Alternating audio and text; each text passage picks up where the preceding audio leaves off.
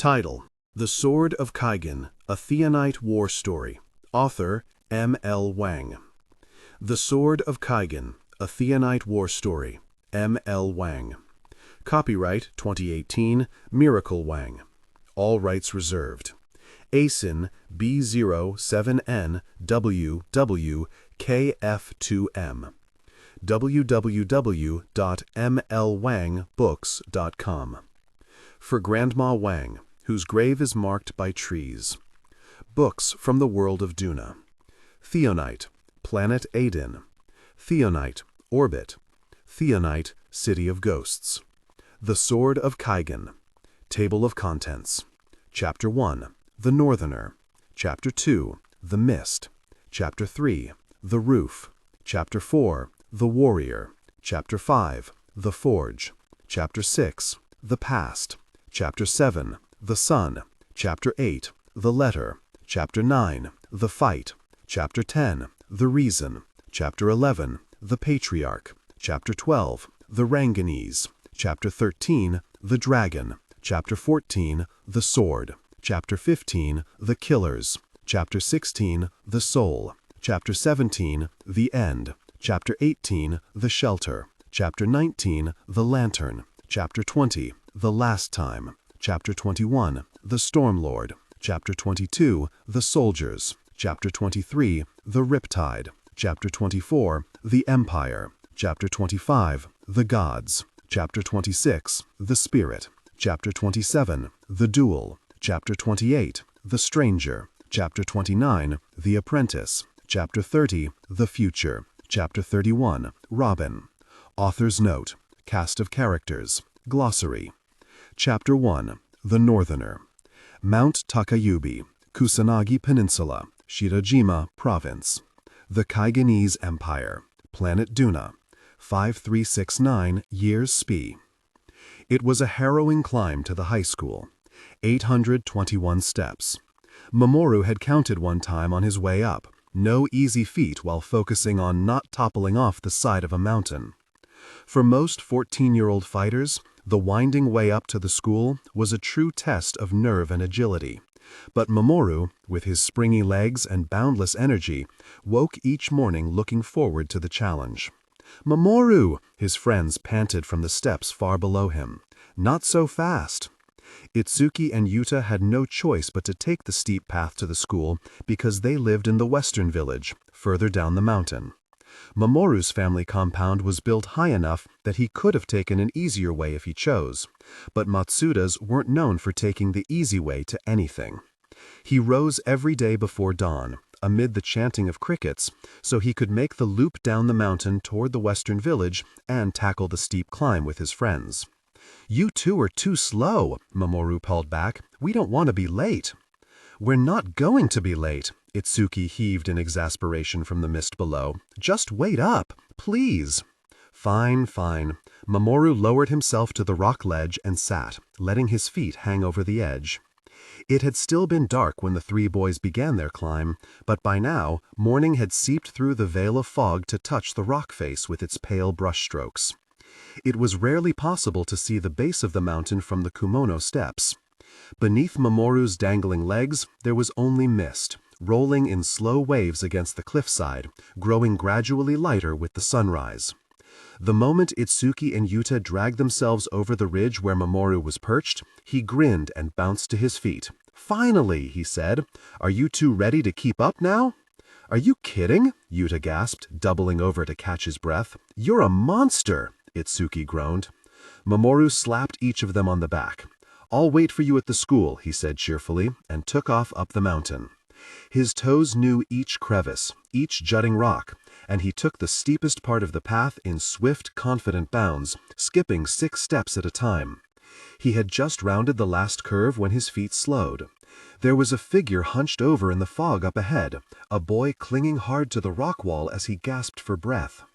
Mamoru wouldn't have thought much of it. There were dozens of students who climbed these steps each morning, but this boy's clothing wasn't right.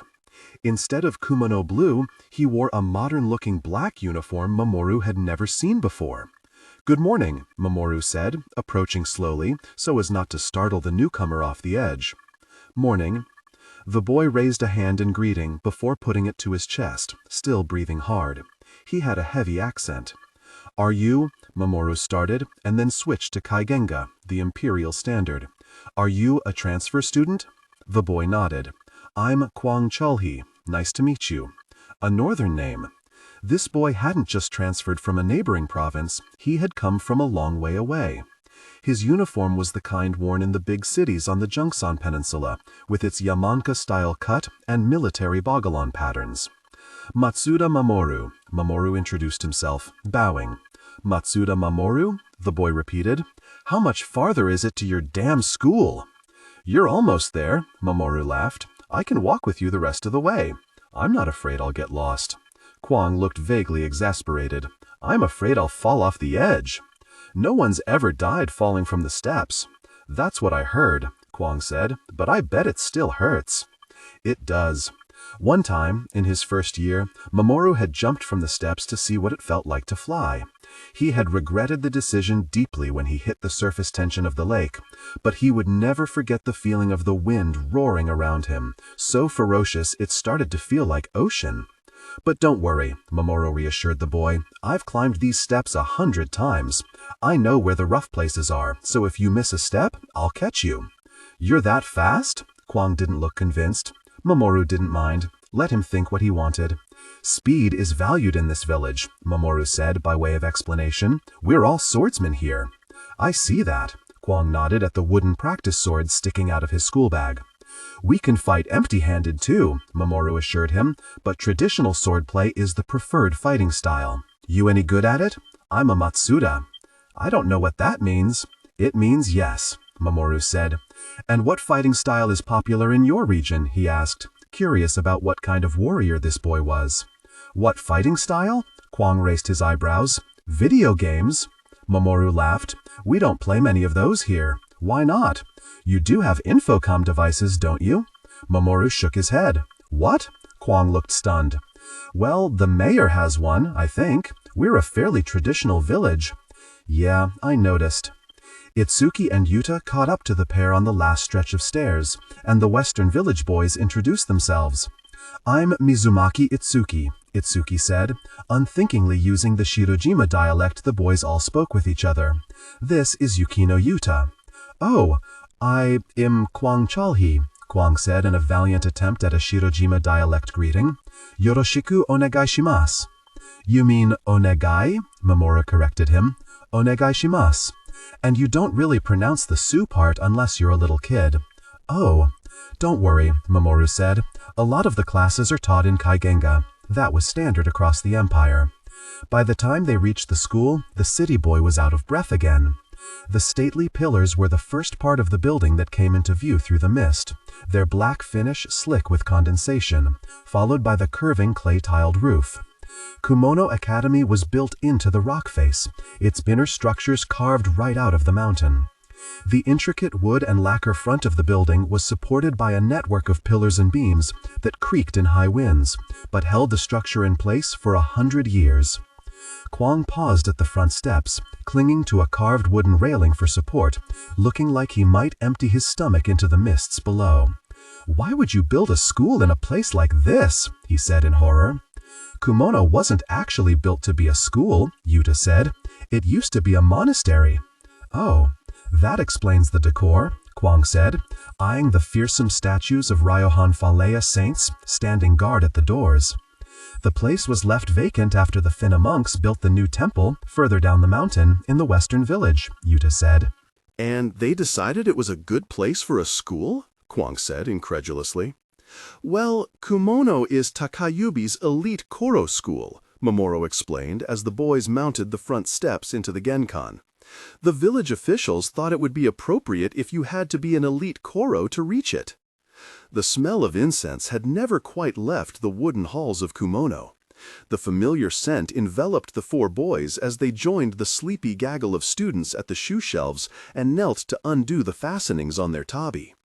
As Kwang, still shaking, fumbled with his shoes, Mamoru's gaze was drawn to the northern boy's feet. Instead of the two-toed tabi the Takayubi boys wore, Kwang was sporting bulky, shiny Yamanaka-style shoes that fastened with magnets around the ankles. Mamoru had seen shoes like that on TV, but no one in Shirojima had ever owned a pair. "I don't know how I'm supposed to make that climb every morning," Wang said, cramming his oversized shoes into an open slot. "If you want an easier walk, you could always transfer to Takayubi Public High School," Itsuki suggested. "Oh no," Wang laughed. "My father won't have me in any school but the best in the region whenever we move to a new place." "You move often?" Yuta asked. Wang nodded. "My father's a traveling representative for a communications company, so we move all over the country, sometimes outside it."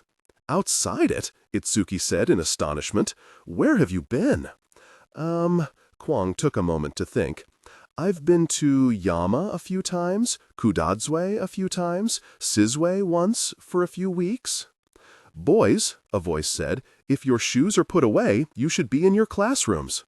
"Yukino-sensei," Itsuki exclaimed as he and the other boys bowed. "We're sorry." Yukino Dai was the best swordsman in the province, or the second best, depending on who you asked. There was debate about whether he could beat Mamoru's father, Matsuda Takeru, or his uncle, Matsuda Takashi, in a duel. The Yukino clan had none of the Matsuda's secret bloodline techniques, but Yukino Dai was about as good as a man could get with a naked blade. "We have a new student with us, sensei," Mamoru explained. "He isn't sure where he's supposed to go." "I see." Yukino-sensei looked past Mamoru at the new boy, who stuck out starkly in his Bagalona uniform. "You must be Kwang Chul-hee?" "Yes, sir." Kwang bowed and said very carefully, "Yoroshiku wanegai shimasu." The swordmaster visibly suppressed a smile at Kwang's pronunciation. "Welcome to Kumono Academy," he said in Kaigenwa. "How was your first time up the steps?" "Super easy, sir," Kwang said, despite the obvious flush in his cheeks. "I can't wait to do it again." Yukino-sensei's face broke into an open smile. "I like you, Kwang," he said. "You can follow me to the office to pick up your schedule. Matsuda-san," he turned to Mamoru, "run to the storeroom and find a uniform for Kwang-san. Your size should do." "Yes, sir." Mamoru bowed and hurried to do as he was told. He moved quickly through the narrow halls to the supply closet, his legs absorbing the shifting of the floor as the school swayed on its posts. "Morning, Mamoru-kun," other boys greeted him. "Good morning, Matsuda-senpai." He made sure he gave each of them a bow and a smile as he went. There was no lock on the storeroom door. Kumono was a small enough high school, Takayubi was a small enough town, that no one worried much about theft. Where would a thief even keep a stolen item? Where would he try to sell it? Everyone here knew everyone. Mamoru had to climb over a box of broken practice swords and a stack of dummies to reach the shelf of spare uniforms. Keeping his footing became a challenge as the school creaked and the dummies shifted beneath him. But what kind of Matsuda would he be if a little breeze threw him off balance? With the next gust of wind, the stack of dummies tipped toward the shelves. Mamoru leaned forward, snatched a size 4 uniform from its shelf, and sprang from the top of the stack to the floor before anything fell. After double-checking the uniform size, he hurried to the office to meet Yukino-sensei and Kwang. "Thank you, Matsuda-san," Yukino-sensei, as Mamoru handed the new boy his uniform. "Now, Kwang-san is going to be entering our second-year class, which means his schedule is identical to yours." Mamoru nodded. Being the more exclusive of 2 high schools in a small town, Kumono Academy had only 1 class per grade level. "I'm putting him in your charge. You'll look after him for today." "Yes, sensei." "Start by showing him where the changing rooms are. And be quick. You boys only have a few Siranu before classes start." Kwang took longer than Mamoru would have thought to change into his new uniform, and Mamoru found himself pacing impatiently on the creaking floor before the changing room door. When Kwang finally emerged, he was still fiddling with the waist tie as if he had all the time in the world. "This is so funny," he said, shaking out the uniform's broad blue sleeves. "I feel like I'm in one of those old samurai movies." "Well, for us, this is just a normal school uniform," Mamoru said, frowning. "This place is weird." Kwang ran his hands over his sleeves, looking at the ornately carved temple halls around him. "It's like I stepped through a portal back in time." Mamoru felt annoyance bristle up inside him. He wasn't sure why. He opened his mouth to say something, but before he could come up with the right words, the old temple bell sounded. The single ancient note reverberated through the hall, as it had done for 100 years, calling the boys of Takayubi to class. "Misaki, healthy, just like his brothers?" Hiyori asked, leaning in to put a hand on the infant's head. "Yes," Misaki said, "if a little smaller. I can't believe this one is your fourth." "Yes," Misaki sighed, trying to make her tone light despite the heaviness in her limbs, hopefully the last. "No!" Hiyori exclaimed, scandalized. "How can you say that?" "Yeah, you're doing so well. Why stop now?" Setsuko joked, shifting her own baby to her other hip to nudge her sister-in-law. "Seriously, Misaki-san," Hiyori said with an ache in her voice, "you're so lucky." Misaki nodded, forcing a smile. "I suppose I am." And Misaki was lucky. By Shirojima standards, she was the luckiest woman in the world. Fresh out of the Theonite Academy, she had been fortunate enough to marry into Shirojima's greatest warrior family. And following that, she had been blessed with son after son after son. There had been a rough space of years after Mamoru when she hadn't been able to give birth, but 5 years ago she had born Hiroshi, then soon after him Nagasa, and now Izumo. 4 healthy boys, every Shirojima woman's dream. "May I?" Hiyori asked, an eager sparkle in her eyes. "Of course." Careful to support the infant's unsteady head, Misaki handed Izumo to her friend. "You're looking much better," Setsuko commented, as Hiyori gushed and cooed over an oblivious Izumo. "I feel much better," Misaki said, rolling her shoulders. "At least now that you're here, I missed you too." Normally, the 3 housewives spent the majority of their waking hours together, letting their little ones play together, passing around the babies as they did their shopping, laundry, cooking, and sewing. Since giving birth to Izumo, Misaki had been too exhausted to do much except look after the infant, and Takeru had insisted that she wasn't well enough for company. This was the first time Izumo was meeting Hiyori and his aunt, Setsuko. He could be a fussy baby, but he didn't seem bothered by the new faces, if he could even make out facial features. He was still so young that his eyes hadn't found their focus yet. 4 sons, Setsuko mused, burping her own daughter, Ayumi, on her shoulder. "I don't know how I'm ever supposed to catch up to that. Although, look at these chunky little arms. Ayumi could almost pass for a boy. Perhaps I'll start dressing her in boy clothes and just pretend I've given my husband a healthy son." Baby Ayumi, only 2 months Izumo senior, was nearly twice his size. "What do you think?" "I think she's perfect the way she is." Misaki was being honest, but of course, the other 2 women laughed. When she was younger, Misaki had always pictured herself having daughters. She had enjoyed the vague fantasy of raising powerful, forward-thinking young women with the courage to amount to more than their mother. But it was just that, a fantasy. Misaki had long since let go of the idea that she could raise her children the way she wanted, or that they were even her children at all. Her sons were Matsuda's first and foremost. Their sole purpose was to grow to be powerful warriors, like their father before them, and his father before him. They belonged to the Matsuda house, as she did. "In being serious," Misaki insisted, as Hiyori passed baby Izumo back to her, "I would be happy to have a daughter. With a daughter at least, she might be allowed to pass some of herself onto her own child." "Easy for you to say when you're on your 4th son," Hiyori said indignantly. Setsuko hummed in agreement. "You're going to have to tell us how you pulled it off." "I want to know how she pulled it off and kept her figure," Hiyori said. "Oh, shut up, you!" Setsuko swatted Hiyori on the back of the head.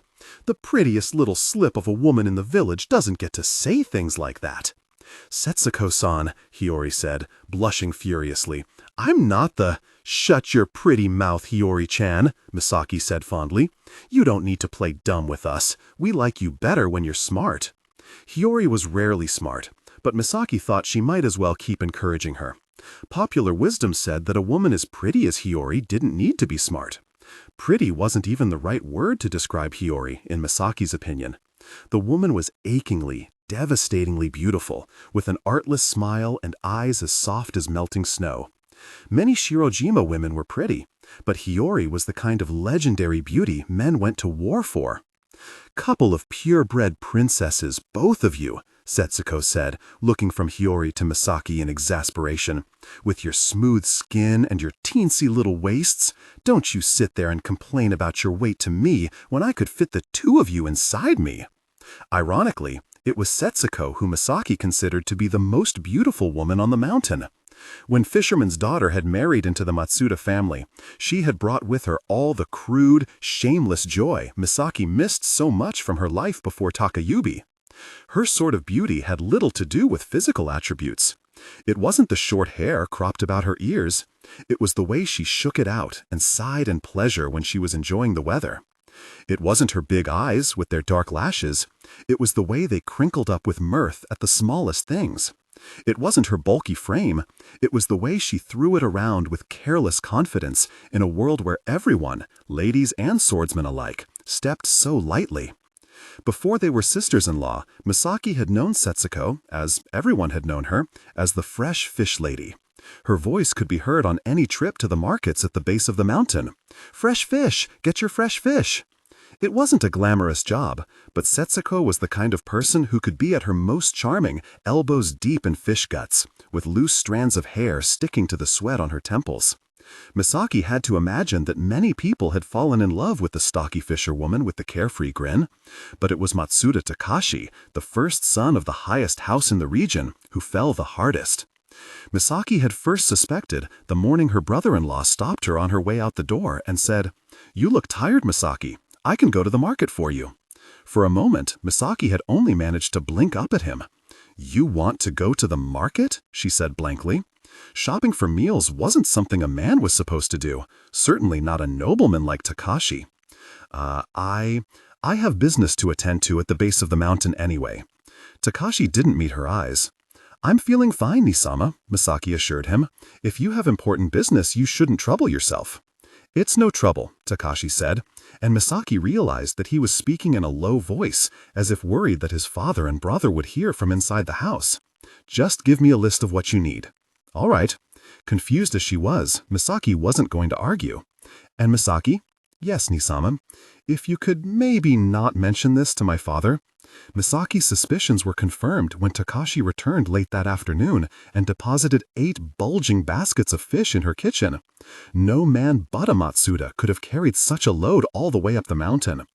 As strong as Takashi was, the effort had lent his face a bright flush. "Fish," he said with a drunken smile that ill became the son of a warrior family. "You said you wanted fresh fish, right? I'm sorry, I might have missed the other things on your list." Misaki looked in horror at the heaping baskets on her kitchen floor. "I'm sorry, Nisama, what do you want me to do with all this? The Matsuda compound didn't have freezer space to store this many fish. Are you expecting company?" "What? No. Why? Is this too much?" Misaki looked up at her brother-in-law, incredulous and more than a little annoyed. "If you like the girl, just tell her straight," she wanted to snap. "Don't blow the family fortune on fish." But it wasn't her place to question him, and it wasn't that simple. A nobleman couldn't just propose to a fisherman's daughter and whisk her away up the mountain. Not in Takayubi. Peasants with no bloodlines to protect might marry whoever they liked, but men and women of noble houses didn't have that luxury. "Is it too much?" Takashi asked again, still dazed and so much giddier than usual, like a love-struck teenager, like Misaki had been once. The thought pierced her chest with a sudden and unexpected pain. "Be careful, big brother," she wanted to say then. "Be careful how hard you love what you know you can't have." But that also was not her place. So instead, she pursed her lips, looked down at the fish, and said, "I'll think of something." "Good," Takashi said, though he didn't really seem to see or hear her. "Good," and he wandered out of the kitchen, still smiling. On his way out, he passed Takeru, who regarded his older brother with the same sour expression he took on whenever he saw someone happy. "Is my brother ill?" he asked when Takashi had gone. No, Misaki thought sadly, just doomed to misery. But Takashi had been lucky, or rather, just the right combination of lucky, reckless, and clever. He had struggled and schemed and spun excuses, and somehow managed to hold off marriage until his tyrannical father had passed away, and there were no Matsuda elders left to tell him what to do. Then, instead of marrying a pure-blooded noblewoman his family's choosing, Takashi married the woman he loved, the peasant with the loud laugh who sold him his fresh fish. Takashi would never know, but in marrying Setsuko, he might have saved Misaki's life. The fisherwoman had moved into the Matsuda compound shortly after Misaki's second miscarriage, a loud burst of color when everything seemed gray. "You haven't smiled the whole time I've been here," Setsuko had observed as Misaki helped her unpack the few belongings she had brought with her. "Why so glum, little sister?" Misaki was 2 years older than her new sister-in-law, but Setsuko had married the older of the two Matsuda brothers, and in this world, the man's status was the only thing that mattered. "I'm sorry," Misaki murmured. It had become her default response to anything over the past few years. Setsuko planted her hands on her hips. "That's not good enough." "Excuse me? Look, you and I are going to be here in this house together until we're both wrinkly old hags with all our teeth falling out. I don't know about you, but I don't want to spend the next 40 years with a woman who doesn't know how to smile. I know how to smile." There had been a time Misaki had been accused of smiling too much, but over the years, Takayubi had worn away at her, turning her into this quivering, brittle thing, afraid the sound of her own voice might shake her to pieces if she spoke too loud. "I've never seen you smile," Setsuko said skeptically. "What's wrong with you? Are the corners of your mouth busted or something?" No, it was the inside of Misaki that was broken. "I miscarried," she said bluntly, "twice." "Oh." Setsuko pulled up short, her joking demeanor evaporating in an instant. "Oh, sweetheart, I'm so sorry. I didn't know." Misaki thought she might crumble under the concern in Setsuko's eyes. The years had hardened her against her father-in-law's cruelty and her husband's indifference, but she had no armor against that honest gaze. "You really wanted those children?" Setsuko asked, and the softness of her voice stripped Misaki bare. "I don't know," she replied, stunned and slightly horrified at her own honesty. She waited, shoulders tense, for Setsuko to berate her for her selfishness, to blame her for losing the children, to tell her she was lucky to have such a tolerant husband, like everyone else did. Setsuko only said, "Oh, then why are you so sad?" When, Misaki wondered, had her voice gotten so small? When had she become afraid to put a single thought into words? "I'm here to give my husband sons. I don't want to be a disappointment." "You're not a disappointment." "What?" "I said, you're not a disappointment. You couldn't be if you tried." It had been a long time since someone had spoken of Misaki with that sort of simple confidence, taking for granted that she was right and good. She stared at Setsuko for a moment and realized that she had forgotten how to respond to this type of kindness. It was something she thought she had left behind 9 years ago. "Look at you," Setsuko continued earnestly. "What could a man possibly complain about? You're sweet, you're beautiful. I get the feeling you're pretty smart, too.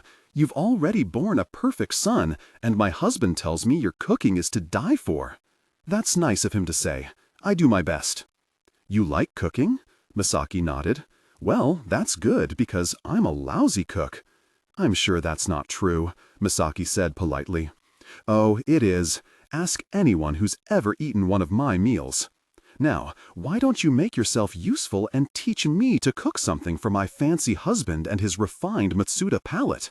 "Matsuda palates aren't that refined," Misaki said. "Your husband likes the same food as everyone else. Not when I make it, he won't.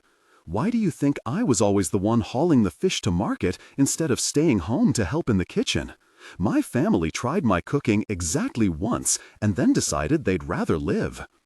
Misaki felt her face split into a smile, and for the first time in an age, she giggled. "There's that smile," Setsuko exclaimed, triumphant. "And look at that!" She poked a finger into Misaki's cheek. "What?" Misaki put her hand to her face, thinking maybe there was a piece of rice stuck to it. "You've got dimples!" Misaki had never had any sisters, but from that day she decided that she was glad to call Setsuko her sister. Their husbands carried with them all the tension that accompanied growing up as brothers, a first and second son competing for their father's approval. but the sisters-in-law never let any of that bad nyama in between them. After Misaki had lived in the Matsuda compound almost a decade, it was Setsuko who made its cold halls feel like a home. When Misaki was in pain, it was Setsuko who went to the western village to buy her remedies. When she got lost in the undertow of her thoughts, it was Setsuko who pulled her back with a joke. A few months after Hiroshi was born, it was Setsuko who said, "That pretty little thing who lives in the Yukino compound. Who's she?" "You mean Hiyori?" Misaki said. "She's Yukino Dai's wife." "Yukino who?"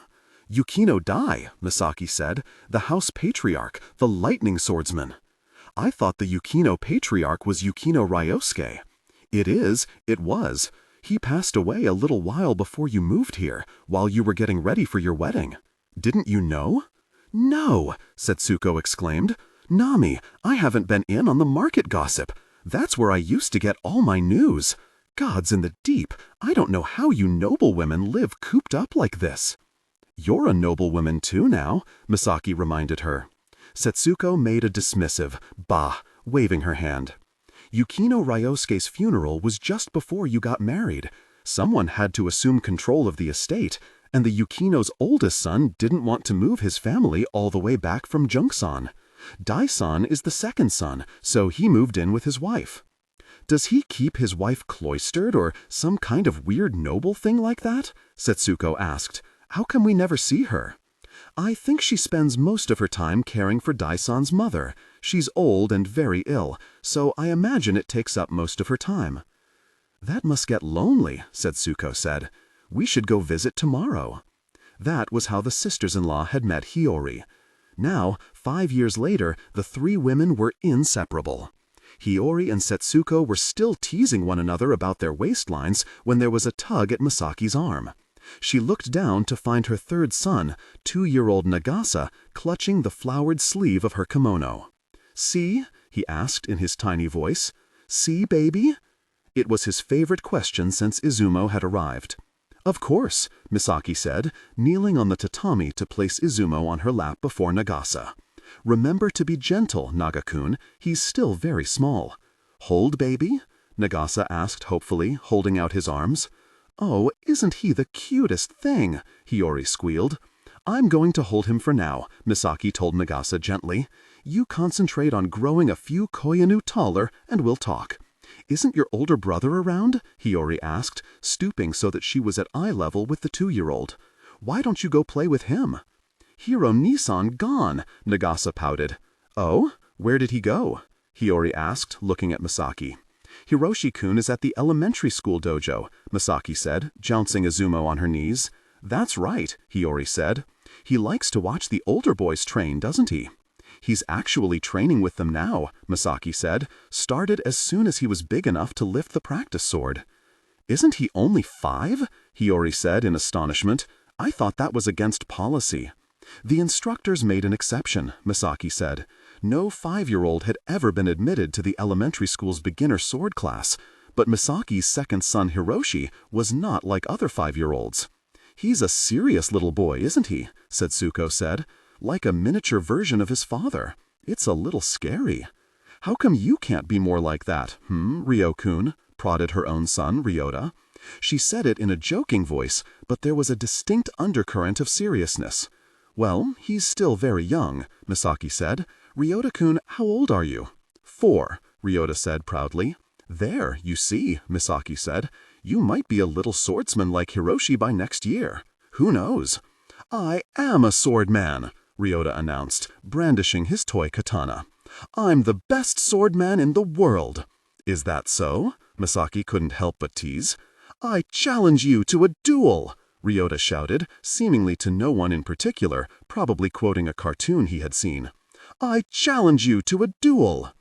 On a whim, Misaki pooled her Jiya, pulled the surrounding water molecules to her hand, and froze them into a makeshift sword. Well, more of a blunt icicle than a sword, the perfect size for combat with a 4-year-old. "I accept," she announced. "Misaki-san, what are you doing?" Hiyori asked. "Fight me, Yukino Ryota," Misaki intoned in her best cartoon villain voice, shifting Izumo over to her left hip where he was out of danger. "Ryokun, don't," Hiyori warned. "Misaki-san is a lady." "It's not," but the boy, overcome with joy at having a playmate, was already wailing away at Misaki with his wooden sword. Misaki's arm moved on an almost forgotten impulse. In 2 moves, she had disarmed little Ryota. With another flick of her play sword, she had swept the boy off his feet. He landed on his back with a hard oof, and Misaki pointed the icicle down at his chest. "I am victorious," she said dramatically. "Admit defeat or I shall tickle you." "Oh no!" Ryota shrieked and scrambled away, giggling. "No, no!" And Misaki couldn't help it. She hiked up her kimono and ran after him. The quick little boy probably hadn't expected a refined housewife like Misaki to catch up to him in 3 strides. He screamed when she scooped him up around the middle with one arm, and laughed as she took him to the floor with tickles. "Misaki-san, what are you doing?" Hiyori cried, seemingly unsure whether to be scandalized or amused. "Don't worry, Hiyori-chan," Setsuko said. "This is something Misaki does every once in a while when she's in a happy mood." What Setsuko didn't understand was that this unfamiliar creature, this fearless, ridiculous woman who ran fast and played with swords, was an echo from a time when Misaki's whole life had been happy. Having recovered from the tickle attack, a giggling Ryota picked up his sword and came at Misaki again. This time, she gave some ground, letting the boy pick up on her rhythm and get a few good swings in before she disarmed him again. "I'm afraid Ryokun is a ways away from being like Hirokun," Hiyori laughed, "if he loses to a woman." Misaki could have mentioned that losing a fight against her was nothing for a young boy, or even a man, to be ashamed of. But that was a part of herself she didn't talk about anymore. Takaru had forbidden it. "Me too," Nagasa squealed, getting his own play sword and bouncing up and down. "Ka-chan, me too." "Boys, careful of the baby," Hiyori warned as Ryota and Nagasa charged Misaki at the same time. But Misaki was more than capable of fending off 2 children with her right arm while keeping her infant cradled comfortably in her left. It was only when the noise became too much for Izumo that he started crying, and Misaki had to call off the duel. "Sorry, boys," she said, turning her icicle sword to vapor with a wave of her hand. "That's all for today. I yield. Good fight, Yukino-do." She ruffled Ryota's hair. "Matsuda-no," she chucked Nagasa under the chin. "We'll have to duel again sometime." Smiling, she retreated to the couch to comfort Izumo. "Oh no!" Nagasa dropped his play sword and followed his mother to the couch with a look of genuine worry. "Baby crying." "He's not upset with you, Naga-kun," Misaki assured the 2-year-old. "He's just hungry." Tugging the front of her kimono open, Misaki maneuvered the bawling infant inside and gave him her breast. The squalling stopped almost immediately. "You can't be too scared of a little carnage," Setsuko teased, prodding Izumo's foot. "After all, you've got to grow up to be a great warrior, just like your grumpy father." "Hey now, Setsuko," Misaki said with a smile. "Don't make fun of my grumpy husband. He works hard to keep that frown plastered on his face all day." "Mataku!" Hiyori exclaimed with an annoyed tisk of her tongue. "Do you know how happy Dai would be if I could give him 4 good sons? I tell you, he would smile all day if he had a son like your Mamoru." "If it's any consolation, I think Mamoru would be just as happy to have Dai-san as his father," Misaki said. "Oh yeah?" Hiyori perked up. "You didn't know? Dai-san is his favorite instructor he's ever had for sword and jaw." That sent Hiyori into a fit of giggles. "Misaki-san, don't tease." "I'm not teasing," Misaki said honestly. "His father is Matsuda Takaru," Hiyori said, "master of the Whispering Blade, the greatest swordsman on the mountain." "And a terrible teacher," Misaki said. "The extent of his instruction is to cross his arms and glower and say, 'Bad. Do it again.'" She pulled her face into a scowl and plunged to the lower limit of her vocal register to affect her husband's clipped monotone. "Still bad. Do it again. Listen, get it right or I'll gut you, you disgrace. What do you mean you don't understand? What's to understand? Just do it right. Stop, stop, Setsuko begged, clutching her stomach with laughter. Your Takaru impression is too good. I'm going to die. How do you even get your voice that low? Hyori laughed. What? You mean like this? Misaki thundered. Silly woman, you couldn't possibly understand such matters. My manliness does not allow for human inflection. The trio plunged into another fit of giggles, and because their mothers were laughing, Ryota and Nagasa ended up laughing too. Misaki had spent years trying to belong with these people. They weren't like her friends from her school days. They weren't scrappy visionaries like Eileen, or geniuses like Coley, or unstoppable forces of energy like Robin. They would never change the world, nor understand why someone would want to, but they loved her. She could laugh with them, and that was enough. There were days Misaki could convince herself that it was enough. Chapter 2. The Mist. The training arena was a broad shelf of rock that the monks used to use for exercise and meditation. According to legend, the flattened half-moon had been hewn out of the mountainside by the whispering blades of Matsuda's long-dead Mamoru's ancestors. Perfect weather for today's practice, Yukino-sensei bellowed over the wind whipping across the arena. Now we'll have a true test of accuracy. Mamoru heard teeth chattering and turned to see Kwang with his arms pulled all the way into his uniform. Is it always so cold up here? The new boy shivered. Mamoru almost laughed. Wait until the winter. Human-sized bundles of straw stood at intervals across the arena, frozen to the rock by Yukino-sensei's ice. Tied to each bundle was a coarse cloth sign with a number painted on it. Mamoru's Jaya was already itching to surge into action as Yukino-sensei raised his voice above the wind to explain the day's exercise. For most of this week, we've been working on forming aerodynamic ice projectiles. Now you boys still have a great deal of work to do on that front, Yukino-sensei said, stopping in front of Mamoru to give him a pointed look. Especially those of you who hope to one day master a certain bloodline technique. Mamoru gave his teacher a small, determined nod, and Yukino-sensei turned to address the entire class. Despite your subpar forming work, I'm going to cut you all some slack so that we can train the next technique. Today, I've made your projectiles for you. He gestured to a stack of perfectly formed ice spears, each one 3 strides long, with a fine point at one end and a broad base at the other to allow for a strong launch. What bloodline technique is he talking about? Kwang asked Mamoru as Yukino-sensei paced further down the line of boys. What does your family do that's so special? You're joking, right? Itsuki interjected with an incredulous look at Kwang. Mamoru is a Matsuda.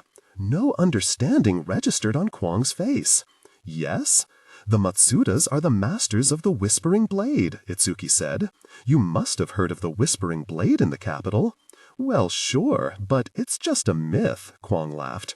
But when the serious look on Itsuki's face didn't change, his smile faded and he turned to Mamoru with wide eyes.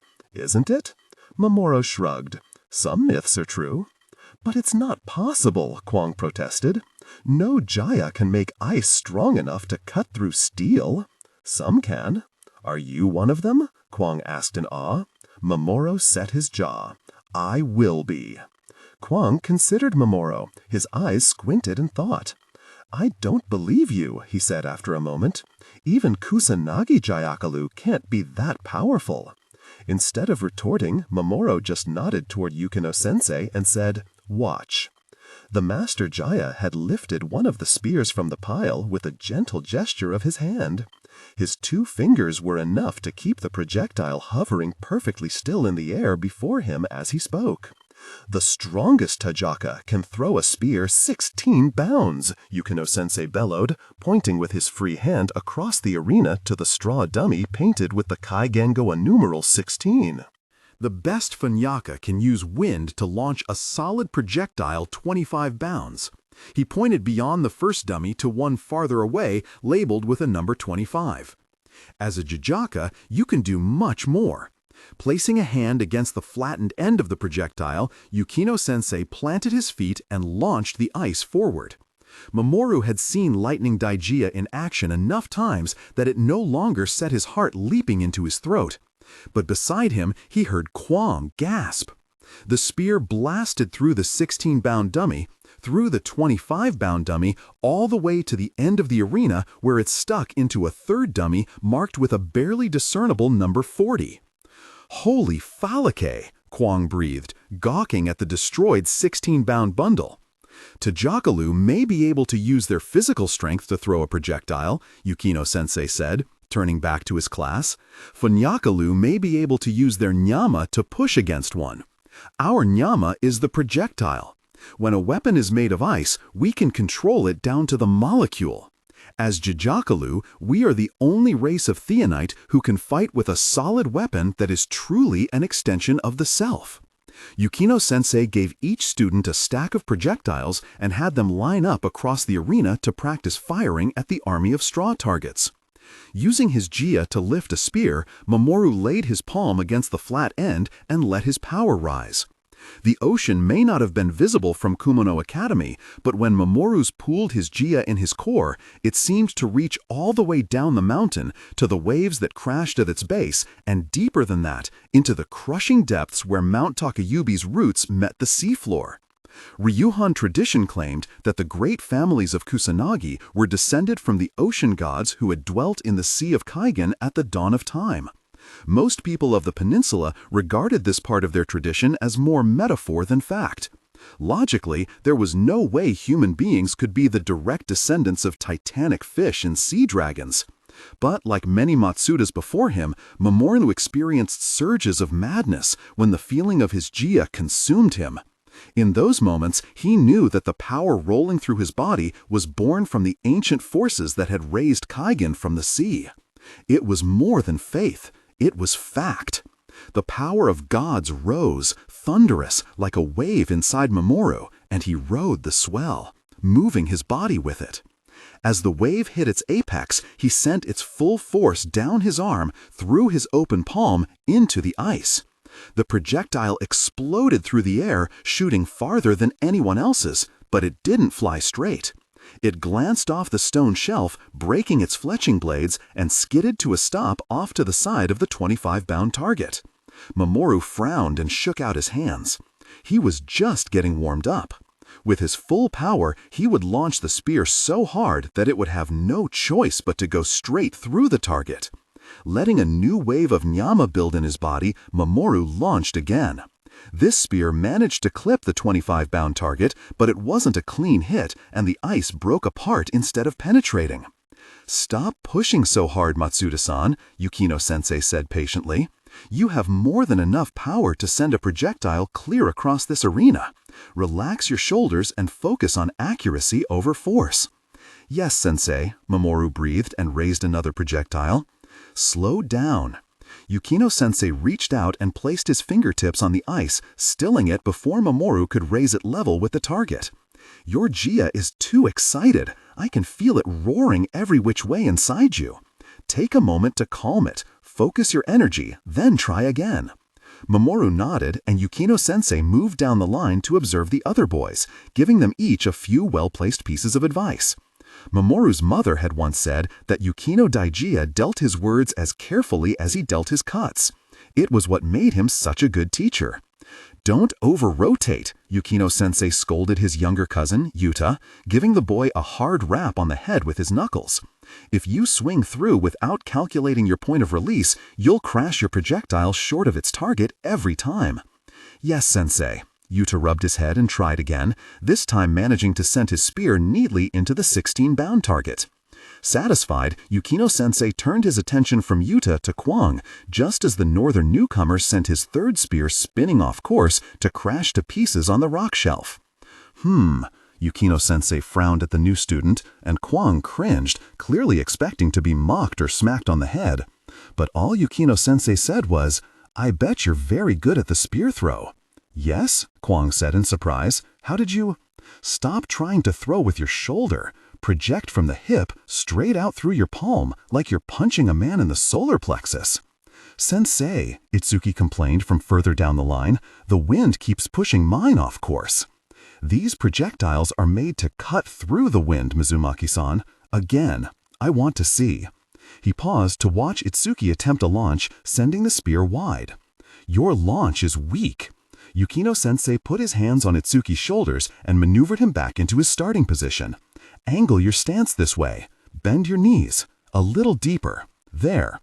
Having given his Jia time to settle, Mamoru returned his attention to his own task. As usual, Yukino-sensei was right. Mamoru's aim got much better after he relaxed, but even with his projectiles flying straight, he still couldn't seem to get one past the 25-bound target. "What are you scowling about?" Kwang asked him at one point. "You're shooting way better than everyone else." Not as well as Yukino-sensei, Mamoru thought, but he couldn't say that aloud, so he just clenched his jaw and raised another spear from his stack. Mamoru was almost full-grown now, and better than everyone else wasn't good enough. A Matsuda had to be as good as 100 other Jijakalu put together. He had to be the best anyone had ever seen. In his frustration, Mamoru threw his whole body into the movement, slamming the next spear toward its target. The projectile hit the 25-bound target and went through it. "Faraway!" Kwang exclaimed as Mamoru's projectile slid to a stop several strides beyond the target. What was that? Not bothering to respond, Mamoru lifted another projectile from the stack. Using his Jia to keep it hovering at chest height, he backed up a few paces and ran at it. He didn't even put the whole force of his Jia into the launch, but the projectile still managed to penetrate the 25-bound target and burst out the other side. "What did you just do?" Kwang asked him in astonishment. "Why are we planting?" Mamoru said, looking from the penetrated target to his own feet. "What? Why are we planting our feet and launching when we could add the power of momentum?" Come again?" "The strongest waves start far out at sea." "Mamoru-kun," Yuta warned, recognizing the look on his friend's face, "you know what Sensei says about your ideas." "I know," Mamoru cut him off, raising another projectile. "Just give me a Dinma." He had to try it. He had to. Locking his Jia into the ice, he threw the projectile high into the air and released. As the projectile started to fall, Mamoru backed up as far as the shelf allowed. He would have to hit the spear on its way down. It would require perfect timing, but timing came naturally to Mamoru. He gave the spear one last moment to descend and then sprinted at it. On his last step, he launched himself into the air and spun. His forward momentum combined with the power of the spin and the gravity pulling him earthward. As his body whipped around, he drove his palm into the base of the projectile and launched. The force of a tsunami exploded through his palm. All anyone saw was a flash of silver before the projectile slammed into the 40-bound target in a spray of straw. Mamoru hit the stone in a crouch and let out his breath. He had done it! The mountainside rang with the shocked cries of his classmates, then with cheers as they took in the destroyed 40-bound target. However, when Mamoru's eyes found Yukino-sensei, the swordmaster was not smiling. "Matsuda!" he roared over the wind, and the class fell silent. "What in the Duna do you think you were doing?" "Sorry, sensei." Mamoru tried to look apologetic, but he couldn't quite wipe the smile off his face. "Get your ego under control. You will do the drill as I instruct, or you will leave my class. Do you understand?" "Yes, sir." When the rest of the class finished their excited murmurings and returned to the drill, Mamoru felt Yukino-sensei's fingers dig into his ear, pulling his head back. Stifling an ouch, he let his teacher drag him from the line. "Sensei," he started when they were out of earshot of the rest of the class. "Mamoru-kun," Yukino-sensei cut him off in a low voice. "There is a reason we begin this drill with both feet on the ground." "I'm sorry." "Don't interrupt," the swordmaster said mildly. "I want you to consider for a moment that if I had the rest of these boys flying and spinning during this exercise, I would have a lot of dead boys. Do you understand?" "Yes, sensei." When the rest of the class finished their excited murmurings and returned to the drill, Mamoru felt Yukino-sensei's fingers dig into his ear, pulling his head back. Stifling an ouch, he let his teacher drag him from the line. "Sensei," he started when they were out of earshot of the rest of the class. Mamoru-kun, Yukino-sensei cut him off in a low voice. There is a reason we begin this drill with both feet on the ground. I'm sorry. Don't interrupt, the swordmaster said mildly. I want you to consider for a moment that if I had the rest of these boys flying and spinning during this exercise, I would have a lot of dead boys. Do you understand? Yes, sensei, Mamoru said with a biting pang of guilt. He hadn't thought of that. He had been too focused on himself. But Matsudas are more than flashy fighters, Yukino-sensei said. They are leaders, and a leader must think of those around him. Yes, sensei. Good. Yukino-sensei released Mamoru's aching ear and raised his hand. Mamoru flinched, expecting to feel the crack of his teacher's knuckles, but the swordmaster just put his hand atop his head. Now, he said, if you are going to launch from a spin, make sure the knee that you lead with stays tucked close to your body through the entire rotation. You lose momentum when you let your legs stick out. Once you have a tightly controlled rotation, try stomping backward with your right leg at the moment of the launch. Learn to put all of that together, and you'll be firing spears further than mine in no time. In his surprise, Mamoru could only say, "Oh, practice at home, yes?" "Yes, sensei." When the wind on the shelf reached dangerous speeds and the students started running low on projectiles, Yukino-sensei moved his class indoors for sword practice. The 3 hours of sparring wore most of the boys to exhaustion. To Mamoru, they felt more like a warm-up, but he kept Yukino-sensei's words in mind. He kept the other boys in mind. He had been guilty of leaving horrible bruises on classmates who were too slow to block his wooden blade, which was all of them, but he was more careful today, focusing mainly on feinting, blocking, and evading. Mamoru found a new level of focus trying to outmaneuver his classmates without actually hitting them. His heart sank when the bell tolled, signaling the end of training.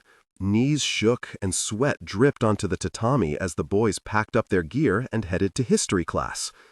To Kwang's credit, he had not passed out, as new students often did in Yukino-sensei's sword class, though he didn't seem to be able to walk without the support of the wall.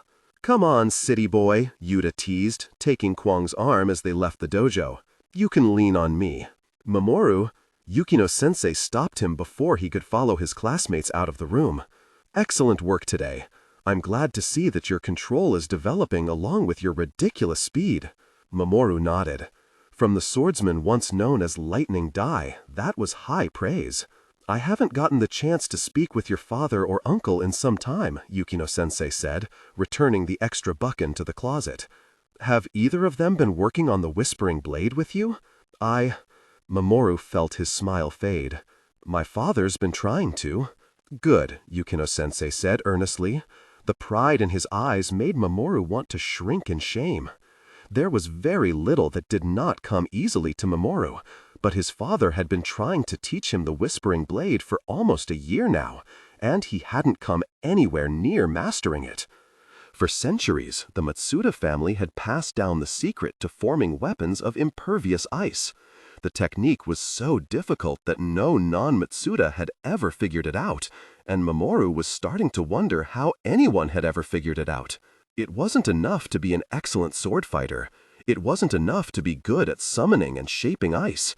The Whispering Blade came from something deeper that Mamoru just didn't understand.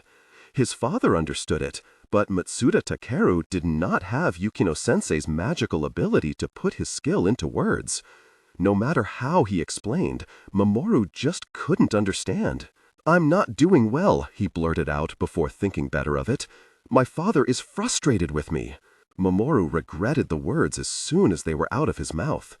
It was beyond inappropriate for a student to discuss his problems at home with his teacher, and it was forbidden for a Matsuda to discuss the details of the Whispering Blade with anyone outside the family. "I wish I could help you," the swordmaster said after a moment, "but I'm a Yukino, and I'm not your father. Even if it were my place to speak to you about this, I wouldn't be much help.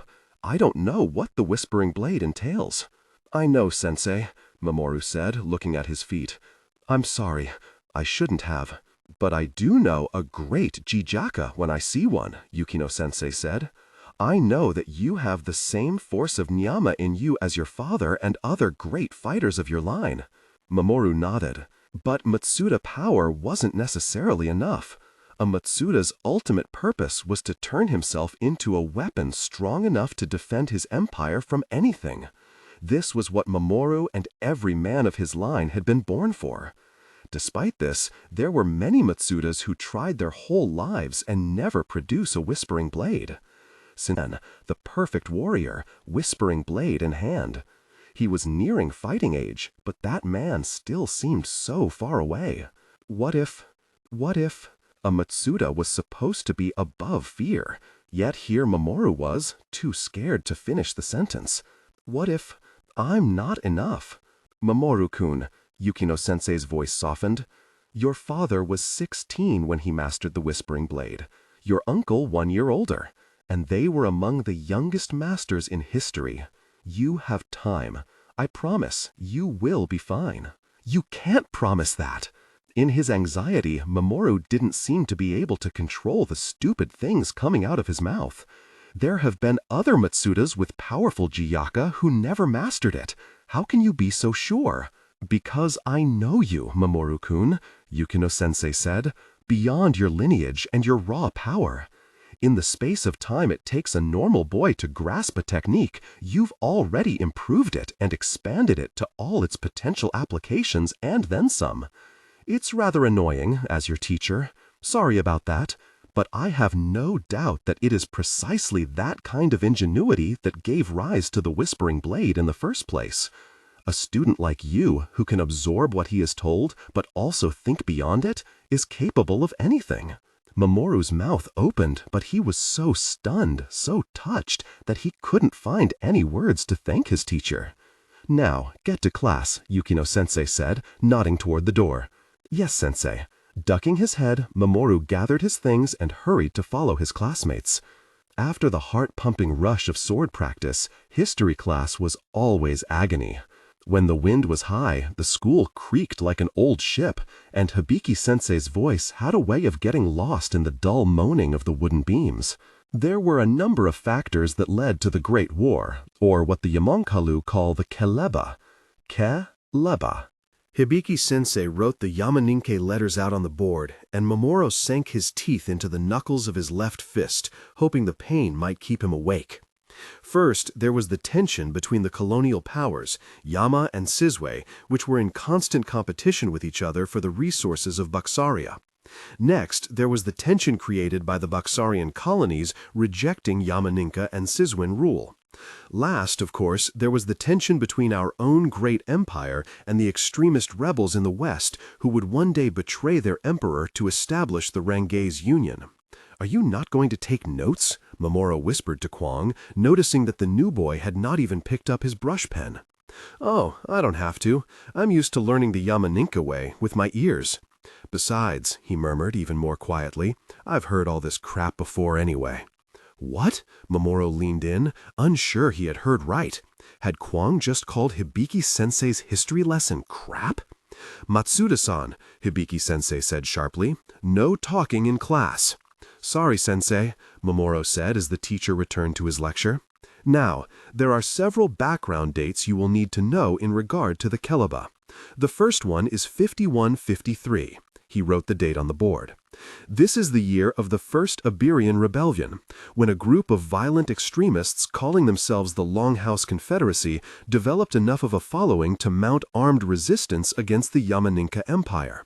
Iberia, despite being plagued by intertribal violence and not having a stable government of its own, wanted independence from Yama. Of course, these disorganized rebels were quickly subdued by Yama's superior forces. Behind him, Mamoru thought he heard Kwang make a critical sound, but when he turned to look over his shoulder, the northern boy was listening quietly. With their inferior genes, the Iberians' defeat was inevitable.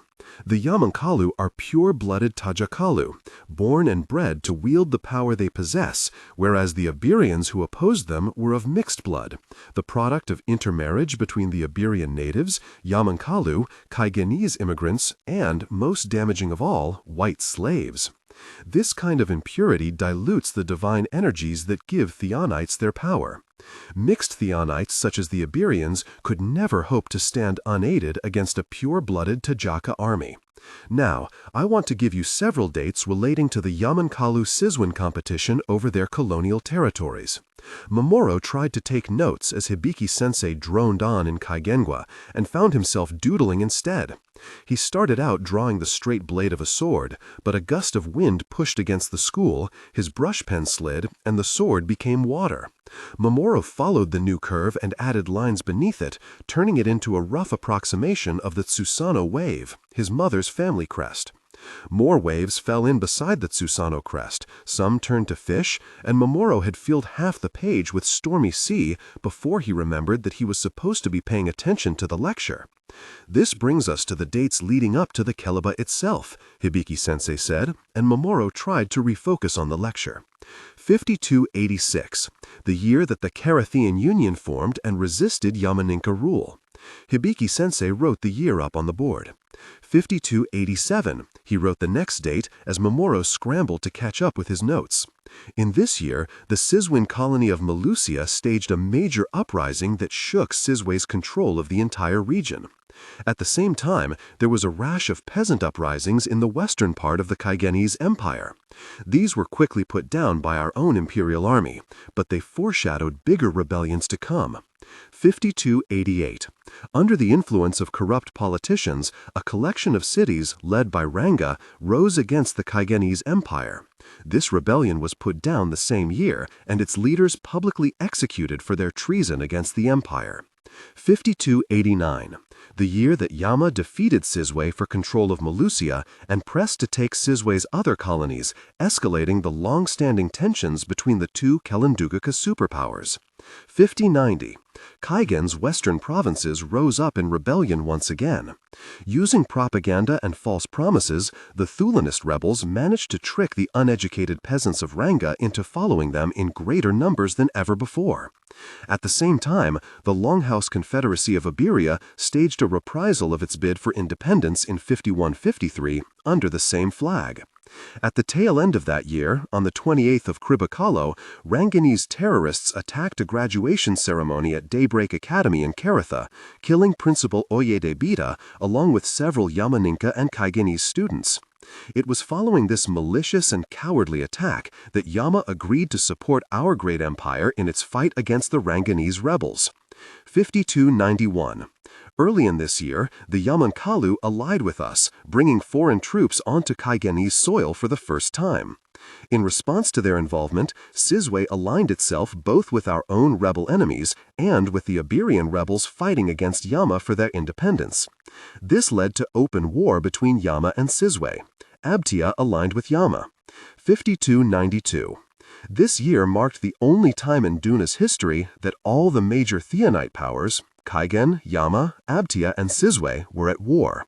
It was in this year that the Ranganese Fanyakalu launched their attack on Shirojima and were soundly defeated. In the end, victory in war always comes down to bloodlines, Hibiki-sensei said, turning to face his class with a dramatic flourish. We here on the Sword of Kaigen are blessed to have some of the best and purest Jizaka bloodlines in the world. Matsuda, he said, pointing at Mamoru, Yukino, he indicated Yuta, and then went on to point to the other great houses represented in the classroom. Ameno, Ginkawa, Ikeno, Katakori, all of you belong to a chain of great fighters stretching back to mythic times. Since the dawn of Kaigen, this peninsula has held its enemies back without fail. This is why we are called the Sword of Kaigen.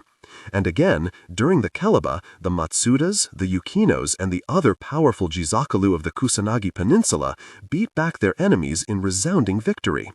This time, Mamoru was sure he heard a disdainful huff behind him, but he kept his attention on the lecture as Hibiki-sensei continued. For this is the Sword of Kaigen. To charge it is to die. When the Ranganese armada reached the Kusanagi Peninsula, the warriors of the Matsuda, Yukino, Ameno, Ikeno, and Ginkawa houses, along with all their vassal fighters, formed a line along the beach. At the first news of Ranganese ships, our capital sent a request to Yama for aid. But by the time the Yamankala forces reached our peninsula, the Jizaka soldiers here, your own grandfathers and great-grandfathers, had already laid waste to the Ranganese invaders. Yamankalu pilots tell of flying the length of the peninsula to find the beaches awash in red, like the edge of the blade that has tasted victory. Prepared for battle, the men of Yama flew lower, only to discover that the battle was done. The bodies in the sea wore Ranganese uniforms. The red staining the sand was the impure blood of Fanyakalu. For the warriors of Kusanagi had fought with such fury that there were hardly any Kaigenese casualties. Mamoru heard Kwang let out an unmistakable huff of laughter. Hibiki-sensei heard it too. "Is our history funny to you, Kwang-san?" "No, sensei, I'm sorry." Hibiki-sensei gave Kwang a last cold look before turning back to the class to continue, this time in low dialect. "This is your past. This is your heritage. You are here at this school because you are the descendants of the greatest fighters Duna has ever seen. The best blood in the world flows through your veins. If you learn well, listen well, and work hard, the sword of Kaigen will survive, bright and sharp, to be passed down to your sons and their sons after them." In her first year at the Thionite Academy, Misaki had earned top grades in all her courses. In her second year, she achieved one of the fastest times on the agility course, second only to Robin Thundils. In her third year, she had bested some of Karutha's most feared machete fighters in single combat.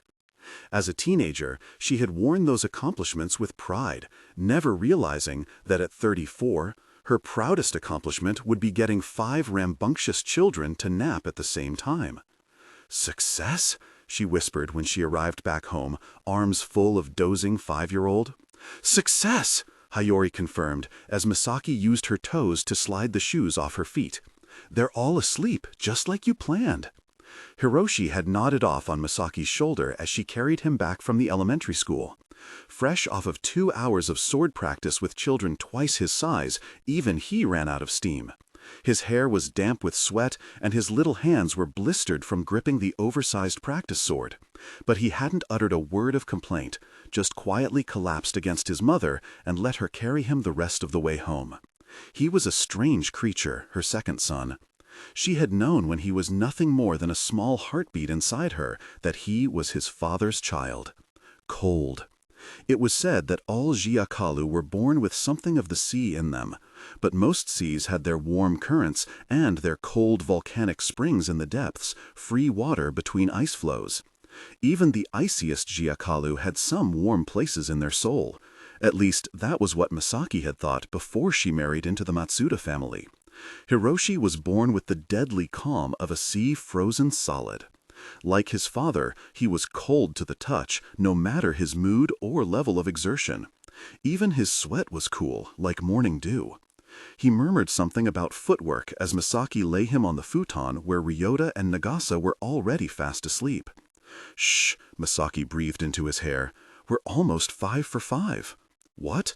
Hiroshi's eyes blinked open. "Nothing." Misaki put a hand on his forehead, easing him down beside his brother. "Nothing, my little warrior. Just rest." Hiroshi nodded and slipped off to sleep. "And we did it!" Misaki whispered, sliding the door shut behind her. "All 5 of them are down." "How long do you think it'll last?" Hayori asked. "Probably not that long," Misaki sighed, sinking down on the cushions beside the other 2 women. "The boys are all properly exhausted, but the babies will wake up hungry before long."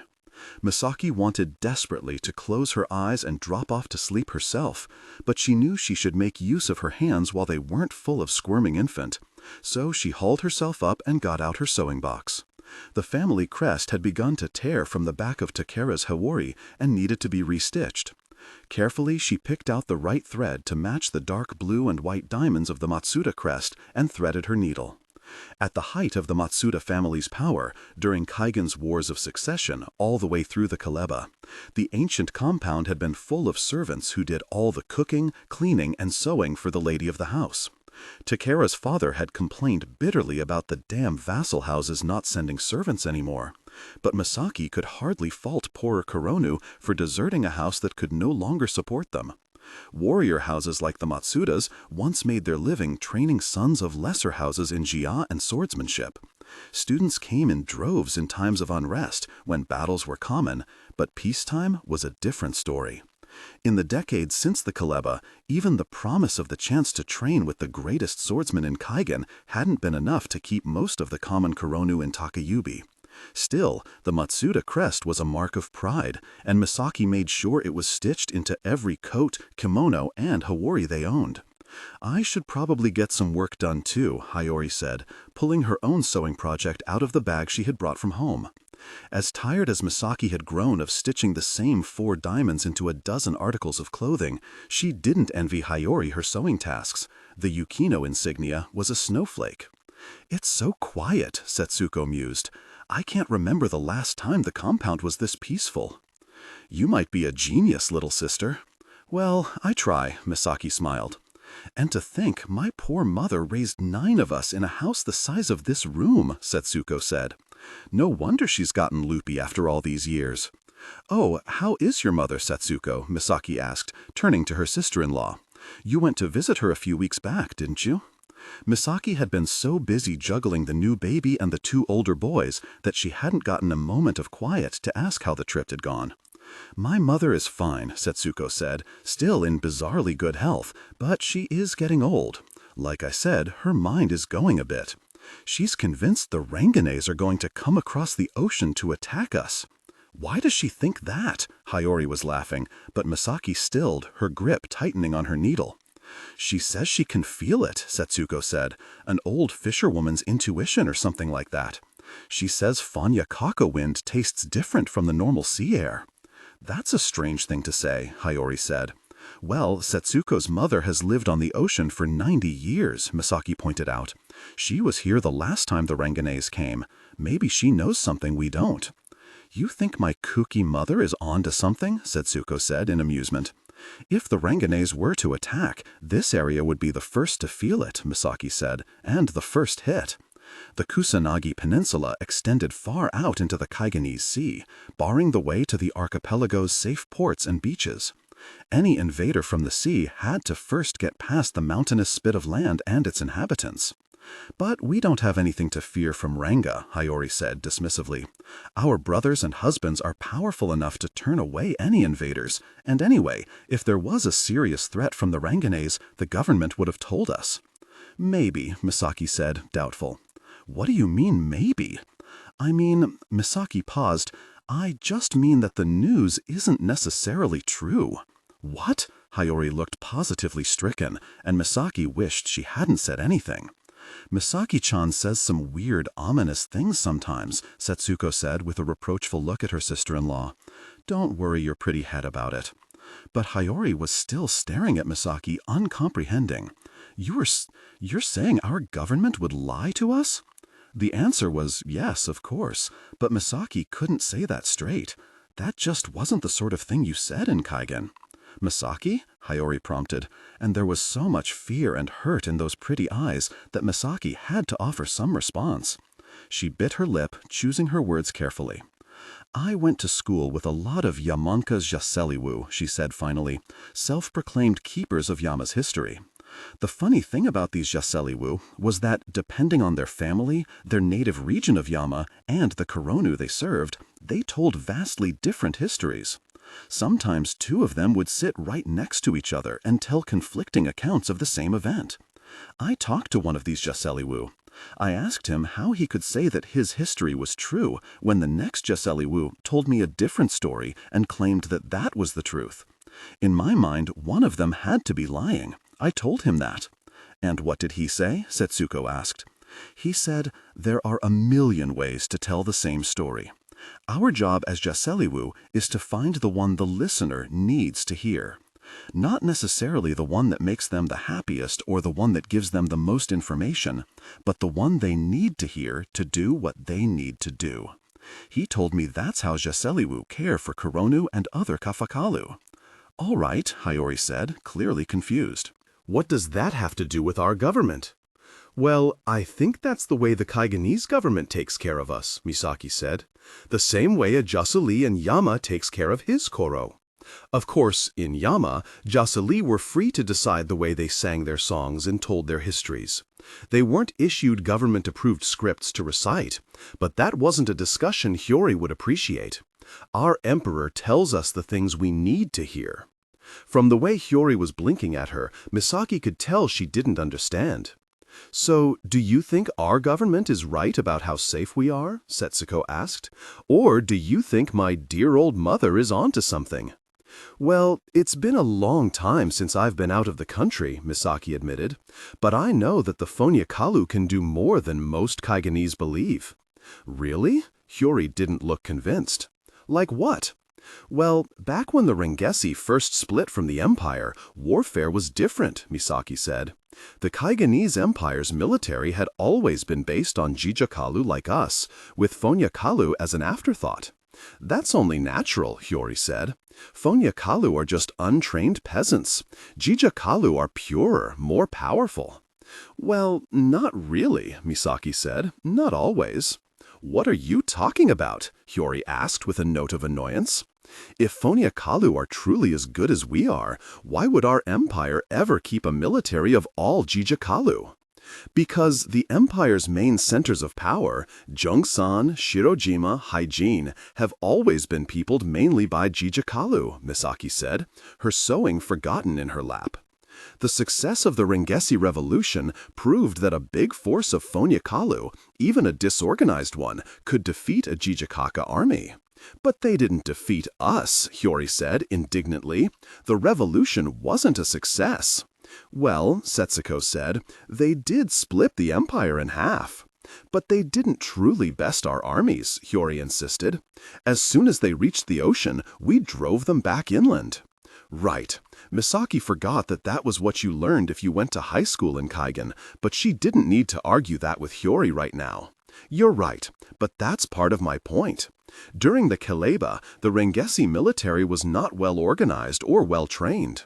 Fonyakalu had never worked together in those numbers, so they hadn't figured out specialized military formations to rival ours or Yama's. But the Rengesi Union has been a sovereign power for 78 years now. They've had decades to figure out how to function as a fighting force. Those groups of Fonyakalu can do things no one would have dreamed of 50 years ago." "How do you know all this?" Hiyori asked. "Hush now, Hiyori-chan," Setsuko said in a conspiratorial whisper. "Takuru-sama doesn't like anyone mentioning this, but Misaki-chan actually lived outside Kaigen for a long time." "No!" Hiyori's pretty eyes widened in shock. "Oh yes," Setsuko said. "When she was a teenager, she attended this fancy international theonite school in Karitha." "Karitha!" Hiyori's eyes got even bigger. "So far away." "Yes," Setsuko said, reveling in the younger woman's shock. "And at that weird international school, Misaki made all kinds of weird international friends, including this roommate of hers, who was," Setsuko paused for dramatic effect before whispering, "a Rengesi Phonyaka." "No!" Hiyori exclaimed again, dropping her sewing to put both hands over her mouth. "Misaki-san, wasn't that scary?" "Not really," Misaki said, not looking up from her own work. "She was just a 13-year-old girl, and I think she was more scared of me than I was of her, at least until we got to know each other better." "But you couldn't really be friends, could you?" Hiyori said anxiously. "I mean, she was Rengesi." Misaki shrugged. "We argued a lot during our first 2 years. Her table manners weren't my favorite, but she stopped before trying to elaborate any further. Trying to explain her school days to Hiyori would probably do more harm than good. Misaki generally considered it a bad idea to talk about daybreak to anyone but Setsuko, and even Setsuko couldn't really understand. There was only so much a person could understand, having lived her whole life on the same tiny island cluster." "And your Phonyaka roommate, she's the one who told you these things about the Rengesi military?" Hiyori said. "Some of them, yes," Misaki said. "Of course, she had also had other Rengesi friends, acquaintances, and professors, but Hiyori didn't need to know that." "Well, then she probably made it up," Hiyori said, with the kind of innocent confidence that could only come from a life lived in the mists of nationalism. "Everyone knows Rengesi people can't be trusted." Misaki didn't respond. And anyway, Hyori continued matter-of-factly, it doesn't matter how strong the Rengesi Union has gotten, because Kaigen is stronger now too. You can look at any news report to see that our military is bigger than ever, and our economy is booming. Misaki didn't comment, focusing instead on her sewing.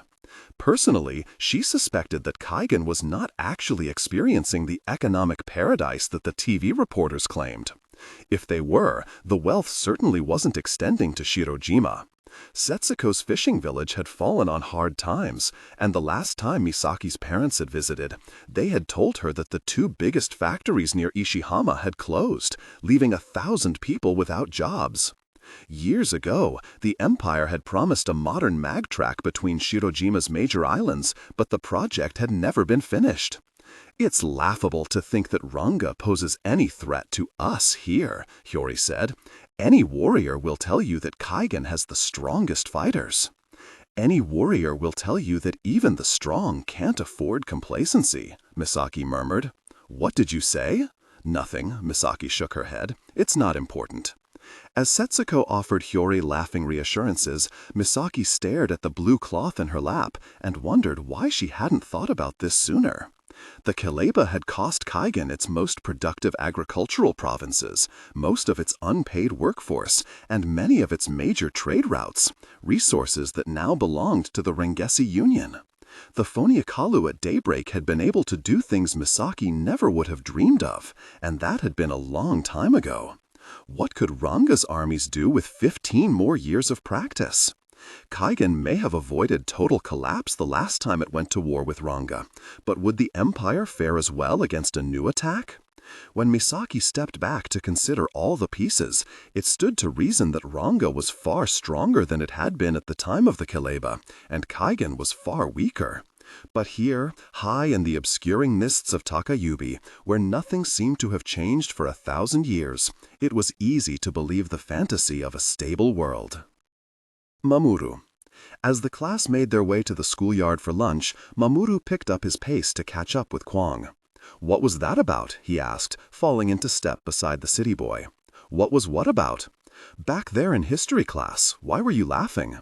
I was trying not to, Kwang said, and I wouldn't call the garbage that Jusali was regurgitating history.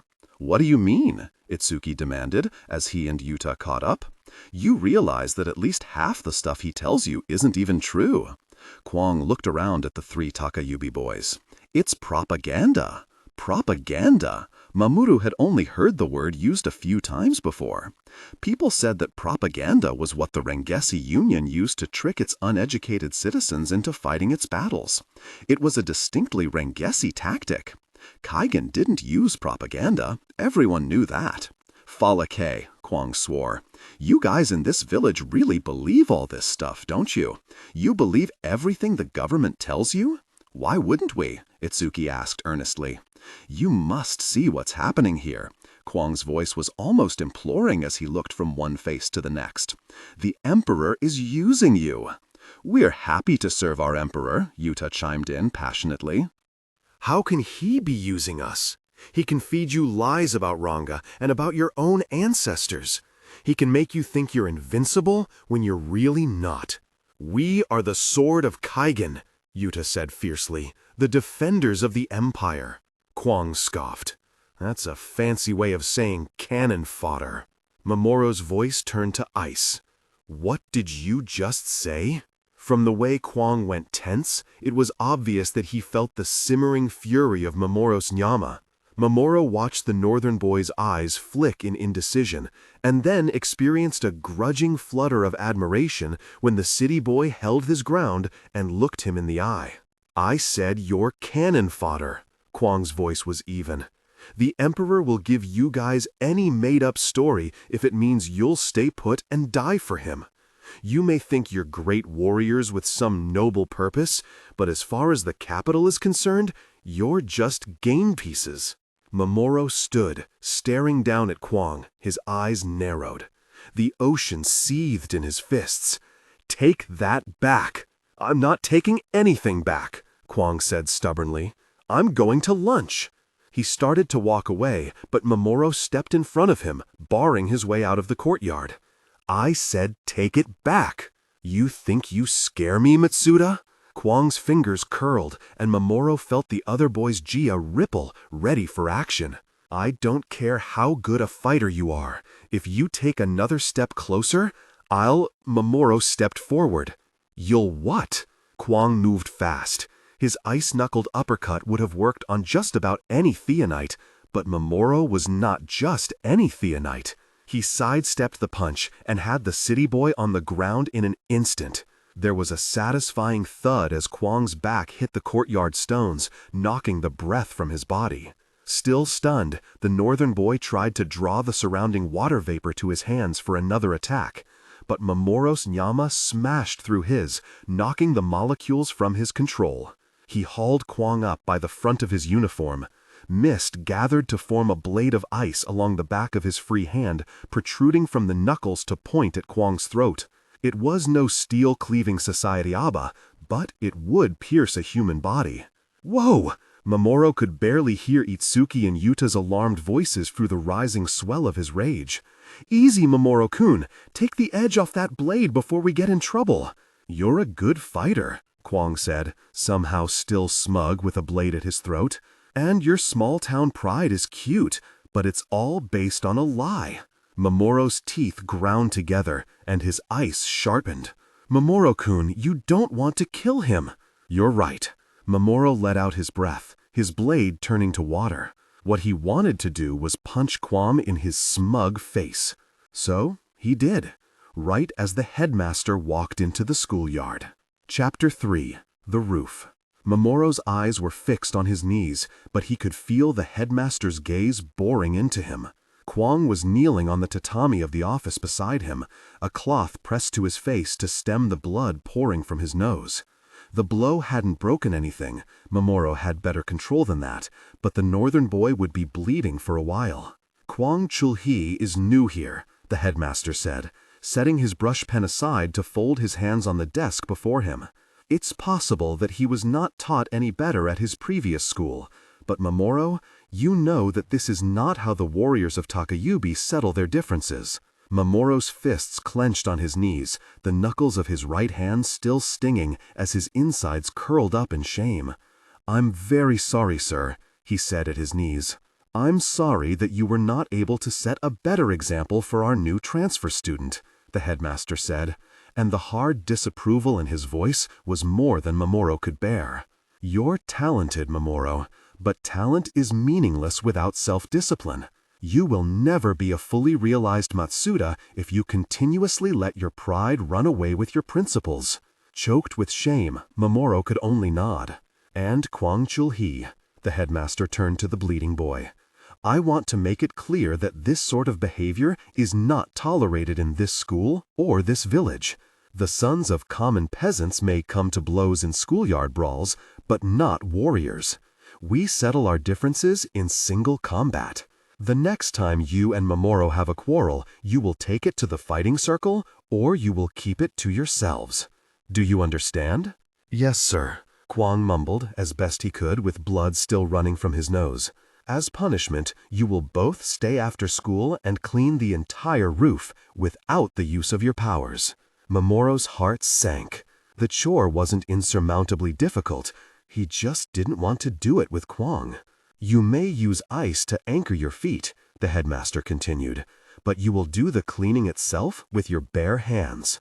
Kwang, I will contact your father to tell him you will be staying late this evening. Mamoru. He looked for a long moment at his nephew and sighed. I'll let your mother know when I get home. The shame in Mamoru's chest turned to physical pain. He had to clench his teeth to keep from blurting out, "Please don't tell her." He knew a real warrior wasn't supposed to concern himself with the opinions of women, but Mamoru couldn't help it. He dreaded his mother's disappointment more than any man's hard glare. She was a small woman with a sweet smile and a quiet voice, yet there was a knowing intelligence in her eyes that Mamoru had always found the smallest bit unsettling. There were times it felt as though she could see straight through him, to her beating heart and the flaws it sent pulsing through his veins. Now, go, the headmaster said, shaking back his sleeves and picking up his brush pen to continue his work. Get yourselves cleaned up and don't be late for your next class." Both boys said a quiet, "Yes, sir," and bowed themselves out of the room. "What does he mean he'll tell your mom when he gets home?" Kwang asked as soon as they were out of earshot of the headmaster's office. "You live with the headmaster?" "Wait." Kwang's eyes went wide. "Is he your father?" Mamoru could only manage a miserable noise, putting a hand to his face. "Is he your father?" Kwang repeated. "Worse. He's my uncle." "Wow!" Kwang laughed, surprisingly cheerful for a boy who had just been punched in the nose. "Is everyone in this town related?" Mamoru didn't answer. He just said stiffly, "Let's go to the washroom and clean off your face. You're getting your blood everywhere." "Technically, you got my blood everywhere," Kwang said, but followed Mamoru down the creaking hall toward the washroom. Was the headmaster serious about challenging people to single combat? You guys really still do that? How else would we settle our differences? I don't know. Talking? Mamoru was tempted to point out that Kwang had actually thrown the first punch, but that would have sounded childish. So instead, he countered, "Maybe that's a luxury you have in the cities. Here, we keep ourselves and our convictions strong." While Kwang cleaned up, Mamoru paced the hall outside the washroom. There was no reason for him to stay, really. Kwang knew the way back from the washroom, and Mamoru would still have time for lunch if he hurried. But somehow, he couldn't get himself to walk away. He couldn't unseat the feeling that somehow things weren't finished here. As he listened to the slosh of water inside the washroom, Kwang cleaning the blood from his face, his own blood seemed to churn inside him. His fists clenched, and he felt his knuckles pulsing, an echo of his fist against Kwang's face. The rage echoed too, sending restless ripples through his nyama that he couldn't seem to calm. When Mamoru's temper got the best of him, his father liked to blame it on Kachan. Her clan were a wrathful, passionate lot, born of sea spray and crashing waves. Neither the most powerful nor the most skilled of Kaigen's warrior houses, the Tsusanos had made their name on the battlefield with their superhuman spirit and fury. It was said that the raw power of a true Tsusano was as changeable and devastating as a coastal storm. But Mamoru was not a Tsusano. He was a Matsuda. And Matsudas were not made of storms. They were ice-cold in their calculations and unyielding in their integrity. He was not supposed to let his emotions whip his soul into storms.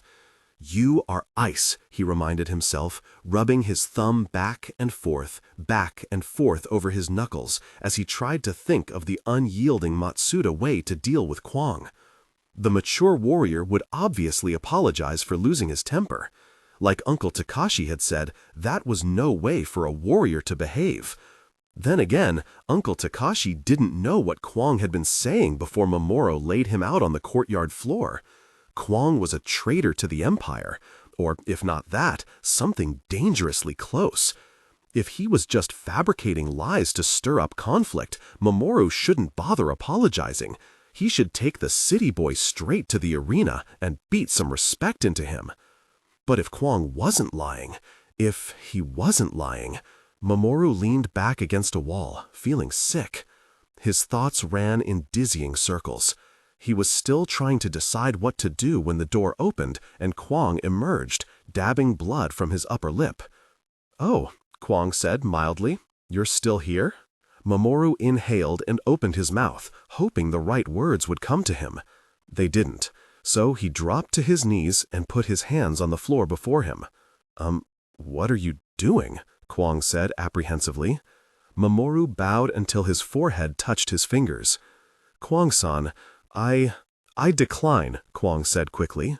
"What?" Mamoru lifted his head. "If you're challenging me to a duel, I decline, or I forfeit, or surrender, or whatever it is you people do. I saw you in sword class. I'm not going to fight you. You can't make me." "What? That's not what I'm doing," Mamoru said, putting his head to the floor again. "I wanted to say that I'm sorry. I should not have said those things to you. A warrior shouldn't lose his temper like that. It was wrong of me." "Was it?" Kwang said. "What? You're patriotic and loyal. You're exactly what everyone's told you to be." There was a note of condescension in Kwang's voice that made Mamoru's fingers tense, aching to curl into fists, but he was trying to demonstrate control, not to lose his temper all over again. When he couldn't think of anything to say, he pressed his forehead harder into his knuckles, worried that if he looked up at Kwang, he would punch him again. "Get up," Kwang sighed after a moment. When Mamoru didn't move a muscle, he added an impatient, "Please, I want to show you something." Reaching into the fold of his uniform, Kwang pulled out the smallest infocom device Mamoru had ever seen. The rectangular screen was barely bigger than his palm. "You brought that to school?" Mamoru said. He wasn't sure if having an infocom device was even allowed at Kumono, but he got the feeling it wasn't. "I bring it with me everywhere," Kwang said, tapping a command into the sleek glass device. "That's what us city kids do. Let me just see." He tapped around the screen, searching for something. Here, he brought up the crispest holographic image Mamoru had ever seen, a tall obsidian statue in the middle of a sunny courtyard. "What is that?" Mamoru asked. "Near the Yamanka capital, there's this huge park filled with memorials in honor of the soldiers that died in pretty much every battle Yama ever fought. While my dad was doing work in Kolunjara, I had spare time to explore, and I found this memorial."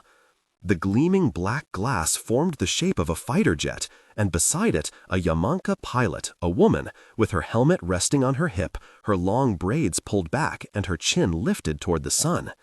Mamoru had heard that the Yamanka Army and Air Force employed females, but there was something strange about seeing a curvy young woman in full military gear.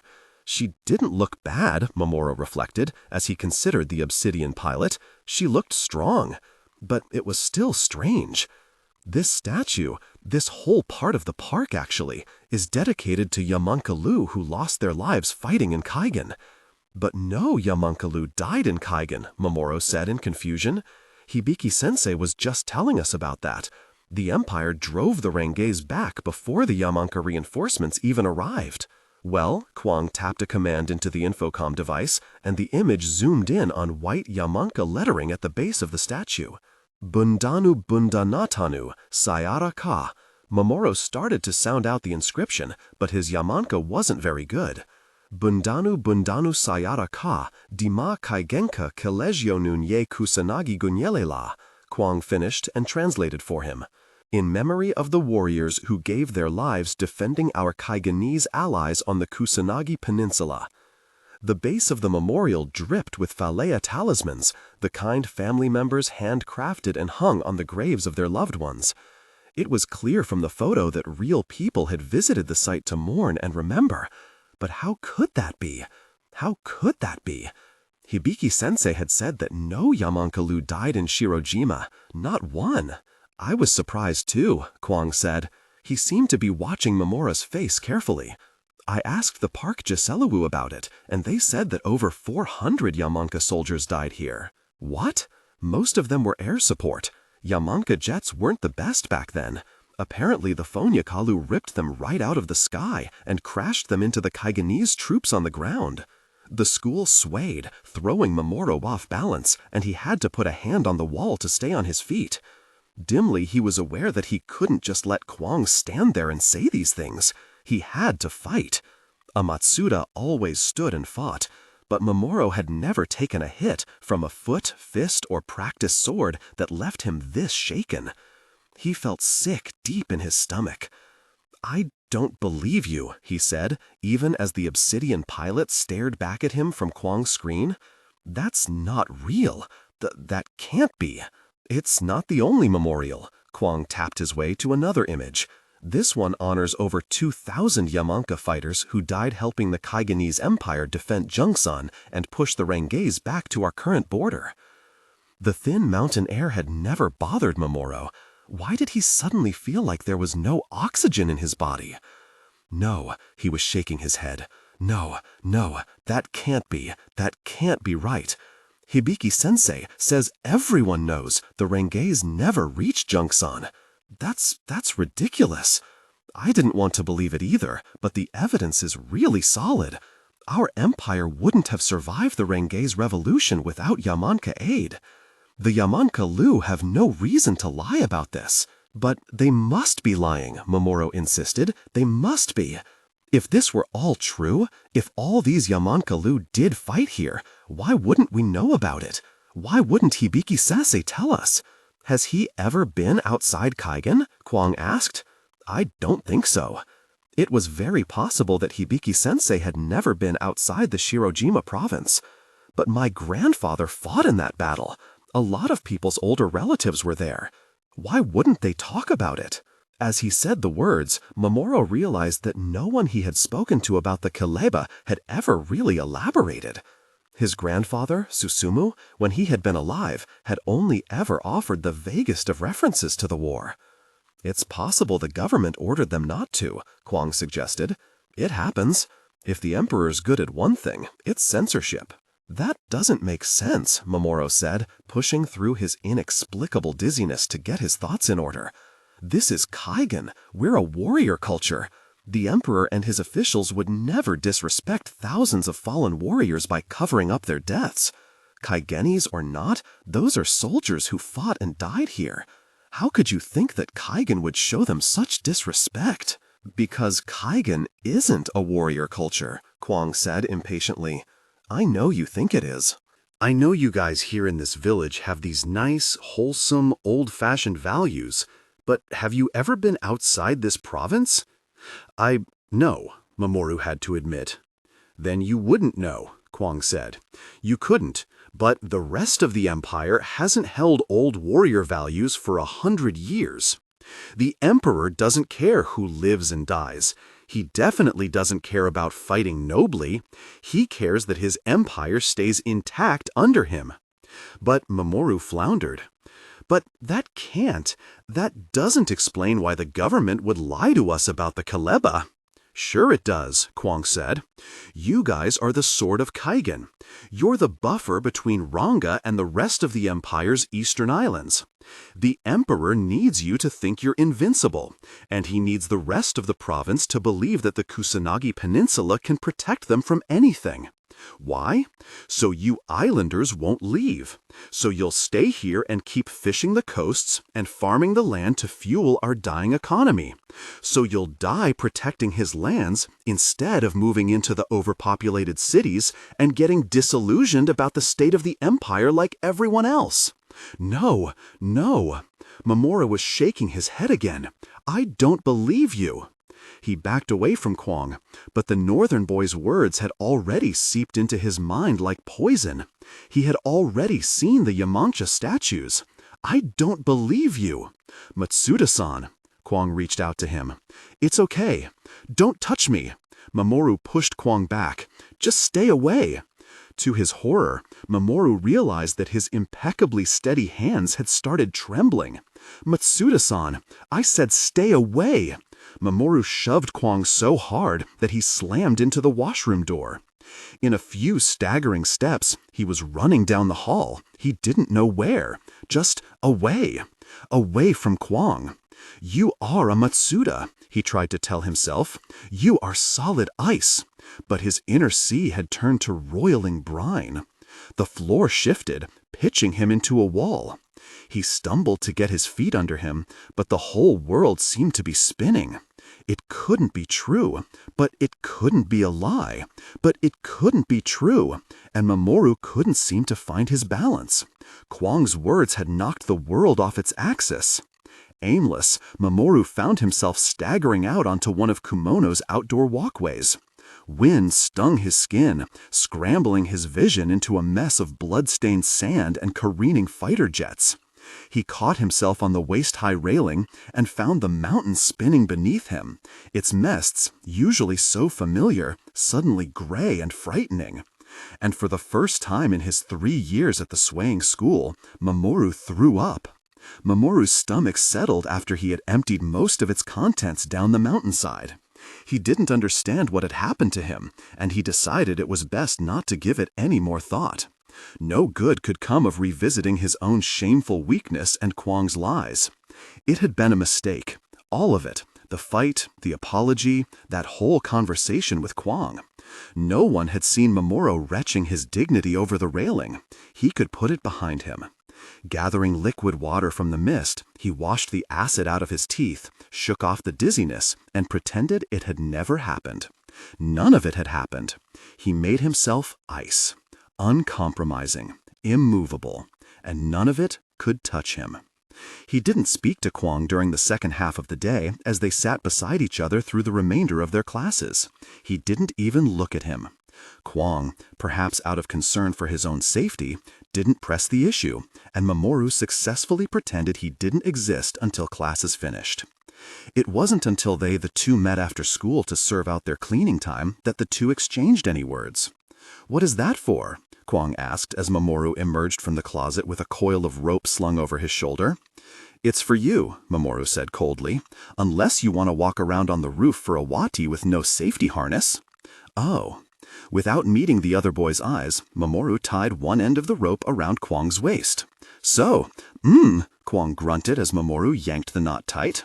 "Ow," he said with a reproachful look at Mamoru. "So, I'm supposed to trust you not to let me fall to my death?" Mamoru glared.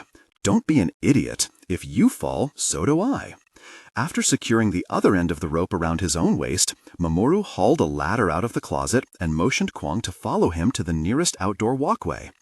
Mamoru didn't need a ladder to get onto the roof, but he was guessing the soft city boy wouldn't share his agility. The wind had calmed since their midday training. Good, Mamoru thought. Cleaning should go fast.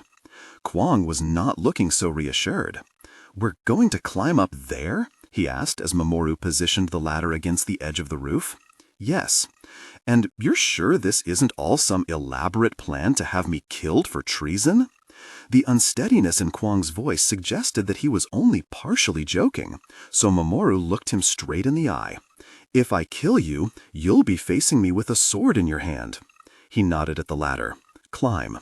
Of all the chores to be done at Kumono Academy, cleaning the roof was the most dangerous. For the most part, Takayubi's abundant rain kept the clay tiles clean, but with the runoff from further up the mountain, soil, branches, and dead leaves gathered in the curved parts of the roof. When the rooftop became visibly cluttered, sure-footed students were sent up to clear it. Using sheets of water to wash the tiles, cleaning duty was the work of a few Siranu, but Uncle Takashi had explicitly forbidden the two from using their Jia.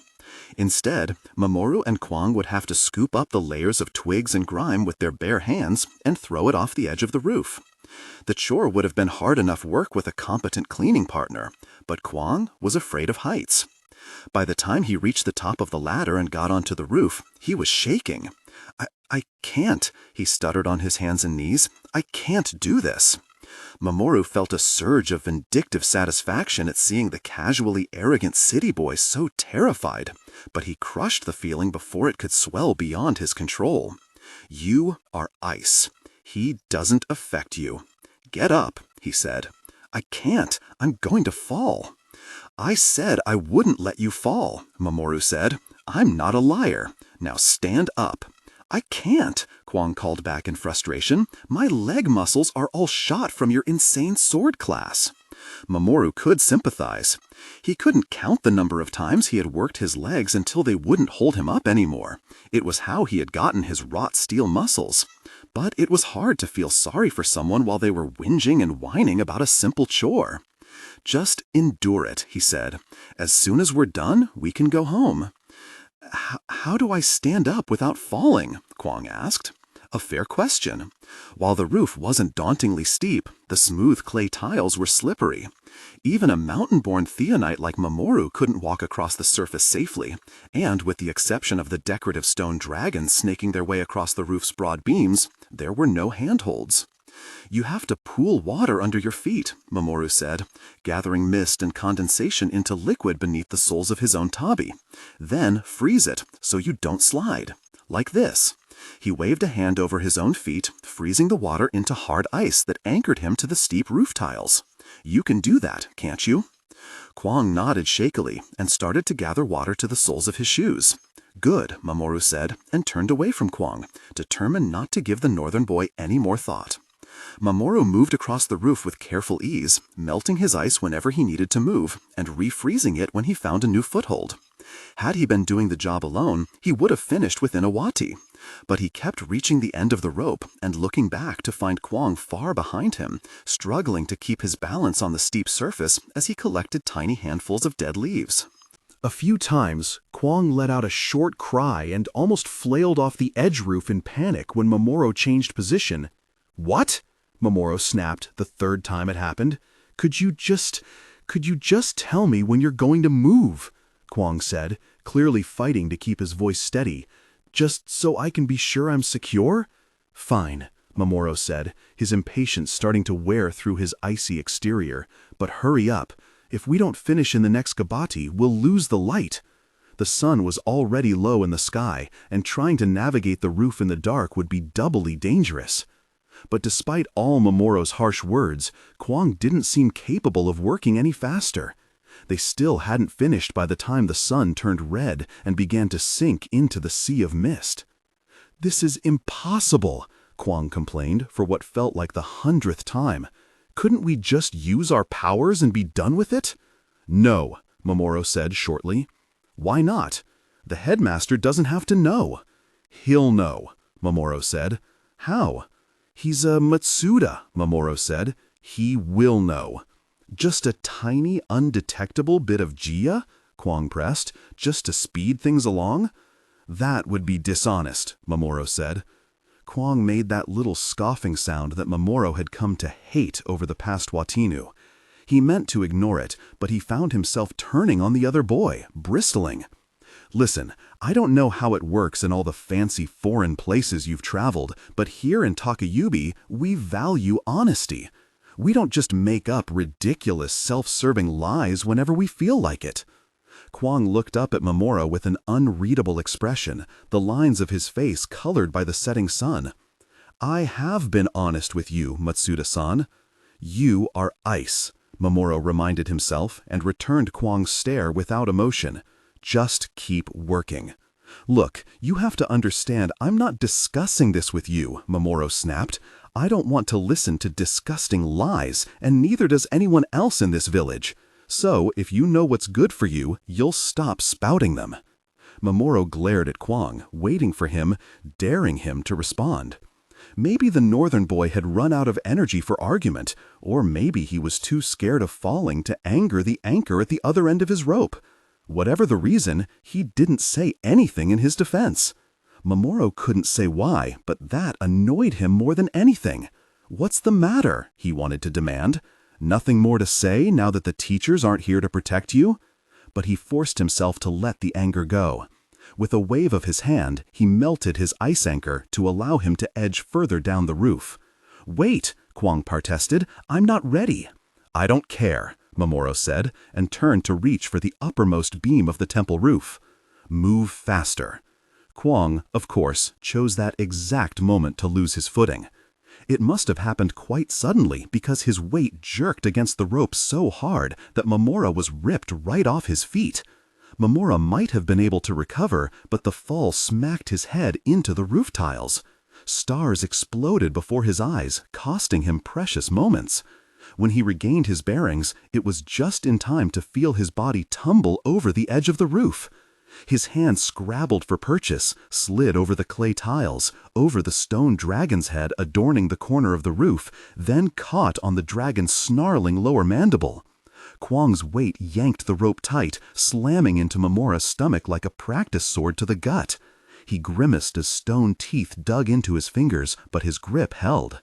On the other end of the rope, Kwang was flailing in panic. "Oh, Falake," he gasped, his terrified voice echoing through the darkness below. Nyari, we're going to die." "Stop moving," Mamoru commanded. If Kwang could just make himself dead weight, Mamoru could pull them both to safety. But the two of them were dangling by fingertips, and every time Kwang squirmed, it got harder to hold on. "Help!" Kwang screamed. "Somebody help!" "No one's here," Mamoru said. "The last of the staff would have all gone home at least a Gabati ago. Just calm down. I'm going to pull us back up." Mamoru had the strength in him to get them back onto the roof, but it was going to be a delicate operation. And if he tried to do it with Kwang thrashing around like an oversized fish at the end of a hook, they were both doomed. Though Mamoru's grip on the dragon head didn't falter, his grip on his temper did as Kwang continued to gibber in panic. "I'm too young to die! I'm too young to die!" "Would you shut up?" Mamoru snarled. "We're not going to die." But as the words left his mouth, a horrible thought hit him. They were dangling from the easternmost corner of the roof, far from the steps and Kumono Lake. There was no water waiting to catch them, only jagged rocks. "Kwang!" Mamoru exclaimed, unable to suppress a note of panic. "For the love of Nami, stop moving!" If Mamoru had not been so busy shouting, he might have felt the telltale crack of breaking stone beneath his hands. "Just don't let go," Kwang begged. "I'm not going to let go, but if you don't stop moving, I will cut this rope and let you fall." Kwang uttered a terrified sound, but the threat had the desired effect. He stilled, allowing Mamoru to shift his fingers, finding a better grip between the dragon's teeth. Ignoring the whimpers of fear below him, Mamoru drew in a deep breath and started to pull up, his arms straining under the extra weight. He gathered water and froze it around the fingers of his right hand, just to make sure that it held when he reached out for the roof with his left. Satisfied that his grip would hold, Mamoru removed his left hand and reached, but it was not his iron grip that gave. The dragon's jaw broke off in his hand. "No!" Mamoru made a frantic grab for the edge of the roof, but it was too far. His fingertips slid off, and both boys plummeted into the mist. Chapter 4. The Warrior. "I'm not dying here." The thought surged through Mamoru as he and his classmate plunged through open air down the mountainside. "I am not dying here. Not because of a dinner of uncharacteristic clumsiness. Not because a lying outsider had made him lose his temper." With Matsuda speed, Mamoru seized control of the mist around him, turned it to liquid, and slung a tendril of water upward to latch on to the nearest temple railing. As soon as the water made contact with the wood and stone, Mamoru started to freeze it, but he and Kwang were falling too fast. The tendril wasn't fully frozen when their weight jerked against it. The ice shattered, and they kept falling, plummeting out of reach of the temple. Dimly, Mamoru realized that Kwang was screaming, but the sound was lost in the roar of the wind as he scrambled for a solution. Twisting his body over in the air, Mamoru found the rope and yanked on it, bringing Kwang in close. A decision he immediately regretted when the screams got closer too, nearly breaking his eardrums. But at least this way he could protect them both at once. Ignoring Kwang's shrieks of, oh gods, ah, ah!" Mamoru extended his jia to sweep the surrounding mist into his control. Holding on to Kwang by the back of his uniform, he threw all the water he could beneath them. If they were going to hit solid rock, the best he could do was minimize the impact. The darkness and vapor racing past on all sides made it impossible to see where they were falling, so Mamoru closed his eyes. He felt the break in the mist below, condensation-slick rock racing up to meet them terrifyingly fast. But he was faster. Pushing his jia into action, he just managed to turn his mass of mist and droplets to snow before he and Kwang hit the side of the mountain. The snow cushion tempered the collision, but the mountain still slammed hard into Mamoru's body, knocking the breath from his lungs. Tucking into a ball, he rolled with the fall, but they must have hit a steep slope because instead of rolling neatly onto his feet, he just kept tumbling. Rocks battered his spine, shoulders, and shins. His limbs tangled with Kwang's, and the two boys tumbled the last few bounds together before finally crashing into a solid outcropping that brought them to a stop. Mamoru uncurled onto his back, shaking with shock, his whole skeleton ringing with the echoes of rock against bone. Closing his eyes, he assessed the damage to his own body. Broken blood vessels pulsed beneath his skin, promising dark bruises. His back and knees were scraped, and blood seeped from cuts on his forearms, but he was going to be all right. He was alive. "Kwang-san?" He opened his eyes. "Are you okay?" The response was a muffled groan. The other boy was alive. That was enough for Mamoru to lie flat on his back for another few moments, getting his breathing under control. He didn't need his voice and limbs trembling when he rose. Once he had calmed his breathing and heart rate, he rolled over onto his hands and knees and took stock of their surroundings. They were perched on what seemed to be the only level place on an otherwise a steep incline. When Mamoru peered over the side of the ledge, he found sheer rock face stretching down into the darkness. "Is there any way down?" Kwang asked. Mamoru wasn't sure how to answer without causing more panic. It's not going to be easy. He wasn't even sure what part of the mountain they were on. Turning on the narrow ledge, he scanned the mountainside for something he recognized, but it was hard to see through the darkening fog, and nothing looked familiar. He could have used his Jia to clear the mist, but he doubted it would do much good. There wasn't enough light left. "Are we going to die here?" Kwang asked. "No," Mamoru said, trying to sound more confident than he felt. "Worst case scenario, we'll have to wait for the morning light to find a way down. But we should try now, while there's still twilight." "Sorry," Kwang said. "I don't think that's going to be possible." "Kwang-san!" Mamoru turned around in exasperation. "I know you're scared of heights." Oh no. The northern boy was crumpled against a nearby rock. His left forearm was bent the wrong way, broken. "Sorry." Mamoru went to Kwang, who appeared to be considerably more bruised than he was. "I should have done a better job breaking the fall." "I think you did okay," Kwang said, though his teeth were gritted against what must have been terrible pain, and he seemed afraid to move. "We're alive. I've never seen someone materialize that much snow at once. I didn't know the fierce Kusanagi warriors could make such fluffy snow pillows." "Are you hurt anywhere else?" Mamoru asked. "Is there any bleeding?" I don't think so," Kwang stammered. Sensing the distinct drip and flow of blood, Mamoru pulled back the leg of Kwang's hakama to reveal a deep gouge, where a jutting rock had taken a piece out of his calf. Blood was seeping freely from the injury, dripping down his shin to stain his silly Yamanka shoes. "Oh," Kwang squeaked like a girl. "What? How did you— Nyare, that looks terrible." "It could be worse," Mamoru said, "but we should stop the bleeding." Kwang reached down to clean the wound, his hands shaky and his Jia even shakier. Mamoru pushed his hand away. "I'll do it. Hold still." With a wave of his hand, he pulled a sheet of water from the air and ran it over Kwang's leg, washing the blood away. Kwang jumped and sucked in a breath through his teeth, but managed not to squirm too much. "This is going to feel weird," Mamoru warned, putting a hand to the wound before more blood got a chance to seep out. Using his Jia to hold the welling blood in place atop the wound, Mamoru began to draw the moisture from between the iron and carbon molecules, forcing the liquid to thicken and congeal.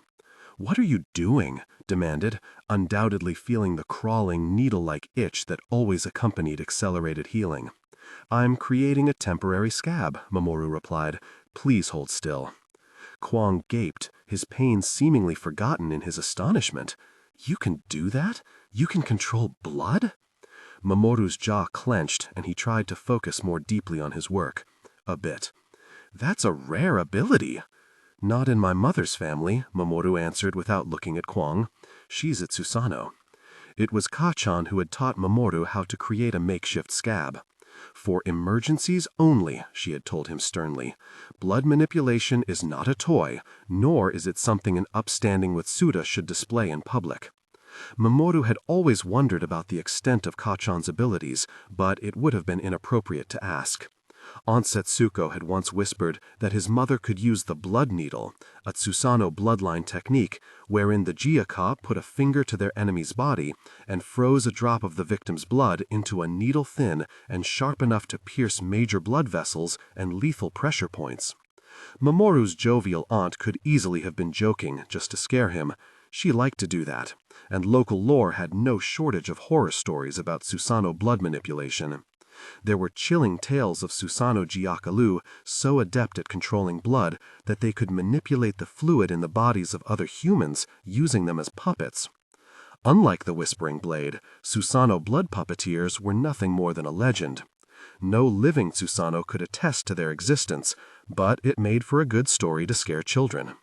"That's amazing," Kwang marveled, as Mamoru withdrew his hands from the gash to reveal a thin red scab. "Don't touch it," Mamoru said, sharply, before Kwang got a chance to prod at his work. "It's no substitute for natural healing. It won't hold under stress. And, if you could, please don't mention this to anyone else." The ability was frowned upon within the Matsuda family. "Why not?" Kwang asked tactlessly. "It's not—" Mamoru looked down. "It's not an ability that a Matsuda should have. According to Tosama, blood manipulation was the reason Mamoru couldn't master the Whispering Blade. When a true Matsuda drew water from his surroundings, it was pure.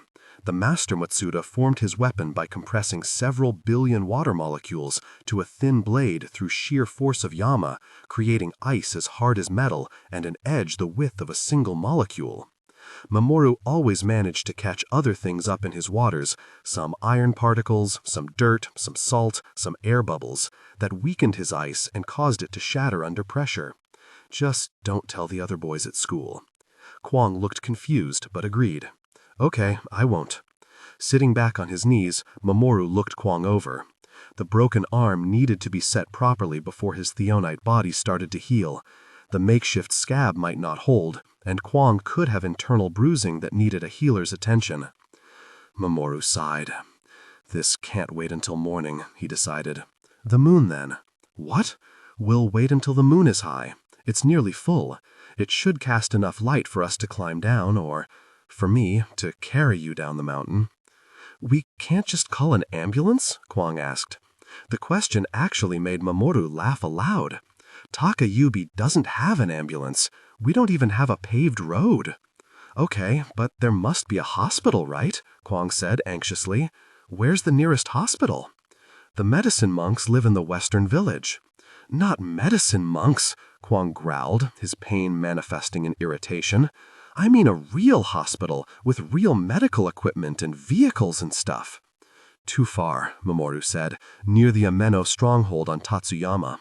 Where the hell is that? At the base of the next mountain. Kwong let out a loud groan. You know how many different schools I've gone to? Like 12? And you know what? This is the worst first day of school I've ever had. Ever. You're going to be okay, Mamoru said. I'm going to get us down. In his head, he tried to plot out their position on the mountain. They had fallen from the eastern side of the temple, meaning they had to be somewhere east of the lake. It wasn't a part of the mountain Mamoru had ever been before. There were no footpaths, and the steep rocks made climbing too risky for even a foolhardy adventurer. The slope they were perched on now was so steep that they probably would have gone right on rolling down the mountainside to their deaths, if not for this bizarrely jutting rock formation, which, now that Mamoru was paying attention, did not feel much like rock at all. It was too perfect in its flatness, too hard and glossy. What is this thing anyway? Kwong gave voice to Mamoru's thoughts. Kwong, who had fallen with his whole body against the smooth surface, pushed himself up with his good arm and ran a hand over the strange formation.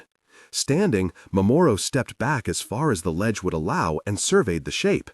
It was darker than the rest of the mountainside, like a deep shadow behind Kwong.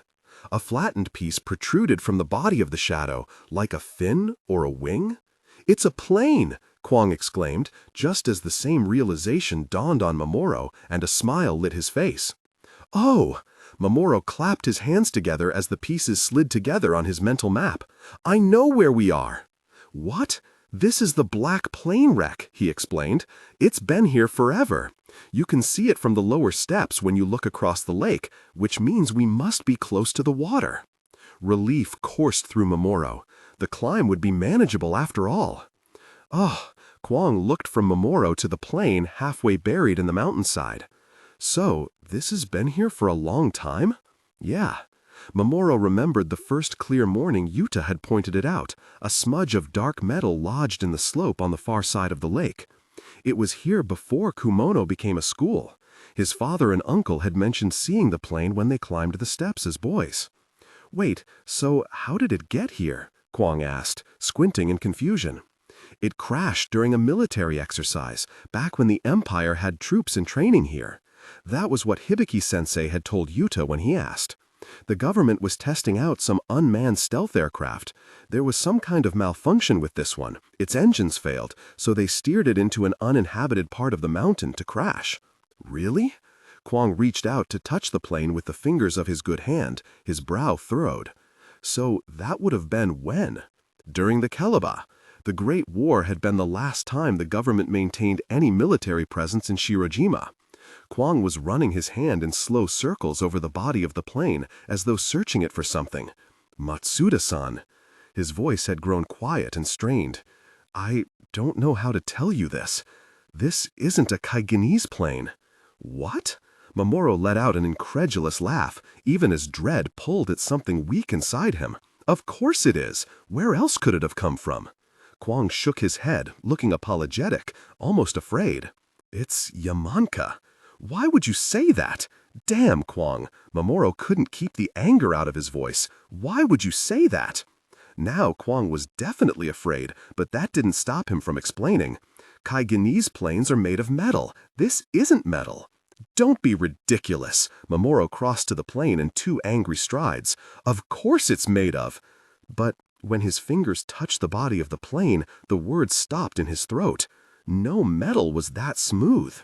What is this?" "Zilazenglass," Kwang said. "What?"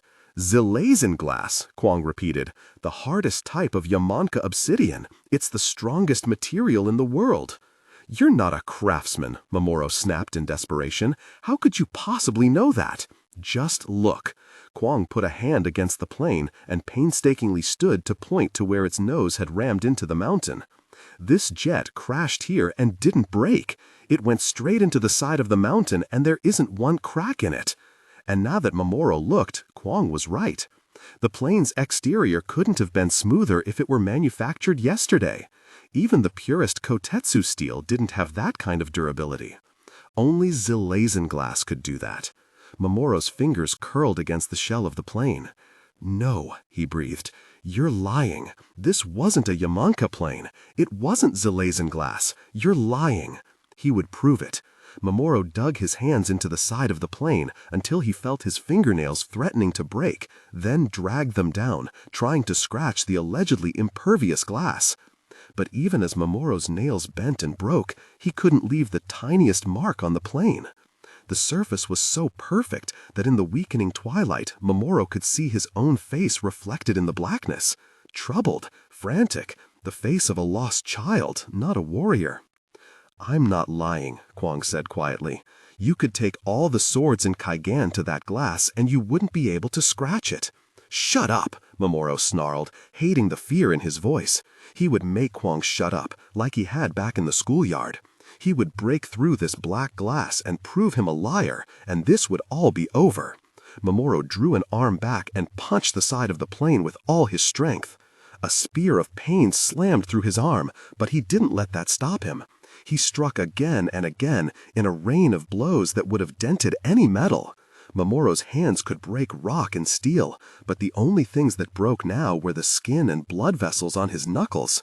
"Matsuda-san, stop! Stop!" Kwang begged, though he didn't seem willing to put himself in range of those fists a second time. "You'll break your hand. I'm telling you, that's the hardest glass in—" "No," Mamoru growled through gritted teeth. "No, it's not." Drawing his fist back, he froze blood and mist into the hardest ice he could form across his knuckles and punched again. The ice broke, sending a shockwave of pain through his hand. The plane's shining black exterior was not even scratched, but Mamoru was shattered. A wati earlier, Kwang's assertions had been just words and a few holographic images. Those could be faked and made up.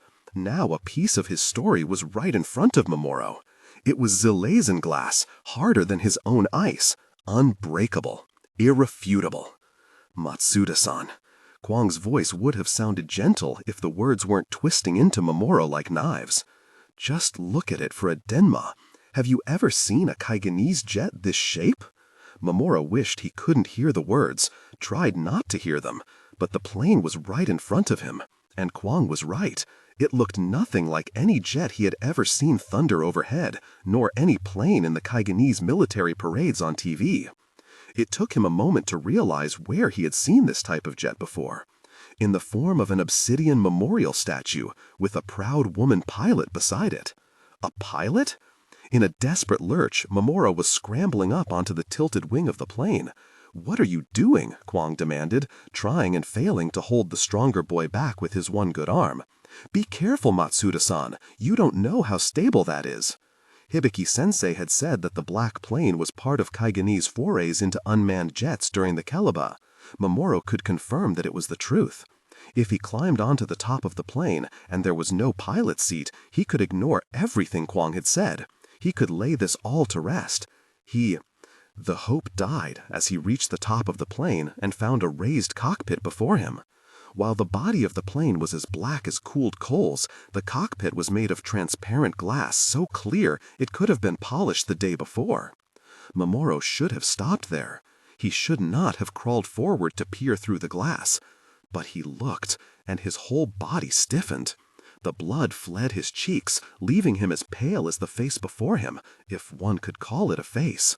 All that remained of the pilot was a skull, lying askew atop a jumble of white bones. The shreds of fabric clinging to the warrior's ribcage were too deteriorated to identify as any kind of military uniform. The skin, whether it had been pale or dark, had decayed from the bones a long time ago. Mamoru's first impulse should have been to start back from the human remains, but he was frozen, trapped in the emptiness of those sockets where once there had been a pilot's sharp eyes. "Matsuda-san, what is it?" Kwang made as though to climb up to look into the cockpit too, but Mamoru shook his head. The look on his face must have said everything, because Kwang stopped. "Is it bad?" he asked quietly. "Just don't look," Mamoru said, though he himself couldn't take his eyes off the skeleton. "Don't look."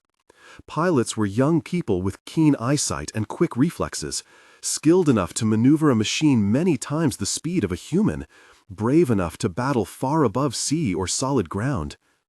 And this young fighter had been left to rot here, with no grave, no memorial, no one to remember them. Until wind and rain had washed away their face, their skin, their uniform, any indicator of who they were and what they fought for.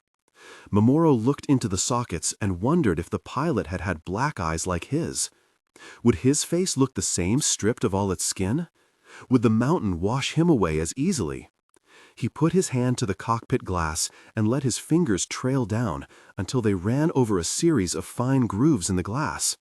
Turning his attention to the shapes beneath his fingertips, Mamoru saw that the cockpit was lined with faraway symbols of strength and protection. Among the symbols, in Yamaninka letters, was an inscription. "Ni Nyama Dugu La," Mamoru read out slowly. "Nyama Gana La." He turned to Kwang, unable to keep his voice from shaking. What does it mean? Nyama Dugu La, Nyama Gana La. Kwang repeated the words with the musical ease of a native speaker. "My Nyama for my country, my Nyama for my king." The strength went out of Mamoru's limbs. Involuntarily, he found himself crumpling in something like a bow, something like pain. His forehead thudded against the cockpit. It had been decades since this plane hit the mountainside, yet Mamoru could feel it crashing through everything he knew, scattering the broken pieces to the elements. It didn't seem to matter whether the skeleton belonged to a man or a woman, a Kaigenese pilot or a Yamanka one. A warrior had died here, and Hibiki-sensei had lied about it. The whole village had lied about it. Mamoru's nyama seethed with something different from anger, different from hurt. It was utter disorientation. The force of his world falling apart churned the mist. Condensation writhed and slithered over the rocks. "Matsuda?" Kwang said, as the blood rose from his skin, pulled into the whirl of Mamoru's jia. He looked on nervously until Mamoru's turmoil tugged at the blood inside his open wounds. "Ow!" "Hey!" The shout of pain was enough to yank Mamoru out of his confusion. His head jerked up. A sharp gasp brought the mountainside back into focus. With a few measured breaths, he managed to bring his jia under control. He was far from stable ice, but he managed to release the water particles around him, including those in Kwang's blood. "Ow!" Kwang repeated, looking on in a mixture of wonder and horror as his own blood settled back onto his skin in a sticky mess. The wound in his calf was bleeding again, worse than before. "Sorry," Mamoru breathed, shaking his head. "I'm sorry. Here, I'll fix it." Jerkily, he climbed down from the plane and folded to his knees to tend to Kwang's leg. He tried to find solace in his own jia, repairing the broken scab. But his control had fled him, his power scattering out of his grasp. "Ow!" Kwang pulled his leg back, as Mamoru's third attempt to repair the scab only made the bleeding worse. "Sorry," Mamoru repeated in a weak voice that didn't seem to belong to him. "I'm sorry." "It's okay," Kwang said, though he had put a hand over the wound, silently refusing Mamoru's help. "I'll just cut off part of my sleeve and tie it." Mamoru nodded and tried to laugh it off. "I guess I'm not as good with blood as I thought." "That's fine with me." Kwang gave Mamoru a strained smile. "I don't want to wake up one day to find you using me as a puppet." "That's not—" Mamoru shook his head, barely able to focus on Kwang's words. "Blood puppeteering isn't real. It's just a myth." "Well, I thought all the rumors about the Shirojima warriors were just myths, but you island people are more powerful than I thought." Kwang pressed his lips together and stared at Mamoru with a strange expression, something guilty and pitying that made Mamoru want to retch. "Maybe there is some truth to what your history teacher told you." "Maybe—" "Don't," Mamoru whispered. "What?" "Just don't." His voice was strained. "Don't speak to me." He was one slip-up away from losing his tenuous grip on his Jia all over again. Stiffly, he turned away from Kwang and the cursed glass plane. "I'm going to meditate." It was the only thing he could think of to do. The sheer exhaustion helped. Often, Mamoru could meditate better when he was drained, near sleep, when the whole world melted away, except for the water all around him. Mamoru focused until Kwang disappeared. The plane and its pilot disappeared. The rock disappeared. The only thing left in the world was pure water, clear as daylight and clean as polished steel. Deep in his trance, Mamoru could feel the outline of the mountain, coated in a sheen of water droplets. He followed the mist and condensation, sinking and trickling gently downward until he could feel the heavy ripple of liquid water, the Kumono Lake. Its weight eased a slow breath from Mamoru's body, relaxing his muscles. He settled into the embrace of the lake and nestled there for a long time, swirling with the spring water. Then, when it was time, gravity drew him to the biggest of the lake's outgoing streams, and he slipped into it. The stream carried him down the mountain, through the dewy grasses of the western village, until it splayed its fingers over the rocks around the Finawis temple, becoming many streams, all flowing down, down, until they met the salty weight of the ocean, the primordial power that had given birth to Kaigen, humanity, and life itself. Here, even things as fleeting as mountain streams became part of eternity. Here, there was a truth that ebbed and shifted but never died. Here, he was home. Rooted in the depths, he felt the moon rise. Drawn to the irresistible lure of Nami's wearer, he rose too, lifting fishing boats at their moorings.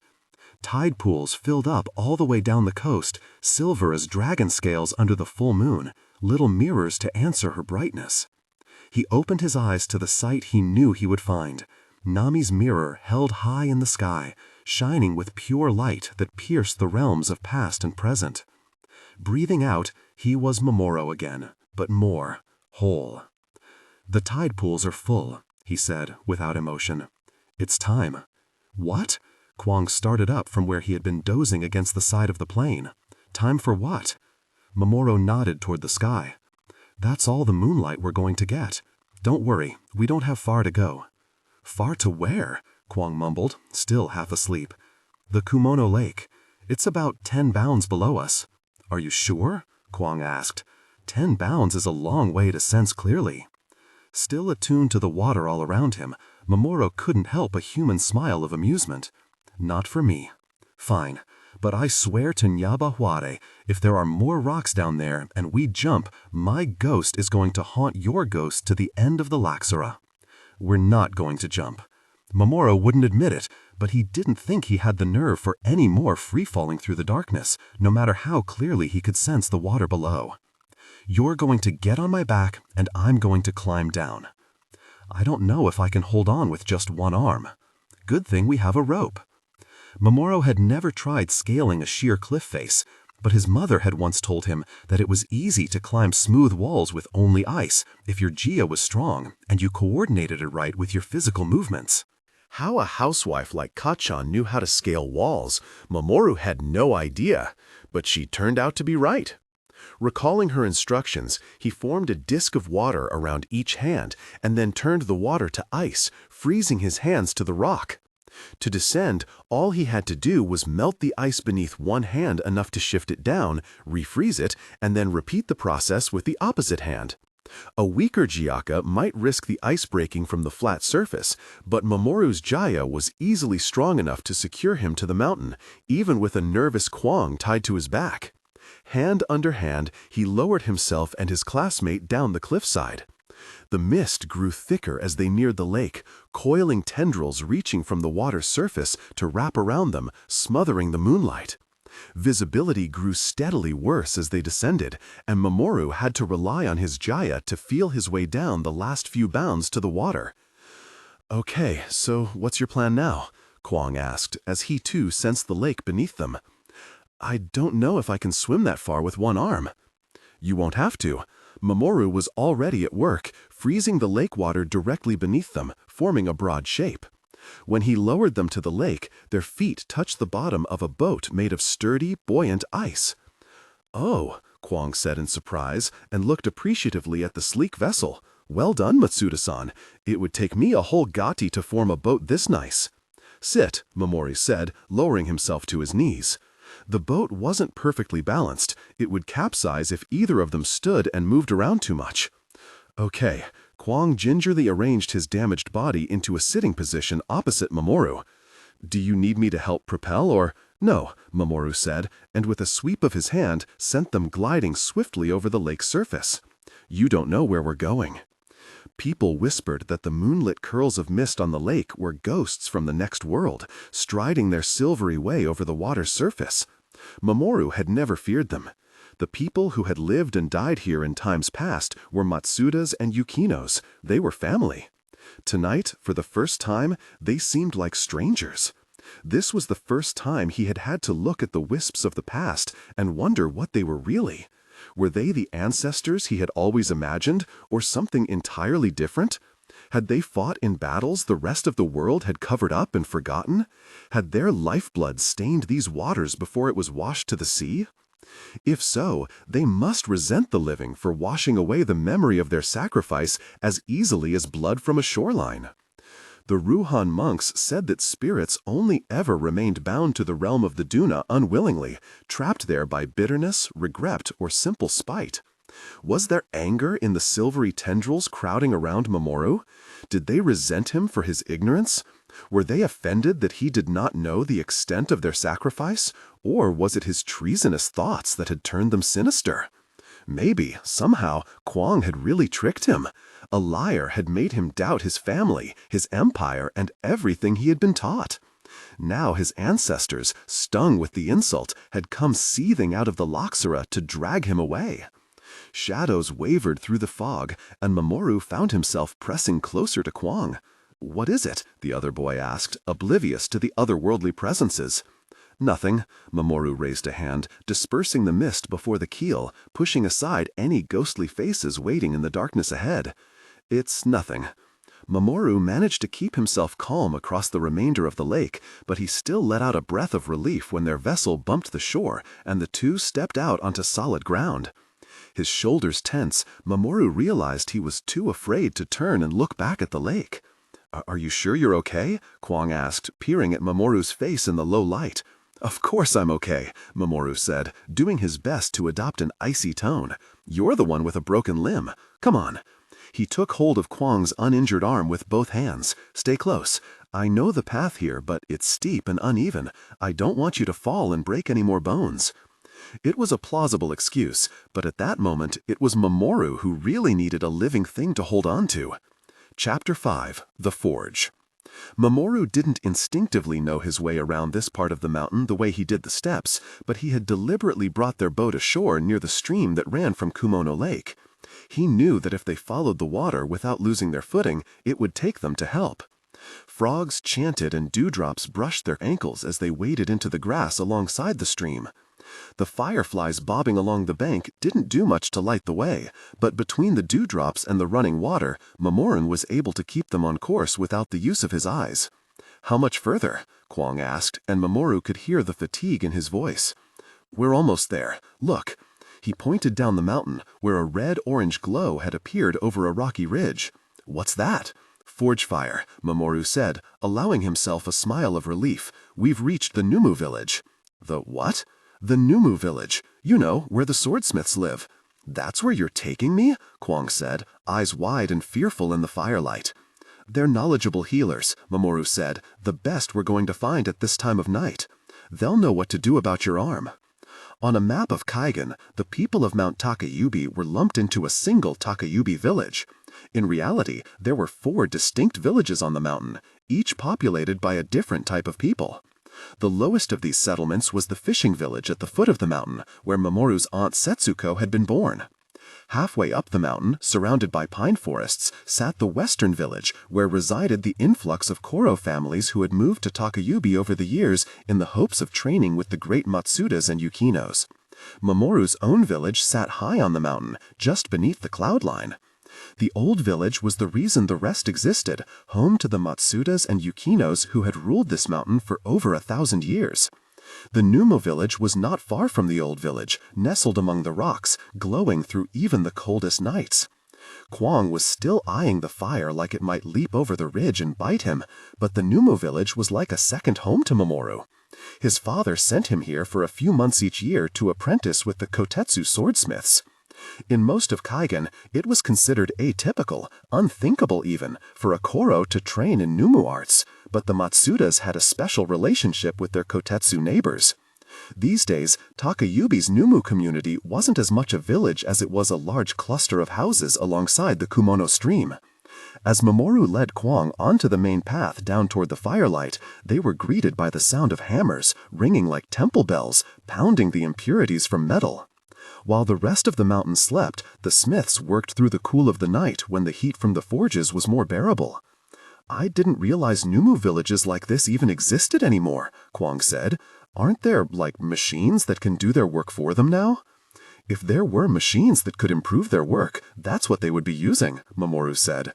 "The Kotetsu family are the best swordsmiths in the world." "If their swords are the best in the world, how come they're still here?" Kwang challenged. "Why don't they go get jobs arming the Kaigenese military?" "Some of them have," Mamoru said. In his grandfather's day, the Kotetsu village had been twice its current size.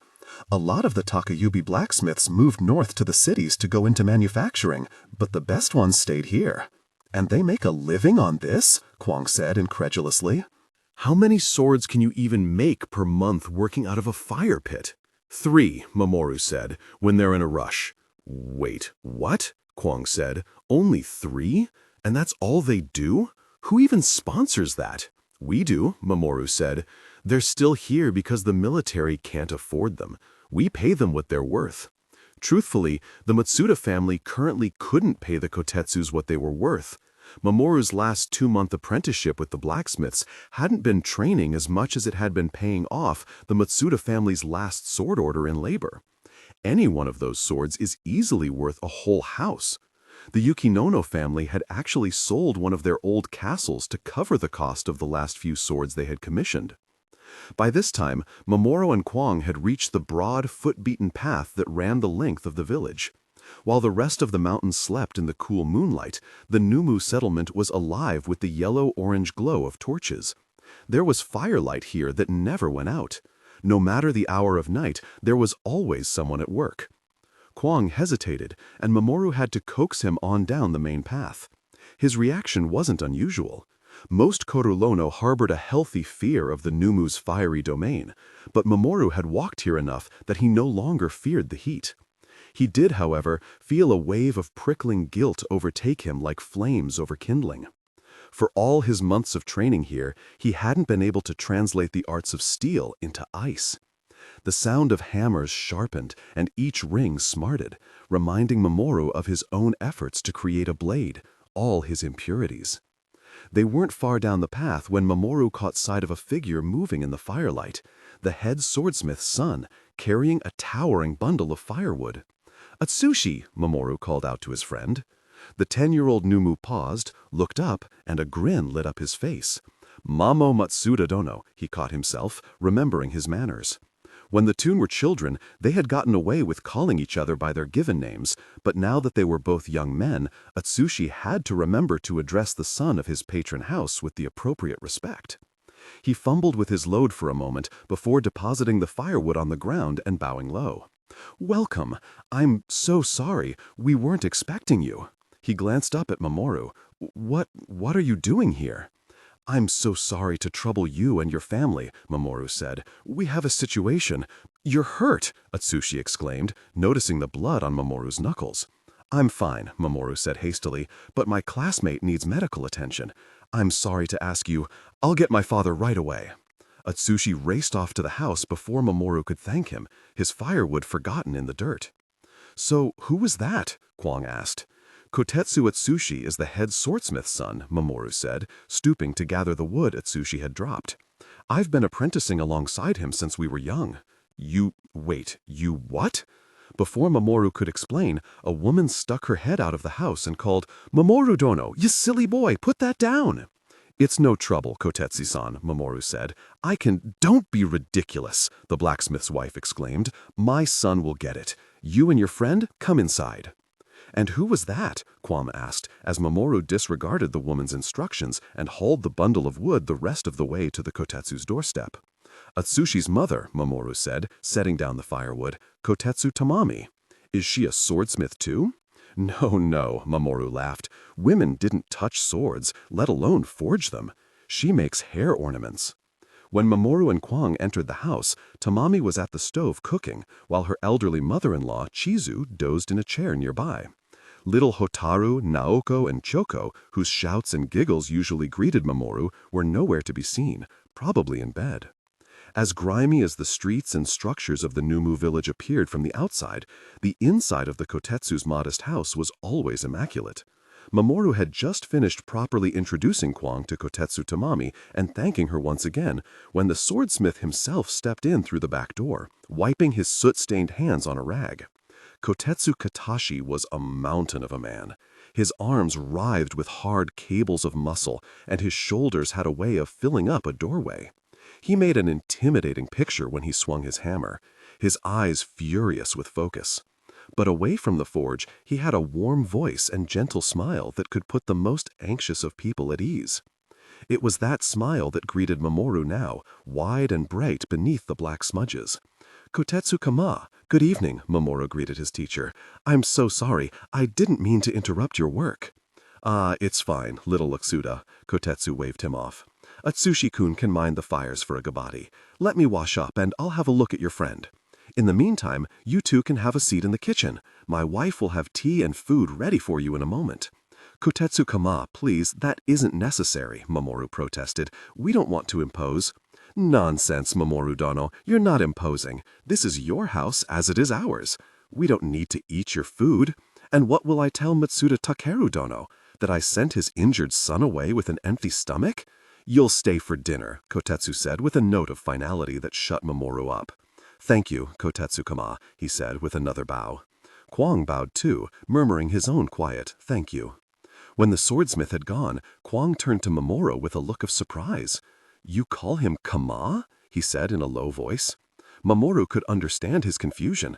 The honorific was usually used by a servant or apprentice to address his master.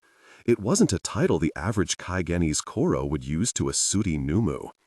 "I thought you were from a high warrior house." "I am," Mamoru said. "That's why I owe him my respect." What does that mean?" Kwang whispered as he followed Mamoru into the Kotetsu's kitchen. "My family has a special relationship with the Kotetsus. You wouldn't understand." "Of course, the boy does not understand," an impatient voice creaked, and Mamoru jumped, realizing that it had come from Kotetsu's mother. He hadn't known that the wrinkled old woman was awake. How could he understand? He is an outsider. The bent woman leaned forward, her clouded eyes narrowing. "I may not be able to see anymore, but I know every speck of Nyama on this mountain. And you, boy, weren't born here. You blew in from someplace far away, didn't you?" Kwang only seemed to be able to stare open-mouthed at the old Numu. "Something wrong with you, boy?" Kotetsu's mother snapped. "I thought it was your arm that broke, not your tongue." "Sorry, Numuba," Kwang stuttered. Numu ba, Grandma Kotetsu cackled at the Yamaninke honorific. He speaks like he's from far away, too. Matsuda-kun. The woman's sightless eyes didn't move, but she tilted her head fondly in Mamoru's direction. You can't expect a city boy like him to understand our ways, no matter how you try to explain. We're just an oddity to him, a myth, a silly fantasy from far in the past. I never said. Please sit, Kwang-san, Tamami-san, you two. Have some tea. She poured them each a piping hot cup of tea before hurrying to set food on the table. Mamoru pulled some water from the air and tried not to grimace as he used it to clean his hands.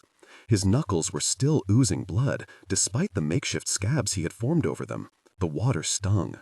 He could feel Kwang's eyes on him as he cast the water back into the air around him and did his best to keep his eyes down. Our Koro is troubled, Grandma Kotetsu muttered, almost seemed to herself. His Jia could boil up and drown him. Mamoru pretended not to hear and took a drink from his teacup. The bitter caffeine should have reinvigorated him. Instead, the heat seemed to seep into his bones, softening him like ice over a flame. Now then, Kotetsu said, re-emerging from the back room. I'm sorry, I forgot to introduce myself. He turned to Kwang with a bow. I'm Numu Kotetsu Katashi. I'm Kwang Chul-hee. Kwang hurried to stand and bow. Nice to meet. Sit, Kotetsu chuckled, putting a hand on Kwang's shoulder to ease him back down. You look like a proper mess. No need to strain yourself. Let's have a look at that arm. He's also bleeding from his leg, Mamoru said. I tried to make a scab, but it's...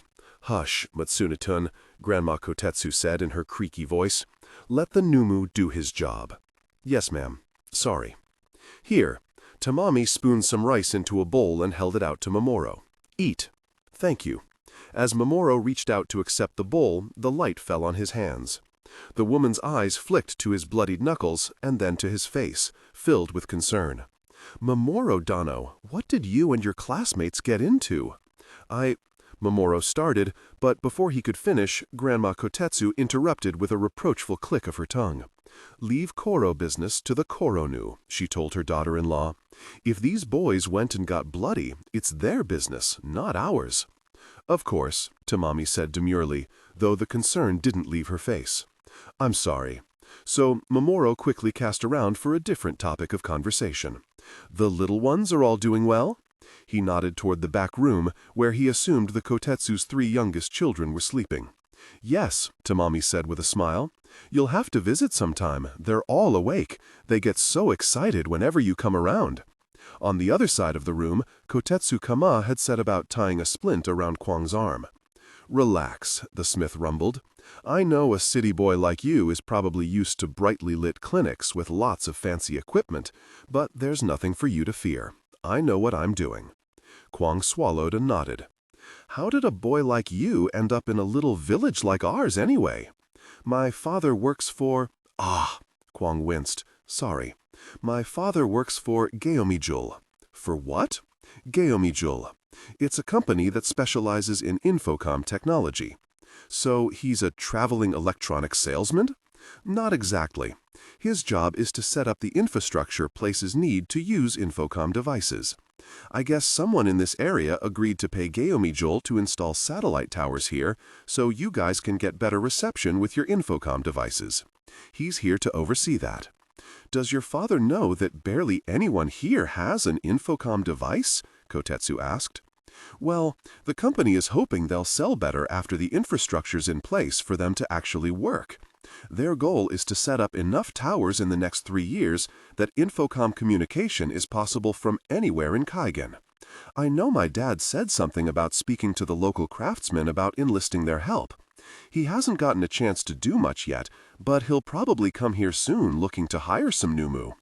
I'm sure building big metal towers isn't exactly your specialty, so if you guys don't want to do it, I can let him know. On the contrary, it sounds wonderful. I'll send my son, Atsushi. What? Really? Oh yes. A young Numu should always learn about new technologies. For an old man like me, that sort of thing is hard, but for a growing mind, it is essential. Young Mamoru Dano is a fair metal worker himself, Kotetsu said with a smile at Mamoru. If his father allows it, he might be able to help you too. Right. Kwang looked from Mamoru to Kotetsu-kama in confusion. So, Matsuda-san says he apprentices with you? I know it seems strange, Kotetsu said, but it's a tradition that predates modern Kaigenese society. But why? I don't understand. It's a long story. Please hold still, Kwang-san. There was a creak as Grandma Kotetsu leaned forward. 1,000 years ago, she began, long before metal was ever spun into conductive wires and space-going satellites, the most coveted metal in Kaigen was made by a small family of blacksmiths living here in Takayubi. Their surpassing skill in forging tools and weapons earned them the name Kotetsu, which means steel in Shirojima dialect. Though the laws of Kafonu and Kamaya had not yet come to Kaigen, this blacksmith family formed a close relationship of patronage with the noble house of Matsuda, a deep bond of blood and steel, which ensured that the Kotetsu smiths would always be protected and the Matsudas would always have their superior swords. At this time, the Matsudas were masters of making blades and spears from ice. While these early ice weapons were rough, the fighting style served them well. Using their ice to fight long-range battles and their Kotetsu-forged steel to fight at close range, they dominated this peninsula and much of western Shirojima. Kwang was looking at Grandma Kotetsu in confusion, but he seemed too intrigued to interrupt. For Mamoru's part, it was strange to hear a story he had heard so many times in Shirojima dialect translated to Kaigen-gua. It was at the height of the Matsuda family's reign that the first Falea missionaries came to these shores en masse. Some came from the mainland, some came from Disa, some came from as far away as the Empire of Yama. These missionary singers brought with them new technologies and new ways of looking at the world. Many people of Shirojima embraced the new religion, eagerly integrating it into their lives, including the Matsuda's nearest neighbor, the Yukino house. But the Matsuda patriarch at the time openly rejected Falea, going as far as to send his men to behead missionaries and converts in the streets. In retaliation, a Falea army, led by Lord Yukino Izumi, laid siege to the Matsuda castle and razed it to the ground. The Matsudas who did not die in battle were burned to death in the inferno, all except one. This was the Lord's youngest son, Matsuda Takeru, for whom this boy's father is named. She nodded toward Mamoru. As the flames rose around the room where he slept, his mother wrapped him in an embrace of water and ice. The fire consumed wood, flesh, and bone around them, but her love protected him. When the sun rose the next day, the woman was dead, having finally succumbed to the heat and smoke, but in her arms, the child Takeru had survived. Mamoru was still, his stinging hands resting in his lap. He had heard the story of Matsuda Takeru a dozen times. When he was a little boy, the razing of the Matsuda castle had moved him to tears. Now he had to look at his bloodied knuckles and wonder if the story was even true. He had never felt so empty. Yukino Izumi's Falea army did their best to kill every Koro they found in the castle and the surrounding houses, Grandma Kotetsu continued, but the resident family of Kotetsu blacksmiths was spared, their precious forges left intact. For under Falea, it is a sin to commit violence against a craftsman. Kwang nodded. Having lived in Yama, he would understand that. It was a Kotetsu man named Kenzo who picked his way through the ashes when the smoke had cleared. It was Kenzo who found the young Takeru in the ruins and gently helped him to his feet. By this time, Yukino Izumi had proclaimed himself ruler of the region, and Kenzo knew that if the boy were discovered, he would be killed. So he took Takeru to his home and raised the Koro as one of his own sons. And this act, this solitary act of kindness, altered the destinies of the Matsuda family, the Kotetsu family, and all of Shirojima forever. Hiding under a false name, young Takeru was raised to adolescence in Kotetsu Kenzo's household, under the rule of Yukino Izumi's Falea state. As Takeru grew, he proved himself a genius. Despite what had happened to his family, he was able to listen to the missionary Fainawu and learn the value of Falea. Despite his warrior's blood, he took to the forge like a natural numu, creating swords of excellent quality and incredible beauty. Despite his skill as a smith, he knew it was his duty to avenge his family and continue the Matsuda line. So, as a young man, he set out in disguise to train with the Jia swordsmen of the Ameno and Ginkawa clans, further north. No one knows exactly where he went during that time or who trained him, though many Koro houses tried to claim credit after the fact. But it is the story of his return, years later, that propelled him into legend. Kotetsu Chizue trailed off, nodding to herself. "So," Kwang prompted after a moment, "what happened?" "Oh, you want me to continue?" Grandma Kotetsu said in amusement. "I thought you might be done with this old lady's foolish story." "No, please," Kwang said emphatically. "You have to keep going." "Very well, city boy," she chuckled. On Takaru's return, he walked through the town gates with no weapon, only a cloth traveling pack on his back. Inside the city, he announced himself for all to hear. "I am Matsuda Takaru, Lord of Takayubi. I am here to take back my family's home." Upon hearing this, the town guard seized him and brought him before Lord Yukino Izumi.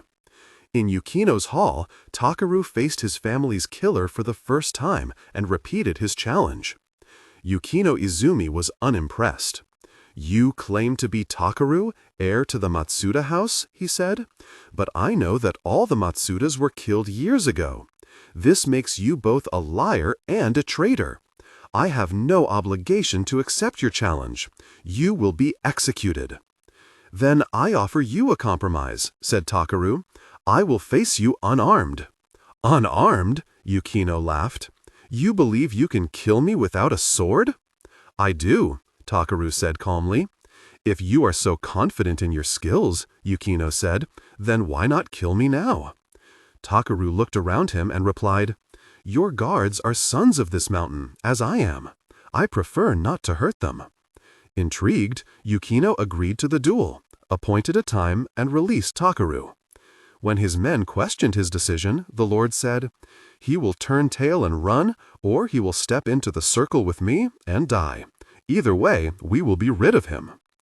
Upon hearing of Takaru's return and the challenge he had issued, Kotetsu Kenzo hurried to his adoptive son and begged him to withdraw from the fight. "The challenge has been made," Takaru said. "As a man and a Koro, I cannot withdraw." "Yukino Izumi is one of the best swordsmen in the region," Kenzo warned, in despair.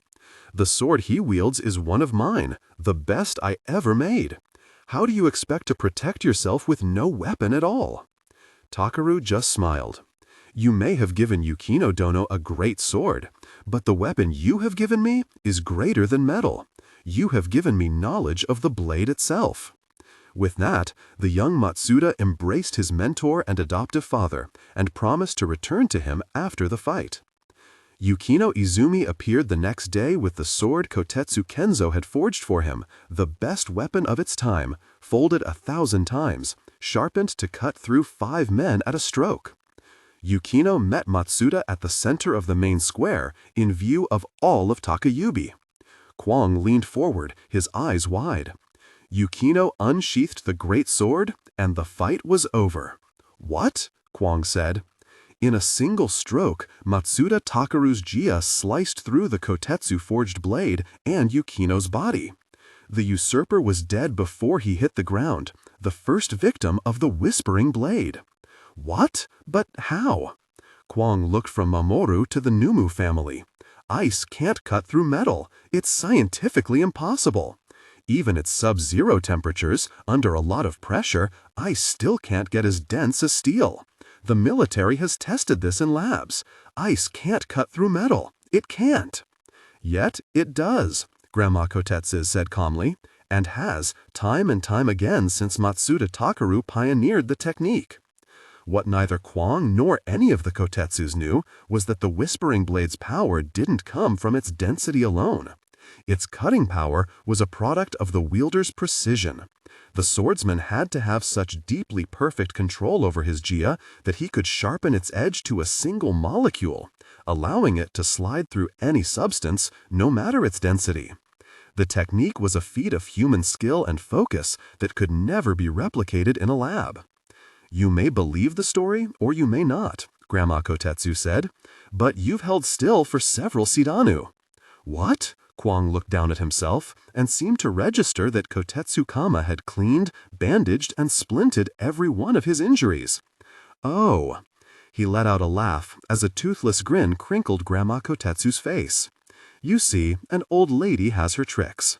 Now, sit and have some food, Kotetsu's wife said, motioning Kwang to the table. But what happened after that? Kwang asked, as he joined Mamoru at the Numu's scrubbed wooden dinner table.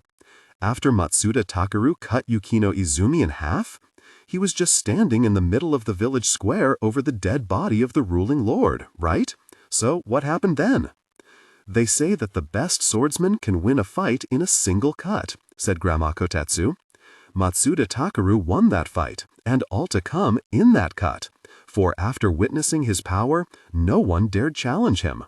The only person to step forward was Yukino Izumi's son, Hayase, a boy of 12.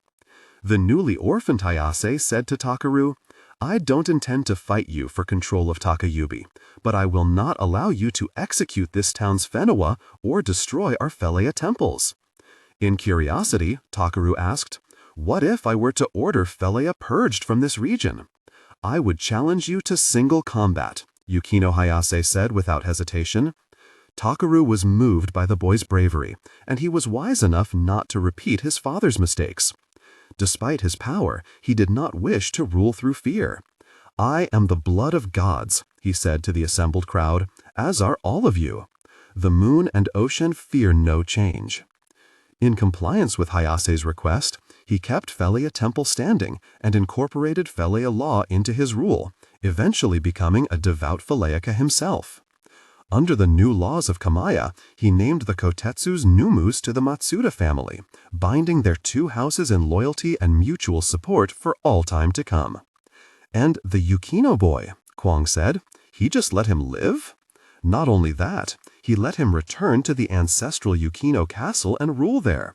He married Yukino Izumi's oldest daughter, Mitsuki, to ensure an enduring peace between their houses. Your swordmaster, Yukino Dai, is a descendant of Yukino Hayase, as Matsuda Mamoru and his family are descendants of Matsuda Takaru. Their two families have coexisted in this region for 1,000 years, never without tensions, but never without respect. For it was our ancestors, Matsuda, Yukino, and Kotetsu, who ushered in the first Ryuhan Felea state in Shirojima. Wow, Kwang said. And the Whispering Blade has just been passed down Matsuda's line all this time? Grandma Kotetsu nodded her head. Takaru passed the Whispering Blade down to his sons, who, in turn, passed it down to their sons. Ever since his time, boys of the Matsuda family are always sent to apprentice with Kotetsu smiths, in the hopes that skill in steel will lead to a Whispering Blade. But wait a second, Kwang said. Under Felea, isn't it kind of weird for Koronu like the Matsudas to apprentice with Numu? The Whispering Blade is the sacred force that brought Takayubi together, Kotetsu-kama said. For the sake of preserving the Matsuda bloodline technique, we make this one exception. Without the combination of Numu and Koro arts, the technique can't be carried on. Matsuda Takaru was the sort of genius who comes around once in a millennium. Those who are able to replicate his technique are often one in a generation. Kwang turned to Mamoru. Wait, so there are some Matsudas who can use the Whispering Blade and some who can't? Most never master it, Kotetsu-kama said, sparing Mamoru from answering, though it is the fate of all Matsudas to spend their lives trying. There have been weak generations in the past, during which people feared that the technique might disappear from the world. We are fortunate that this generation we will have at least one Whispering Blade. He gave his student a smile that Mamoru couldn't return. We are certain of it. Most days, Mamoru was certain of it too. Not right now. Now he felt like a brittle shell, capable of nothing, containing nothing. The moon and the ocean fear no change. So, Matsuda Takeru ended up adopting the ideals of his parents' killer? Mamoru said quietly. The three adult Numu looked at him in surprise.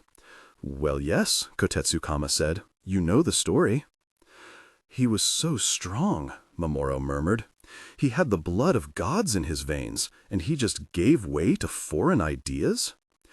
He had the intelligence to see that Felea was the way forward, Kotetsu-kama said, his deep voice that was usually so calming somehow grating at Mamoru's nerves. While it was Phalia that killed his family, it was Phalia that spared the Kotetsus he depended on, and it is the Rihan Phalia he pioneered that has made this region so strong ever since. But how did he know? Mamoru frowned at his knuckles. How could he be so sure? How could anyone be so sure of a decision that determined the fate of thousands? How? "Are you all right, Mamoru-dono?" the Numu asked gently. Mamoru was not all right. He was churning again, his jia agitated by the heat. How could he just abandon everything he knew, his family's legacy, for a new religion? Takeru grew up, learned in the tenets of both religions. He studied both with the same diligence that he studied the blade. And, as a leader, he had a decision to make. Kotetsu paused. "Are you sure you're all right? Your jia feels unwell, Kotetsu-kama." Mamoru looked up sharply. "Tell me about Yamanka obsidian." "What?" Kotetsu said, taken aback. "The really hard types of Yamanka glass," Mamoru said. "Are there Kaigenese craftsmen who know how to make it?" "Of course," Kotetsu said. "Nowadays there's so much commerce and cultural exchange between Kaigen and Yama. There are many Kaigenese who work in Junjo glass." "But not Zilazan glass?" "Of course not," Kotetsu laughed. "The production of that material is a bloodline technique, like our steel folding and your whispering blade. Its secrets do not leave the Zilazan family." "Oh," Mamoru hadn't realized that. "So the Kaigenese military has never produced anything made of Zilazan glass?" "No," Kotetsu said, "although my cousin tells me that the Empire has been importing a lot of Yamanka bullets, so maybe." "What about bigger things?" Mamoru asked. "Has Kaigen ever had Zilazan glass machines, like tanks or planes?" "Not that I know of," Kotetsu said. "The Zilazan make machines to be operated by Tajikalu, not Jijikalu. Importing that kind of equipment would be nonsense. And Kaigen certainly doesn't have any craftsman capable of creating Zilazan glass. I believe a Kaigenese smith would have to marry a Zilazan senkuli to be privy to those secrets. Even then, it might be too carefully guarded. It may be that only those with Zilazan blood are allowed to learn. So, the child of a mixed marriage, maybe?" Tamami gave a disapproving tsk. What good Theonite would want to sully their bloodline like that? "I don't know," Kotetsu said with a shrug. "If we ever get to see a Zilazan glass katana, the impurity might be worth it." "Do you think that would be possible?" Kwang asked, and Mamoru couldn't tell if he was genuinely excited or just eager to steer the conversation away from planes. "I know that Zilazan glass swords have been made in the past," Kotetsu said. "Really?" "They are extremely rare," Kotetsu said. "There are no more than 100 in the world." After Kwang had asked a few dozen more questions about sword forging, and Kotetsu's wife was satisfied that both boys had eaten as much as they could, the blacksmith walked Mamoru and Kwang to the edge of the Numu village and sent them on their way. Mechanically, Mamoru bowed to his teacher and wished him a good night. As he and Kwang set off up the mountain, he expected the northern boy to give him some form of "I told you so." He was prepared for it, but Kwang didn't gloat. He just followed wordlessly at Mamoru's elbow, up the path to the western village. When he did speak, all he said was, "Are you going to be okay?" Mamoru's voice was neither hard nor stormy. It was empty. "Yes." They walked on in silence for a while. Kwang no longer needed Mamoru to lead him.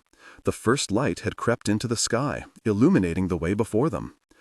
"How is your arm, Kwang-san?" "Chulhi." "What?" "Call me Chulhi," Kwang said. "We fell down the side of a mountain together. We can be on a first-name basis, can't we?" Mamoru didn't turn to look at the other boy. "If you like. Thanks for introducing me to your Numu friends, by the way. They were nice." "I'm glad you liked them," Mamoru said, "although I'm sorry you had to sit through a whole history lesson." "It's all right," Kwang said. "I like listening. And your history's pretty interesting." If it's really history at all, Mamoru thought. If Hibiki-sensei could be mistaken about Takayobi's past, so could Grandma Kotetsu. So could anyone. So, Kwang must have sensed the heaviness of Mamoru's nyama because he changed the subject. It's pretty cool what Numu Kotetsu said about Zillazan glass weapons, right? I had no idea the Zillazan made swords. Neither did I, Mamoru said. I guess the world's craftsmen share things with each other that don't always concern us Koronu. Do you think a Zillazan glass katana would be even stronger than your magical whispering blade? I can't make a whispering blade, Mamoru said, and anyway, there would probably never be a chance to test it. Kotetsu Kama said there are fewer than 100 Zillazan swords in the whole world. Not far up the path, the two boys parted ways. Good night, Chulhi-kun, Mamoru said, to see how the familiar address would feel on his tongue. It felt strange, until Kwang turned and smiled at him, an exhausted smile full of gratitude and fondness that he hadn't earned. Good night, Mamoru-kun. Mamoru had no way of knowing that he had lived his whole life within an arm's reach of a Zillazan glass sword. The black blade had been bundled away under the floorboards of the Matsuda's kitchen shortly before he was born and had stayed there, untouched, ever since. It was a slight weapon, barely bigger than a traditional wakizashi, but it had seen more combat than any katana in the Matsuda dojo. Of course, Mamoru had no way of knowing any of that. His mother, after all, did not talk about her past. Chapter 6. The Past. Tsusano Misaki straightened up, breathing hard. She wasn't shaking. Not exactly. Thrumming was more like it. We did it! She turned to the hooded figure standing further down the alley. She had never felt so alive. We did it! You did it. Eileen Eldon pulled back her hood, letting her golden hair tumble free as her eerily light brown eyes scanned the mess of bleeding and unconscious Theonites. I just set them up. The Latigi had her knife poised before her, but she hadn't needed it. The moment the illusion had dropped, Misaki had dashed in, felling the 4 men before any of them noticed the shadow sweeping through their ranks. Eileen was hardly a squeamish girl, but a frown creased her features as she stared at Misaki's work. Sorry about that, she said. I shouldn't have let myself flicker. Eileen often did that, referring to her illusions as herself. When they drew their machetes, I lost focus. Sorry you had to step in. I'm not, Misaki said, her face alight with a delirious smile. We could have held them here without anyone getting hurt. Eileen's frown deepened. If I had just kept my nerve. A crash echoed down the street beyond the alley, and both girls looked to the sky. No Firebird signal yet. Robin is still fighting. I'm going. Misaki stepped over the nearest unconscious man, making for the street, but Eileen caught her arm. What? Misaki demanded. Eileen's weak Hadean hands weren't capable of applying much pressure, but the tension in her grip suggested that it was meant to be firm. What if these men bleed out before help comes? Oh. Misaki turned back to look at her victims, sprawled across the grimy pavement. I'm sure they won't. She trailed off as the crawl of freely flowing blood reached her senses, and, grudgingly, she realized that Eileen had a point. Some of her slashes had cut deeper than she intended. Why were human bodies so soft? Weren't Tajikalu supposed to be tough? Maybe these Malusian smugglers were weaker as a result of their mixed blood. Fine. Misaki pulled her arm from Eileen's grasp. I'll make sure they don't die. I'm going to go join the fighting, Eileen said. I'm sure you'll be close behind, if I don't get there first. Ha. Sheathing her knife, Eileen flipped her white hood up to hide her hair and ran from the alley. Misaki didn't personally care if these fighters lived, but she thought of how upset Robin would be if he found out someone had died during one of his missions and treated each Tajika thoroughly. She accounted for even small cuts, congealing any blood she found leaking out of them. 2 were bleeding from the head where Misaki's ice-reinforced punches had hit. The 3rd she had managed to mangle pretty terribly, slicing one of his arms nearly to the bone. He would need surgery. As she worked on the last man's more minor injuries, he stirred and groaned. Her hand went to her dagger, but it was obvious that the Malusian was far too dazed to present a threat. Besides, she had landed a good cut to his calf. He wouldn't be walking, let alone fighting, anytime soon. He blinked up at her, but he wouldn't get a look at her face. Coley had designed their fighting outfits carefully. Even with her hood back, exposing her hair, the dark mask that clung to Misaki's face concealed her features. What's? The man started to say, but cut off with a wince when he tried to move his injured leg. You are very lucky. Why? He asked, still seemingly only half-conscious. Firebird doesn't want you to die. Fly. Bird? He murmured, definitely only partially conscious. Firebird, Misaki repeated tersely. If you want to make it in this part of Livingston, you'll remember the name. Finished with the man's leg, Misaki stood and looked around for the knife she had lost during the fray. She felt unbalanced with just the one cumbia dagger strapped to her hip, but she couldn't find the other. Maybe one of the Malusians had fallen on top of it? You... The man moved again, attempting to stand up. Stay there, Misaki ordered sharply. Your idiot employer led you into Pantera territory. Go crawling out into the open, and you'll get an arrow through the neck. Lie here quietly, and Firebird will make sure you're taken care of. If I were you, I'd play dead. Play dead? Yeah, and never take a job from Ya Old Texka again. Deciding that the missing knife was a lost cause, Misaki pulled her hood up and took off in the direction of the real fight, cutting across the street into the next alley. She had wasted enough time on Texka's useless henchmen when Robin and Aline might need her. A gaggle of homeless add-ins cried out in surprise as she came barreling toward them. Inconvenient. They clogged the alley, and it would take too long to detour around them. Instead, she lay into a full sprint toward them, turning at the last moment to run up the concrete wall. On her fifth step up, she pushed off with both legs. Water molecules rushed to her hands and feet. She hit the opposite wall, ice forming, and stuck there. The add-ins exclaimed to one another in shock. It probably wasn't often they saw a tiny foreign girl stick to a wall like a lizard. As they gaped in amazement, Misaki climbed. She kept the water tight to her hands and the balls of her feet, melting it each time she needed to lift a hand or foot, and then refreezing it back to the building. She was still slower than she would have liked at her newfound climbing technique, but once she fell into a rhythm, right foot, right hand, left hand, it didn't take her long to reach the top of the building. Clambering onto the flat concrete roof, Misaki turned to look over the surrounding area. This high over the North End slums, wind whipped her hood and cloak around her. A burst of smoke a few blocks away revealed Robin's location, and there was Aline, a bright streak in her white coat, running toward the action. Misaki could easily catch up. A human heartbeat caught her attention, and she turned to find a sandy-haired add-in emerging from the doorway onto the rooftop. He had a crossbow in his hand and a Pantera yellow sash around his waist. Shimata, she swore under her breath in Shirojima dialect. Oi, the man said, what business have ye here? This be Pantera territory. He raised the crossbow, but like most add-ins, he was slow. Misaki shot water at him and turned it to ice with a harsh snap of her jia. The man cried out as the ice froze the bolt to the bow and the bow to his hand. Intruder! The next glob of water hit him in the mouth, freezing it shut. Sorry. Misaki approached the add-in and pushed him back against the door, ignoring the punch he swung into her face. She had found that a blow from an adult add-in was roughly equivalent to a blow from a 4-year-old child. Annoying, but ultimately harmless. Her own baby brothers had been throwing harder punches than this man before they could talk. Having bruised his knuckles terribly on Misaki's cheekbone, the add-in reached for the machete at his belt. Misaki caught his free hand before it reached the weapon. Sorry, she repeated, gripping the handle of the machete and sliding it free of its crude excuse for a sheath. I'm going to borrow this.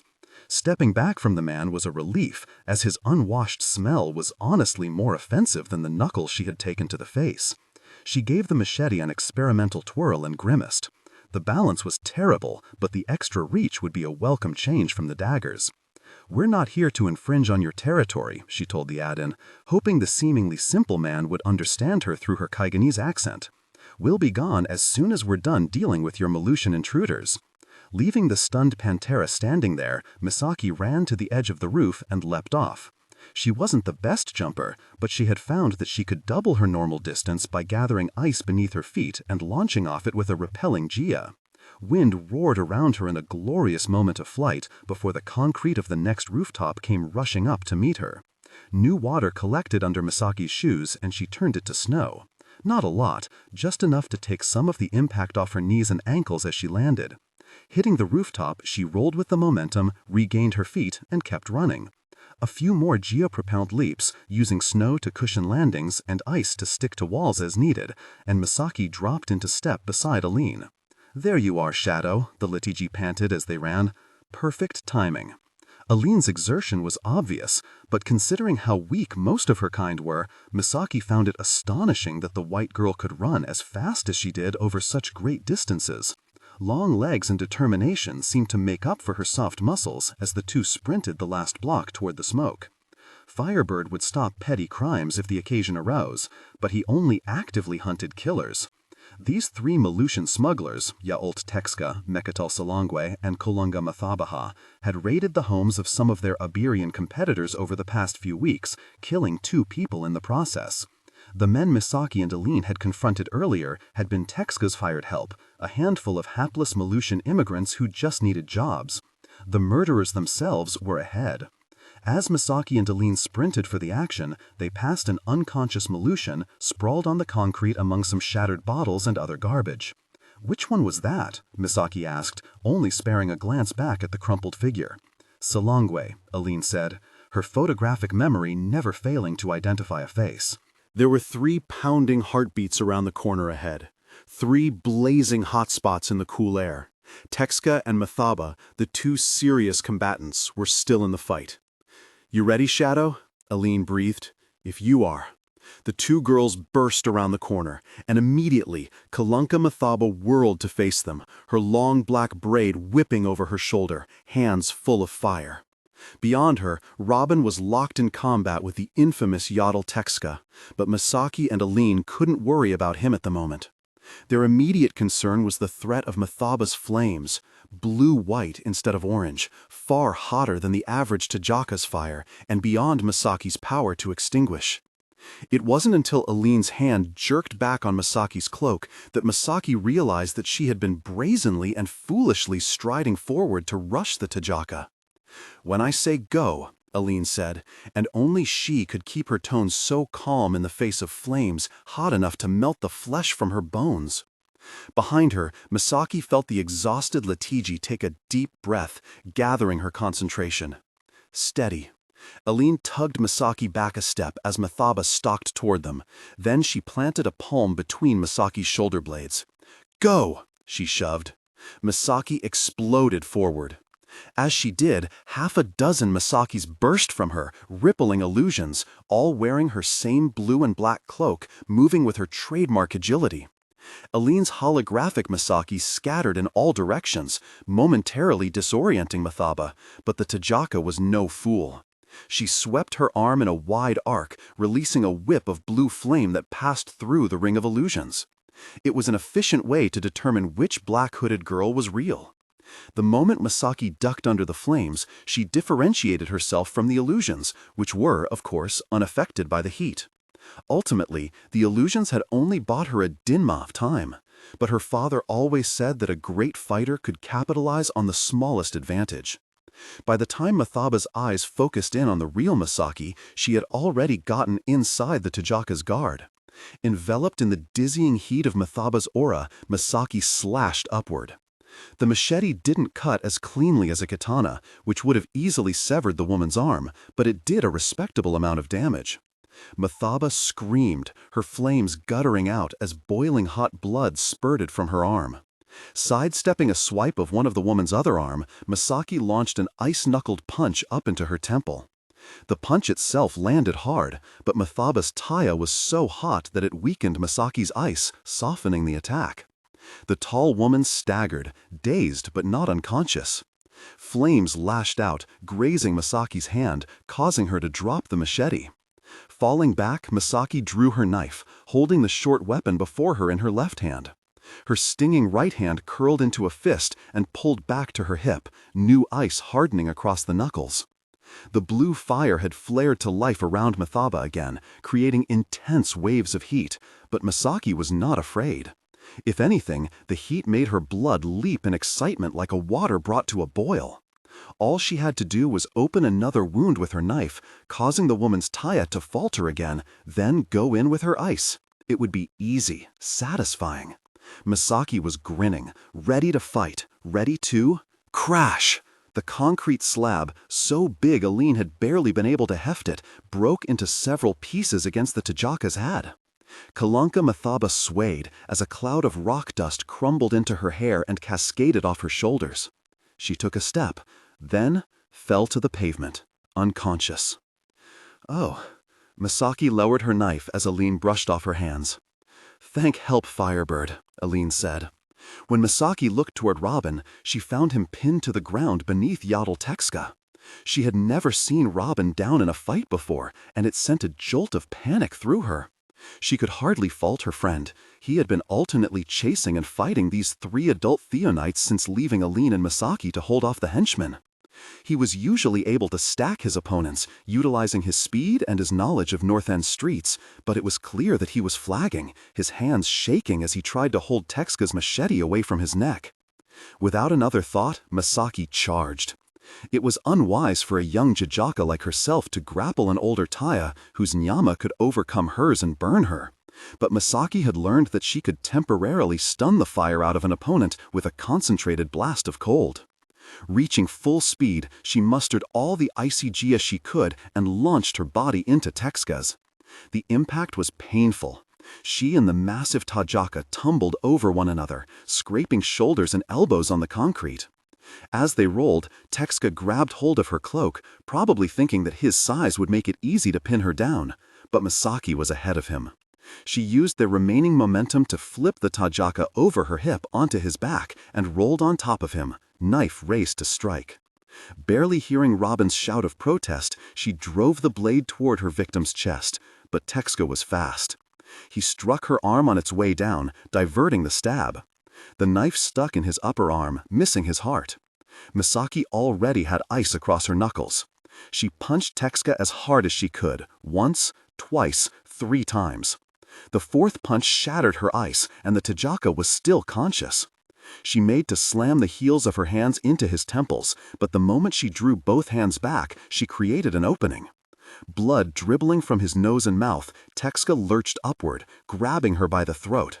His massive, blisteringly hot hand wrapped all the way around her neck. It probably wouldn't take him much effort to snap her spine, but she didn't give him the chance.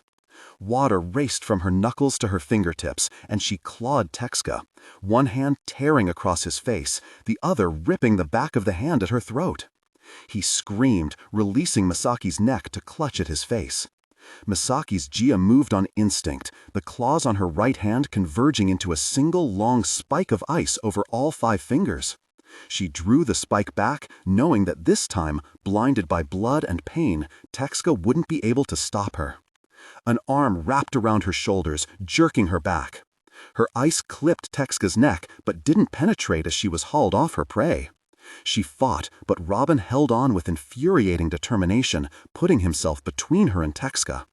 Don't! Robin gripped her shoulders, and gods damn it, he was strong when he was desperate.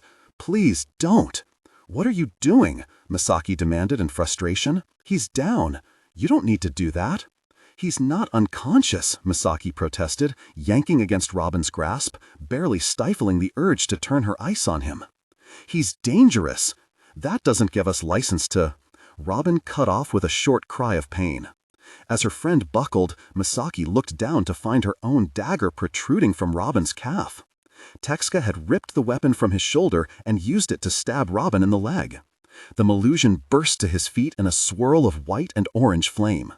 Misaki was forced to leap back to avoid being scorched as the man's fist slammed into Robin's chest, knocking him backward. Robin coughed as he fell into his fighting stance, clearly winded, but Tekska didn't stay to fight. As his flames broke, he turned and ran. He was going to get away. Drawing her hand back, Misaki pulled moisture into an ice spear and shoved her palm forward, firing the projectile at Tekska's back. "No!" Robin bellowed. Flames burst from his hands, blazing so hot that they melted Misaki's thin spear Koinu from its target. Tekska whipped around a corner and disappeared. Misaki sprinted after him, but by the time she rounded the corner herself, he was gone. There was no sign of which road or alley he had taken. She would have climbed for a higher vantage and tried to run him down, but she knew from watching the man run that she would never catch him. Robin might be able to if he weren't stabbed through the leg like an idiot. She rounded on him. What the hell was that? We don't kill, he said, teeth gritted as he staggered to the nearest wall and leaned against it for support. He would have killed us, Misaki protested. He was about to finish you when I— Thank you, Robin said, and then firmly repeated, we don't kill. Misaki wanted to respond, but the aftermath of a fight wasn't the place to have a protracted argument. This was the time to get everything wrapped up as fast as possible and clear out. While Ellen handcuffed Solongwe and Mathaba, Misaki pulled out a capsule Koli Kuruma had devised for her and shattered it on the ground.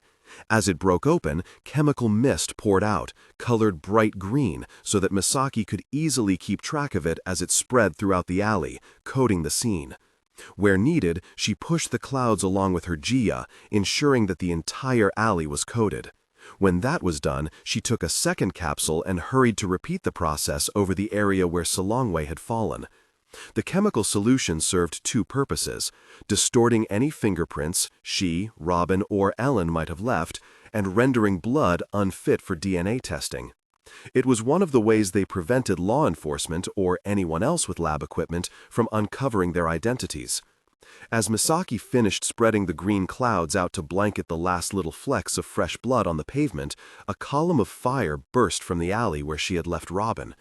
She didn't mean to get distracted. It wasn't as if she hadn't seen Robin's Firebird flare before, but her hands fell to her sides and she found herself staring as if she could drink the heat with her eyes.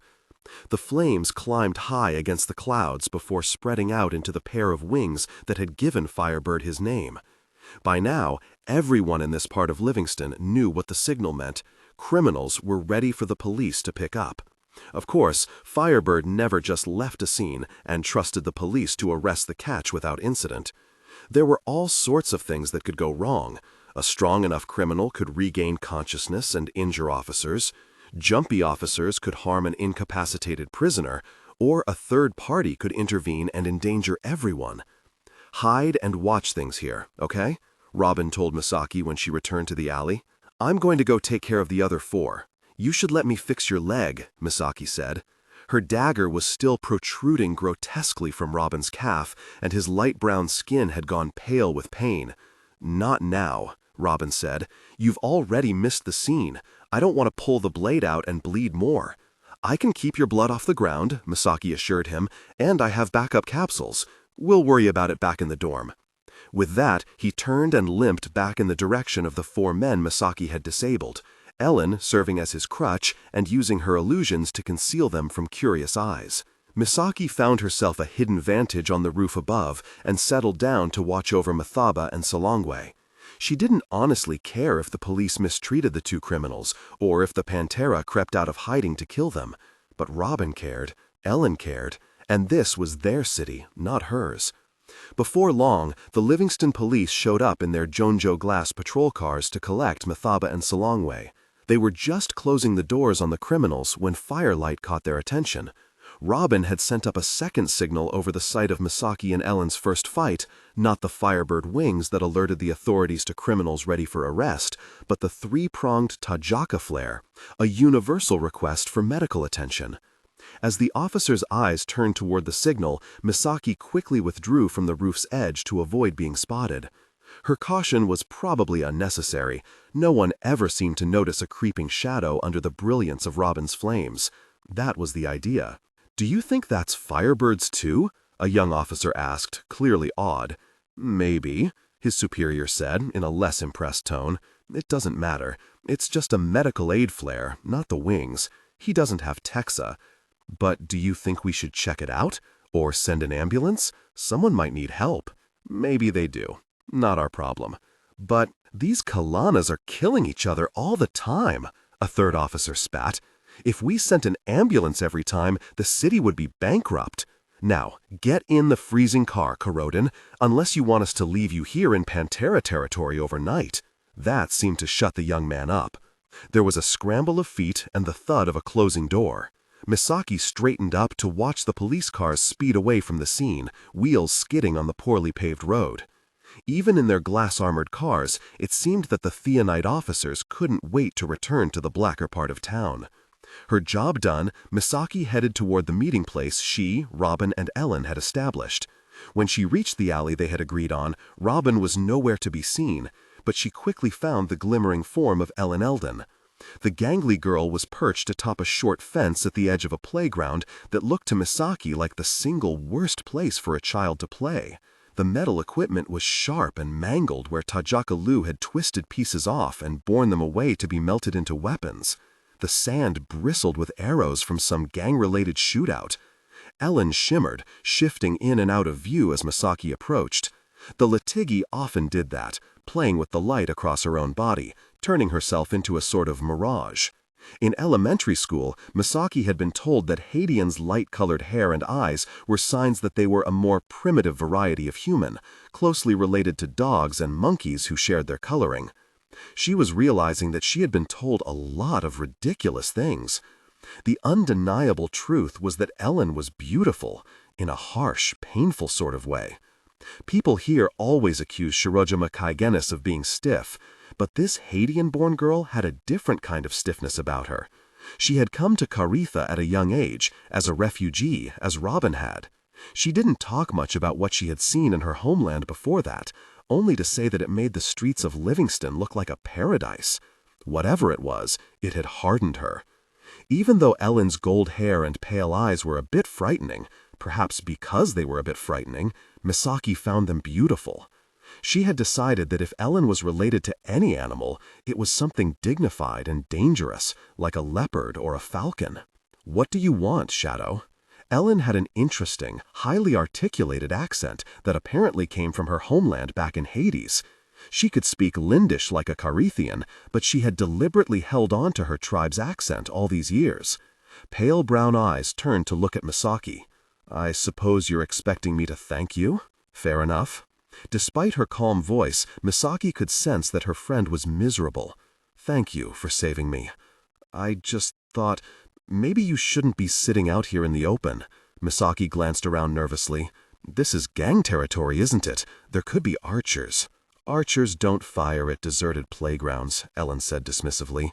"We can see each other, but as far as any people in the surrounding buildings are concerned, no one is here." "Oh." Misaki forgot that Ellen could not only weave light into images from her photographic memory, but also render people invisible from certain angles. "Please don't worry about earlier," Misaki said. "I don't think you have anything to be ashamed of. Your illusion was incredible. It held them off until I was able to reach you.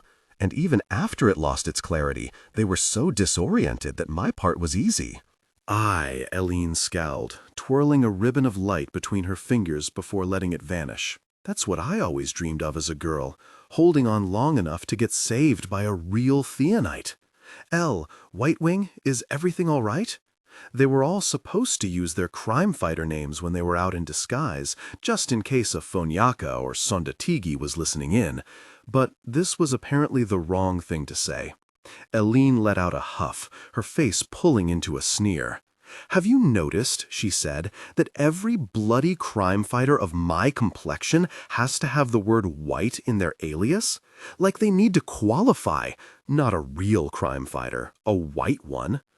"I didn't notice that," Misaki said. "I suppose I shouldn't be surprised. The reporter who named me White Wing is the same piece of shuro who decided I was Firebird's sidekick." Eileen was typically a stoic person, making sharp quips at the expense of others, but never revealing much about herself. The day's events seemed to have peeled back the scab on a deep insecurity. This was the kind of bleeding Misaki couldn't staunch.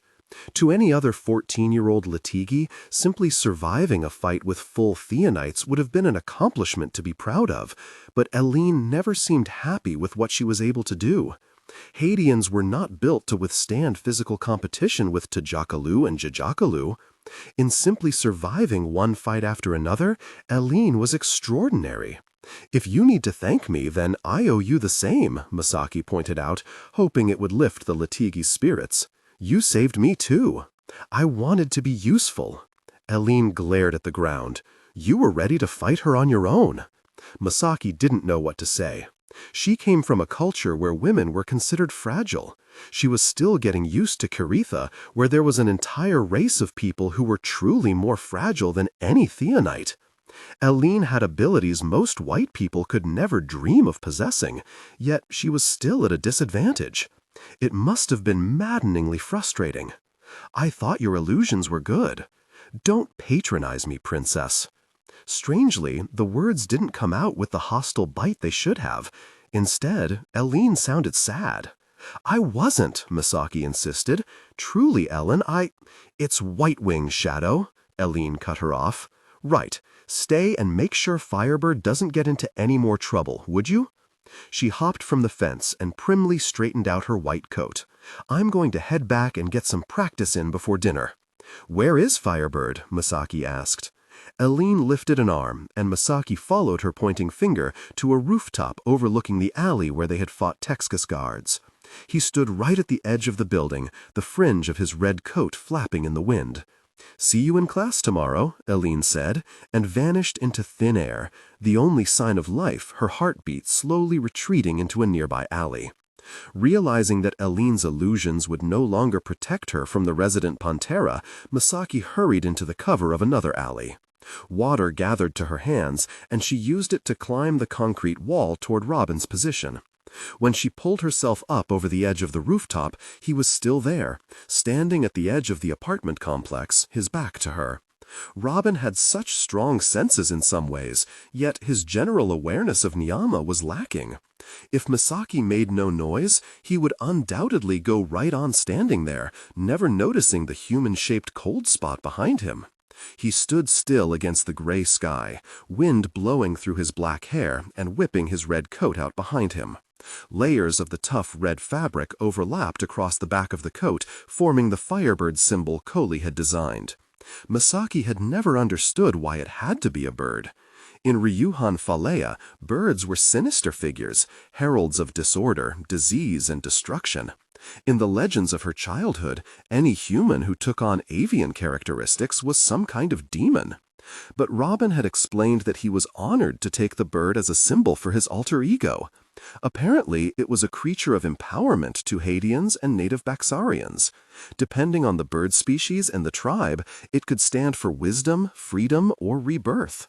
Misaki supposed that if Robin was a demon, he did a good job looking like power and freedom in that red coat. Coley talked about building new features into the Firebird coat, polygraphic fibers to make it merge with the darkness, or glow, or appear to be on fire, but Misaki thought that was silly.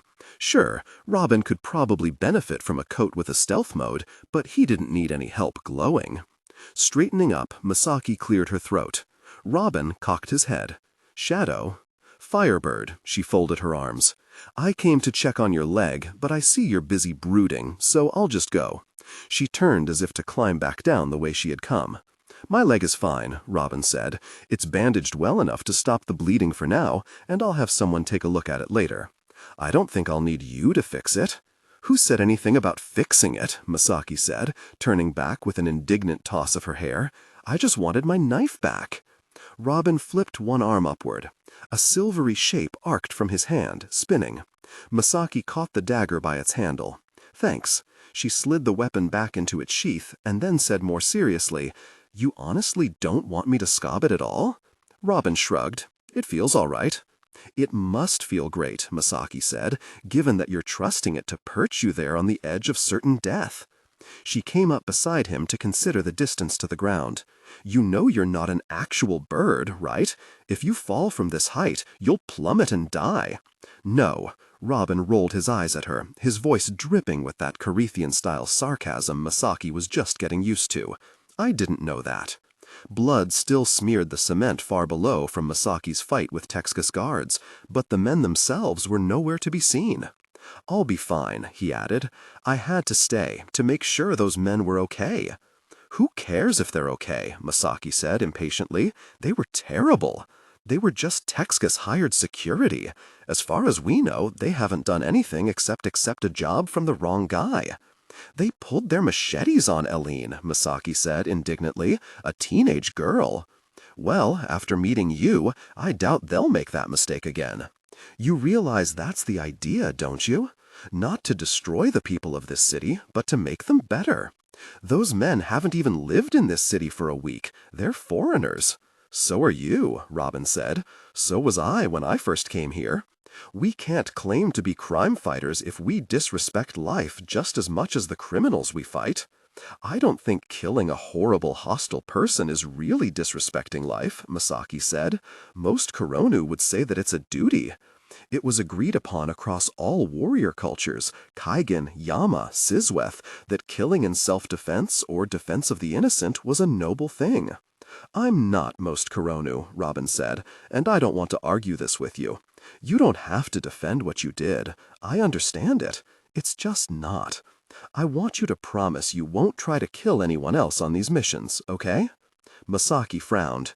You know what I am, right? I'm a Jijaka from a very specific family, famous for killing people with swords. If you didn't want your enemies dead, why even bring me on board? Why? Misaki paused, wondering if she should voice the question that had been gnawing at her these past 2 months. Why did you choose me? Misaki had spent more time than she cared to admit puzzling over the question. Sure, she had already been friends with Robin and Aline when the 2 orphanage buddies decided they needed a third Koro on their team.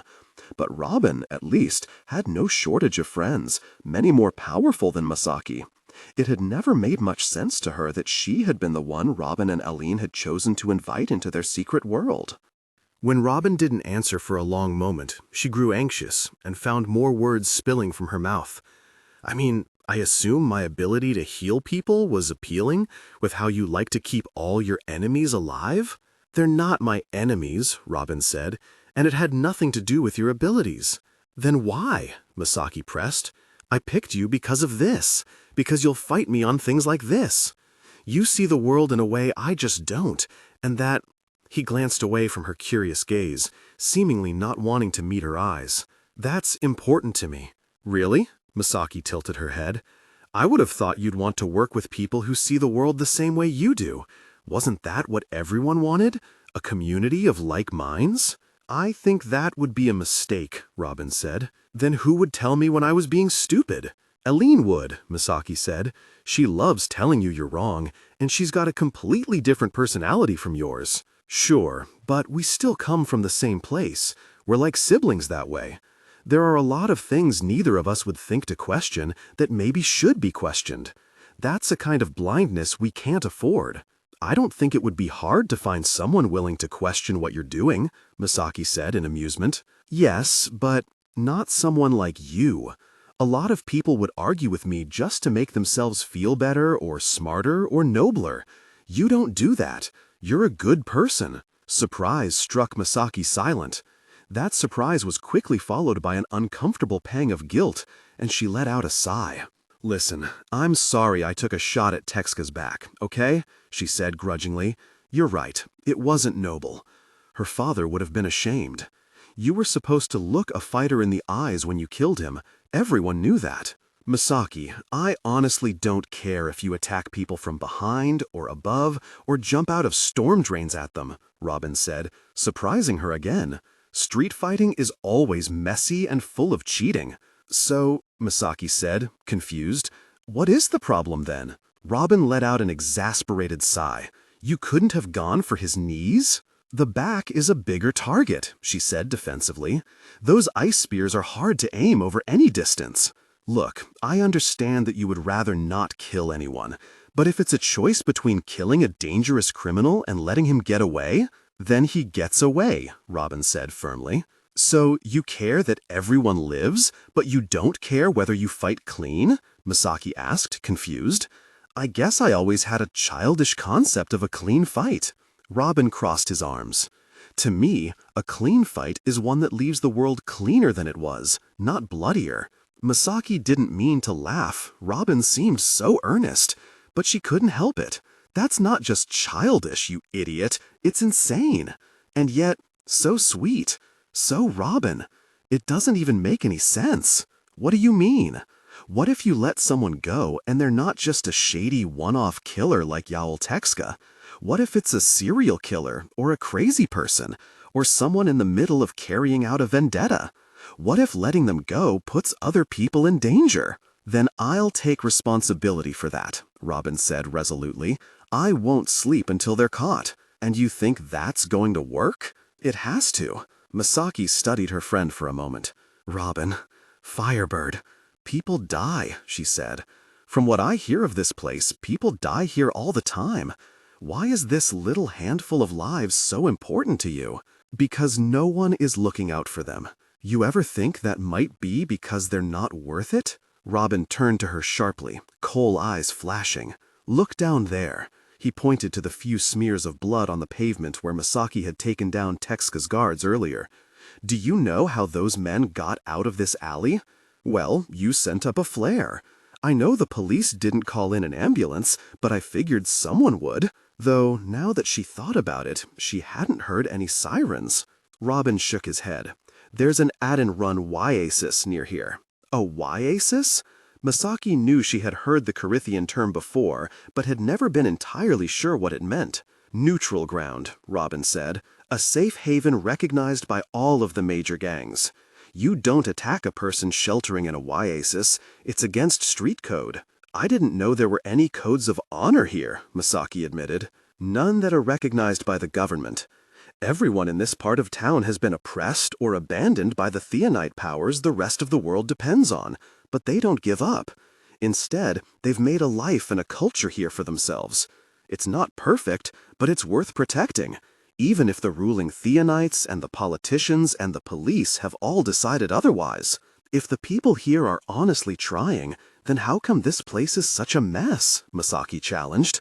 How come they're still so poor and uneducated? Well, consider that about half of North End is populated by native Baxarians. They were doing fine until the Yamankalka colonizers showed up and killed a third of them, enslaved another third, and forced the last third into phileka marriages. Right. The Joselawu back in Ishihama had always told Misaki that the natives of Iberia and Caritha had been thankful to intermarry with the more powerful Yamankalu. She had quickly gathered from the native Baxarians she had met in Caritha that this was far from the truth. It seems that not everyone in the world considered a strong bloodline to be a good trade for their autonomy. The Adens are at even more of a disadvantage, Robin continued. They were brought here as slaves to farm all that land the Yamankalko stole from the natives, but when they were emancipated, they weren't given any property of their own.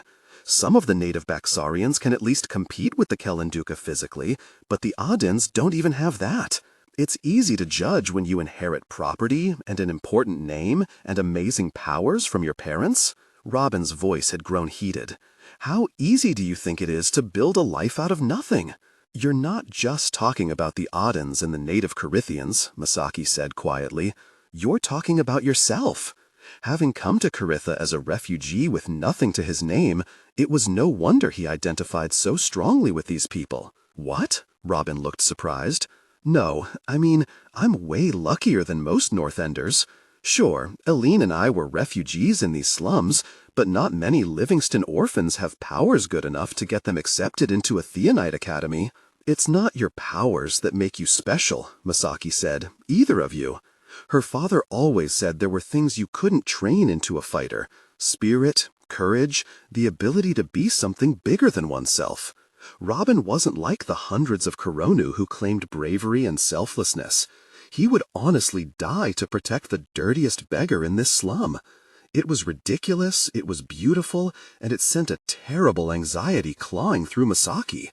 It was like Robin said, street fighting was messy and full of cheating.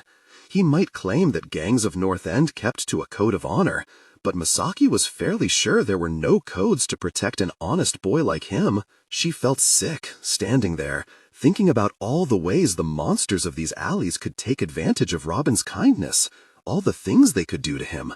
It wasn't a question of whether or not he was going to die. It was a question of whether he would die quickly, with all his spirit intact, or slowly, after the evils of the world had ripped and beaten every shred of optimism out of him. Robin was a strong fighter, but she knew better than anyone that it only took one decisively placed needle to fell a giant. There were some fights you could only win by being more ruthless than your opponent. One moment of hesitation or gentleness against a truly dangerous opponent would cost Robin his life. That light would go out. The thought created a frantic, irrepressible panic in Misaki.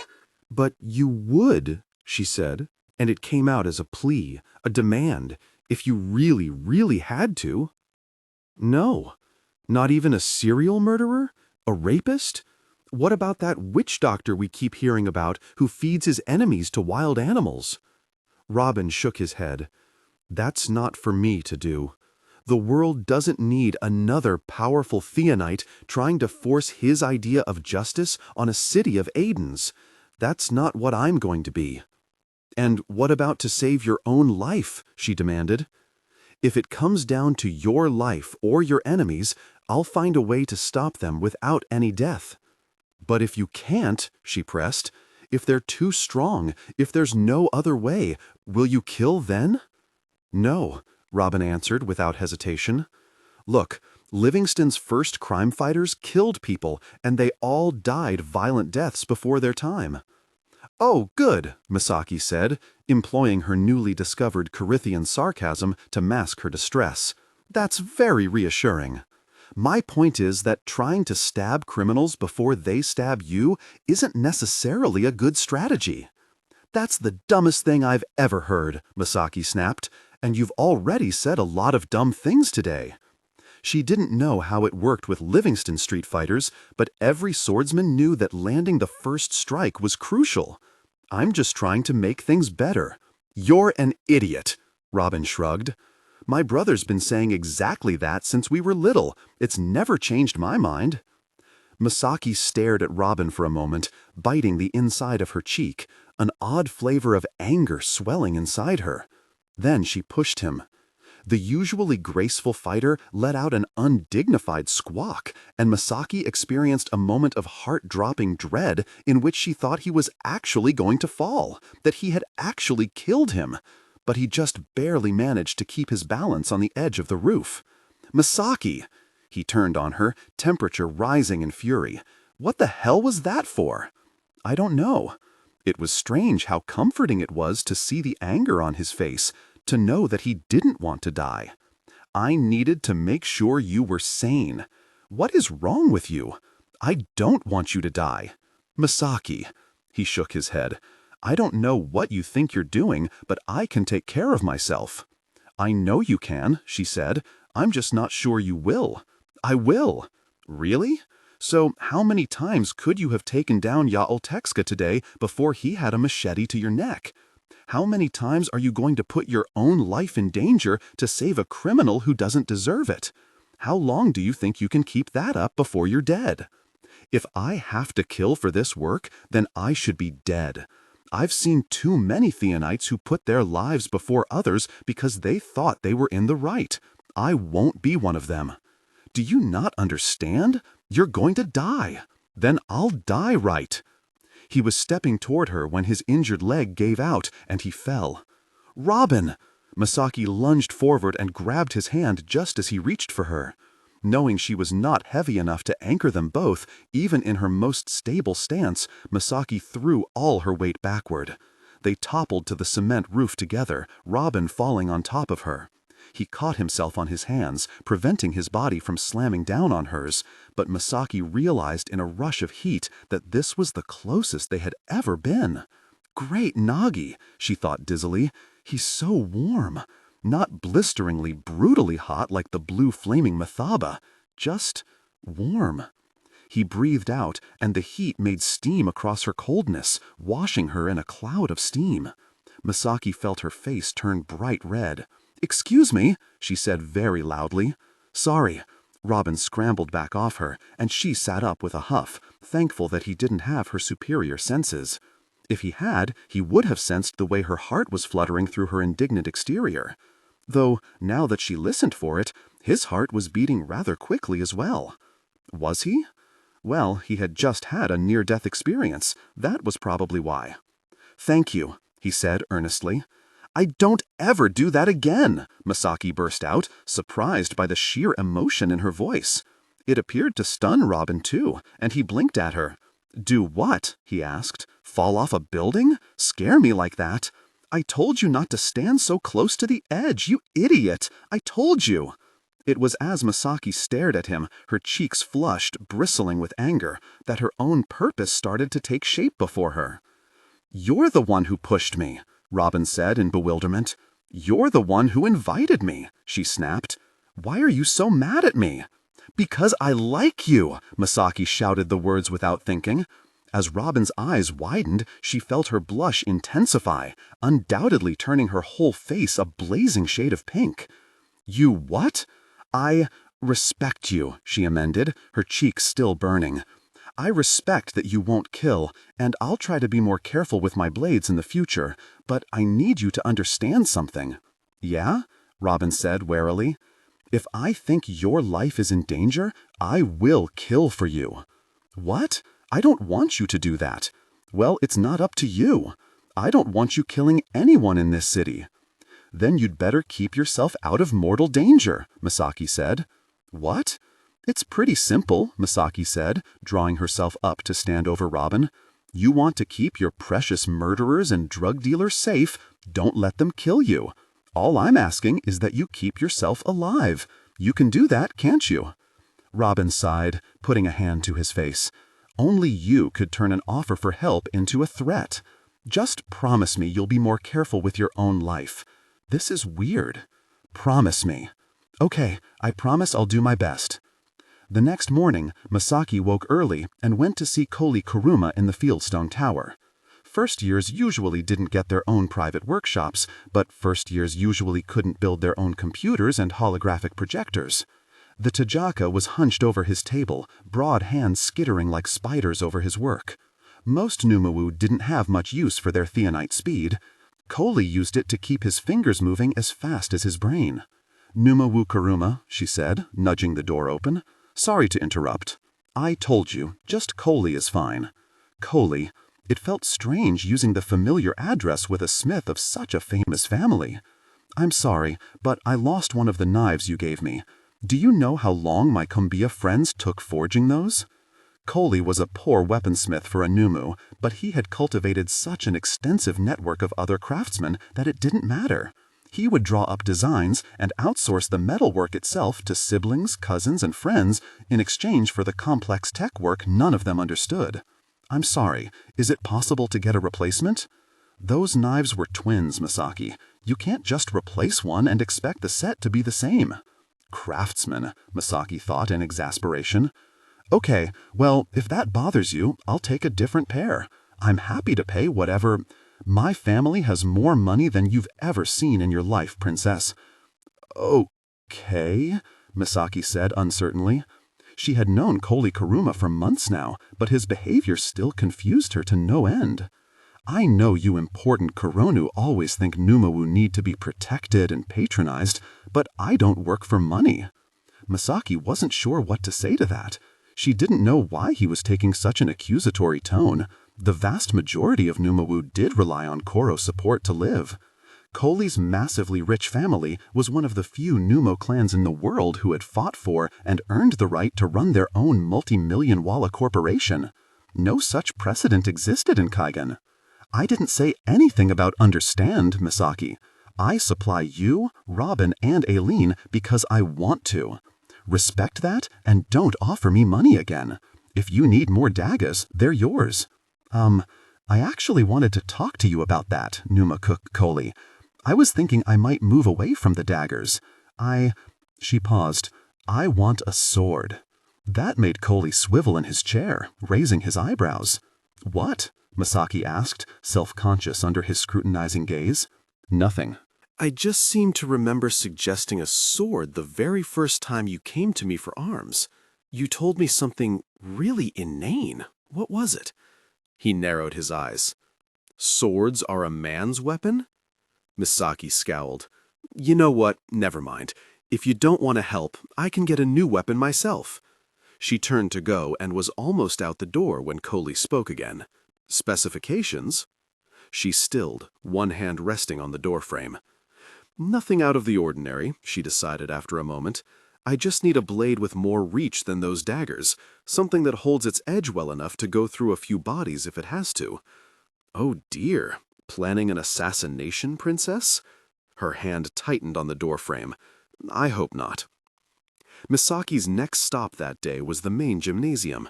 She had avoided open advanced sword practices since coming to Daybreak.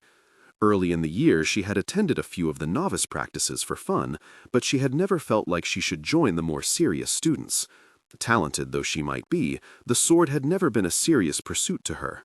How could it be? She was a girl. But that morning, she joined the advanced sword students under the glass dome of the gymnasium. Daybreak's master sword instructor, Makan Wangara, usually delegated supervision of the novice practices to his son, Kinoro, or one of his other high-ranking students, but the weathered old Koro always oversaw advanced practices himself. Today, he stood on the bleachers, overlooking the students as they filtered in. Advanced practice was open to everyone, though Wangara was known to bump students to the novice group when they were obviously out of their depth. Misaki was confident that she could keep up with this group, some of whom had only been training with the sword for the 3 or 4 years they had attended Daybreak. She did, however, feel pitifully small as they all stood to find training partners.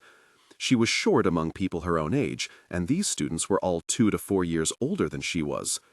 A brown-skinned Biladaguka girl took pity on Misaki and offered to drill with her. She looked to be about 15, in her 2nd or 3rd year. "I'm Azar Tarore," the girl greeted Misaki the Yamanka way, taking the Jikaka's hand in hers and touching her lips to the knuckles. "Right," Misaki returned the gesture, awkwardly bumping her lips into Taro's knuckles, and let go of her hand as quickly as she could without being rude. She hadn't gotten used to the amount of touching Tajikalu did, and she wasn't sure she ever would. Inexplicably, she didn't mind the heat, but she knew her cold skin made them uncomfortable, and it always left her feeling self-conscious, although Robin never seemed to mind. She shook herself and returned the girl's smile. "I'm Misaki, Susano. It's a pleasure to meet you, Koro Azar." "Just Azar, please," the girl said as they went to select practice swords from the box. The bokken here weren't wooden like the ones Misaki used back home. Instead, they were made of some kind of synthetic material that wouldn't catch fire in the hands of an overzealous Tajikalu. Few things in Karatha were made of wood except the trees. The country's population was over 40% Tajikalu, making wood an impractical building material. Master Wangara called out the name of a drill Misaki didn't recognize, and the rest of the fighters surged into motion, synthetic bokken clacking together. Despite her experience, Misaki wasn't used to Yamanka terminology and training methods. "Have you done this drill before?" Azar asked patiently. "No," Misaki said, watching closely as the pair of students next to them ran through the set of moves once, twice, 3 times. "Awa, I can walk you through it." "That's okay." Misaki's eyes followed the other 2 students through the sequence a 4th time. "I've got it." "What?" "I've got it. Please, come at me, Koro Azar." The first time Azar attacked, she did so gently, as if worried she might break Misaki if she hit too hard. Misaki was used to that, but Azar picked up her speed and power as soon as she saw Misaki in motion. "Where did you come from?" Azar asked when Master Wangara called a break between drills. "I'm from Shirojima, Kaigen. Why haven't I seen you at these practices before?" Misaki shrugged, not really wanting to explain. Other girls at Daybreak tended to react with revulsion to the idea of growing up to become a housewife. A deep, restless part of Misaki was relieved to be in a place where her viciousness was an expectation, not a surprise. Another, equally deep part of her felt a need to defend her culture from these outsiders who clearly didn't understand it. "Who taught you?" Azar asked. "My father." "Oh, is he a military man?" "No. It was an understandable assumption. In most countries, the most skilled fighters all join the military. The Kaigenese Empire mainly conscripted from their core provinces, leaving the Koro houses of Shirojima and other provinces to arm and train their own." Azar clearly had more questions, but Master Wangara called them back to their lines. The second drill was more difficult, and Misaki felt herself coming awake. Azar was good enough to keep Misaki engaged, though her stances were on the narrow side and she carried too much tension in her shoulders. Misaki didn't say that, of course. Azar was an upperclassman. It didn't feel appropriate. As they moved into more advanced drills, Azar started to grasp Misaki's skill level. "Great Falake!" she exclaimed. "I've never seen anyone shift stances so fast." I'm little, Misaki shrugged off the compliment. Low center of gravity. Unlike some Korono, Azar's knee-jerk reaction to Misaki's skill was not to get defensive and competitive. She seemed excited.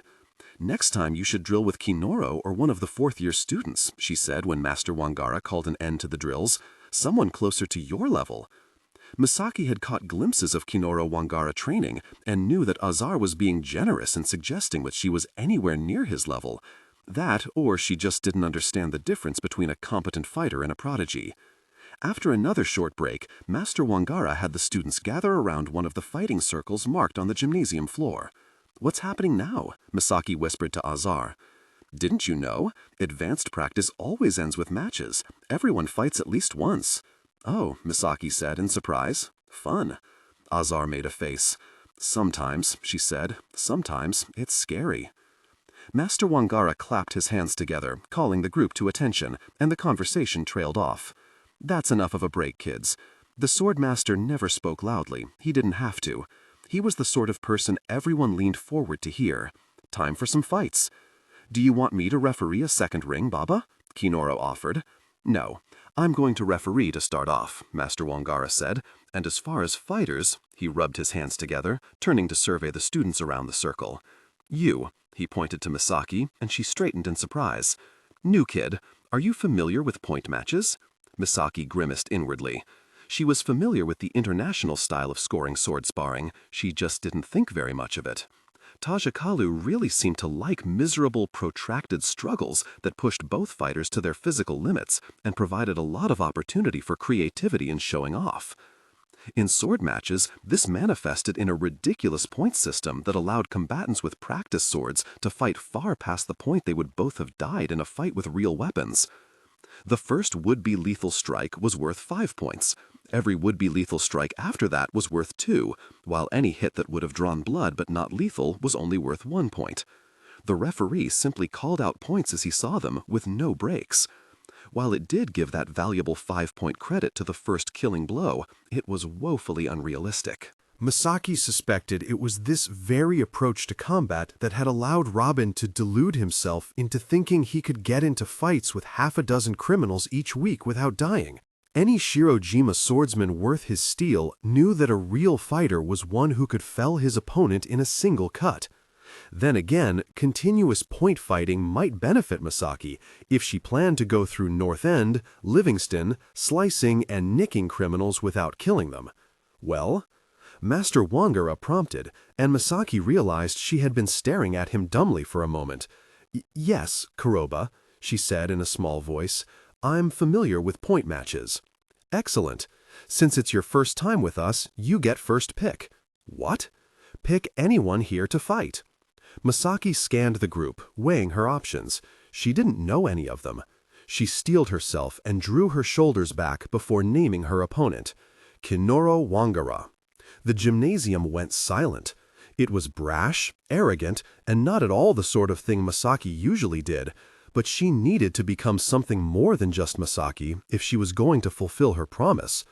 A middle-of-the-pack sword fighter was not going to be able to protect Robin. Master Wangara was looking at her with new interest as murmurs broke out among the other students. "I feel that this bears asking before you step into the ring. Do you understand who you are challenging?" "Yes, Kuroba." "Good enough." Wangara nodded for his son to step into the circle, but Kinoro hesitated. His gaze flicked from his father to Misaki, back to his father. "Are you sure, Baba?" he said. "Yes," the swordmaster said shortly. "Take your positions." The younger Wangara still hesitated. "Are you sure?" he asked Misaki. Kinoro Wangara was 2 years older than Misaki, with typically Sizwane dark skin and a mess of black braids that he pulled back with a hair tie when he fought. He was built like a jungle cat, long limbs, thin but rippling with muscle. "Don't be rude, Kinoro," Master Wangara scolded. "She said she wants a fight. Show the girl some respect." Relenting, Kinoro stepped into the ring, and Misaki took up her position opposite him. The surrounding students let out cries and clapped their hands. These non-Kaigenese had an infuriating habit of whooping and stomping and making all sorts of distracting noise while fighters were engaged in combat. As far as they were concerned, they were being helpful. They had this bizarre notion that praise and song could lend a person power. Much of a Yamanka Jaseli's job seemed to consist of following Kuronu around, talking them up, and singing of their accomplishments. Misaki had never understood how a song was supposed to make a person strong. Power was born into a person and lived in the wordless depths of their soul. The strength of a bloodline wasn't something you sang about. It was something the holder knew and others witnessed. Kaigenese Kuronu rarely had Jaseli Wu follow them around. Real power needed no words. It spoke for itself. She bowed automatically, hands at her sides, bakken resting in a reverse grip against the back of her right arm. The bow wasn't part of fighting ritual here, but it felt wrong to begin a match any other way. Kinoro returned the bow smoothly, as any Kaigenese swordsman would, and Misaki remembered that the Wangaras were famous for training in different styles across the world, from Sizue to Ronga to Biladugu. This boy had almost certainly trained with Kaigenese like her before. He would know her tricks, but she was unfamiliar with his. "Assume your stances," Master Wangara said. As Misaki raised her bakken to mid-guard, in the standard ready position her father had taught her, Kinoro dropped into a strange cat-like stance she didn't recognize. Letting out a slow breath, she tried to see him as a criminal. She had to stop him from hurting Robin. She had to fight. Kinoro exploded forward as if shot from a cannon. His bakken slid across Misaki's middle before she could even start to defend. Master Wangara called out, "5 points, Kinoro." And the end of the fight, Misaki thought, with a sick feeling in her gut that had nothing to do with the practice sword that had just thumped into it. But these were Tahaka rules, and the fight went on. Misaki tried to return the favor, slashing her own bakken at Kinoro's neck, but he sprang back so fast that he was out of range by the time the weapon swung through. She was in the process of flipping the blade around for a second cut when he hit her again, this time in the leg. 1 point, Kinoro. The Swordmaster's son had every possible physical advantage over Misaki: size, strength, speed, flexibility. And the most infuriating thing was that he didn't need any of them. His skill so far outstripped her own that he probably would have been able to trounce her with any number of physical handicaps. Each feint was perfectly placed to trip her up, each strike impeccably placed. His footwork was so inscrutably tricky that at times he seemed to be teleporting from one side of Misaki to another. As soon as she thought she had him with a cut, he was suddenly gone, only to reappear half a heartbeat later and score a point as her blade swung wide. He didn't hit her hard, but each stroke of his bakken left her feeling shaken. The students on the sidelines were stomping and shouting so loudly she could barely think, and he was so fast. No, she thought, as he flashed through her guard again to strike her shoulder, it's not just speed, it's foresight. Kinoro Wangara moved with perfect timing, forecasting her every movement and striking in the split dinma she was vulnerable. She just had to be less predictable, trip him up. The next time she advanced, she made the same decisive slice towards his neck she had attempted several times now. He evaded as she knew he would, falling back just far enough to be out of her swing radius, but still close enough that a powerful launch off his back leg would shoot him back in. However, instead of facing him as he sprang forward, she spun, letting the momentum of her follow-through carry her into another downward slice in the same direction as the first. A surprised Kinoro only avoided a blow to the head by inexplicably changing directions mid-stride. There was a smack as Misaki's bakken caught one of his braids, and an appreciative roar swelled from the fringes of the circle. Apparently, even an almost point against Kinoro was cause enough for them to celebrate. Not for Misaki. She had to do better. She had always been a quick learner, but this Kinoro Wangara, it seemed, learned even faster. The second time she tried to feint into a spin, he responded by dropping into a spin of his own, sweeping a leg around to take Misaki's feet out from under her. Her immediate impulse was to tuck and roll out of the fall, but Kinoro had somehow hooked her ankle with his toes, making that impossible. She caught herself on her forearms with bruising force, barely avoiding breaking her nose on the Jonjo glass floor. 2 points, Kinoro. Master Wangara called, as the Tahaka's bakken touched the back of Misaki's neck and rested there. Yield, Kinoro said. Misaki wanted to. She was painfully out of breath, and both arms throbbed from taking the impact of Kinoro's swings. But Robin would get back up. Robin would still be fighting, and Misaki had to be there to protect him. Bracing her left hand against the floor, she gritted her teeth. Then she slammed her bakken into Kinoro's, knocking it away from her neck. The other students cheered and sang as she staggered to her feet, but it wasn't long before Kinoro had her on the floor again. This time she landed on her back, stars careening across her field of vision as Kinoro's bakken touched her throat. She had to blink hard to bring the Tahaka's dark face into focus above her. To his credit, there was nothing gloating in his expression. Misaki herself was never so gentle with inferior fighters. "You did well," he said, his black eyes soft with a sympathy Misaki didn't need. "You have my respect." "I don't want your respect," she thought bitterly. "I want to be better than this." "Do you yield?" Misaki clenched her jaw. She hadn't landed a hit yet. Kinoro looked to his father. "Baba, can you call off?" Misaki swung her bakken with all her strength. It struck Kinoro's bare ankle with a loud crack. "Ow!" Kinoro cried out. The sudden pain caused his grip on his own bakken to loosen, and Misaki twisted it from his hand. She rolled backward into a crouch with two weapons. "That was uncalled for!" Kinoro exclaimed, clutching his ankle. "1 point, new kid," Master Wangara laughed. "Baba!" Kinoro looked at his father, betrayed, and his temperature rose. It was hard to tell if he was more annoyed with Misaki or his father, but annoyed was good. Maybe it would make him sloppy. He turned back to Misaki and pointed to her. "I'm going to hit you for real now." Normally, Misaki enjoyed getting a rise out of another fighter. She had gotten a lot of good laughs punching Robin and tripping Kazu onto his face, but she didn't feel like smiling now. As Kinoro, now weaponless, coiled into a fighting stance, Misaki weighed her options. An honorable fighter would throw the Tajaka, his weapon, back, but she had foregone honor when she took that swing at his ankle. Nobody cared about rules of engagement on the street. If she wanted to succeed where she was going, she couldn't afford courtesy. Throwing the extra bakken at Kinoro as a distraction was out too. His reflexes were so fast that he would snatch it right out of the air. She didn't even trust herself to hurl the practice sword out of the ring without the tricky boy somehow managing to catch it. Her only option, it seemed, was to hold on to both bakken and see what she could do. She had never properly learned to dual-wielded swords, but the twin daggers she took out crime fighting had given her a sense of balance with a weapon in each hand. Keeping the right bakken clutched in a four-handed grip for longer-range strikes, she flipped the left one into a reverse grip to use in defense if Kinoro got too close. The Tajaka's keen eyes followed the movement, undoubtedly reading her train of thought. He didn't ask his father to break again. He was engaged now.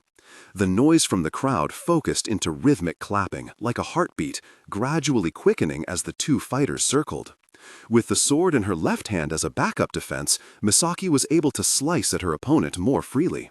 Mobile as Kiara was, she managed to trap him against the edge of the ring.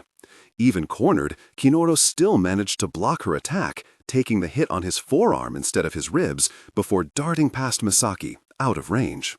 1 point, new kid, Master Wangara declared. The crowd of students roared in approval, but the sound only grated on Misaki. 1 point wasn't good enough. She needed a killing strike. She would have to swing faster to have any chance at a decisive, fight-ending hit. No hesitation. Kinoro shook out his arm and then came at her. There, she swung and missed. Somehow, Kinoro had managed to duck faster than she could think.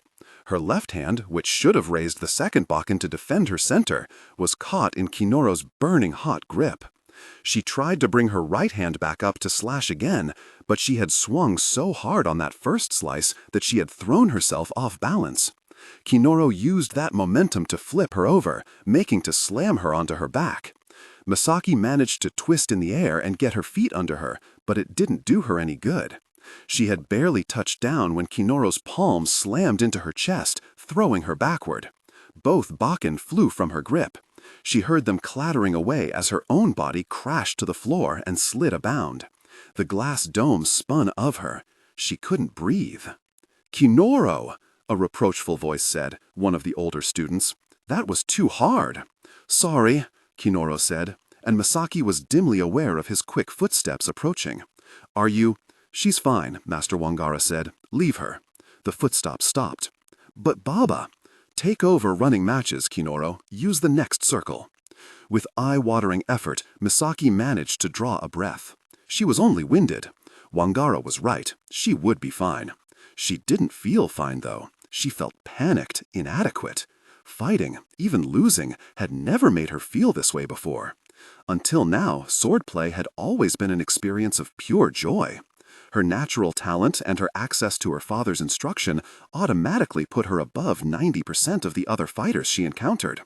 And if she lost a fight every now and again, if Kazu got a lucky hit in or if some boy knocked her down, well, what did it matter? She was a girl, and no one staked a girl's worth on her swordplay. It was all just a hobby, a delight if she did well, unimportant if she didn't. But if one of those slip-ups meant the difference between Robin living and dying, there was no joy in that thought, only pain. As she lay staring at the gymnasium ceiling, slower footsteps approached, and she found Master Wangara standing over her. "You did not enjoy that," the swordmaster said lightly.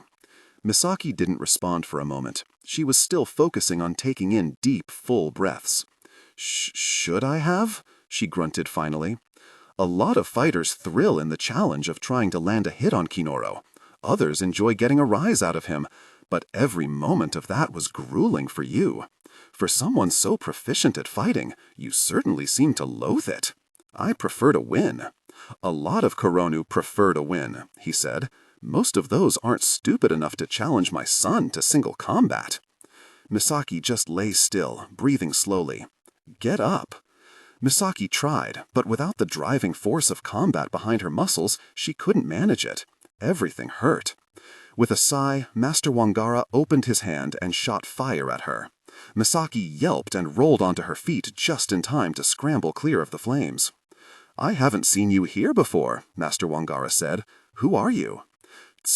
Misaki Tsusano," she said, just remembering to order her name the Yamanaka way, given name and then surname. "I'm a first year in Limestone 4. "Tsusano," Master Wangara said with a knowing nod. "I see. I'm going to hazard a guess you have no brothers." A good guess. It would explain why a girl had ended up training the sword with her father, but that was not Misaki's situation. "I have 3, she said with a note of pride, "just none as good as I am." "And you're here," Master Wangara said, "which means your parents can't be entirely traditional people." "They're pretty traditional," Misaki said. "They're still going to marry me off when I'm done with my schooling here." A few months ago, the thought wouldn't have pulled at this strangely painful feeling in Misaki's chest. Why was Robin's face suddenly filling her mind? "Interesting," Master Wangara said, crossing his arms. "Is it, Koroba?" "I just wonder," he said, "why would a future housewife need to be a skilled fighter?" Misaki frowned stubbornly. "Maybe it's fun for me, Koroba." "Oh, I'm sure it is. But you didn't come here today for fun. You came here out of need." Misaki eyed the swordmaster in surprise. "How do you—" "You came here for a purpose today. I could see it on your face. It must be something very important for you to challenge my son of all people. Maybe I'm just an idiot with an oversized ego. If you had stepped into that ring to sate your ego, your attitude would be uglier right now," Wangara said confidently. "There are few things uglier than a wounded ego. You honestly wanted to see how you measured up, and you honestly wanted to do better." Misaki nodded. "The sword for its own sake is a beautiful thing, but I like a sense of purpose in a student." Master Wangara considered Misaki for a moment, and she was nervous that he would ask her to elaborate on why she had come to the practice. She couldn't tell him what had given her purpose. She couldn't tell him about Firebird, but he didn't pry. Instead, he said, "I have timed this Suradan at the 10th wati." Misaki looked up sharply. "What?" "I'll try to find you a training partner closer to your size and strength. Until then, I'm afraid you'll have to make do with Kinoro." "What are you?" Misaki suddenly felt dizzier than she had any time Kinoro had knocked her down. Are you offering to train me?" "Not offering, Susano, insisting."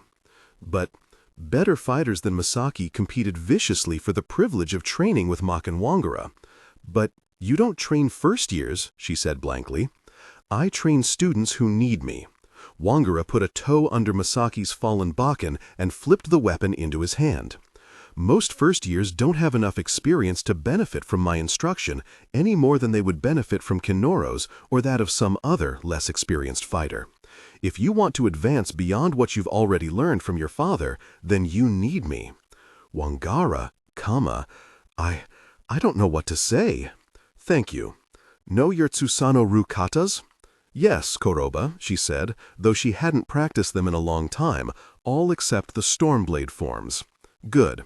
He threw the bakken at her with blinding speed for a man his age and seemed pleased when she caught it. "Practice those. Have them ready to demonstrate for me by Suradan, and don't try to cut corners. I know what they're supposed to look like." Misaki clutched the bakken and found herself smiling. "Do I need to bring anything, Koroba?" "Nothing, except that smile." "What?" "If you want to be a great swordswoman, you'll need to find purpose and joy into your fighting at the same time. Now, if you'll excuse me, I'm going to go oversee a few more matches." Misaki nodded. "Suradan on the 10th wati," she said, just to make sure she hadn't imagined it. "Tsusano-ru katas." "And a smile," Wangara said, and strode off to referee the next match. Chapter 7. The Sun. When Misaki hid her sword, she nailed the floorboards down over it. It was a promise to herself. She might never be able to destroy the part of her that was aggressive and willful, but she could bury it. That was what she had thought at the time. "A jijaka is a fine thing to be," Master Wangara had once told her, "undoubtedly the best Tiamat for a sword fighter." "Why?" she had asked. "Most strong things are rigid. If you are water, you can shift to fit any mold and freeze yourself strong. You can be strong in any shape. You can be anything." "I can be strong in any shape," Misaki told herself as she packed the hammer and nails away. "I can be anything."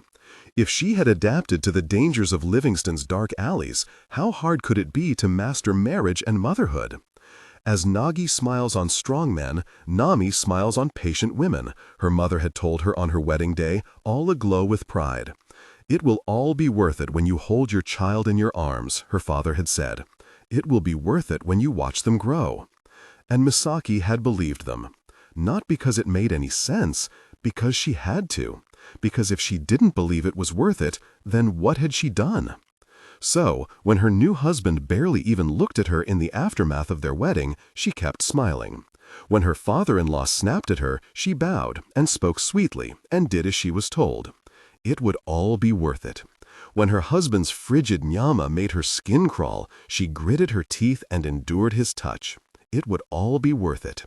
She did not fear physical intimacy, but she liked to melt into the sweet sting of heat, not grate and buckle under ice colder than her own. She needed warmth to soften her jagged edges, and Takeru's nyama was as far from warmth as a distant planet. She did her best to yield to his touch. There were a few times, she couldn't help it, she recoiled, her arms moving automatically to shield herself. Wordlessly, Takeru took her wrists in his firm, freezing cold grip, placed them on either side of her as if positioning a doll, and continued. All her life, Misaki had been told she was beautiful. Her husband must not have thought so, because he never looked her in the face, instead fixing his eyes on the pillows beside her. Though their skin was touching, they might as well have been a galaxy away from one another. Eventually, she resigned herself to the idea that she was nothing more to him than a vessel, a womb, to carry his sons. But that was all right. It would all be worth it when she held her child. As she reached out to hold Mamoru for the first time, she forced a smile. But as his tiny body curled up against her breast, he was as cold as Takeru. She held him close and waited, but the joy she was supposed to feel never came. All she felt was a frigid echo of her husband's Jia pulsing from the little body, reminding her that the child she held in her arms was not truly hers. He was a Matsuda. It was then that she should have realized that the divine light she had been promised was not coming. It was never coming. But Misaki had always been too stubborn or too stupid to acknowledge her mistakes. So she forced down the tears, smiled her sweetest smile, and held the infant closer, even as the feel of him made her want to shudder and retch. She forced herself to love him. As Mamoru grew, so did his Jia. By the age of 3, he had the aura of a much older Theonite. Morning mist would reach out to touch his skin with reverent fingers.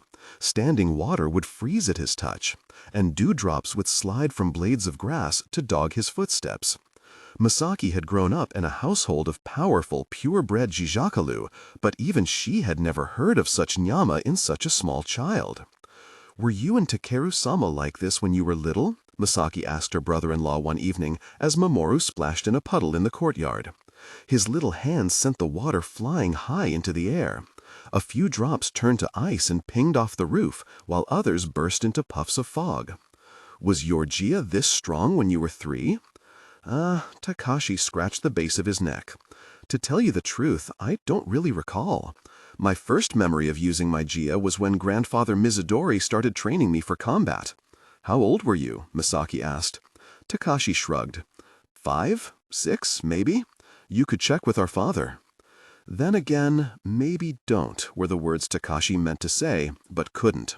Matsuda Susumu tended to get particularly ill-tempered any time someone raised the subject of his son's overwhelming power. It was a sore subject for him. "So you didn't start properly training your Jia until you were school age," Misaki said. "That's the way it's usually done." "Usually," Misaki repeated, "but Mamoru is an unusual child. Shouldn't someone teach him to control that power before he hurts himself?" The average 3-year-old Theonite didn't manifest enough power for this to be an issue, but Mamoru's abilities were rapidly approaching a point where they would become genuinely dangerous. Takashi shrugged. "When the boy starts his training, we'll be up to his father."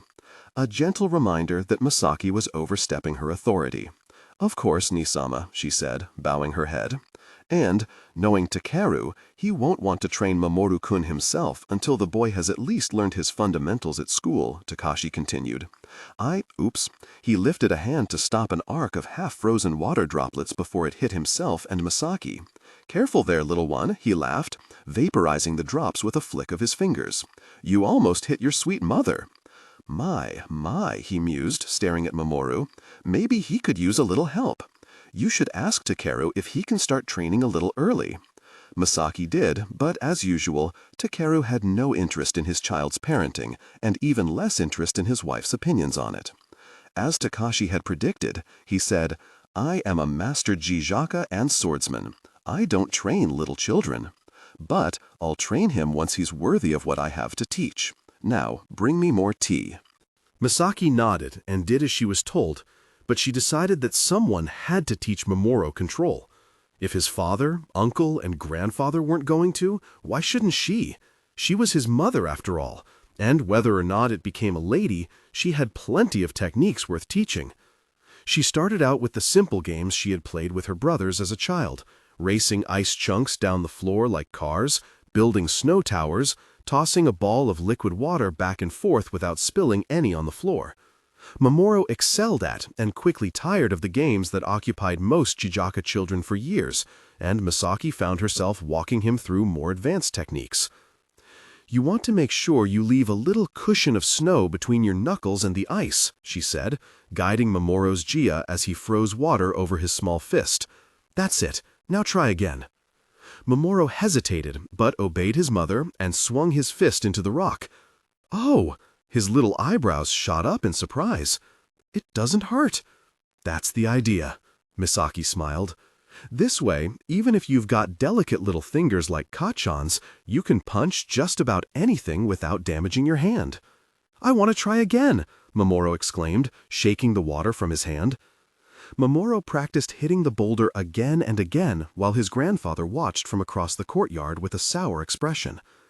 Misaki had noticed that her father-in-law's permanent scowl seemed to deepen whenever he watched her showing Mamoru a technique, but she had elected to ignore it. A reasonable man couldn't possibly be angry with a mother for teaching her child to control his power. Of course, Matsuda Susumu was not a reasonable man. He finally spoke up the day Misaki taught Mamoru to congeal blood. The boy, then 5, had skinned both knees on the path in front of the house. Worried that his crying might set off his temperamental grandfather, she had shown him the advanced technique to distract him, not realizing that that would displease her father-in-law far more than the noise. "Misaki," the old man snapped, just as she told Mamoru to try the next scab on his own. "A word." "Of course, Matsuda-sama." Misaki hurried to kneel before her father-in-law, just out of earshot of Mamoru. "What is it? What do you think you're doing?" "Teaching my son how to deal with an injury," Misaki said. "That is not your place." "But," Misaki protested before she could stop herself, "scabbing is a useful technique for a warrior to know." Masada Susumu's face twisted. "Know your place, you stupid woman. What would you understand of a warrior's jia? What would you understand of a warrior's jia?" Misaki thought savagely. "I'm sorry." She bowed her head. "I was out of line. I won't do it again." "I should hope not," Susumu huffed. "Matsuda's fight with pure, untainted water. We have no use for your filthy Tsusanaro blood magic, and a warrior has no use for a woman's input." Misaki caught her rage and ruthlessly smothered it before it could rise to the surface. "Forgive me, Matsuda-sama." Every time Misaki's sense of duty failed her, and she had the urge to lash out at her father-in-law, she stopped her tongue through sheer vindictive cruelty, reminding herself that her sharpest barbs couldn't inflict worse than what this man had already suffered. He had spent his whole life a disappointment, an heir to the Matsuda name too weak to produce a whispering blade, despised by his parents, surpassed by his sons. As the only boy among many daughters, Matsuda Susumu had been his generation's sole hope of carrying on the Matsuda techniques. The family had poured years into his training, but he never displayed the power or talent of his forebears. He never achieved a whispering blade. In desperation, his aging father taught the technique to Susumu's sons as soon as they were old enough. Both Takashi and Takaru proved superior jijakaloo to their father, mastering the whispering blade in their teenage years. And what happened to a man who devoted his entire life and soul to a single pursuit, only to fail entirely? Misaki supposed, after so many years of disappointment, he turned into a wrinkled husk of a human who could only find solace in tormenting those younger and better than himself.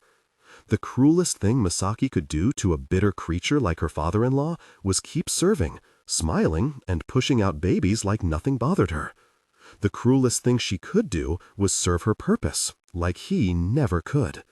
She bowed herself out of Matsuda Susumu's presence with a demure smile and returned to her son. "Look, Kachan," Mamoru beamed. "I can do it! I'm doing it!" "Stop!" Misaki put her hands over the boy's, stopping his jia. His smile disappeared. "Why?" "I shouldn't have showed you. This is not a technique you should use. Please forget that I taught you." "You mean I can't use it again?" Misaki hesitated. "Maybe." She lowered her voice to a whisper. "Maybe. Keep it on hand for emergencies. Jia blood clotting could save a fighter's life on the battlefield, and she would be damned if she was going to tell her son right to his face that the purity of his technique was more important than his life." "For emergencies only," she said sternly. "Yes, Kachan." From that day on, Misaki was careful to remember that Mamoru was not hers. His accomplishments didn't belong to her. They belonged to his father and grandfather. Having taught Mamoru the basics of control, Misaki stopped meddling in his development.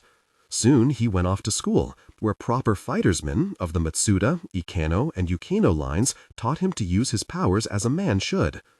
Misaki was pregnant again. She felt the nyama of a child growing inside her and plastered her smile in place to do it all again. She had borne the pain once without a single tear or word of complaint. She could do it again. She didn't realize that the only thing more painful than bearing another Matsuda son would be failing to do so. "You lost it?" Matsuda Susumu snarled. "What do you mean you lost it?" Misaki tried to answer, but a wave of dizziness overtook her. The lines of the tatami crawled and swam beneath her knees. The room was tilting. She had dragged herself from the blood-soaked birthing bed, washed herself, and dressed when the midwife said that her father-in-law demanded an audience. The Finawu hadn't even finished the purification rites. She had always had exceptional stamina and pain tolerance, but that had been the end of it. Her body was shaking. The tatami swirled and became waves. Maybe if she fell forward, they would swallow her up and wash all of this away. "You stupid, selfish woman," her father-in-law was saying somewhere in the distance. She tried to hear him, but only made out fractured pieces. "Sons, strong sons. The only reason you are here." He sounded angrier than usual. Misaki caught herself with a hand on the solid floor before she could fall face first into the welcoming waves. "Pathetic. You've just cost me a grandchild, and you're too arrogant to even speak. You really are a selfish woman." Misaki struggled to make her voice work.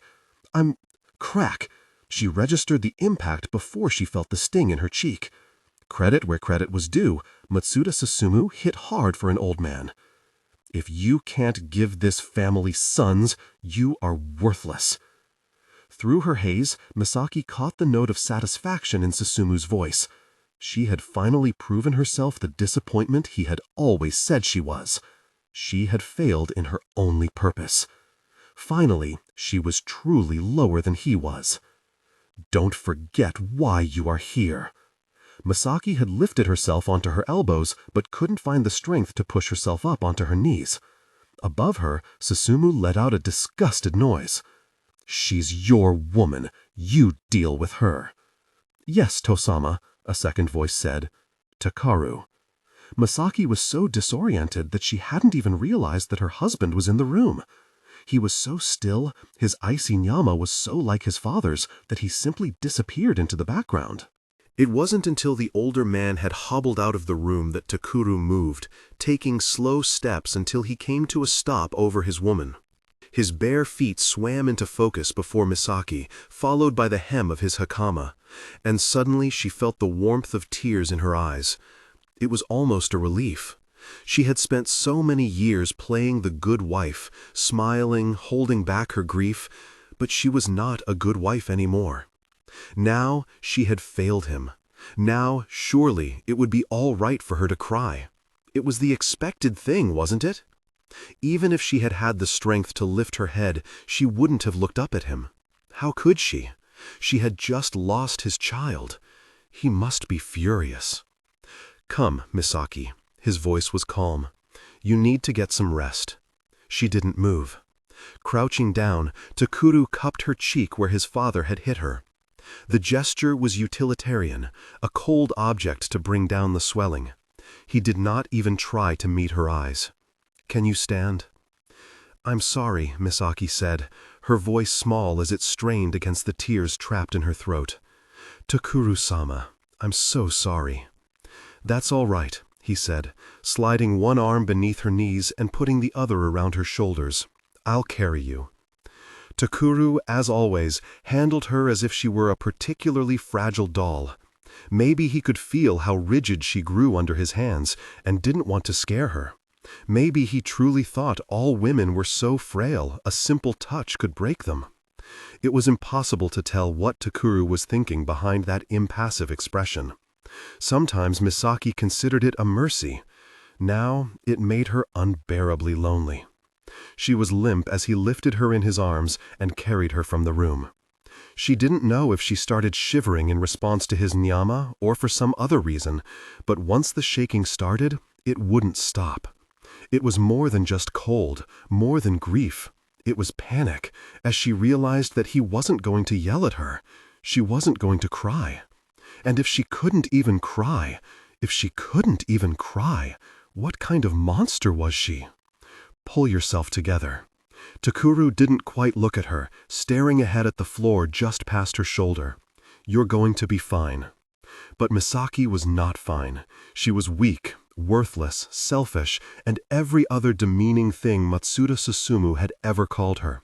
She was a monster who couldn't even shed a tear for her lost child. What kind of husband said that was fine? What man with a beating heart could say that?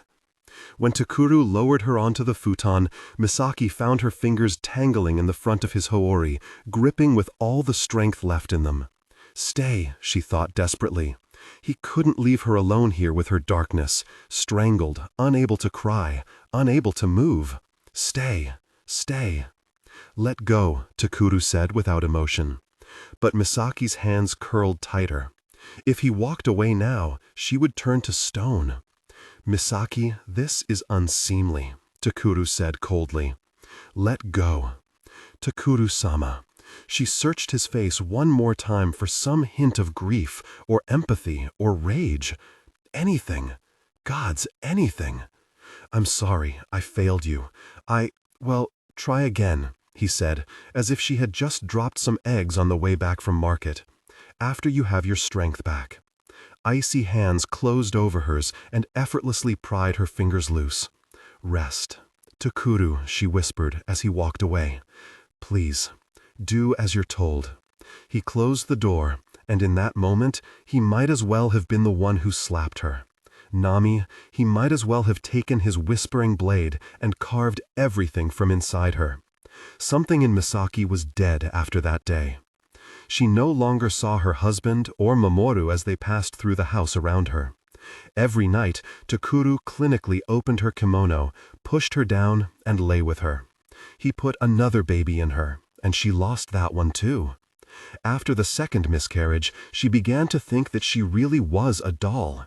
Stiff, unfeeling, incapable of producing life, because she was not really alive. There were horror stories of Susano puppet masters manipulating the blood in the bodies of others, dead and living, making them dance like dolls. Sometimes Misaki wondered if she had subconsciously become one of them, puppeting her own gutted body through each day.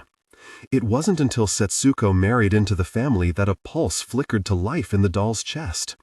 Setsuko was the first person who had ever talked to Misaki about the miscarriages. It had been the subject of their first argument, the first real argument Misaki had had in years. Misaki couldn't even remember what she had said to set her sister-in-law off, some innocuous thing about being stupid or useless, and Setsuko had slammed her spatula down on the stovetop. "Stop that!" Startled, Misaki could only stare for a moment before stammering, "Stop what? You keep saying such horrible things about yourself." "Well, that's because I don't care why," Setsuko snapped. "I won't have you calling yourself useless or evil anymore, you understand? I won't have it." "But it's true," Misaki protested. "I haven't given my husband a son in years. I've miscarried twice now. What do you call a woman like that?" "Not useless," Setsuko said. "Not evil. A miscarriage doesn't make you a bad woman. Doesn't it? My husband is a powerful jiaka from a line that has never had any trouble producing sons. If his babies are dying before they're born, it's not a problem with him. It's me." The more Misaki had thought about it over the years, the more it seemed that it must be her fault. She hadn't really wanted the babies after Mamoru, not with the passion she was supposed to. That in itself was a sin against Nagi and Nami. A strong jiaka like Misaki could drown a child inside her if she didn't want it enough. She had no recollection of trying to end the pregnancies. Both times she had meant to carry the babies to term. Even if she had felt no excitement at the prospect, she had fully expected to give birth. But there was so much bitterness trapped inside her. Could she have caused the miscarriages in her sleep, while she dreamed? Had her subconscious risen like a sleepwalking demon and drowned the babies? "You didn't do it," Setsuko firmly. "Anyone who tries to tell you that is an idiot." "But our father-in-law," Misaki choked, as his voice rang through her head. "You selfish, stupid woman, you did this. You killed my grandchildren." For years, she had sat still with those words permeating her mind like poison. "You killed my grandchildren." Our father-in-law is dead. What he thought doesn't matter anymore. If it did, I wouldn't be here. Setsuko's okonomiyaki, forgotten on the stove, had started to smoke. "The only thing that matters is what you think. Do you think it's your fault you miscarried? I hope not." Misaki was surprised at how easily the truth fell out of her mouth. "Then it's not your fault," Setsuko said resolutely. One of the okonomiyaki in the pan caught fire, "Oh no!" Misaki started toward the stove, but Setsuko stopped her.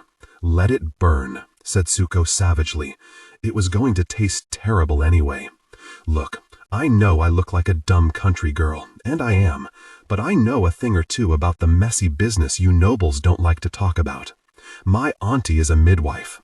She'll tell you a woman can't get rid of a healthy baby unless she really tries, and more often than not, it'll kill her. I reckon getting rid of a Matsuda baby would be even harder. If you were the reason behind the miscarriages, you would know it." Having said her piece, Setsuko turned to clean up the mess she had made of the stove, leaving Misaki to stare at her in a mute stupor. It had been a long time, such a long time, since anyone had had that kind of faith in her. She wasn't sure what to do with it. "But if it wasn't my Gia," she said, hating that she could hear the fear in her own voice, "then I'm broken. What if I can't have any more children? Then your husband still has a perfectly good heir in Mamoru, and you have nothing to be ashamed of." "But that's the only reason I'm here." Misaki's voice shook. "My marriage wasn't like yours, Setsuko. I'm not here because my husband loves me. I'm here to give him sons. What are you, a baby dispenser?" Setsuko laughed, scrunching up her nose. Misaki would have laughed too, except that that was exactly what she was. And over the years, the thought had crushed her into something small. "That's why he married me." "Well, you married him back, didn't you?" Setsuko said. "I didn't have a choice." It was a weak lie. If Misaki wanted, she could have fled all of this and set fire to the bridges behind her. It just hadn't been that simple. "I swear, Misaki, I know you're smart, with your big vocabulary and your noble upbringing and your fancy Theonite Academy education, but sometimes you're the dumbest woman I've ever met." Excuse me? Why don't you try taking responsibility for the things you can control instead of the things you can't? Misaki considered arguing for a moment, then cocked her head at Setsuko as the other woman's words sank in. "Are all Takayubi fisherwomen this smart, or just you?" she asked finally. "Just me," Setsuko said with a self-satisfied grin. "How do you think I landed me a handsome husband so far above my station?" "Good point. Listen, little sister." Setsuko took Misaki's hands. "I know we haven't known each other for long, but you don't strike me as someone so childish she can't take control of her own happiness. I don't know what You can play weak and dumb with me, but it's not going to work.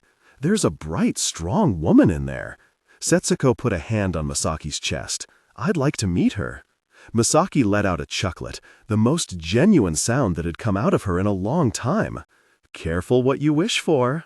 You don't—" She paused when she realized that she had very nearly told Setsuko about the sword hidden beneath the floorboards at their feet. That had to stay buried.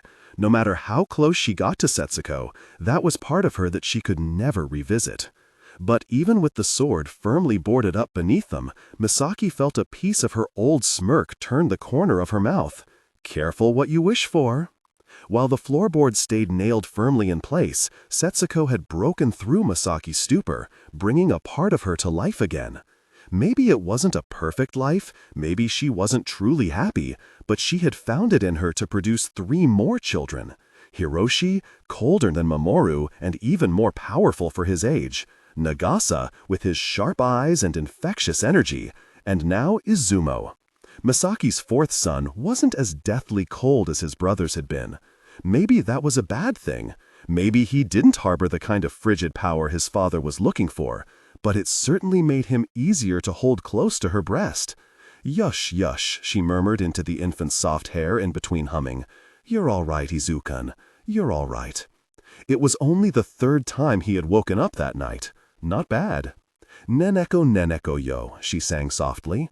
"The moon shines down on dewy fields. In my hometown, beyond this mountain and the next, an old man used to play a driftwood flute. The sun, long since sunk beneath the sea, shines in the mother's mirror through the night. My grandparents are dewdrops on the grass and notes on the wind. Whisper, little sound, through the field, murmuring of all that we cherish, sighing for all that we mourn. My parents are dewdrops on the grass and notes on the wind. Quiver, little sound, through the field, weeping for what is past, laughing for tomorrow's joy. You and I are dewdrops on the grass and notes, echo little sound through the field, all the things that are forever, all the things that fade away. Neneko yo. Catch the moonlight and shine, little dewdrop, for beyond this mountain and the next, the old man plays on. The old man plays on. As she finished her lullaby, Izumo let out a tiny breath against her shoulder. He was asleep. She brushed the tears from the baby's face and slowly lowered him into his cradle. There you go, little one. Sleep well. She had just straightened up when a muffled sound made her stiffen. Someone was in the hall. Stepping out of the room, she peered down the corridor and caught movement in the shadows. Her hand flew to her hip, but of course, there was nothing there. Stupid. There hadn't been a sword there for 15 years. Who's there? She demanded. Sorry, Kachan, Mamoru. She let out her breath as her oldest son stepped into the lamplight. Somehow she hadn't recognized his niyama or his outline. In the dark, he almost cut the figure of a grown man. I was trying to walk softly, Mamoru said. I thought you were all asleep. And I thought you must have snuck in and gotten to bed sometime during the night, Misaki returned, trying to sound reproachful rather than shaken. You know it's nearly morning? Yes, Kachan, I'm sorry. Your uncle told me he had consigned you and the new boy to roof cleaning duty. Don't tell me it took you this long to finish a simple chore. We ran into a problem. Mamoru looked at his feet. We didn't actually finish. So, not only did you get yourself in trouble, but you also failed to carry out your punishment? That wasn't like Mamoru. Come here. She motioned him further into the light. He stepped forward, and her eyes passed over him, taking in his bruised face and dirt-smudged uniform. She had been so preoccupied with the new baby, and Mamoru had been so busy with school, that it had been a while since she had really looked at him. He had grown so much while she wasn't paying attention, standing almost as tall as his father. His skinny limbs had started to fill out with the muscles of an adult fighter, but his scrapes and bruises spoke of a boy's carelessness. I'm confused, Misaki said. Your uncle told me you gave the new kid a beating, not the other way around. Mamoru fidgeted. None of this is from him. We fell off the roof. What did you do that for? It was a mistake. Matsudas don't make mistakes. It was what Takeru always said to the boys, but she regretted the words when she saw the shattered expression on Mamoru's face. He really took them seriously. Of course he did. Hey, Kachan was just joking. She offered him a smile. Change your clothes and I'll get you something to eat. I already ate, Mamoru said, at Kotetsu Kama's house. Kwangsant, the new boy, was injured from the fall, so we stopped to get his arm fixed, and they insisted we stay for dinner. Oh, it sounded as though Mamoru had had quite the night.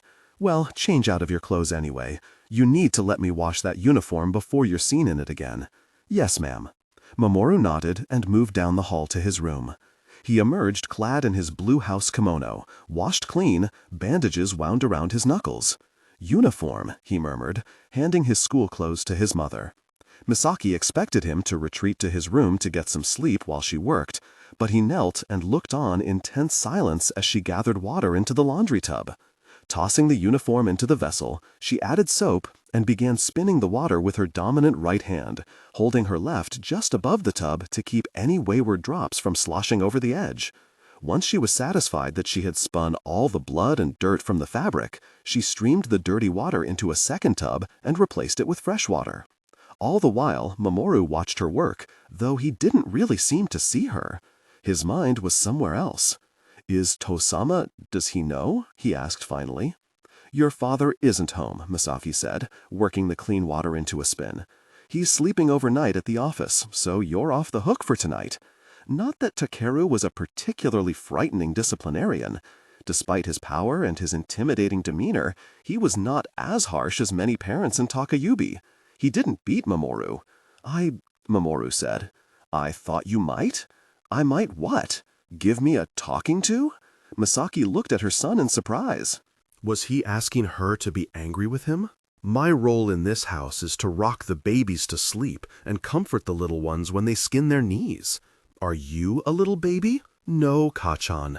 When it comes to business like this man's business, that's for your father to handle. But, she continued before she managed to stop herself, if you want someone to scold you, I'm annoyed enough to stand in for him at the moment. Oh, I didn't mean. It seems like you've made one stupid mistake on top of another today, she said, pulling the water from Mamoru's uniform. How do you intend to fix it? I've apologized to Kwang Chulhi, Mamoru said. I thought I would go to school the short way, a bit early, and finish cleaning the roof on my own. Misaki looked out at the sky and raised an eyebrow. It's dawn, son. When are you planning to sleep? Oh, Mamoru blinked. I guess I'm not. I don't think that's a brilliant idea, Misaki said. Sleep is important for a growing young man. Of course, she wasn't one to talk, considering the way she had spent her nights at 14. And, great Nagi, was Mamoru really the age she had been back then? When had that happened? You should lie down and rest for at least a little while. Mamoru shook his head distractedly. I don't think I can. It was only then that Misaki looked more closely at his face and realized that he wasn't just exhausted, he was in pain. What's wrong? She wanted to ask, but that wasn't the sort of thing you asked a man and a warrior, even if you were his mother. It's not like you to get into a fight with another student, she probed finally. I know. Mamoru looked down at his knees. He fidgeted. Can I tell you why? The question seemed to tumble out of his mouth unbidden before he could stop it. What? Can I tell you why I hit him? If you weren't able to control yourself, I don't care to hear any excuses, Misaki said sternly, and neither will your father. When he hears about this, please, Mamoru's voice was strained. I'm not trying to make excuses. There was a desperation in his eyes that Misaki couldn't remember ever seeing there before. What in the realms had happened to him? Before she could think better of it, she said softly, Tell me. Kwang-san was saying bad things, treasonous things against the Empire. He said the history Hibiki-sensei teaches us isn't true. He said that during the Keleba, a lot of men died here on the Kusanagi Peninsula and other places in Kaigen, and the Range had to be driven back by the Yamanaka reinforcements. He says the Empire covered up the deaths of all those people. Mamoru was watching her face, intently, waiting for a reaction. I see, she said stiffly. You see? Mamoru's voice broke. That's all you're going to say? What else would I have to say about it? Mamoru looked at her like a drowning man watching the shore recede, and Misaki realized that he was waiting for her to tell him what to think. She was his parent, after all. She was supposed to have the answers. She was supposed to steer him right. You must have something to say, he implored. Misaki opened her mouth, closed it, bit the inside of her cheek. Finally, she said, Your father would be very unhappy to hear you repeating those things in his house. Mamoru's gaze dropped in shame, and she felt a sudden surge of guilt. It was up to her to steer him right. The things that boy tells you are certainly treasonous. I know, Kachan. I'm sorry, but they are true. Mamoru's head snapped up, bloodshot eyes wide with shock. Kachan, you are not to repeat this, she said quickly, to anyone. I should not need to explain that that kind of talk is not becoming of a Matsuda. But Mamoru looked like he was on the verge of a panic attack. His eyes glazed like the whole world had started reeling before them. But if it's all true, then... Misaki watched the wheels turn in the boy's head and felt a bit of panic bubble to life in her own chest. What had she done? What had she been thinking? Mamoru was 14, unstable, impressionable, and he was a Matsuda. What had she been thinking, telling him the truth? Why did you say that? Mamoru demanded, alongside the admonishing voice in Misaki's head. Why? Why would you tell me that? Because I assumed you were man enough to handle it. Misaki masked her anxiety under a harsh tone of voice. You're a Matsuda, aren't you? Pull yourself together. But Mamoru was so shaken he couldn't get a hold of his words, let alone his tumultuous yama, which pulled at the water in the laundry tub, splashing some over the side. You're saying Hibiki-sensei really wasn't telling the truth about our history? The Empire has been lying. I just told you not to repeat any of that. Mamoru flinched as though struck. "I'm sorry." He bowed his head. I won't forget again. I'm sorry." He clutched one bandaged hand in the other and hunched in on himself. Misaki could feel the pain radiating from him. Not just physical pain, he had taken worse beatings than this in training. His yama was churning, all that terrifying power he had inherited from his father, writhing like a knotted serpent, trying to free itself from its own coils, strangling and biting itself in confusion. Her boy was in agony, and Misaki experienced a stab of something she had not felt in a long time. Protective instinct, an overwhelming desire to shelter, to comfort, to heal at any cost. She supposed this was what a good mother was supposed to feel toward her children every waking moment, but she had not felt it since daybreak, since she had something worth protecting. Gently, she reached out and gripped Mamoru's arm. "Sit with me," she said. What? If you're going to take the shortcut to school, you can spare a few Siranu to sit with your mother. Come, we'll watch the sunrise." The front deck of the Matsuda compound had a clear view down the mountainside. When the day was bright and cloudless, Misaki could see all the way down to the twinkling ocean. On chilly mornings like this, the lower half of the mountain disappeared in a sea of fog that changed color with the growing light. Right now, it was a pale blue, verging on lavender. Misaki sat with her knees tucked beneath her, hands folded in her lap, the picture of the demure housewife she had cultivated over the past 15 years. Beside her, Mamoru crossed his legs in a rigid approximation of his father's posture, but his heart was beating faster than Takaru's ever did. Despite the serenity of the mountain around them, Misaki was anxious. Mamoru's predicament placed her in a confusing position. She had it in her to ease his pain, but she couldn't do it with a housewife's soothing touch and meaningless reassurances. For once, she needed to be honest. And her honesty was rusty. "You know, She started with a small truth, just to see how it would feel. "I never liked the cold." Mamoru turned to look at her with a question in his eyes. "I'm a cold enough person, in my yama and my personality, that I can get quite enough of it all on my own. When it comes to the rest of the world, I like a little heat to offset all the ice in me. I know Jujaka Koronu are supposed to hate fire, but I envy you whenever you leave to apprentice at the forges. Warmth is so hard to come by in this village. That's why I watch the sunrise out here whenever I get the chance." Misaki gazed wistfully over the mist. "I like how I can feel the sun simmering on the horizon even before it comes into view. I like the moment it lights up the fog and then burns through it.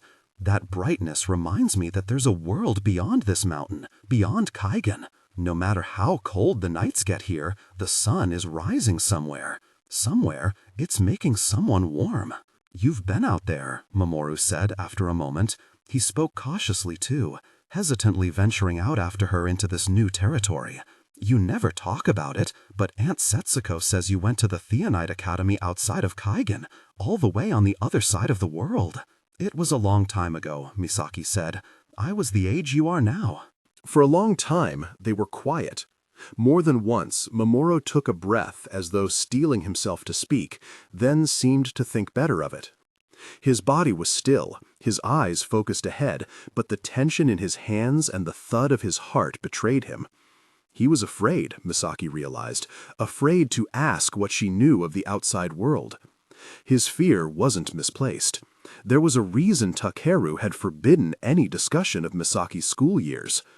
A good deal of what she knew was not only against the Matsuda creed, it could be considered treason against the empire. She couldn't give Mamoru her knowledge from daybreak any more than he could ask for it. But she had to say something. "Listen, son, when I was your age, I had to face truths that seemed to break the world. That's what happens when you come into contact with people who aren't quite like you. You learn over time that the world isn't broken, it's just got more pieces to it than you thought. They all fit together, just maybe not the way you pictured when you were young." "But how?" Mamoru's voice cracked. "I don't understand. How do I fit them together? If nothing is what I thought, Kachan, please, what am I supposed to think?" "That's something you'll have to decide for yourself," Misaki said. "That's part of becoming an adult." Mamoru shook his head. "What is that supposed to mean?" A child doesn't have to take responsibility for his decisions. A child can trust in his parents to tell him what to do. A man trusts himself. But aren't we all children of the Empire? Mamoru asked, and of course he would think that. That was what he had been told in every story and song since he learned to speak. Don't we have to trust our government? I suppose so, Misaki said, and before she could stop herself, if you really want to be a child forever, do you, son? She looked sharply at Mamoru in the growing light. Or do you want to be a man? I want to be a man, Mamoru said determinedly. It's just that I don't understand, Kachan. I'm a Koro, a Matsuda. When I grow up, I'm supposed to be a man of action with the power to shape history. How am I supposed to do that if I don't even know what's going on? A fair question, one that had no simple answer. See, that's the hard part, Misaki said. Coming to terms with what you don't know, finding the answers, and acting on them without regret. Some people never learn. Some people learn too late. Nami, I wish... Misaki pulled up short, shocked that she had let the thought even start to come out of her mouth. Because what had she meant to say? I wish I had had the courage to go against my parents and the Empire? I wish I had made my own decisions when it mattered? If she had, the boy looking anxiously into her eyes would not exist. Gods, what kind of mother was she? What do you wish, Kachan? Mamoru asked, with such innocent interest that Misaki could have curdled her own blood in shame. Nothing, son. She touched his face. I've borne a powerful Matsuda heir. What else could I wish for? A smart one? He suggested. Misaki laughed. You're smart, Mamoru, or you're starting to be. I'm sure you'll grow into a fine man. Will I? He asked with genuine worry. And Misaki had no idea how to answer. With her words failing, she borrowed some from her swordmaster. His wisdom may not have saved her, but maybe Mamoru could make more of it than she had. I know you might feel broken, but we're Jizakalu. We're water, and water can shift to fit any mold. No matter how we're broken and reshaped, we can always freeze ourselves strong again. It's not going to happen all at once, she added. You have to wait for the turn of the season to see what shape the ice will take, but it will form up, clear and strong. It always does. Mamoru nodded. But I'm not to repeat anything you or Kwang-san told me? No, Misaki said, but that doesn't mean you can't listen. You can learn a great deal listening to people with different experiences from your own. A Jocelyn once told me, listening never made any man dumber, but it's made a lot of people smarter. She waved a hand. That wasn't a very good translation. I promise, it sounds more poetic in Yamanake. Like Matsuda Takeru I, Mamoru murmured, staring hard into the fog below. What? Misaki didn't follow his train of thought, but he seemed to have reached some kind of revelation. He learned from people who weren't like him. Even though he was a Koro, he grew up with blacksmiths. He was willing to learn from them, and the foreign missionaries, even the son of his greatest enemy, and in the end it made him stronger. For a moment, Misaki could only stare at her son.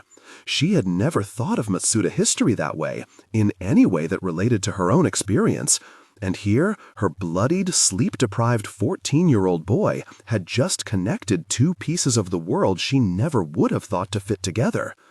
Maybe she still had some growing up to herself. Thank you, Kachan. Mamoru turned to her with a wide smile. I think I learned something. Misaki only stared. What? She tilted her head. You have dimples. I got them from you. The sun was visible now, burning through the mist, and Misaki brushed Mamoru's bangs back from his face. You know, Mamoru, you'll be a man sometime soon. But just for today, let me be your mother and tell you in all my motherly certainty that everything is all right. The world is whole. You are on the right path. Everything is going to be all right. He nodded, and Mamoru. She took his chin in her hand, turning his face toward hers. You're a good person. I trust you to grow up well. Thank you, Kachan. The slopes below had turned gold with sunlight. The sun set off the dewdrops like sparklers in shimmering waves up the mountainside. Beside her, Mamoru made a concerted effort to keep his eyes open, but as the sun warmed the world, his head sank against her shoulder. His nyama, finally relaxed, started drawing him into the embrace of sleep. "Someday, will you tell me about your foreign school?" he murmured. "About all the things you did when you were young?"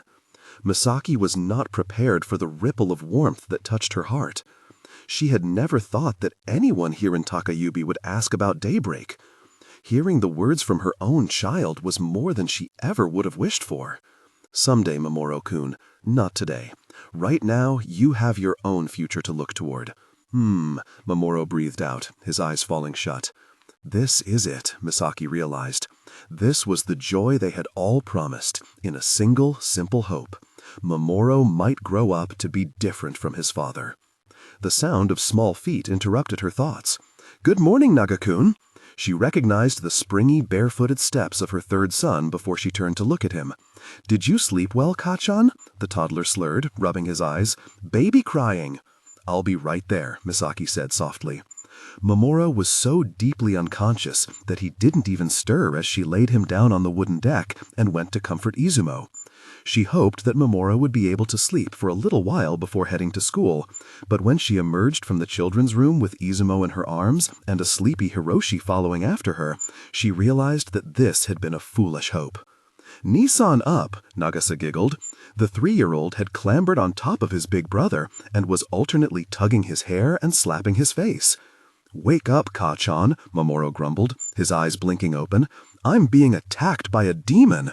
"No," Nagasa laughed in delight. "No demon, it's me." Mamoru sat up, pitching his giggling brother into his lap. "That's just what a demon would say." "No!" Still laughing like a maniac, Nagasa squirmed out from under Mamoru's arm and made a break for the kitchen. "Not so fast, abomination." Rolling onto his feet, Mamoru caught up to the toddler in 2 quick strides and scooped him up. "I bet you haven't brushed your teeth yet, or, I'm sorry, your fangs." He prodded his brother's cheek, and Nagasa snapped playfully at his finger. "Yeah, let's brush those little demon fangs, shall we?" As Mamoru slung Nagasa over his shoulder and carried him toward the washroom, Misaki was overtaken by a memory more distant than daybreak giggling through wood-paneled halls with her own brothers. Takashi said that he and Takure had never really played as children, or rather that Takure had never wanted to play with him. For 15 years, Misaki had lamented being fated to raise her husband's sons.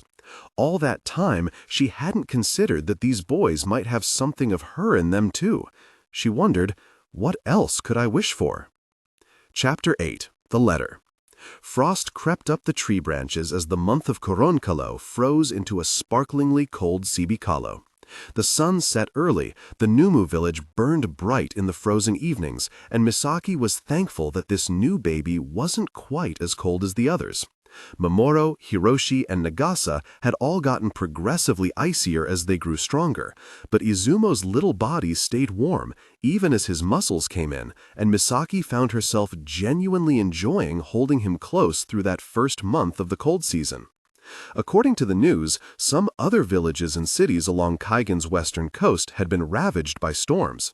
But Takayubi remained a picture of a small-town peace as Nagi cast his first snow on the mountain. Izumo's eyes came into focus on a world cloaked in white. Where previous winters there had been a solitary set of footprints through the first snow, now there were 2.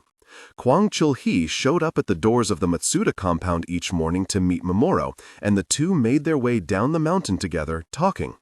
When it came time for Geomiyajul to begin construction on its infocom towers, Mamoru begged his father to let him join Chul-hee and Kotetsu Utsushi on the construction team during his winter break. Misaki hadn't expected Takure to agree, but he allowed it, on the condition that Mamoru keep up with his training and schoolwork. So, under mounting snow cover, Mamoru, Chul-hee, and little Atsushi began work on the towers that would change communication in Takayubi forever. If Misaki had been a better mother, maybe she would have discouraged her son's friendship with the opinionated northerner.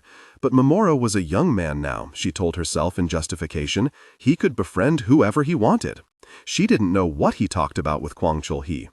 True to his promise, he never brought any of those conversations home with him, but the change in her son was visible.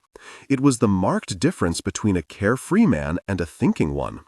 A swordsman was supposed to be wary of his surroundings, but it was one thing to be attuned to wind and water droplets, another to analyze and understand human actions. As Izumo's new eyes started to bring the physical world into focus, Mamoru's eyes were changing too. There was a sharpness to the way he looked at everything around him, a hunger as he scrutinized the rough edges and shifting layers of his world, trying to make the pieces fit together. Misaki should have realized that it was only a matter of time before he did something stupid. He wasn't a Josely, trained to retain and process the truths of the world, nor was he a peaceful craftsman. He was a fighter with a fighter's ferocity, and there was a reason the Josely, Finawu, and Numawu of the world kept certain things from their Koronu. Josely had the power to wrangle ideas without spilling blood. When Koronu clashed, the results were always ugly. "Mamoru, you seriously forged all of these yourself?" Chulhi said, raising his eyebrows at Atsushi. "Without any help?" "I'm in training to make the greatest swords in the world," the blacksmith's son said indignantly. "I don't need help to forge a few nuts and bolts, especially since your company provided the steel and molds. Whose idea was it to have the local Numawu work from geometrical molds?" "My father's," Mamoru said. "He said it was the only way to cut costs enough to make the towers affordable." "Well, they look great." Chulhi examined one of the screws with an appreciative smile. "I know Numawun and Yama who would kill to be able to do this." The three boys had already aided in the construction of 2 infocom towers further down the mountain, near the village hall. This was the first time Atsushi had forged components without his father's help, as well as the first time the youngsters were being allowed to work construction without supervision. The foundation had been set, cement solution poured into deep holes earlier that week. All the boys had to do now was assemble a 3-bound tall tower on top of it, working from the Kwang's blueprints. "Do you know if they got the first 2 towers working?" Atsushi asked as they moved the first beam into place. "My father told me they already have all the utilities set up," Mamoru said. "They were hoping to get it working today." Since Mamoru was a little boy, his father had worked an administrative job at the village hall.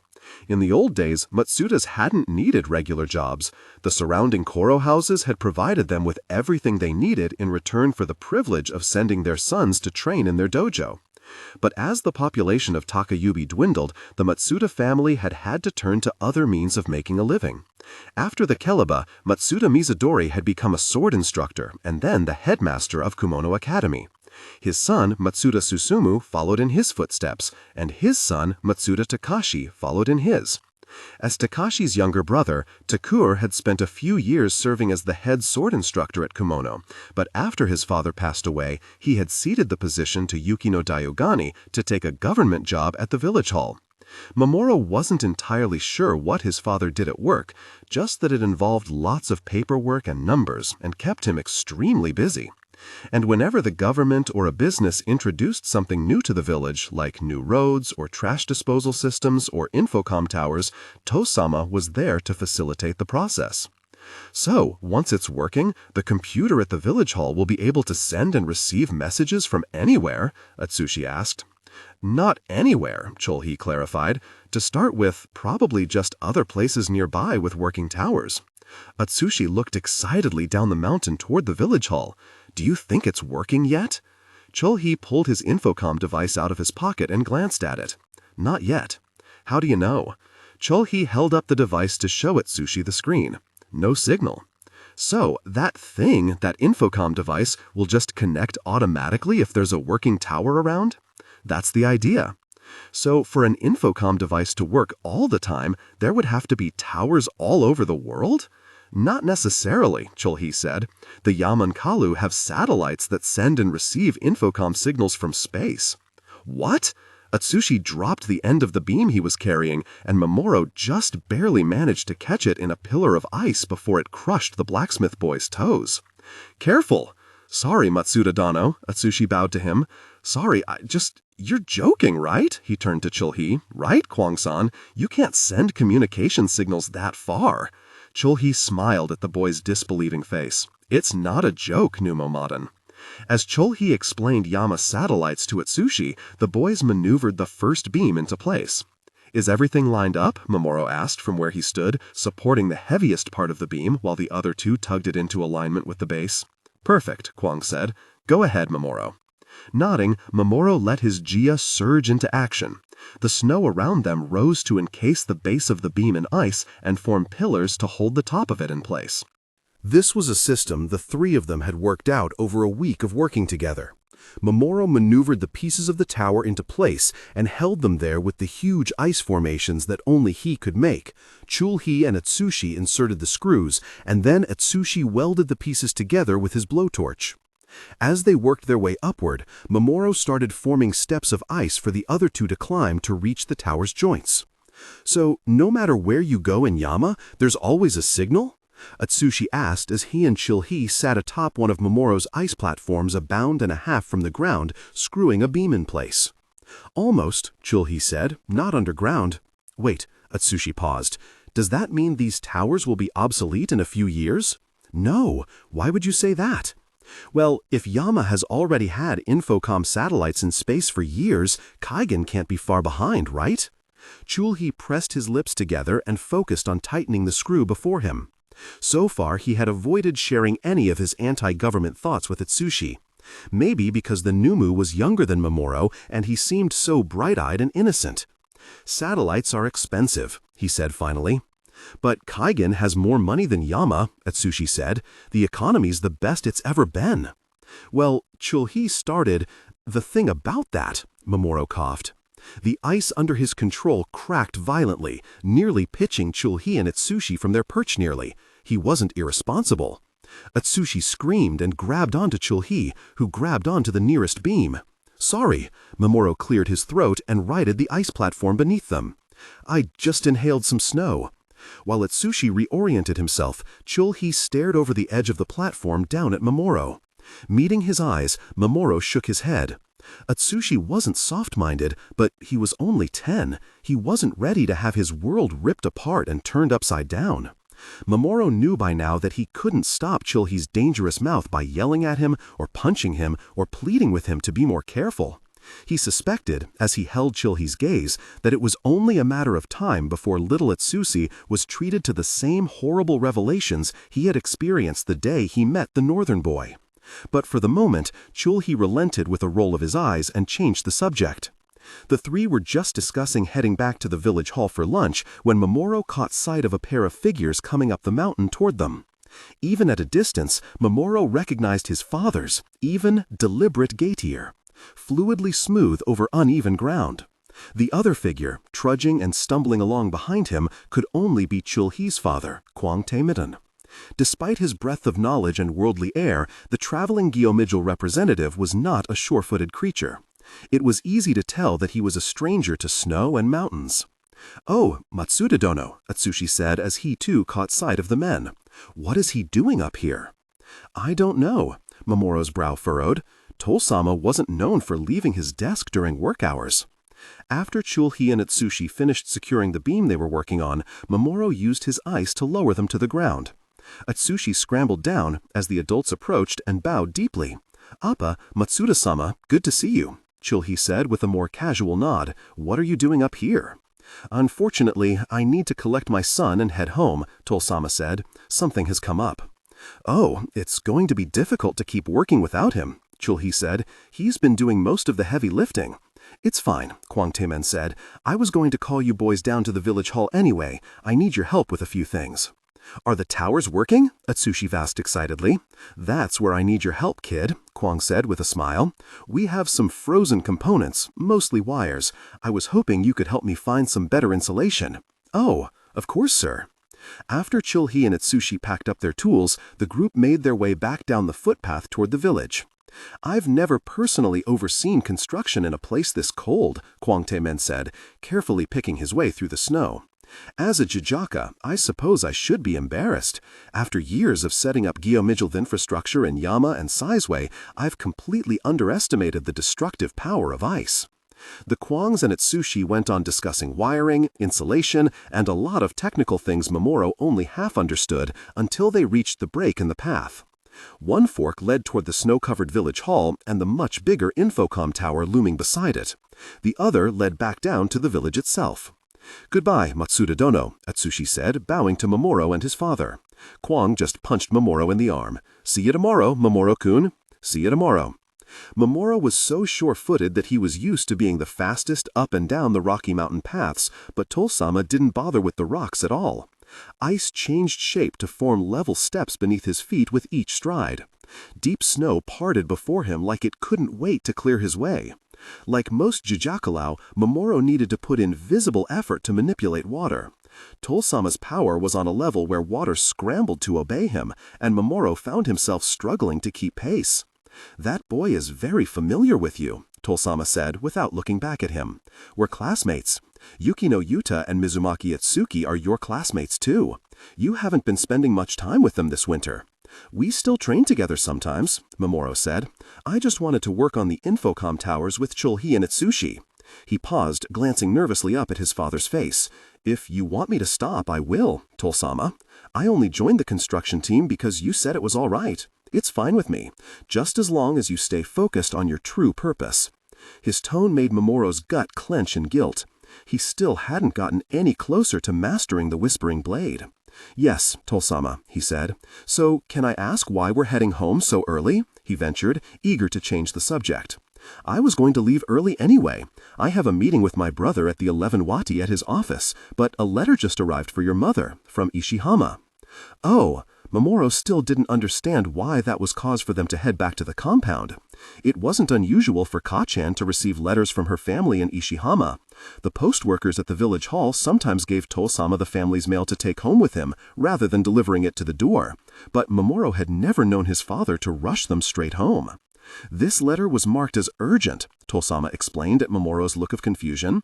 "It was sent through the one-day express post with Lord Susanano's personal seal, which means it must contain news he needs delivered right away." And Mamoru found himself picking up his stride, wondering what news from his mother's home was so urgent it couldn't wait a day. "Misaki, you're home early," Misaki said in surprise. "I'm sorry, I just put Izumo down for his nap, so I haven't prepared any lunch yet." "Where are the other two?" Takaru asked. He tended to do that, talk about the boys like they were items on an inventory.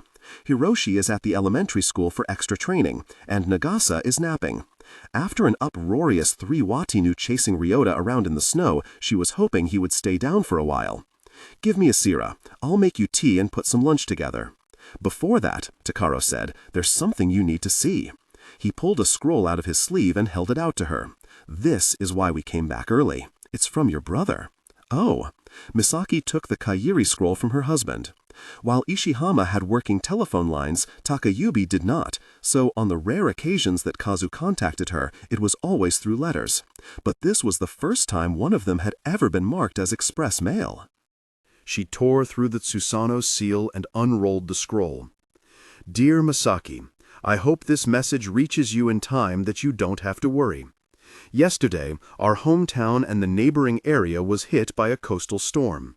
Many homes were devastated, including our own Arashiki, and over 100 people have turned up dead so far. I just want to let you know before you hear about it on the news that our family and friends are all alive and safe. Kaito and I sustained some minor injuries, but Kasan, Tosama, Raiki, my wife, and all the little ones are unhurt. After all, we would hardly be Susanos if we couldn't weather a bit of wind and rain. All jokes aside, it seems like these storms have been especially bad recently. See if you can talk your husband into a vacation further inland. I hear the capital is lovely this time of year. Nyama to you, your brother, Susano Kazu, Lord of the Arashiki." "What does Lord Susano say?" Takeru asked. Misaki suppressed a smile. Even though it had been years since her father passed on the title, it was still funny to hear people refer to her silly baby brother as Lord Susano. Misaki handed Takeru the letter. His eyes flicked up and down, reading through it. "What?" "Go on ahead," Takuru said disinterestedly. "Pack up whatever you need. I'll be with you when you're ready to go." Setsuko took the hint to clear out and bowed herself out of his presence. When she had gone, Takuru turned his icy glare on the Saki. "Is this your doing?" he asked in a low voice. "Or just that city boy?" Misaki didn't know what to say. She may have been guilty of putting dangerous thoughts in Mamoru's head, and she didn't know how much influence Kwang Chul-hee had on him. It was hard to say who was to blame for his doubts. But the gall to challenge his father wasn't something he could have picked up from either of them. Mamoru's rage was his alone. I'm sorry. I don't know. I don't care. Takudu turned away from her. Just fix it. What do you mean? If you had some hand in this weakness that's overtaken him, you set it right. Do you understand? Yes, sir, Misaki said timidly. She stood stiffly in the hall as Takudu walked away, taking the worst of the cold with him. In the dojo, Mamoru had gotten to his knees, but didn't seem to have found it in his legs to stand. Misaki itched to go to him, to pick him up, to heal the bruises. Instead, she just asked softly, "Are you all right?" "Yes."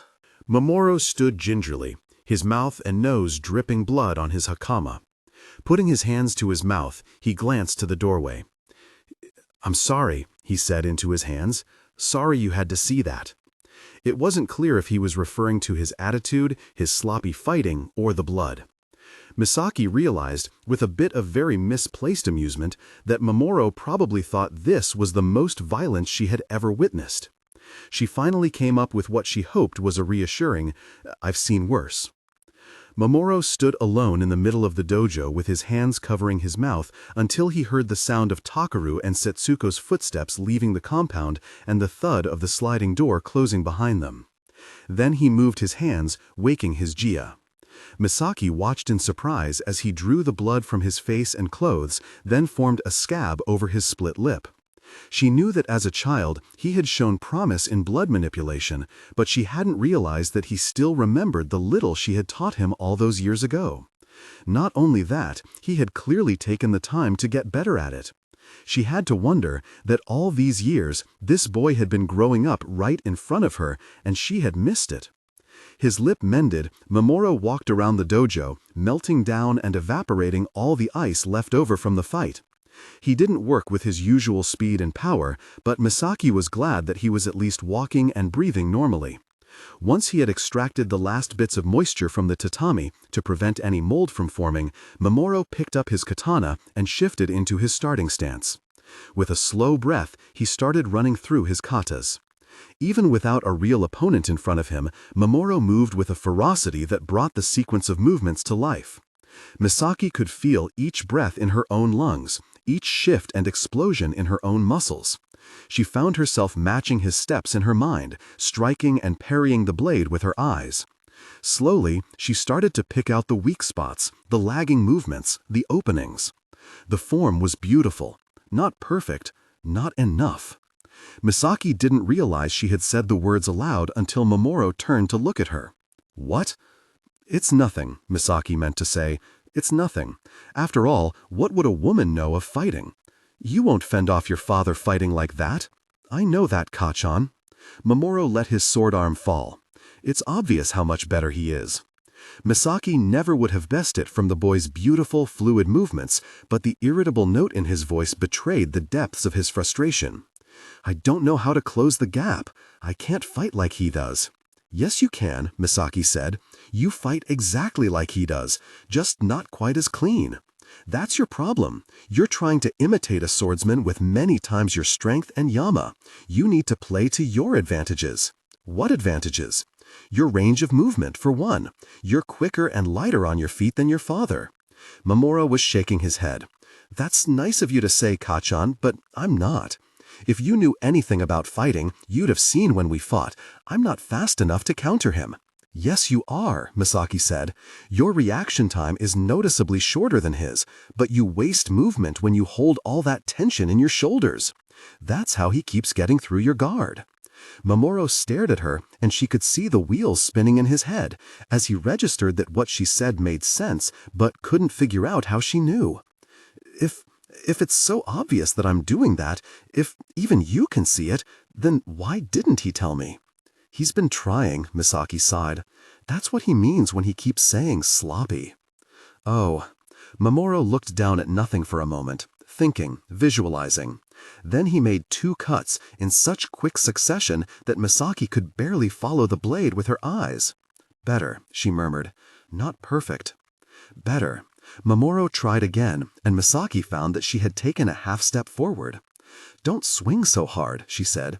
"If you have the angle right, the cut will go through without you throwing your whole body behind it." "Yukino-sensei says it isn't easy to cut through bone and sinew," Mamoru said, his eyes still focused forward. "It takes a lot of power."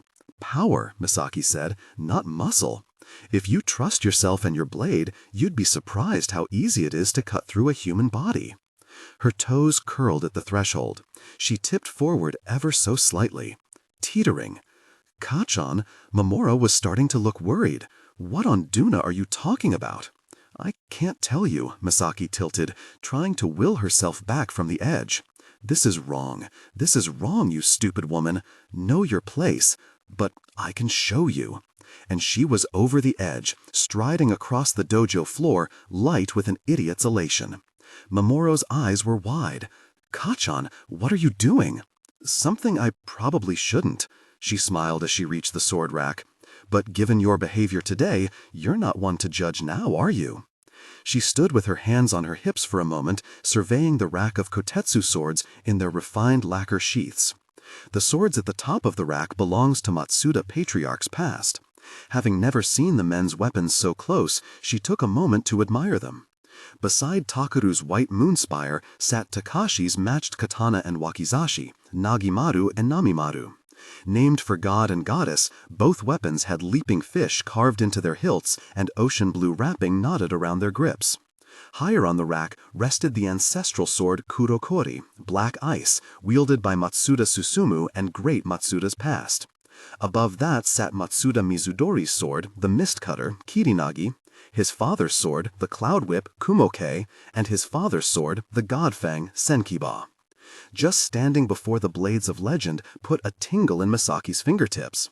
She would never dream of putting her hands on such sacred weapons, but further down rested lesser weapons, katana, wakizashi, and tanto, that were worn, damaged, or otherwise inferior, but still functional.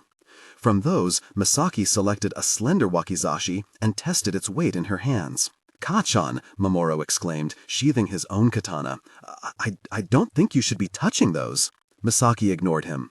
"Heavy," she frowned. "I suppose kotetsu weapons are always on the heavy side. No wonder your shoulders are so tense." "Kachan, those blades are all sharp," Mamoru said in mounting anxiety. "I don't want you to hurt yourself." "You're right." Placing the wakizashi back on the sword rack, Misaki crossed to the dojo supply closet and rummaged for a pair of bakken. "Put away your katana, son." Misaki knew she was violating sacred space. She knew she should leave the dojo now and pretend this had never happened, but her resolve only hardened as her hand found the hilt of a wooden sword. Takeru had told her to fix Mamoru. Well, she couldn't fix the fact that he was confused and angry. She couldn't fix the fact that he was 14. What she could fix was his technique. After some coaxing, Mamoru put away his metal sword and took the wooden one Misaki offered. "I don't understand this, Kachan. What is going on?" "You asked what I was up to at that foreign school all those years ago." Misaki gave the wooden sword a twirl, loosening up her joints. "Your father doesn't like it when I talk about it, but this won't require any talking. Go on," she nodded to Mamoru. "Take a swing." He looked aghast. "You can't be serious? Kachan, I'm not going to—" "Don't want to attack a little old lady?" Misaki smiled. "Fine, then defend." Chapter 10. Misaki wasn't half as fast as she had been back in Carintha, but Mamoru was so startled that he just barely raised his bakken in time to block. The hard thwack of wooden blades against one another woke an old joy in Misaki, and suddenly she was moving on pure, unfettered instinct, driving her opponent back. Mamoru was strong, but Misaki had made a name for herself fighting the Adonowits physically stronger than herself. If she met him muscle to muscle, the impact would devastate her joints. Instead, she let her blade ricochet off his and turned the energy back on him in her own strikes, a trick she had learned over years of fighting Kinoro Wangara. Wood had a spring to it that metal didn't. The harder Mamoru hit, the more speed he gave her. She could see on Mamoru's face that his mind had gone numb with shock. His body moved on muscle memory, automatically matching each of her steps in perfect form, neatly countering each strike. But as quick as his reflexes were, that kind of conditioned movement had its limits. For one thing, it was predictable. Misaki feigned a thrust. The movement was ridiculously slow compared to her feints of 15 years ago, but Mamoru fell for it, which was all that mattered. As he brought his blade across to block, Misaki flipped her bokken over and struck him in the ribs. Mamoru uttered an undignified yelp, more out of surprise than pain. Misaki very much doubted that she could hurt him with a wooden sword. Stepping back, she clicked her tongue. "Now, son, you shouldn't have fallen for that." Mamoru's eyes were wide, his hand on his side where she had hit him. "Kachan, this is what you did overseas? When you were at school? You fought?" Mamoru shook his head, seemingly struggling to fit this new piece of information in with everything he knew. He brought a hand to his head, pushed it back through his bangs, and stared at his mother. I guess I shouldn't be surprised." "You shouldn't?" "Well, Chulhi has been telling me about the places he's been, Yama, Sizue, and Kudazwe. In all those countries, female koronu are allowed to fight and serve in the military." Misaki nodded. "That's how it is in most of the world." "Right," Mamoru said slowly. "And you went to school outside of Kaigen, which means that you went to school with those warrior women when you were getting to be fighting age. Aunt Suko is always saying you did really well there. So I guess it makes sense that you'd be able to fight just as well as anyone else. I just can't believe I didn't know. How did I not know?" "No one does," Misaki said. Honestly, she wasn't entirely sure that was true. It was common for one fighter to be able to spot another just by the way they moved, and Takuru and Takashi were two of the most perceptive fighters she had ever known. Sometimes she found it difficult to believe that the brothers could have shared a roof with her all these years and not picked up on her combat background. Then again, it was very possible that the sexism inherent to their upbringing had created a blind spot so opaque that they weren't capable of recognizing those abilities in a woman. In any case, it was not something she would ever discuss with her husband or brother-in-law. "You understand why your father doesn't know, why he can't know," Misaki said seriously. "He would never approve. Takuru would reject her love of fighting like he rejected everything from her past." She waited for a painful moment for her son to reject it too. Everything in his upbringing suggested that women shouldn't fight, couldn't fight. They were precious dolls to be protected. "Why wouldn't Tosama approve?" Mamoru asked. "I mean, I know it isn't normal for women to fight, but everyone always talks about how important it is for Matsudas to keep the bloodline strong by marrying women from powerful families. If you can fight, doesn't that just prove that Tosama married a powerful woman?" "So you're not upset?" Misaki asked, surprised at how fragile her voice had become. In that strange moment, she realized that, however improper it was, the idea of Mamoru's disapproval was far more upsetting to her than Takuru's. "Knowing I can fight doesn't bother you?" "Why would it bother me?" Mamoru said. "This is good news. I'm the son of two great fighters instead of one. This is good. It means that I must be strong. I should be proud." Misaki stared. It defied logic. How had a soulless block of ice like Takuru and a selfish thing like her created something so bright? Somehow, despite everything, despite this tiny village, his frigid father, his bitter mother, his brainwashing school, despite all of it, Mamoru was growing up into a good person. "Kachan?" Mamoru said uncertainly. "What is it?" "Nothing." She shook herself. "We have work to do. You're going to need to take a proper swing at me." Mamoru looked nervous. "I don't want to hurt you." Misaki smiled. 18 years ago, if a boy had said that to her, she would have bared her teeth and said, "Try it." Now she just smiled. "They're just wooden blades, son. I trust you."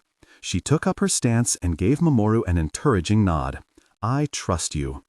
After a moment, Mamoru returned her smile and attacked. He didn't come at her full speed. If Misaki was being honest with herself, she probably couldn't handle him at his full speed. But if he was going to give her openings, she was going to make him sorry. Sidestepping a particularly hesitant stroke of Mamoru's bokken, she struck him across the knuckles. "Ow!" He stepped back, shaking out his hand. "How are you so strong?" "I'm not. I'm bouncing off your misplaced force and redirecting it against you. I'm sneaky like that." "You're amazing." "Maybe for an old lady." Misaki rolled her shoulder and felt a few joints in her back pop. "You should have seen me in my prime. I would have eviscerated you." "You were that powerful?" Mamoru said, and, bless his heart, he didn't even look skeptical. "No," Misaki said honestly, "I was never as powerful as you, nor as talented. But I was decisive and willing to fight dirty."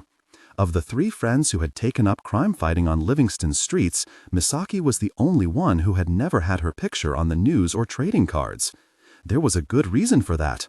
Firebird and White Wing were symbols meant to draw attention. They stepped onto a street intending to be seen, heard, and feared. Nobody thought to fear their creeping shadow until it was too late. Misaki was an ambush predator. Her preferred tactic was to take out a criminal's Achilles tendons before he noticed her crouched in the shadows. If he saw her before she could spring her trap, she still had the element of surprise, as few fighters ever expected a diminutive Kaigenese girl to have her unflinching ferocity.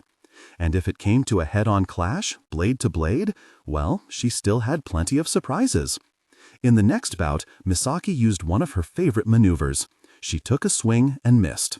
Like everyone, Mamoru moved to take advantage of her moment of imbalance. But on the follow-through, she flipped the bookin into a reverse grip. While Mamoru was still starting his swing, she shot forward to meet him. His bookin thumped into her calf.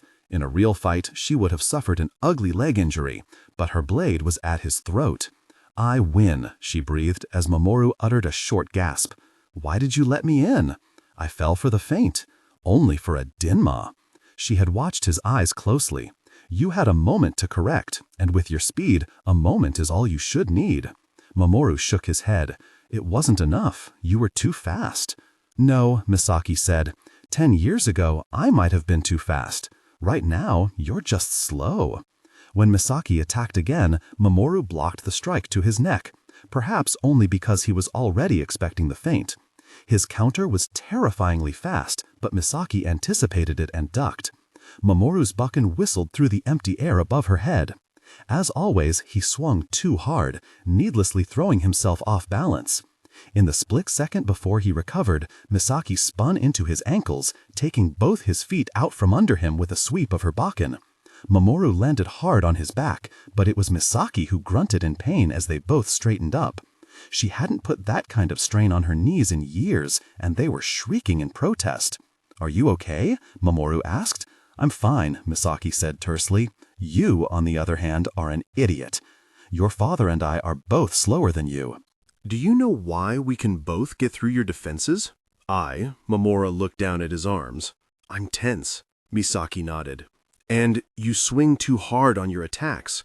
It creates an opening during your follow-through in which you're vulnerable. I'm not sure what you're... I'll show you. Come at me." Mamoru did as he was told, and Misaki realized, with a ringing pain in her forearms, that he was starting to fight her in earnest. She stayed on the defensive until, inevitably, he swung too hard. "There!" she exclaimed and darted forward. Mamoru, with his superhuman reflexes, managed a quick backstep. Misaki's bookin brushed the front of his kimono. "Oh." Understanding lit his face as he looked down at his own chest. "You see?" Misaki said. "I do," Mamoru exclaimed happily. "I see."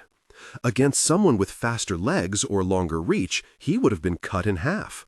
"So how do I fix it?" he asked, looking at her with eager eyes. "The first thing you need to do is relax your shoulders and stop gripping your sword so tight." "Right." Mamoru let out a breath. "I'll try." "Then you have to keep your body relaxed all the way through your cuts," Misaki continued. "You're trying to slice through your target, not smash it with a cudgel. You don't need to swing so hard." "But if I don't swing hard, how will I ever cut through anything?" "With confidence," Misaki said. "If your stroke is fast and decisive, you won't have to throw all your muscle behind it."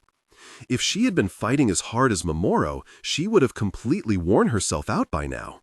A cut is the quintessential final decision, your life or your opponent's. If you don't have confidence in your choice, you won't commit to it. And if you don't commit, you will fail. Then, the tension returned to Mamoru's body, his hands clenched around the wooden sword handle.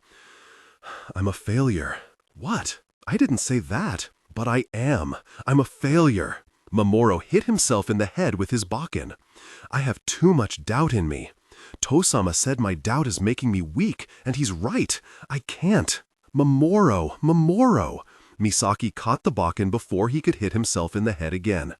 I think you're making this more complicated than it needs to be. What? He blinked at her, a red welt forming between his eyes. You feel disillusioned with Kaigen, I understand that. But just think for a moment, does that really change your reason for fighting? I guess it doesn't, Mamoru frowned. It just doesn't feel right, thinking that people have fought and died and will never know the truth about it. I don't know if I want to fight for an empire that disrespects its Koranu like that. There are warriors who aren't remembered for what they did. Well, do you fight to be remembered? Misaki asked. I didn't mean that. I'm asking honestly, Misaki said. Do you fight for personal glory, so the name Matsuda Mamoru will go down in history? Or do you fight for the thrill, or the privilege of serving your emperor? You need to ask yourself these questions. The only way to find that conviction you're missing is to know beyond a doubt what you're fighting for. Well, where did you find your conviction, Kachan? Mamoru asked. Back in your school days, when you were at your best, what did you fight for? Finally, a question that was easy to answer. I fought to protect the people I cared about, Misaki said. It was simple. My friends had grand ideals they represented. I just didn't want them hurt. Some people called me selfish, and they were right, but I was honest with myself, and it made me unstoppable. I never had any doubt about why I was fighting, and there was nothing I couldn't cut through. Kachan. Mamoru's voice had gotten quiet, like he was afraid to ask the question on his tongue. Did you ever kill anyone? No. At daybreak, Misaki had taken a combination of combat and medic classes, then trained herself to cut with clinical precision. She would strike a criminal's weak points, rendering them unable to fight, and then clot the blood to prevent them from bleeding out before the authorities got there. She had taken tendons, eyes, and limbs, but never a life. I never had to kill anyone, but Misaki paused to rub the skin between her thumb and forefinger where a blister was forming. But what? I would have. Misaki lifted her head to look her son in the face. If it came to it, I would have killed without a second thought. If it was to save Robin, I would have killed as many people as I need to. Who's Robin? Mamoru asked. He's warmth, hope, the sun burning through the fog. A robin is a Carathian bird. It's a metaphor. Oh, I know everything seems complicated now, Misaki said, but I suppose the only question that really matters is, if strangers came here intending to kill you and me and all your little brothers, what would you do? I would kill them, Mamoru said resolutely. I wouldn't have to think about it. I would kill them all. There, Misaki pointed to his chest. That's all you need. Really? Mamoru thought for a moment. It's that simple? It was for me. Then again, you may not want to take your old lady as an example. After all, Mamoru wasn't much like her. Now that Misaki thought about it, he was more like the people she would have killed and died for. You may well find that you have a higher ideal that you want to fight for. You're a nobler person than I am. Mamoru looked surprised. You're noble, Kachan. That is the dumbest thing you've said all day. Square up. Now that Mamoru had absorbed the fact that his mother could indeed fight, his Koro's brain had started to pick apart the way she fought. As he caught on to her tricks, she had to pull out more and more creative ways to counter him. It was a dance she had once danced with the most important people in her life. Her teachers, her closest friends, her most dangerous enemies. But her body had changed since then. Her blade didn't cut as fast as her thoughts, and her joints screamed more insistently with each bout until finally she couldn't bear it any longer.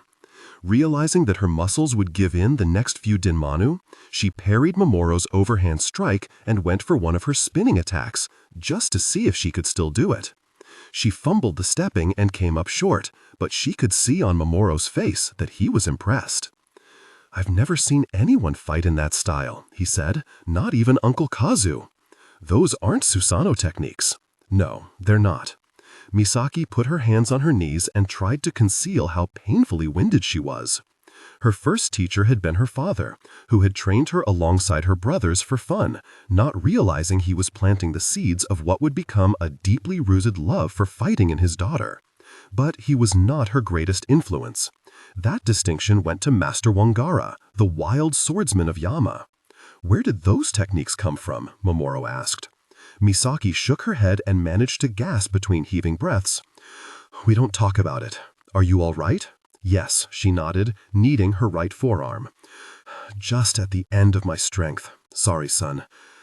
I think that's all I have in me. The muscles aren't there anymore. Have you not trained in all these years? Of course not, Misaki said. Housewives don't fight. I'm sorry, Mamoru said. I didn't realize. That must have been hard for you. Don't be ridiculous, Misaki laughed. This is the most fun I've had in years. You're going to have to keep practicing on your own until your father gets home. If anyone asks, I was never here. You really love fighting, Mamoru said. It wasn't a question. How could you give it up? Misaki paused, still massaging her arm, trying to come up with an answer that would make sense to her son. Something I learned is that the act of fighting in and of itself isn't important. What was really important to me was protecting the people I cared about. I've never needed a sword to protect you, to raise you the way your father wanted. Caring for my family meant putting away the fighter, so I did. Mamoru was quiet for a moment, and Misaki looked up to find him staring at her with a confused expression on his face. "What is it?" she asked. "Why do you call yourself selfish?" Before Misaki could think of a way to answer, a whimper echoed down the hall, and Mamoru turned to the sound. "Izumo? That's for me to worry about. Eyes forward now." Misaki put the tip of her bakken to his jaw, turning his face forward. "You just worry about what's ahead of you." Izumo's crying had woken Nagasa, but both boys had slept far longer than Misaki expected. "Thank you," she murmured, ruffling Nagasa's hair before reaching into the cradle to pick up Izumo. "Thank you for giving me that time with Mamoru," was what she meant, but the two little boys were far too young to understand that kind of sentiment. "You're welcome, Kachan," Nagasa responded politely as Izumo kept crying. After feeding Izumo, Misaki tied the infant to her back, helped Nagasa into his coat, and swung by the elementary school to pick Hiroshi up from training. Having Nagasa along slowed her progress through the snow, but today she was thankful for the little boy struggling along beside her. "Uh-oh!" Nagasa exclaimed as he fell down in the deep snow for a third time. "Too slippery!" Misaki took his arm and lifted him to his feet. "Snow on me," he observed, and shook the snow from his sleeves, his jaya sending it wide in twinkling clouds. The toddler had long since developed the ability to move water particles, but he lacked the control to move them where he wanted them to go. He still needed his mother to clear the path before him and to hold his hand where it was too icy. Mamoru and Hiroshi had both been more powerful and skilled than Nagasa at 3, but what Matsuda Takeru's third son lacked in jaya, he made up for in chatter. "I fell down, Kachan," he explained, as Misaki picked him up and brushed the snow from the front of his coat. 3 times, he held up 3 fingers. "I fell down 3 times. If it's again, then it will be 4 times. Now we're walking more. I can see our house." Misaki had learned that he didn't really need her to respond. He kept going all on his own. She had no idea where Nagasa had inherited his overgrown vocabulary and love of talking, but it could be convenient to have a child capable of entertaining himself with his own running monologue. "Hey, there are birds up there. Those birds can fly, way up there. Maybe Izumo can see the birds." "There's Ryota's house," he said, happily pointing at the Yukino compound. "See, Izukun, see Ryota's house? Can we go see Ryota?" "We already saw Ryota-kun today," Misaki pointed out. "You played with him for a long time while Hiyori was visiting."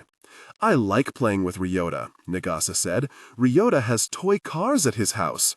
"I know, but right now we have to pick Hiroshi up from training." "Okay," Nagasa said, and then promptly launched into another ramble about where all the birds might be going. When they reached the elementary school, Ameno Samusa was waiting at the door to see his youngest student off. "How did he do?" Misaki asked. "He's getting stronger," Ameno said. "It'll be quite a while before he's ready to be taking on serious opponents, but it's very unusual for someone his age to have such good control. I've been teaching here for 2 decades now, and I don't think I've ever seen his equal." "What about Mamoru?" Misaki asked, just out of curiosity. "Mamoru was exceptional," Ameno said. "This one may be better." He shrugged. "Only time will tell." "Thank you, Ameno-sensei," Misaki said, bowing. "Hiro-kun, get your shoes on. Time to go." "What does 'only time will tell' mean?" Hiroshi asked as they made their way back to the Matsuda compound. "I think Ameno-sensei means, well, we'll have to wait until you're big enough to fight your brother." "He thinks I could beat him?" Hiroshi seemed vaguely fascinated by the idea. "In 10 years," Misaki said with a laugh. "Mamoru-Nisan is strong," Hiroshi said. "He is bigger than I am." "He is," Misaki said. "But I could grow. I could beat him. Maybe. Like Tosama beat Uncle Takashi?" "Hiro-kun!"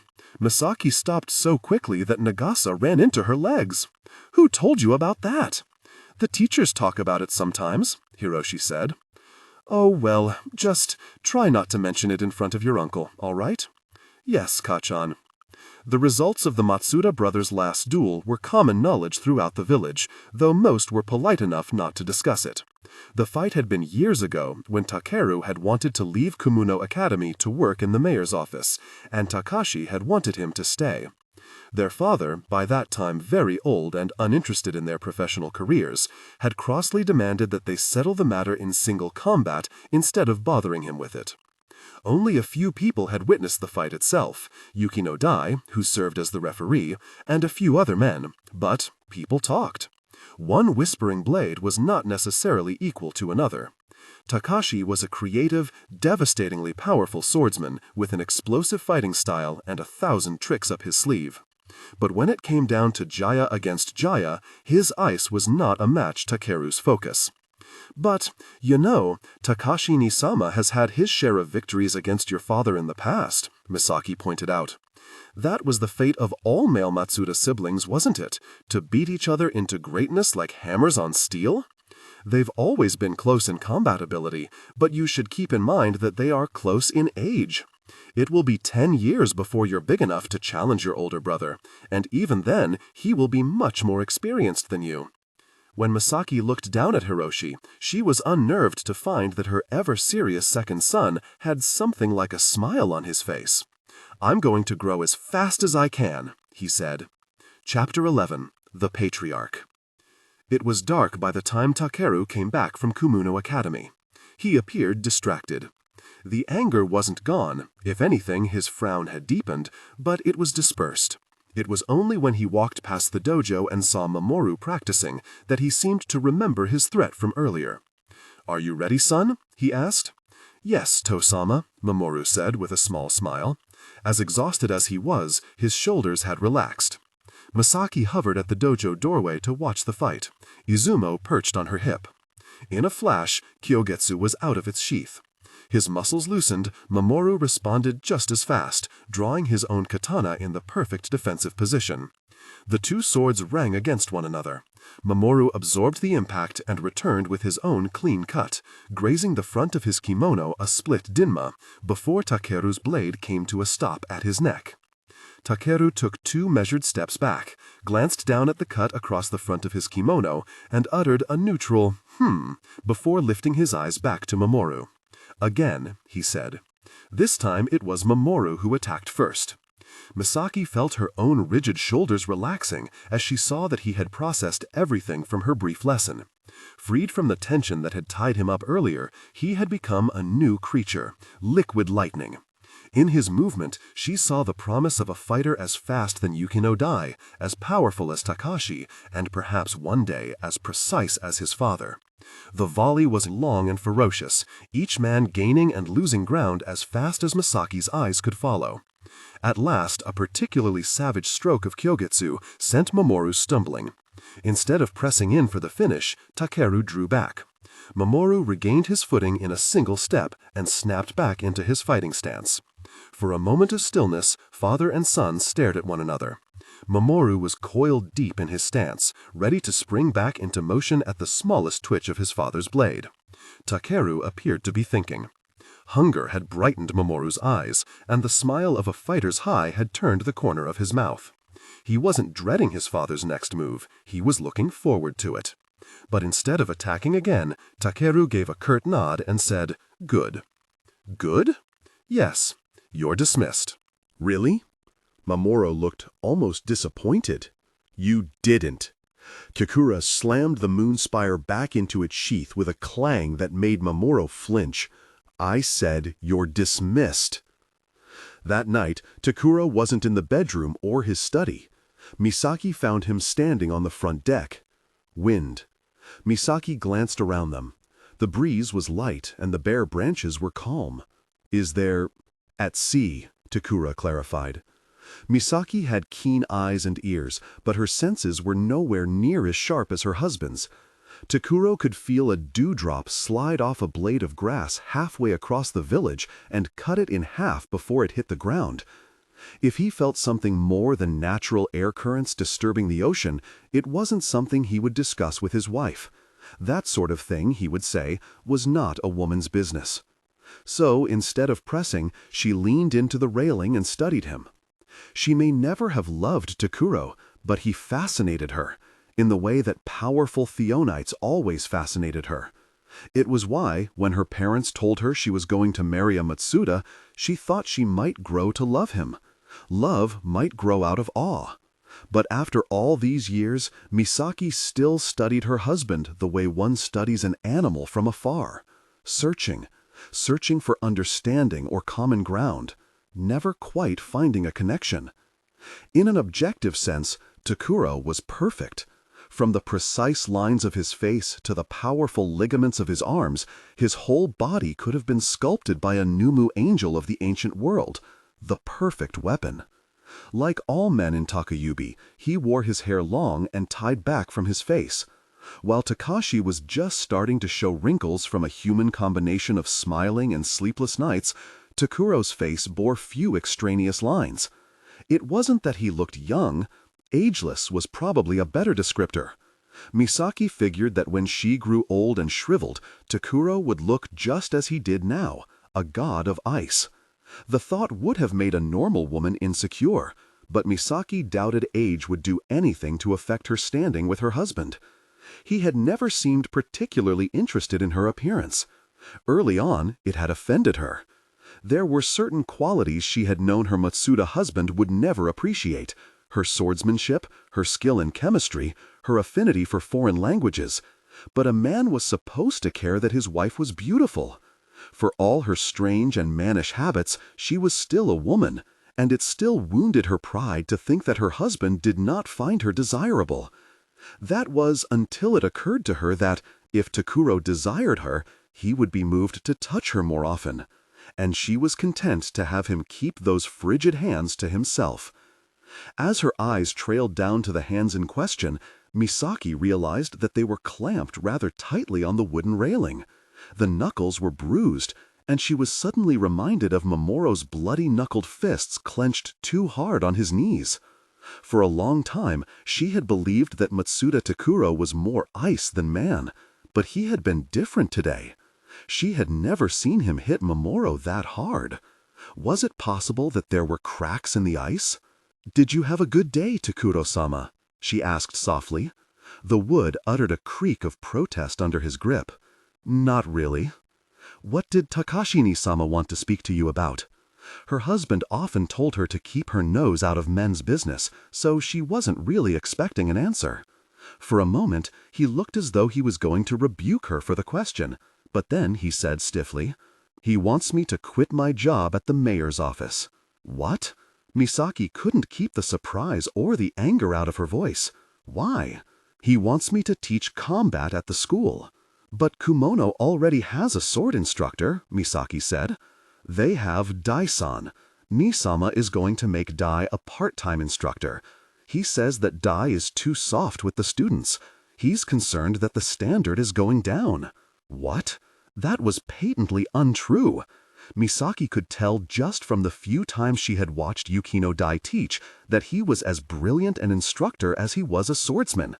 He may not have been able to win a Gia-to-Gia fight with one of the Matsuda brothers, but as far as passing on knowledge, he was worth several Takuros. She knew exactly why Takashi wanted his younger brother back at Kumono, and it was purely selfish. Takashi wasn't cut out for administrative work. He had stepped into the role of headmaster because his father and grandfather had held the position before him, not because he had any desire to run the school. When Takuro had worked at Kumono with him, Takashi had relied heavily on his younger brother's sense of organization and professionalism. Misaki could see why he wanted Takuro back, but that still didn't make it a good decision. "And what is Dai-san supposed to do?" she demanded. "He has a wife and a small child at home. How is he going to support them on a part-time salary?" "That is not my brother's concern," Takuro said coldly, "nor is it yours." "Of course it is. Hiyori is my friend. It's not your place to criticize the head of this household." Misaki bit down on her pride, as she had for so many years. "You're right. It's not," she conceded. "But am I not allowed to worry about my friend's happiness and my husband's?" "Happiness?" Takuro's tone was not so much bitter as baffled. "What does any of this have to do with happiness? You love your job at the village hall. You love crunching numbers." Love was perhaps a strong word. All evidence suggested that Takuro was incapable of love, but the only times Misaki could ever remember him being remotely animated were when he talked about his work at the mayor's office. It was usually mind-numbingly boring stuff like budget management, but it seemed to give him satisfaction. "Surely you can convince him otherwise." "I asked him to reconsider," Takuro said. "He's made up his mind." "You can still say no." Takuro gave Misaki a look, that look like he was contemplating having her committed. "My brother is the head of this house. It's not my place to question him, and it's certainly not yours. But you just lectured Mamoru about not being strong enough to fight through his doubt. You'll beat your son into the ground, but you can't be bothered to fight for yourself? What is it, woman?" Takuro snapped, and Misaki knew she had no choice but to back down. "I'm sorry. I shouldn't have contradicted you. If he wanted to make himself miserable, so be it. It wasn't her place to argue." If Takuro was still angry the next day, he didn't show his displeasure any more than Misaki showed hers. At breakfast, she served him his tea with her usual smile, and he accepted it with his usual straight-faced indifference. "Good morning, Misaki." Takashi greeted her as though nothing was wrong. "Good morning, Nisama," she said, and poured the hot tea in his cup instead of his lap. "No tea, Misaki." He pushed the cup away. "This is a day for celebration." "Oh? Why? What? He didn't tell you? You didn't tell her, Takuro-kun?" He looked at his brother. "Takashi is coming back to teach at Kumono Academy." "Oh yes, he did mention that, Nisama." Misaki screwed her face back into smiling position. "It's wonderful news. We're so thankful." "You see, this is a happy day." Takashi beamed. "Today we drink." Judging by the color of Takashi's cheeks and the volume of his voice, he had already gotten started. "Of course," Misaki said. "I'll go get some sake." When she retreated to the kitchen, Setsuko was there, ladling the miso soup Misaki had prepared into bowls. "What is going on?" Misaki wanted to snap the moment she saw her. "What the hell is wrong with your husband?" A moment later, she realized how unfair that was and wanted to slap herself. Setsuka might have a better relationship with her husband than most women, but she couldn't control what he did at work. His decisions weren't hers. "Good morning, Setsuko," she said. "Morning, Misaki." One look from Setsuko told Misaki that she already knew about Takashi's decision and understood how disastrous it was going to be. "Listen, I caught on. I'm hungry," Nagasa whined, tugging on Misaki's apron. "Sit." Misaki nodded to the kitchen table, where she, Setsuko, and the little ones ate whenever the men were using the main table. "I'll get you some rice as soon as I Kachan." Mamoru stuck his head into the kitchen. "Izumo is crying." "Oh," he looked back over his shoulder, "and so is Ayumi." "Just a dinema," Setsuko said, as she helped Misaki load up a tray with rice, soup, and sake for the men. "I'll go get them." "Misaki!" Takashi sing-songed from the other room. "Where is the sake?" "Coming, Nisama."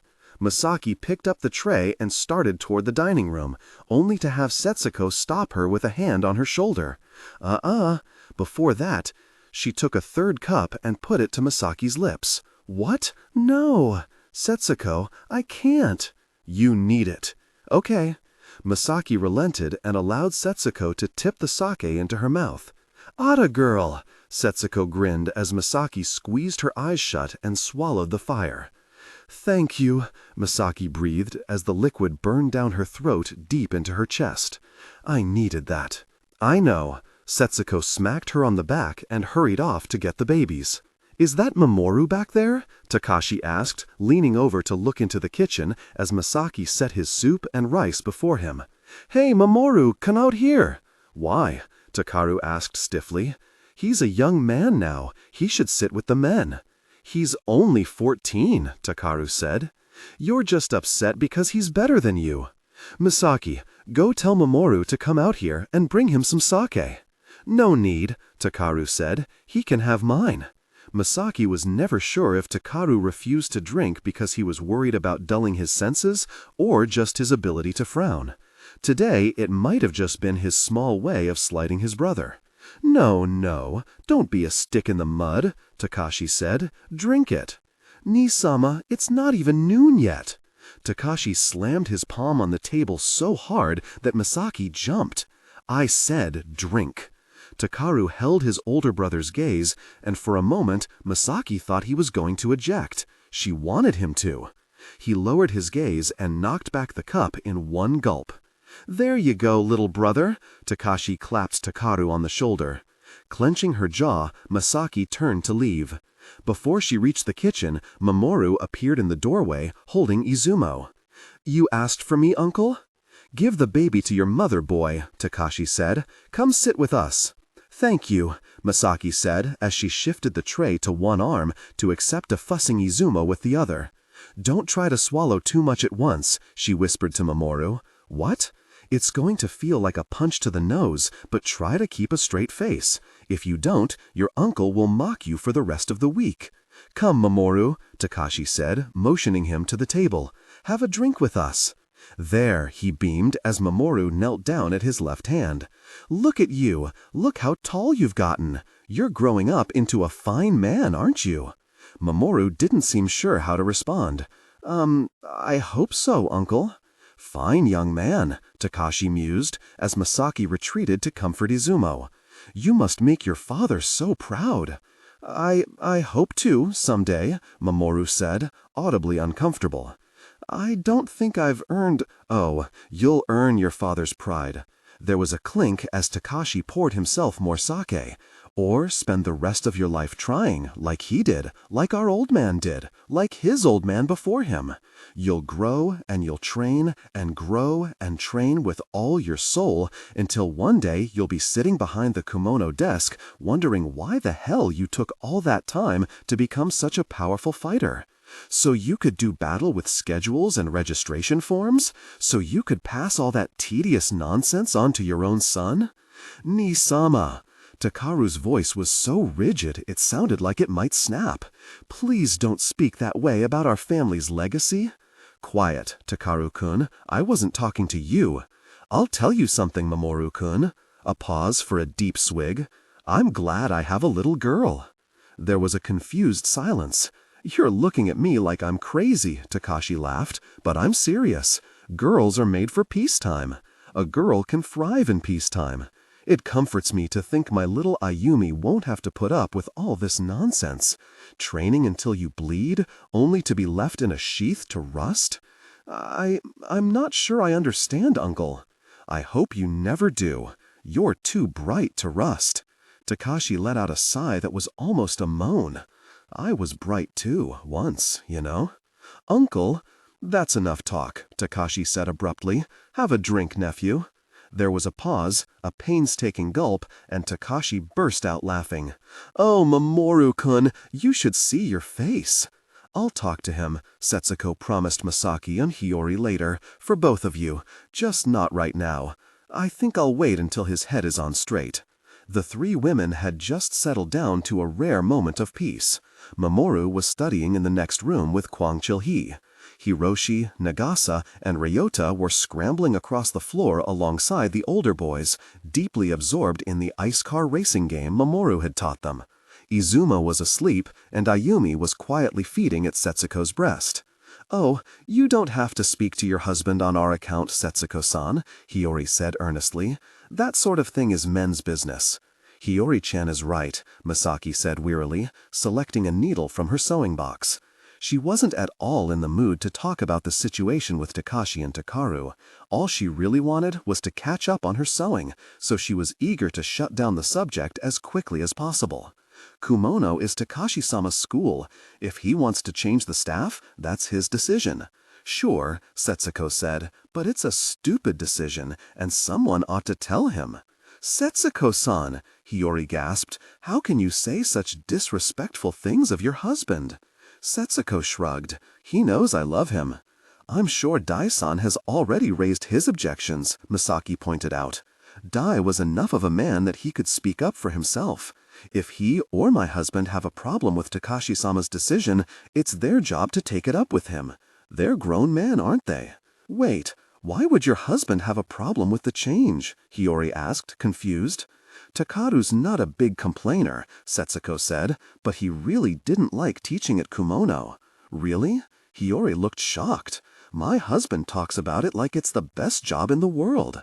Surely a great swordsman like Takaru would love it too." "Well, there's a difference between being great at fighting and being great at teaching it," Misaki said. "Takaru-sama would much rather be behind a desk doing paperwork than teaching students. That's why Takashi-sama really wants him around, to help him with the administrative work he hates so much." "I don't know." Hiyori looked doubtful. "Should you really make those assumptions about the head of your family?" "No, Misaki's right," Setsuko said, and heaved a sigh. "Poor Takashi-sama has really never enjoyed being the Kumono headmaster. Sometimes I think what he should really do, what he really wants to do, is just pass the job off to Takaru or Dai. They would be good at it." Misaki couldn't stop the incredulous laugh from escaping her. "Dai-san, maybe, but Takaru couldn't lead his way out of a paper bag," she very nearly said aloud. "You need a spine to lead. Takaru has those nobleman book smarts," Setsuko said, "which is more than I can say of my poor man." "Setsuko-san," Hiyori's beautiful doe-like eyes had widened in horror. "You really shouldn't speak that way about your husband." Misaki looked down at her sewing, glad that she hadn't chosen to voice any of her thoughts on Takaru. She didn't want poor Hiyori to have a heart attack. "I didn't mean it in a mean way," Setsuko said quickly. "My husband is a great man with his own strengths, but he isn't a perfectionist like Takaru. He doesn't get any satisfaction from clerical work. It just makes him bored and cranky and less fun in bed." "Setsuko-san!"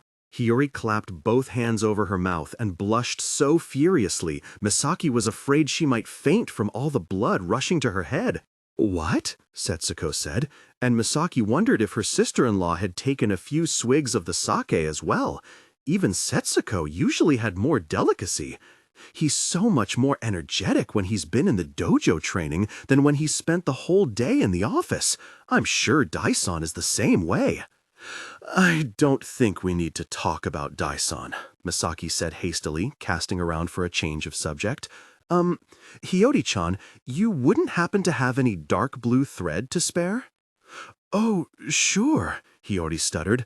"I don't use nearly as much blue as you." The Yukino family colors were white, silver, and sage green. Rummaging in the drawer of her sewing box for a moment, Misaki came up with a spool of pale gray thread and held it up. "Trade you." "Oh, Misaki-san, there's no need." "Trade you," Misaki insisted, and tossed the spool into Hiyori's lap. "Oh, thank you." Hiyori picked up the spool and clutched it to her chest like it was a treasure. "You're always so kind, Misaki-san." The blush hadn't quite faded from her cheeks, and Misaki wondered how a married woman with a child could be so ridiculously innocent. "Give me a denma," Hiyori rose to search through the bag she had brought with her. "I'm going to find some blue for you." Normally, Misaki didn't mind sewing, but today she found herself frustrated. "Matakumo," she swore. "This is a mess. I might just have to pass this one on to Tamami-san." Kotetsu's wife was a far better seamstress than any of the Kodo women. "What happened to it?" Hiyori asked. "Fight," Misaki said. "Oh, but Dai hasn't trained with your husband in months." It was common knowledge that Dai was one of the few swordsmen ever to get through Takeru's guard with a steel katana. "So who did that to his kimono?" "Mamoru," Hiyori gasped. "He's really gotten that skilled?" For the first time that day, Misaki found herself smiling. Not that skilled. She held up Mamoru's kimono from the same day, which was so sliced up it was barely holding together. "Oh dear," Hiyori exclaimed with a laugh. "That is going to take a lot of thread, isn't it? Is this a good shade?" She held up a spool. "That looks perfect," Misaki said, and reached out to take it. "Oh, Misaki-san," Hiyori exclaimed suddenly, pulling up short. "What happened to your hands?" "What?" Misaki's heart dropped. "Oh, nothing." She pulled her hand back quickly. She knew she should have spent more time healing the blisters. "I think I had an allergic reaction to this new soap I tried using. It gave me a rash." "I didn't see any new soap," Setsuko said.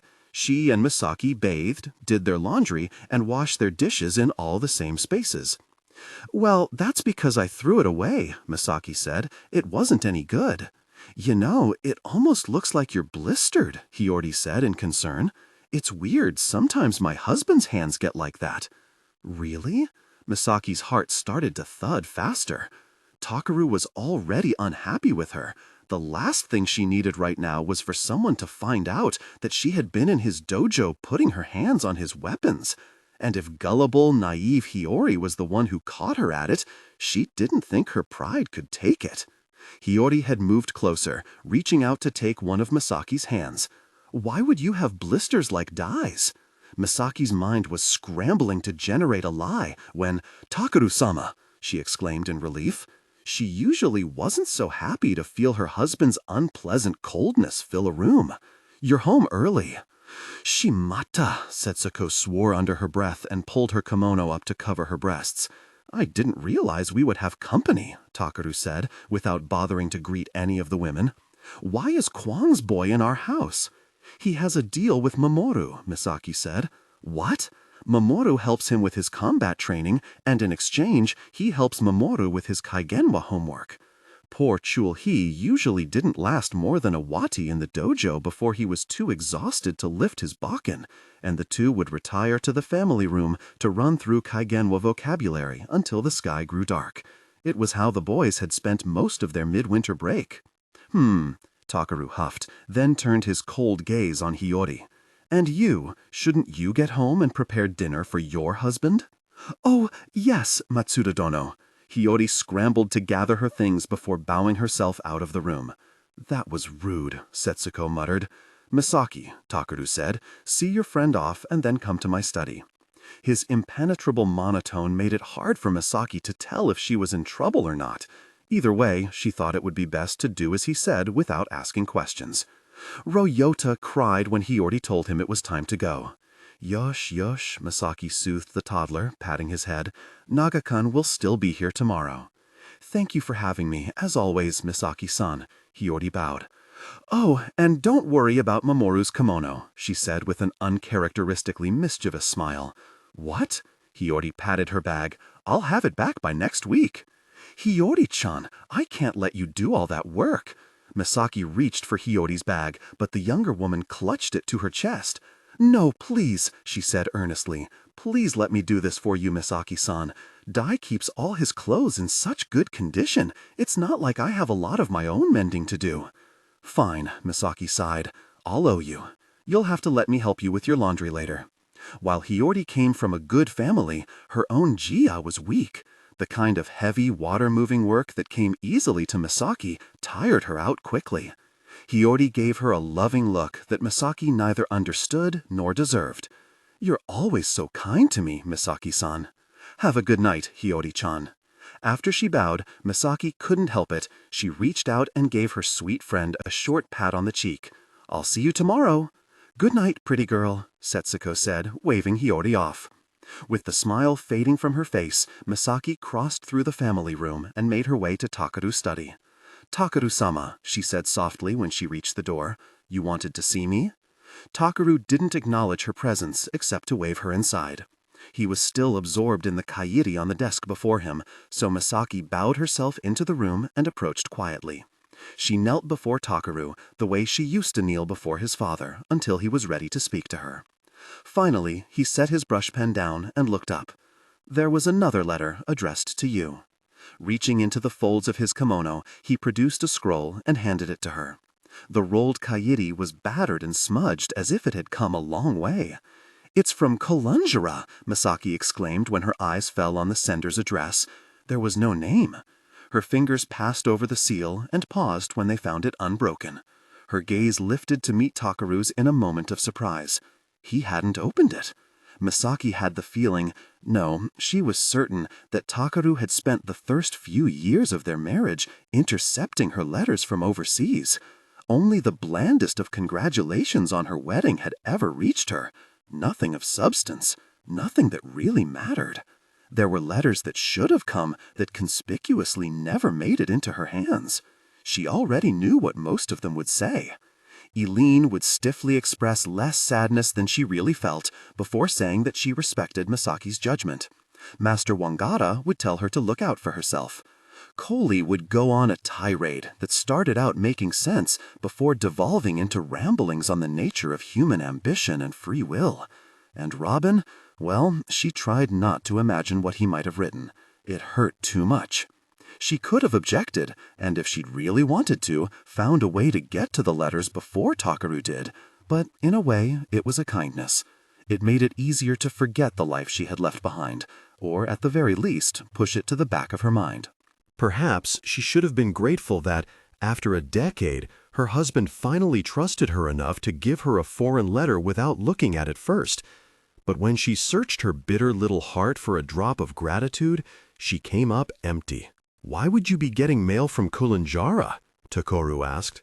Misaki couldn't read any suspicion into his voice, but his presence spoke clearly enough. He trusted her enough to let her have her mail, but he was going to stand over her while she read it. "I don't know," she said honestly. "You have no acquaintances there who might have sent this?" Last Misaki had heard, Koli Kuruma was still living in the Yamanka capital, but the handwriting on the scroll was far too neat to be his. She shook her head. "Honestly, I have no idea who this is from." Curious, she broke the seal and unrolled the letter. The writing was in Yamankenkeno. Not exactly. The letters were Yamanke, but the words themselves were in Lindish, a language Misaki had not seen or heard since her school days. The only naji on the kairi were a set of familiar characters, a signature at the bottom of the text. Misaki felt herself draw in a gasp. "What is it?" Takaru asked. "Who is it from?" My old roommate," Misaki said. She neglected to mention that her roommate was Rengase. "Dear Misaki, it's been a while.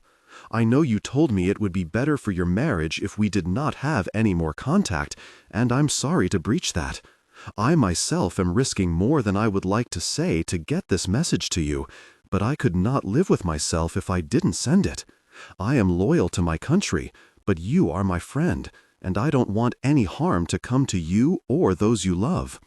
If you are no longer living on the Kusanagi Peninsula, this letter will probably not reach you, and thank the gods that you are out of danger. However, if you are reading this, I can only assume you are still at your address in Takayubi. If that is the case, you are not safe.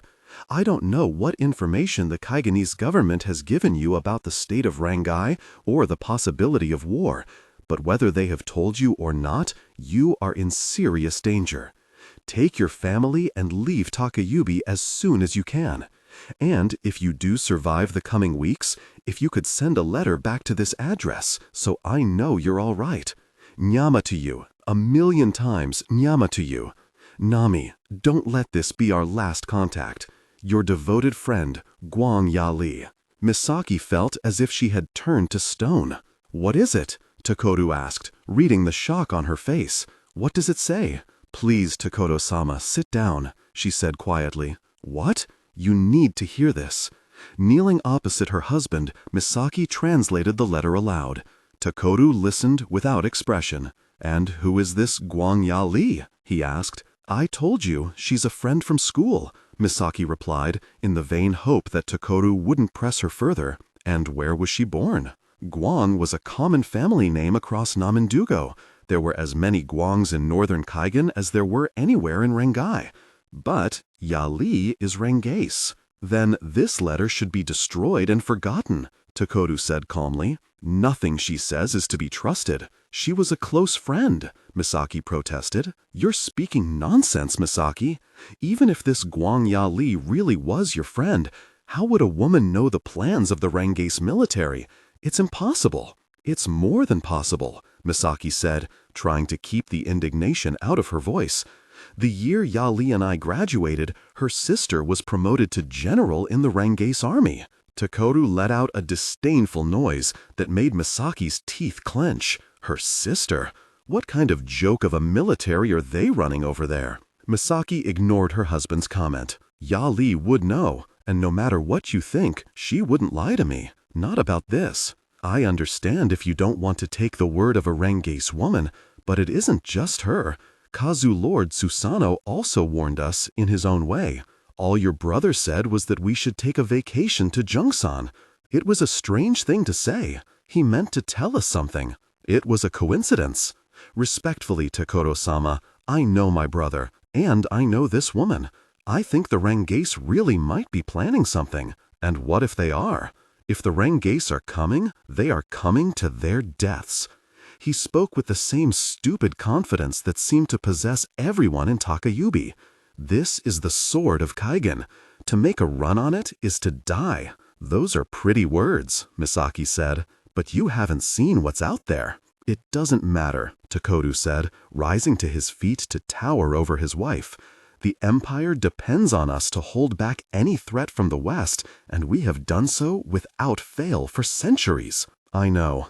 Misaki stayed on her knees, hoping that if she kept her temper in check and spoke softly, she could make him see reason. "You and the other men here are great fighters, but you aren't an army. This peninsula isn't the Theonite powerhouse it was the last time the Rengase attacked." "Maybe not," Takoru conceded, "but it will be far worse off if we leave. Did you ever think that perhaps this old friend of yours is trying to talk you into treason?" "What? She knows who it is you married, yes?" "Yes." "Then it's a good plan, isn't it?" Takoru said. "Get you to leave the peninsula, along with your family, perhaps the whole extended Matsuda family, when the Empire needs us here the most. Rengase people are devious." "What would you know about Rengase people?" Misaki wanted to snap. "You've never met one," but she held in her anger. A woman didn't speak to her husband that way. "I don't think those were her intentions," Misaki began evenly, only to have Takoru cut her off again. "I don't want to hear any more of what you think." His voice rose in a rare moment of anger. "Clearly, you don't understand the first thing about what is coming out of your mouth. It doesn't matter whether this Rengase woman is lying or telling the truth. To flee when our country needs us would be treason, and you will not say another word about it. We are the sword of Kaigen. If we've let it rust, then we deserve to die on it, along with our enemies." "Including your sons?" Misaki demanded. "Your little children?" "Yes," Takoru said without irony or hesitation. "Who do you think you married?" Misaki's fists clenched. Now was the time to apologize to her husband and ask for his forgiveness. Now was the time to look down in deference and shame. Instead, she stood and looked up, directly into Takoru's eyes. In a breath, the rage of 15 years filled her chest, lifting her chin and pulling her shoulders back. "I'm taking the boys." "Excuse me?" "I'm taking my sons and going away, to Ishihama to visit my parents," she decided as the words were coming out of her mouth. "Don't be ridiculous. Your parents no longer have a house to visit. If anything, they should be coming to stay with us. You can come with us if you like," Misaki said, "but I'm taking them." Misaki. Takoru took a step forward, staring down his wife with a glare that had made hardened men tremble. That is not your decision to make. Unintimidated, Misaki held his gaze. It had been too long since she had had the courage to fight for something. If she couldn't fight for her own children, then who was she? What had she become? "You can try to stop me," she said, and headed for the door. "Misaki." Takoru grabbed her arm. She made herself water and slid through his fingers before his iron grip had a chance to tighten. Ducking under his arm, she darted for the door, but he was faster. Misaki knew the moment his bruising grip closed around her wrist that she wouldn't be able to twist free, but she wasn't out of defenses. Moving on reflex, she focused all her jia into her free hand and drove her first two fingers into Takoru's arm. Outside the myth of the blood puppeteers, it was impossible for a Jiyasaka to control a significant amount of the blood inside another person's body. Nowhere was a Theonite's nyama more powerful than in their own veins. But what Susanoo had learned centuries ago was that a minuscule amount of blood, manipulated with pinpoint accuracy, could be the deadliest weapon of all. Misaki's power narrowed to a needlepoint. Takeru's strong body and even stronger jia made him difficult to penetrate, but Misaki managed it. For a split dinma, his blood became her needle, striking a pressure point deep inside his arm. Takeru's arm jerked, stiffening for a moment before going absolutely limp. His hand slid from her wrist, and Misaki almost wished she could stand there and relish the look of utter shock on his face. Was that? "Blood needle," she said with a breathless smile. More specifically, it was a combination of the traditional Susanoo blood needle and the medical acupuncture she had learned from Yali. "Your arm will work again in 5 Siranu 4 if you relax." She crossed to the door. "Misaki," Takeru's voice was pure ice. "You." "Oh, and I wouldn't use my jia during that time if I were you," she added. "Not unless you want to risk permanent damage to the muscles in that precious sword arm." "You will regret." Before he could finish, Misaki slammed the door and sealed it shut with a thick layer of ice. The part about not using his jia had been a spur-of-the-moment lie, the kind she had always been good at. Whether Takeru called her bluff and freed himself with his jia, kicked down the door, or waited the 4 Siranu for the effects of her blood needle to wear off, Misaki had only moments. Hiking up her kimono, she sprinted down the hall. Pausing at the boy's bedroom, she took Izumo from his cradle. The sudden movement mixed with his mother's frenzied jia woke him and he started crying. But Misaki had no time to worry about that. "Yosh, yosh, Izukun, it's all right," she chanted as much to herself as to her baby as she ran to the family room. "Kachan is going to make this all right." "Kachan," Mamoru exclaimed when Misaki burst into the family room, visibly shaken, her jia radiating panic. "Are you? Help your brothers get their coats on," Misaki said. "We're leaving." "Where what?" Mamoru said blankly. "Kachan, Chulhi-kun," Misaki addressed the northern boy, who was still kneeling at the study table opposite Mamoru. "You're going to want to run home, get your father, and get off this mountain." "Matsuda-dono, what is this? Did you hear something?" "There will be time for you to ask questions later," she said, and gods, she hoped it was the truth. Right now, just do as I say. Setsuko appeared at the door. "What's going on?" "You too, Setsuko. Get Ayumi and let's go." "What?" "There's no time to explain," Misaki said, finagling Izumo into his coat and handing him off to a confused Mamoru. "We just have to get out of here, off of this mountain." "What? And go where?" "I don't know. Your parents' house," Misaki said as the thought occurred to her. "We'll stop there first." The fishing family would give them shelter if they needed it, and Misaki was sure Setsuko wouldn't be willing to flee Kusanagi without them. "Why?" Setsuko demanded. "Are we in danger?" "Sort of, yes." The answer was yes. Misaki just didn't mention that the most immediate danger was from her own husband. "Well, I can't leave without Takashi," Setsuko protested. "He isn't home yet." "He's fast," Misaki said. "He'll be able to follow us if he needs to. With the little ones, we're slow. We need to leave here now." Misaki had never seen Setsuko look so scared. "All right," she said, "but what about your husband? Where is Takeru?" "He'll be along in a sira." If Misaki had truly wanted to buy herself the time to escape with the children, she should have done more to incapacitate her husband. During his moment of surprise, she should have tried to take out his knees or render him unconscious with a blow to the temple. But she wasn't at the point where she was willing to commit outright violence against her husband, was she? Was she? Now that she considered the situation, Takeru was certain to follow them. He was certain to be furious. It was unlikely that Misaki would be able to talk him over to her side after she had so openly defied him. Inevitably, he would catch up to them. He would try to force them back. Then, would she hurt him? Would she fight him in earnest? Out of that train of thought rose a darker question. Would it even make a difference?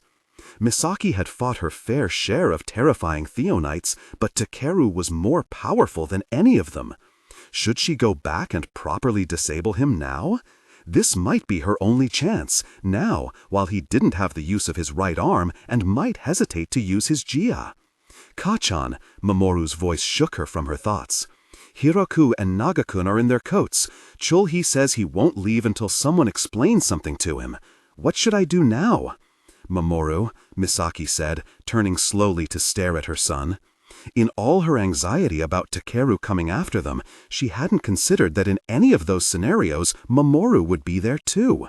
Mamoru, who was powerful enough in his own right to tip the scales in either direction.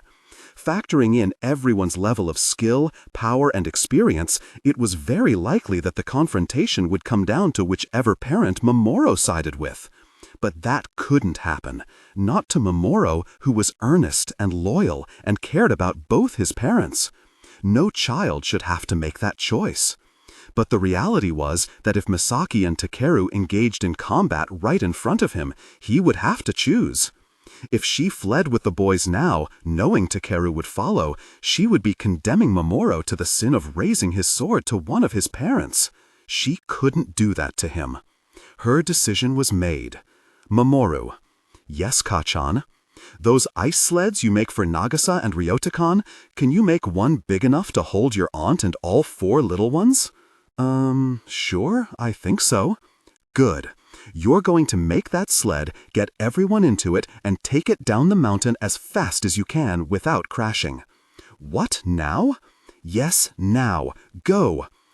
"What about you, Kachan?" "I won't be far behind you." Squaring her shoulders, Misaki turned back toward the hall. "There's just one more thing I need to take care of." Before Mamoru could protest, she was off down the hall, her resolve hardened to ice. She had to go for Takeru's head, she decided. He wasn't like the enemies she dealt with in the past, who could be disabled by a single severed tendon or well-placed blow to the knee. His nyama ran so deep that he could move water with only his mind. A Takeru with all his limbs shattered was still dangerous. A Takeru who could twitch was still dangerous. Her heart rate picked up as her mind raced to map out every possible reaction he might have, any attack he might launch, and how she might counter it. She turned the last corner and found her path blocked. "Nisama!" She had been so wrapped up in her own anxiety that she hadn't even sensed the swirl of Takashi's nyama entering the compound. "Misaki, what on Dona is going on here?" Takashi demanded. "Why is my brother's study door frozen shut?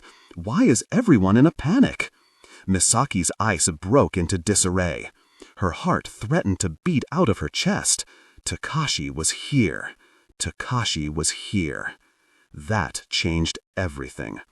If her chances against one Master Matsuda were slim, her chances against 2 were infinitesimal. "What is going on?" Takashi repeated more insistently. Misaki's Jia seethed inside her, knowing it had to leap into action, unsure which way to go. Misaki's head spun. The words wouldn't come. "Your Jia is behaving strangely, little sister," Takashi said, his brow creasing in concern. "Are you all right?" He reached out to her. If she struck at him now, before he had a chance to anticipate it, but no. If she raised a hand to Takashi, Setsuko would never forgive her, let alone follow her to safety. And she couldn't go without Setsuko. "Answer me, Misaki."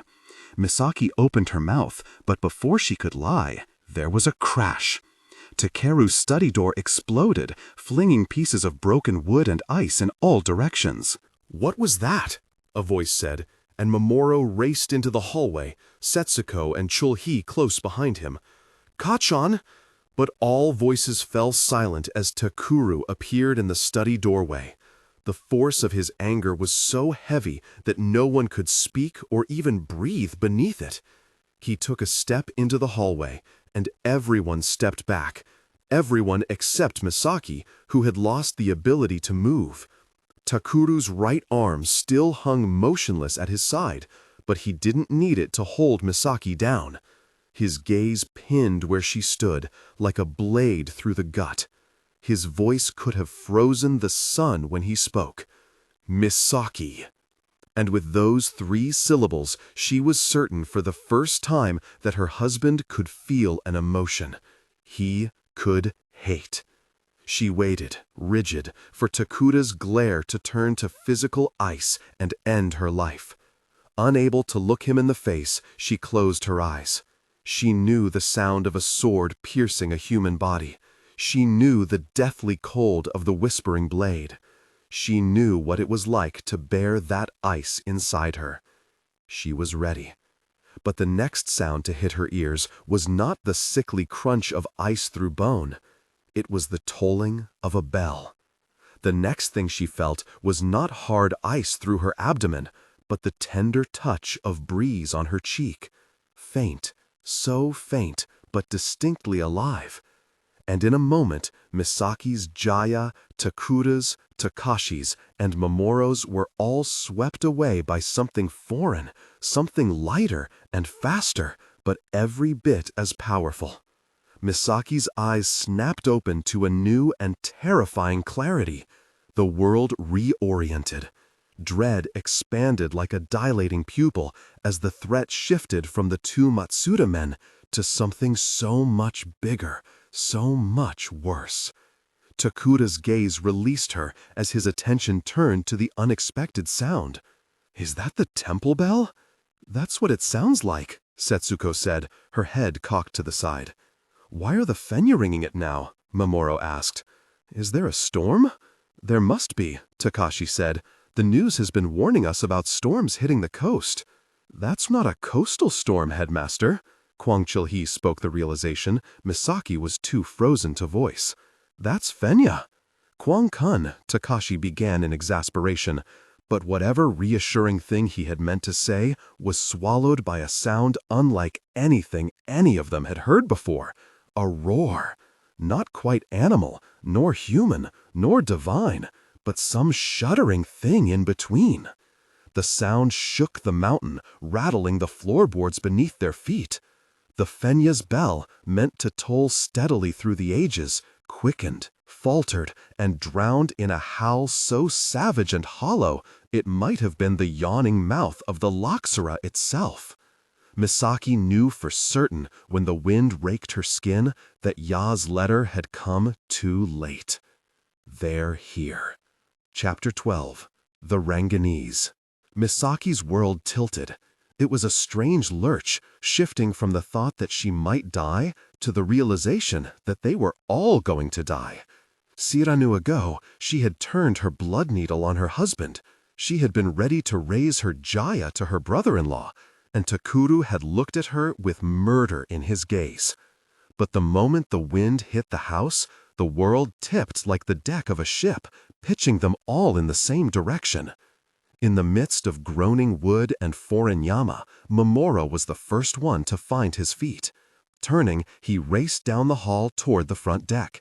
Misaki followed, Takuru and Takashi close behind her, fighters who had been Donamu from turning their blades on each other, all running the same way.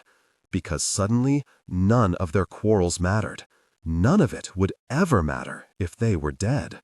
When Mamoru threw the door open, biting wind burst in on them. "Oh!" he exclaimed, seemingly remembering that he had an infant in one arm when Izumo started to cry. "Sorry, Izukan." Hastily, he wrapped the baby in his sleeves, shielding him from the wind. The sky was the wrong color. not the blue twilight or misty gray native to Takayubi. This was foreign darkness, dingy like rust, veined with day-old blood. "Give the little one to your mother, Mamoru-kun," Takashi said, as he and the rest of the family came out onto the deck. "Yes, uncle," Mamoru said, carefully handed his wailing brother to Misaki.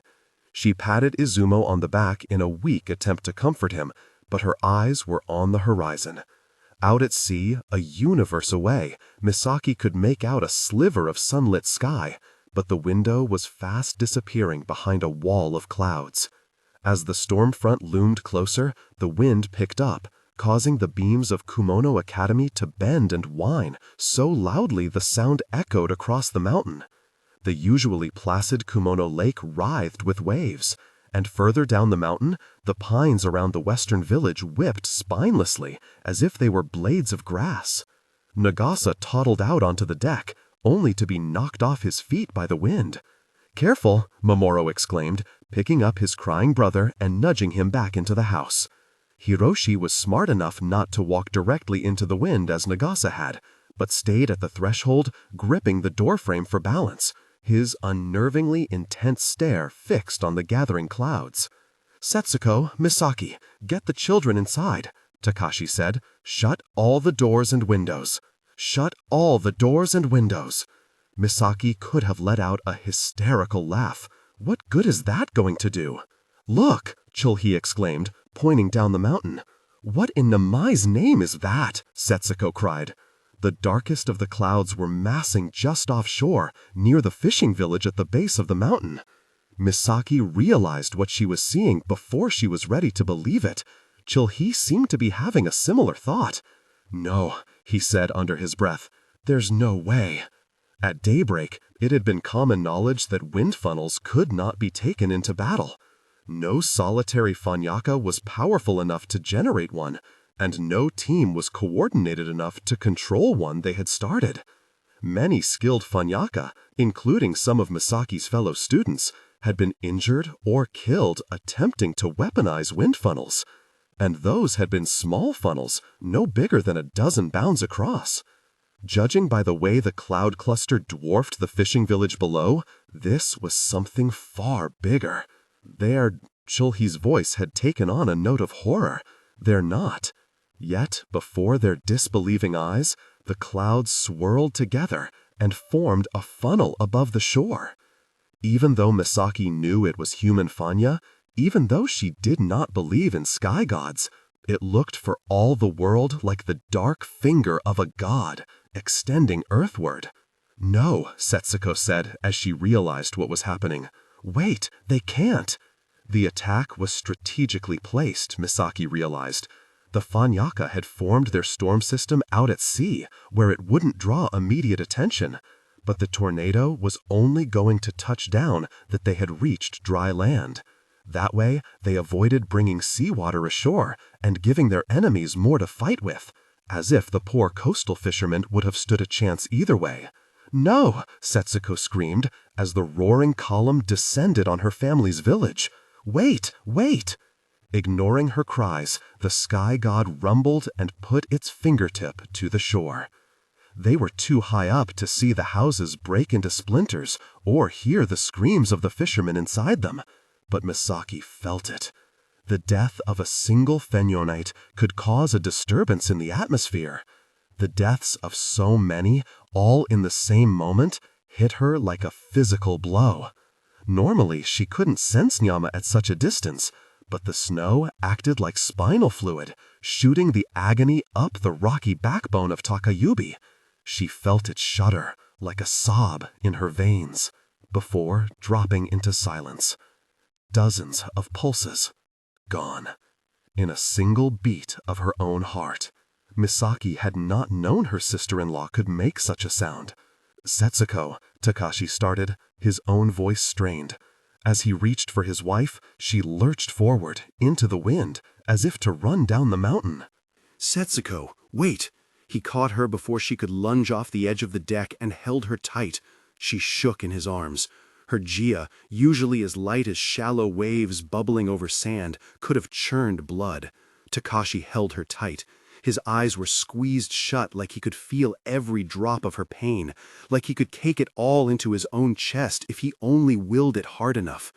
"Don't look."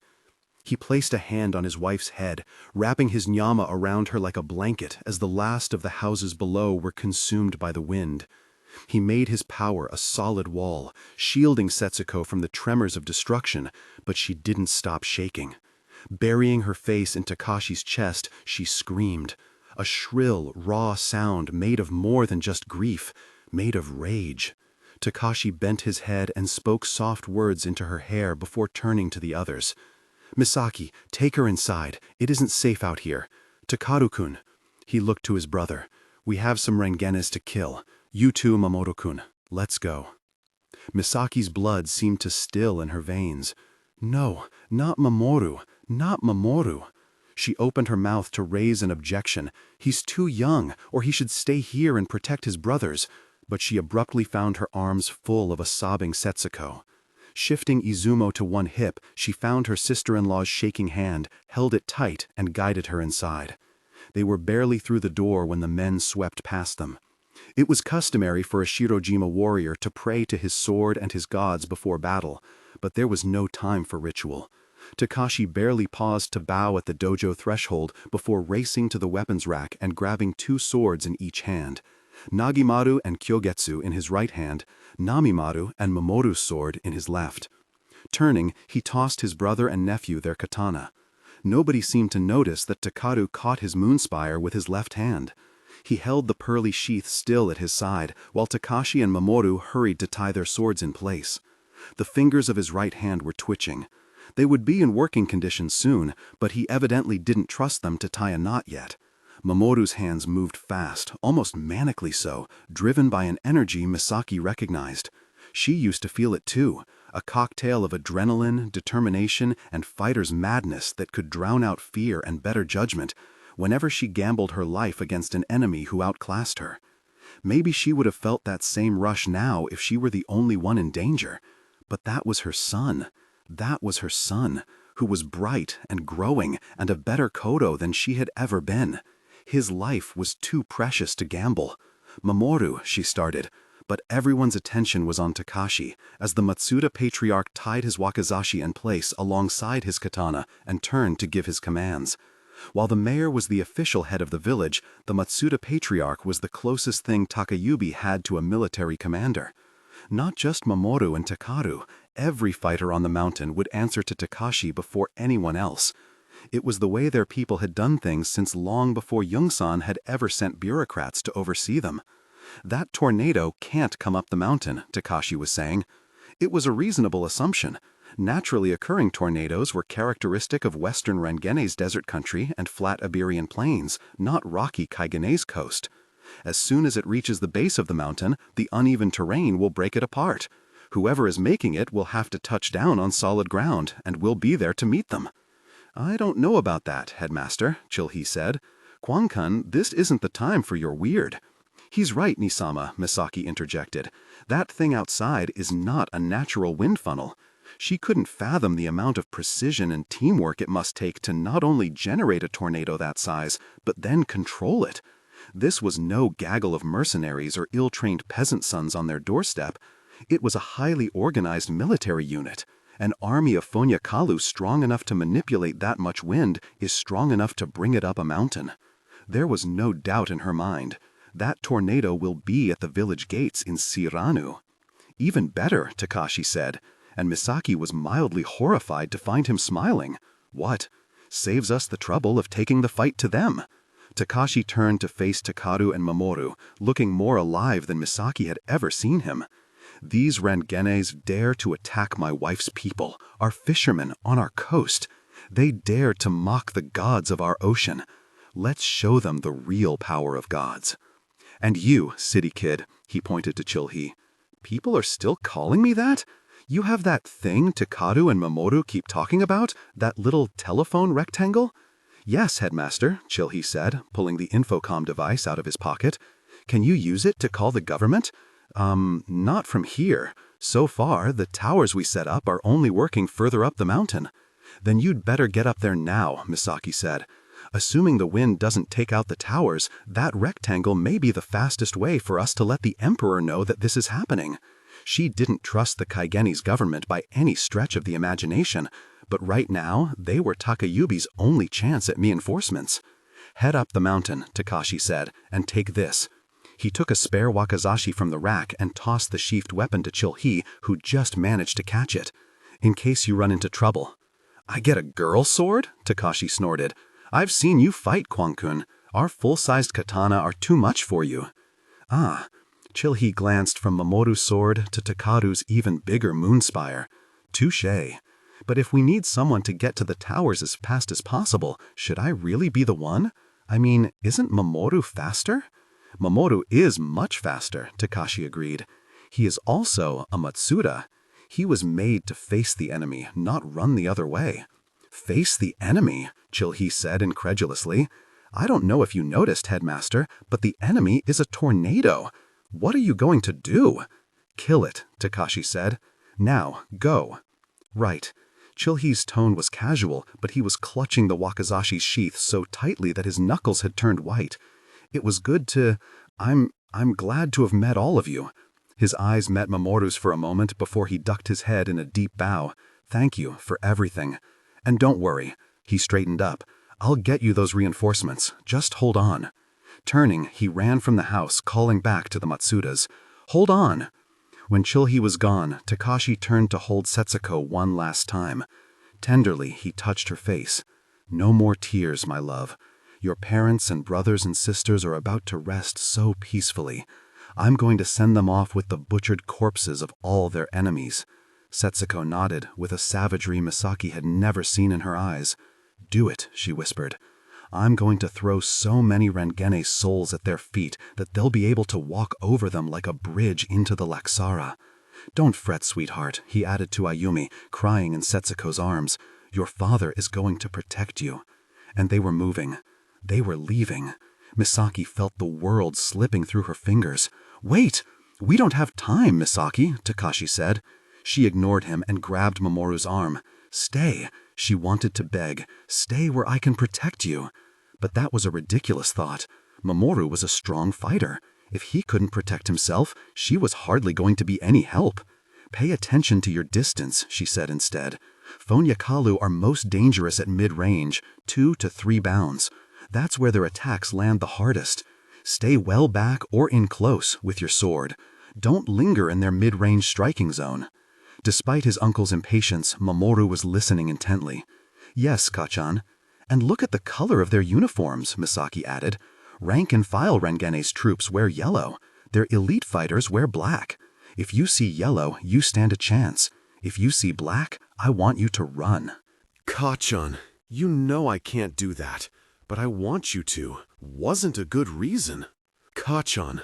Mamoru held her shoulders in a firm grip. And when had his hands gotten so big and strong? I'm a Matsuda. Wasn't I born to do this? The answer was yes. This was the reason she had left everything she loved to marry into this family. The reason she had endured her father-in-law's abuse and her husband's indifference all these years. So that the Matsuda family would have a powerful heir. So Kusanagi would have its blade edge. This was as much purpose as any of their lives had ever had, and now was the moment Mamoru was supposed to live up to that purpose, to give all of it meaning. She couldn't take that from him. So all she said was, yes. Her heart overflowing with pain, she squeezed her son's arms. Yes, my son, I'm proud of you. I'm not sure I'm worthy of your pride, Mamoru said with a smile, but I will be. Just wait. Mamoru broke away from her, but Misaki found her legs carrying her after her son and husband, her hands reaching out, not ready to let go, not ready. There had to be something else, some way she could save them. She was the only one who had ever encountered Fonyakalu. She had spent years watching them, training with them. She knew the theory behind wind funnels, even if she had never seen one successfully mastered.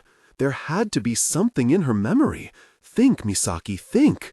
Don't try to attack the wind itself, she said, catching Mamoru's sleeve. It's stronger than any individual theonite. Misaki, Takashi said.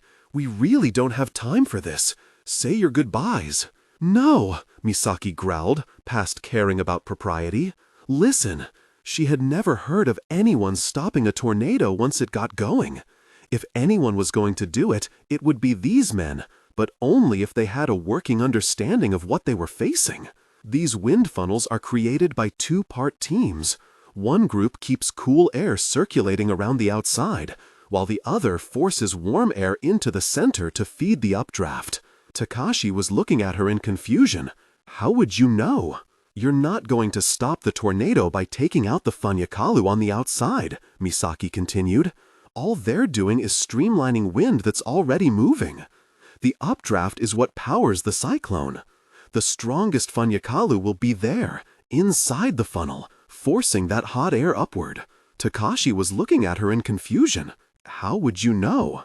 "You're not going to stop the tornado by taking out the Fanyakalu on the outside," Misaki continued. "All they're doing is streamlining wind that's already moving. The updraft is what powers the cyclone. The strongest Fanyakalu will be there, inside the funnel, forcing that hot air upward. If you want to stop the tornado, they're the ones you have to take out. You'll have to find them, inside the wind." "All right," Mamoru said, but she could see on his face that he wasn't following. Wind is faster than blood or water, more sporadic, but you can still pick out the bodies in it, like little fish in a stream. "That's enough," Takashi said, pulling Mamoru away, out of her grasp. "We have to move." Desperate, Misaki shouted out the last thing she could think of. "Takeru-sama!" Her husband didn't turn. She had no right to expect him to listen, no right to speak to him at all. But he was her last chance to save her son. "It has vital points, like the human body, like your arm." Mamoru looked back at her in utter confusion. "What?" "Come." Takeru grabbed the front of Mamoru's kimono in his left hand and hauled him out the door. "Your mother is talking nonsense." "Mamoru!" Mamoru moved without thinking. His body knew what to do. Every man and boy knew what to do once the alarm bell sounded, the same thing their forefathers had done during the Keliba. The men of the old village would converge at the gates, then head down the mountain to join forces with the fighters from the western village. As the Matsuda sprinted toward the village gates, Yukino-sensei fell into step beside them, along with his older cousins and the fighters of the Mizumaki house. As one, they raced down the mountain to meet their enemies. This scene had played 1,000 times in Mamoru's daydreams in class, on the dark ceiling before he fell asleep, and in his dreams after, since he was old enough to dream at all.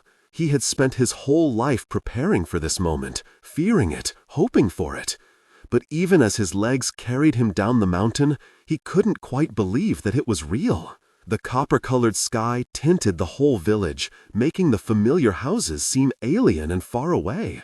The deafening sound, like 1,000 fighter jets, felt like it could tear the boundary between this world and the next. Even Mamoru's own flash didn't seem quite real. The wind made his body by turns slower and lighter than it should have been.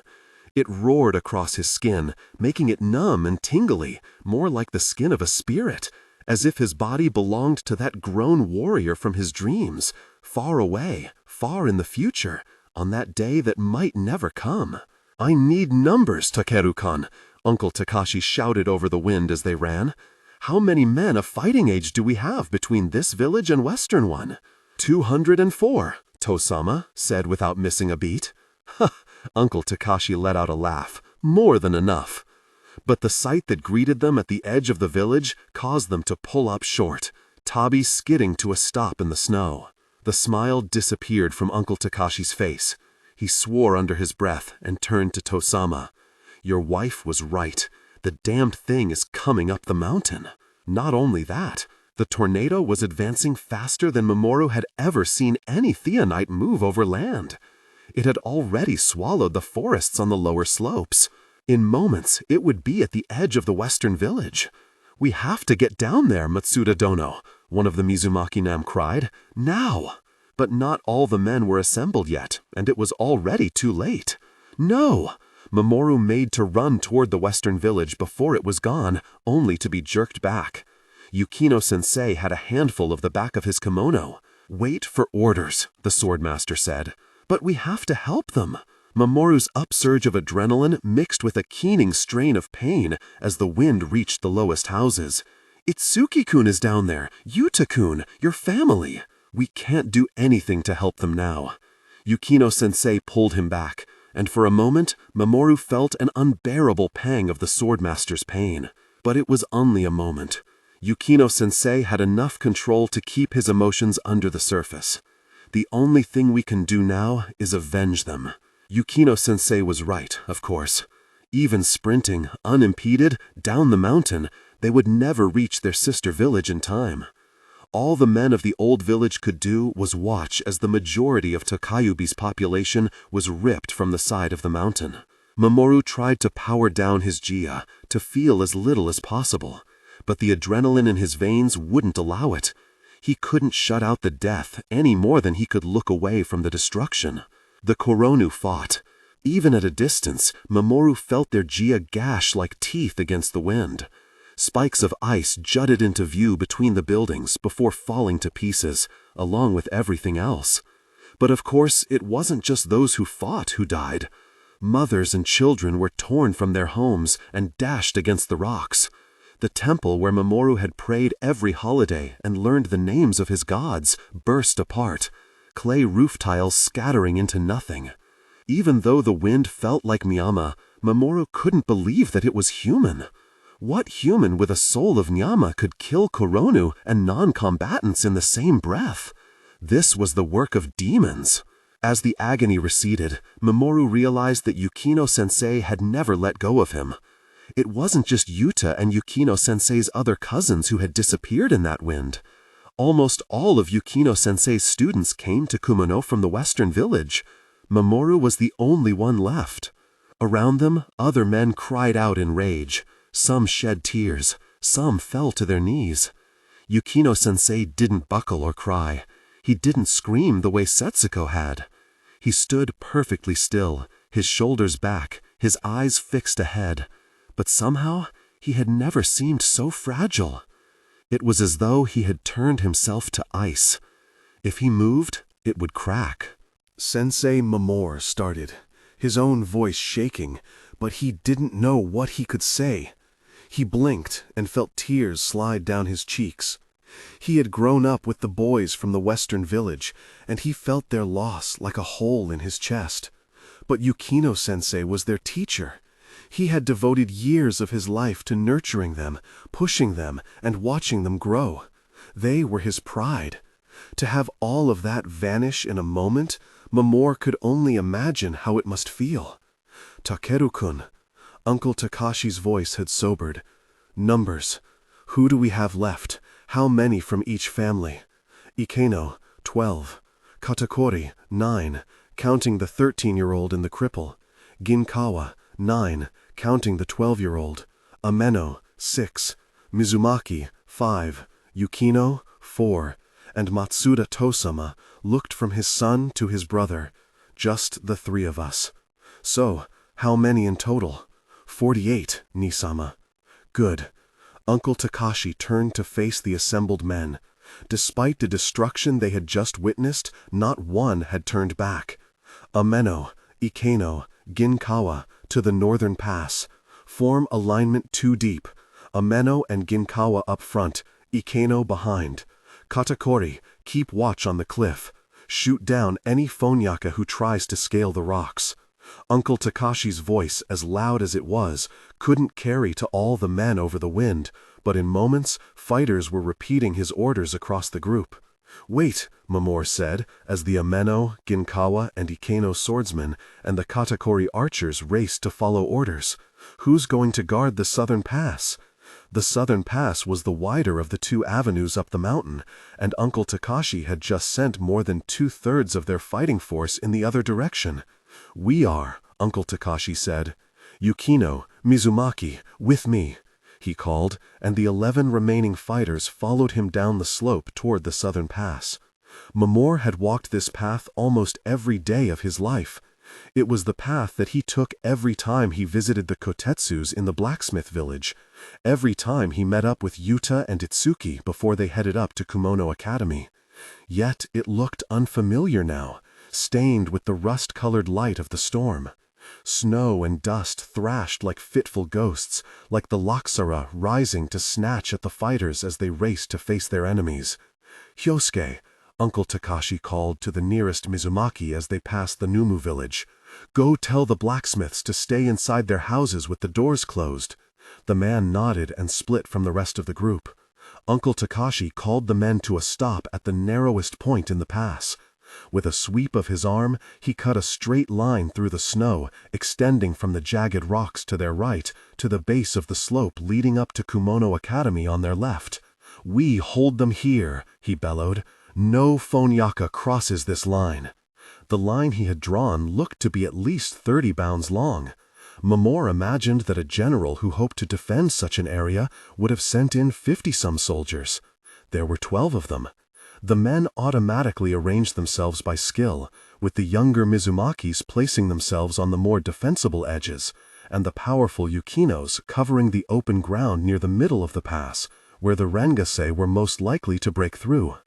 Realizing that he had lined up in between his uncle and Yukino-sensei, Mamoru stepped back, thinking he should cede his position to a more experienced fighter.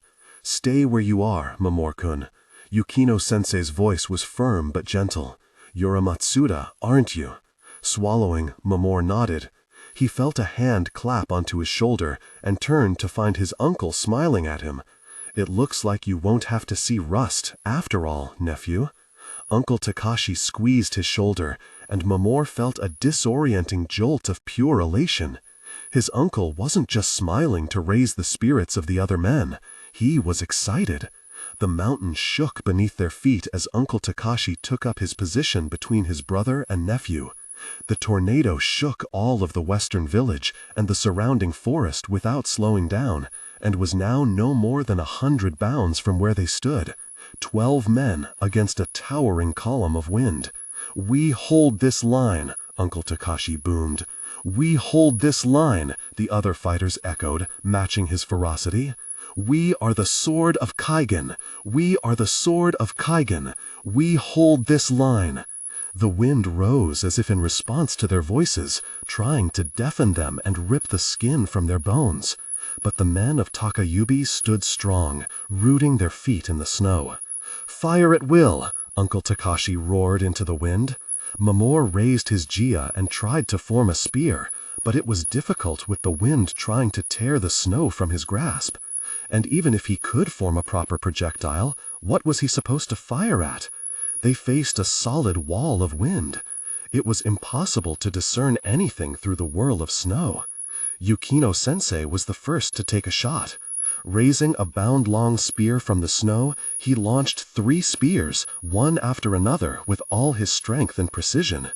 As far as Mamoru could tell, all the projectiles did was disappear into the vortex. But when he looked back toward his teacher, Yukino was smiling. "I hit something."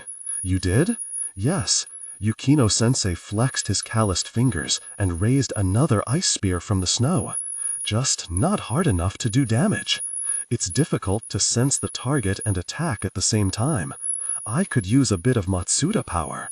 "What?"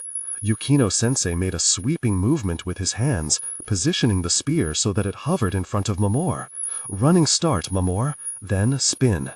It took Mamoru a moment to catch on. Then he smiled in understanding. "Yes, sensei." He backed up, counting his steps. Then he ran at the ice spike.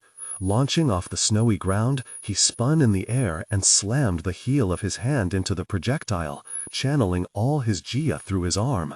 At the last moment, he felt Yukino-sensei's jia join his own in an unbelievable burst of power. His teacher's more controlled jia entwined with his, guiding the spear through the wind to its target. Mamoru started as he felt it make contact with something solid. Yukino-sensei's senses were so sharp that he could detect the bodies through the swirling snow, just like Kachan had said, like fish in a stream. "Again!" Yukino-sensei shouted before Mamoru could stand and marvel any longer. "Yes, sensei." Mamoru had practiced his spinning launch in the months since Yukino-sensei had told him how to perfect it. His aim still had room for improvement, but he could fire projectiles at full power for a wati without tiring.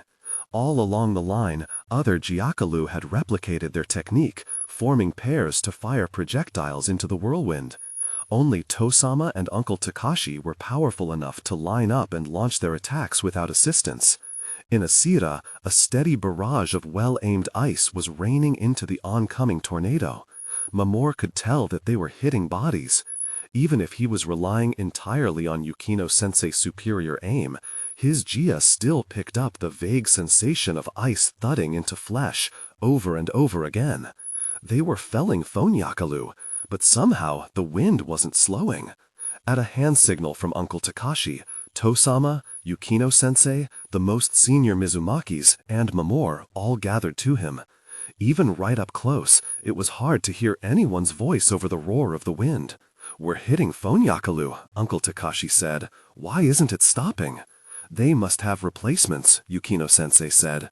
"As soon as one soldier drops, another takes his place." "What do we do?" Mizumaki Hyosuke asked. "We need to get rid of the ones who can't be replaced," Tosama said. "We need to destroy the source of the funnel's power." "How?" asked Hyosuke's older brother, Toki. Tosama's murmur was so quiet that Mamoru almost didn't hear it over the wind. "Needles." "You mean spears, Matsuda Dono," Toki said. That's what we've been trying. The wind is too strong. We're hardly getting through the wind surrounding the funnel. Mizumaki-san is right, Yukino-sensei said. How are we supposed to pierce the center? None of you can. Tosama was massaging his right arm, his eyes fixed on the oncoming tornado. "I'll do it." "What?" "Keep firing your spears," Tosama said. "Take out as many Phonyakalu as you can." Turning his back on the tornado, he took a knee, laid his open palms on the ground, and closed his eyes. In an instant, his Jia dropped from fighting aggression to perfect calm. "What is he doing?" Mizumaki Hyosuke demanded. "Matsuda Dono!" He reached out to touch Takeru's shoulder. "No, wait!" Mamoru grabbed Hyosuke's sleeve, stopping him. "He's meditating." "Meditating?" the Mizumaki said incredulously. "Prayer isn't going to do us any good now. We need him to fight." "Just wait," Mamoru insisted. It took Mamoru Watenyu to reach his deepest state of meditation, but in it he could sense every water drop and snowflake that moved on the mountain. If his father's legendary focus was enough to reach that state within these precious few moments, they might stand a chance. Uncle Takashi seemed to agree.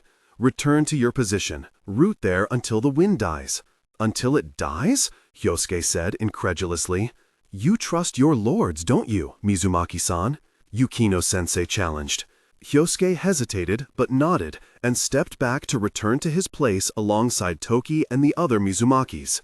Mamoru and Yukino-sensei tried to fire more projectiles into the tornado, but the wind had grown so strong that neither Gyaka could take a step without risking being swept off their feet. Yukino-sensei shouted something that Mamoru couldn't hear through the deafening roar, but from the movement of his lips, it looked like "root." Mamoru did as he was told, raising the snow around him up to his knees and hardening it to ice, freezing himself to the side of the mountain. He could no longer hear anything.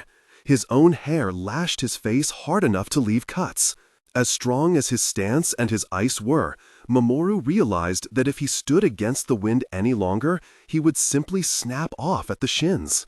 It took all his strength to curl his body forward and sink to his knees. Huddling into the snow, Mamoru made a protective cocoon of ice around himself. Tosama still had not moved, still as the mountain itself before the wind. The funnel was almost on top of them now. Mamoru wondered what it would feel like to die by tornado. Would he be ripped from the snow like a tree from its roots and then smashed into the mountainside? Or would it be slower than that? What if he was more stubborn? If he refused to let go of the mountainside, would the wind strip the flesh from his bones? He was certain he was about to find out. Then Tosama moved. Physically, it was the tiniest of movements, a sharp twitch of his fingers. But it was as if a thread had snapped. Something changed. The wind still spun, but suddenly it had weakened, lost its otherworldly fury. When Mamoru dared to lift his head, he found the wind funnel falling apart, dispersing into scattered shreds of cloud. Debris rained across the mountainside. Most of the men didn't seem to understand what had happened, but Uncle Takashi turned to his brother with a smile. "Well done, Takeru-kun." In the snow below, Mamoru could just see two black-clad bodies lying crumpled and motionless. A moment later, a third body thudded to the ground before them, making Mamoru jump. As Mamoru backed away from the fallen Funyaka, Uncle Takashi strode toward it. Putting a foot under the limp form, he turned it over to reveal the wound that had brought the man down. The puncture itself was barely visible, but Mamoru could feel the blood seeping from the Funyaka's chest to soak into the black cloth buttons of his uniform. The man's face had been smashed beyond recognition in the fall, but his hair was still neat, pulled back into the long braid characteristic of Range's warriors. Mamoru found that he couldn't take his eyes off the broken body. The flesh and blood and hair, no matter how long he looked, it was a man, just a man. That wind that had darkened the sky and roared like a god, the heart of it had been human. "Is this how you killed all of them?" Uncle Takashi asked, considering the hole in the Funyaka's chest. There were just the three at the center of the funnel. Tosama rose smoothly to his feet and straightened his hakama. "Sorry, Nisama. It took me a while to pinpoint their bodies all at once." It was difficult for Mamoru to process what his father had just done. In order to lance those Funyakalu through the chest, not only did he have to track the movements of 1,000,000 flecks of snow moving at unbelievable speeds, she had to take control of them. It was superhuman. This was why it was said that the Matsuda veins ran with the blood of gods. "I still don't know how you do that," Uncle Takashi said, with an admiring shake of his head. "I listened to the mountain." "And what did the mountain tell you, little brother? Other than where to strike?" "We are outnumbered," Tosama said, 20-1. Mamoru stared at his father in amazement. He hadn't just killed the Funyakalu creating the updraft. While deep in that state of meditation, he had had the presence of mind to count the number of foreign bodies on the mountainside. 20-1? Takashi scoffed. "The Ranges are idiots if they think they can challenge us with those numbers." "I'm not worried about numbers," Yukino-sensei said. "It all comes down to the quality of the fighters they've sent." "Resume your positions," Takashi called to the Yukinos and Mizumakis, staggering to their feet in the surrounding snow. "This fight isn't over. We have enemies incoming." "I don't see that many," Mamoru said, squinting into the whiteness. In response, Tosama raised a hand, lifting the fog and snow before them. Before the ruins of the western village stood a wall of yellow, hundreds of rank-and-file soldiers standing in formation. Banners unfurled, revealing the black dragon of Ranga rearing against a blood-red sun. These men must have followed the tornado up the mountain, stepping over the bodies and leveled houses. With a prickle running up his spine, Mamoru realized that the moment they could see the yellow-clad soldiers was the same moment the Ranges could see them. The eye contact created a beat of perfect stillness. Then a sound rose from the Ranges, a war cry, raw and human, that shook Mamoru more than the roar of the tornado. For the first time, his rust-colored dream hardened into reality. The Ranges surged up the mountain. Chapter 13. The Dragon. The charging Ranges had many bounds of snow to cover, but they were moving fast. With the roar of the tornado gone, Uncle Takashi could make his voice heard again. "Hold the line." Of the 12 men who had formed the line, 2 were nowhere to be seen, blown away in the high winds. Of those who had managed to stay anchored in the snow, only some were getting up. "We hold the line," Uncle Takashi bellowed again, and those who could still stand repeated his call across the pass. "We hold the line." Uncle Takashi seemed only vaguely annoyed by the thinning of his forces. "You three," he addressed Tosama, Yukino-sensei, and Mamoru, "spread out further. Cover for those we've lost." 4, Mamoru thought, his eyes scanning the line. "We've lost 4 fighters." There were only 8 of them now, the 3 Matsudas, Yukino-sensei, 2 of his cousins, and the 2 most powerful of the Mizumakis. How could 8 men defend this pass against an entire army? As if in response to Mamoru's thought, Uncle Takashi lifted both arms. With them rose a swell of nyama so powerful it shook Mamoru's body. Throwing his hands forward, Uncle Takashi sent his nyama down the mountain in a single massive wave.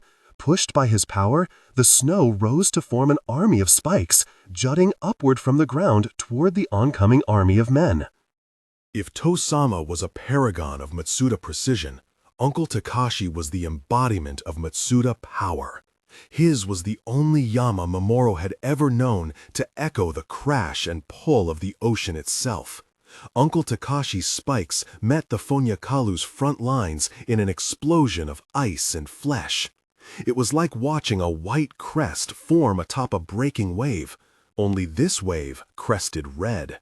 Blood burst from the front line as Fonyakalu were impaled or cut into pieces on the spikes, but some of them evaded. At first, Mamoru didn't understand how, with Uncle Takashi's spikes covering nearly every koi in a flat ground. Somehow, they were shooting up over the forest of ice. "They can fly?" he blurted out in a mixture of wonder and horror. "No, Yukino-sensei." His intelligent eyes trained on the Fonyakalu's movements. "They're keeping themselves aloft by throwing their fonya against the ground." As the soldiers drew closer, Mamoru could see that he was right. The Rangeis were not truly weightless. As each started to fall toward the spikes, he threw a palm strike or a thrusting kick at the ground, releasing a concentrated burst of wind that propelled him back into the air. "They're like leaves," Mamoru said. "A flurry of yellow leaves, buffeted by breeze, never quite touching the ground." "Well, they've come in the wrong season. Autumn dies in the teeth of winter." Uncle Takashi nodded to his brother. "Let's put some more red in all that yellow." As a Fonyakalu toward the front of the group started to descend between two of Uncle Takashi's spikes, a third suddenly burst from the ground, impaling him through the stomach. In the next moment, 3 more Fonyakalu tried to touch down, only to be lanced on spikes so clear and perfectly straight they could only be the product of Tosama's Jia. This was how the brothers usually worked together, Uncle Takashi leading with his decisive personality and overwhelming power, Tosama's following, filling in the gaps with his signature precision. The brothers fell into rhythm with one another, Uncle Takashi erecting walls of spikes that caught the clumsier Fonyakalu on their way down, Tosama sending spears up in the openings when more careful Fonyakalu tried to exploit them. Yukino-sensei took a different approach, forming and firing spears that took the enemy soldiers out of the air. Some of the other Jiakalu tried to do the same, but the problem with firing at Fonyakalu targets was that they moved, using air currents to sharply change direction in mid-air. Yukino-sensei might be landing hits, but the Mizumakis who lacked his impeccable control weren't having as much luck. And no matter how many yellow-clad soldiers they killed, the army kept advancing. For every soldier that fell to their ice, there was another right behind him. The closest of the Fonyakalu were now mere bounds away, close enough to return fire. The first blast of wind knocked one of the Mizumaki fighters off his feet.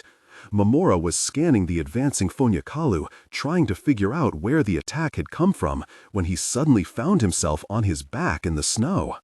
It was disorienting to be hit by something he could neither see nor hear coming. If oncoming Fonya made an impression in the atmosphere, it was too difficult for Mamoru to distinguish between that and the confusing swirl of air all around him. He wasn't trained to perceive it. "Back on your feet," Uncle Takashi's voice roared. "Don't let up." Rolling onto his hands and knees, Mamoru started to rise, an ice spear at the ready, only to be knocked down again by another blast of wind, this one stronger than the first. And he remembered Kachan's warning. Fonyakalu are most dangerous at mid-range, 2 to 3 bounds. That's where their attacks land the hardest. The closest Fonyakalu were still several bounds from Mamoru and the other swordsmen. Once they got closer, their invisible wind attacks would do more than just knock men down. They would be fatal. In a stroke of genius, someone, Tosama, judging by the quiet effectiveness of the maneuver, lifted the snow beneath their feet, creating a veil of water particles. The Jia-made fog wasn't so thick as to obscure the view of the oncoming soldiers. Just the opposite. It brought blessed clarity. The next time a Fonyaka fired an attack, it billowed through the water molecules, creating a visible break in the veil. Seeing the wind coming, the targeted Mizumaki Hyosuke evaded and returned fire, spearing the Fonyakalu through the chest. Mamoru dodged a blast of air and rallied his Jia for a counterattack, but no sooner had he formed the spear than he found himself dodging another dangerous burst of wind. Even with the snow veil lending insight into the movements of the air, it was too much. The Fonyakalu were piling into their optimal striking distance too fast. "Don't let up," Uncle Takashi commanded again. But with so many Fonyakalu coming at them, flying over and dodging between spikes, climbing over ice formations, it was impossible to attack and defend at the same time. Recognizing this, Uncle Takashi changed his orders. "Shield," he called down the line. "Shield and hold your positions." Mamoru raised the snow before him to form a thick wall just in time. Two separate bursts of wind slammed into the other side. The ice cracked, and Mamoru rushed to mend it.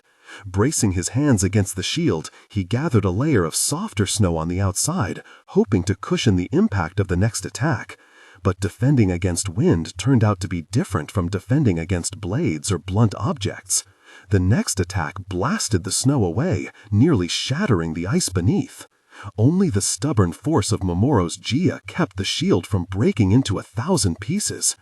Ice shields cracked and shattered all down the line, but Yukino-sensei spent his days teaching and training on the Kumono Ledge, one of the windiest places on the mountain.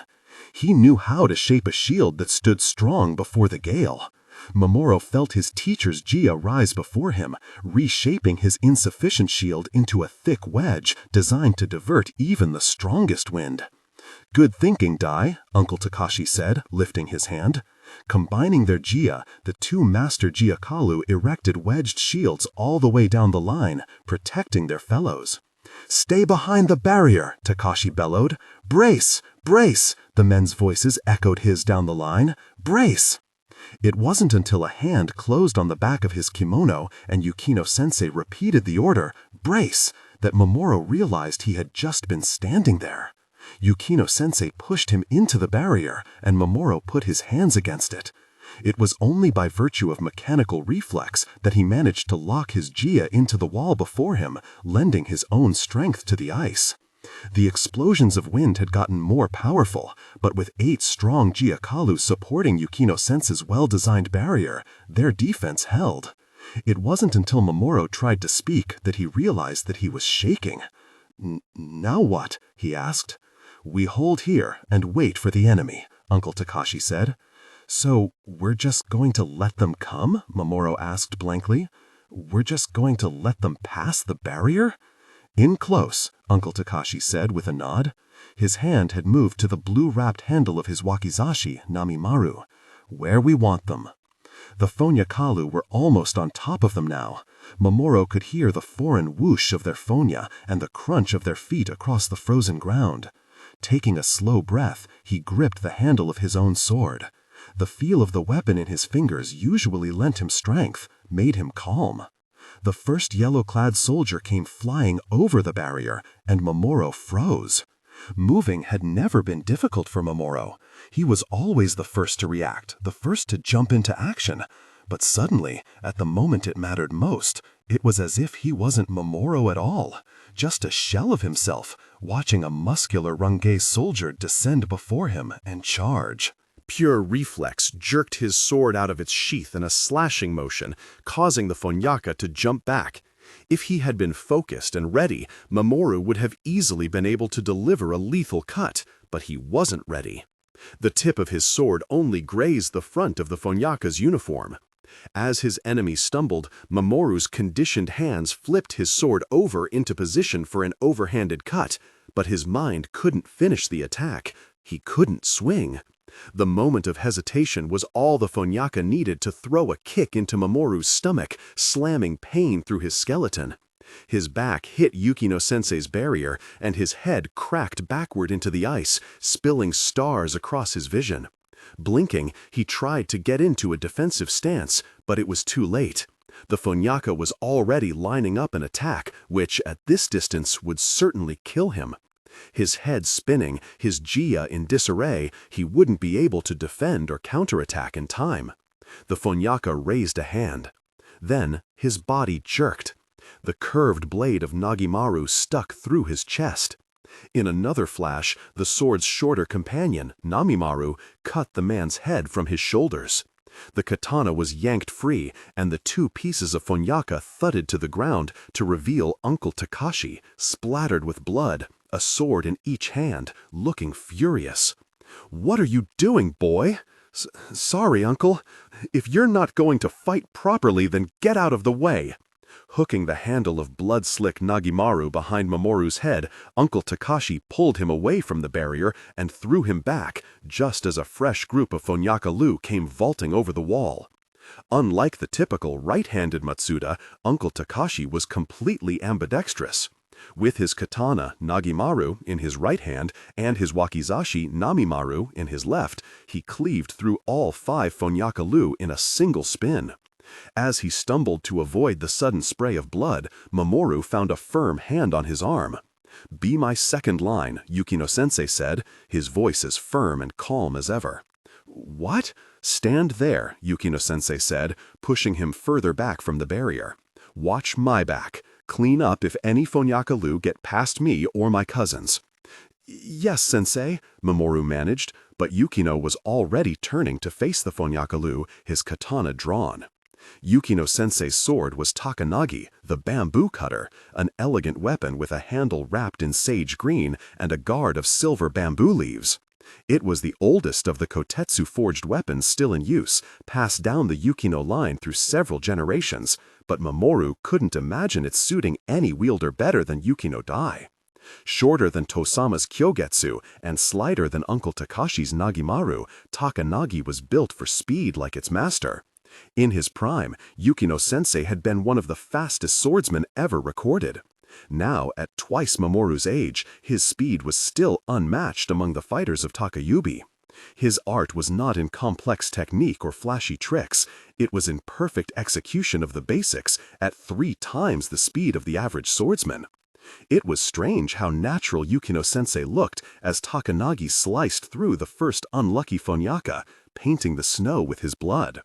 Mamoru had sparred and drilled with this man for so many years now that he knew his movements like the steps of a dance.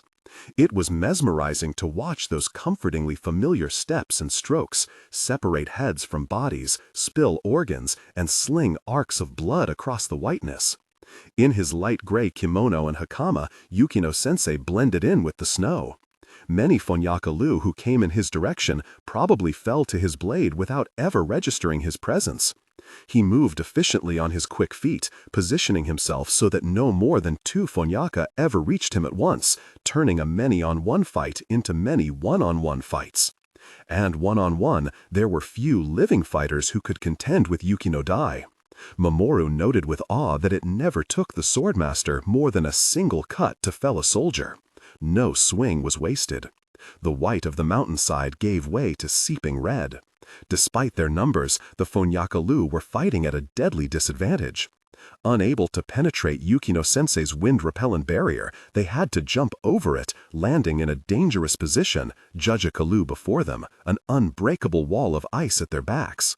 Between the barrier and the swordsmen, the Ranganese didn't have the 2 bounds of distance necessary to throw their wind attacks at full power, and they weren't prepared for a close-range fight with men of Takayubi. Every Ranganese soldier carried what appeared to be a standard-issue sword and a shorter dagger, but their steel was inferior. Their weapons broke so easily against the Judgika-Lu's kotetsu steel that they might as well have been fighting with sticks.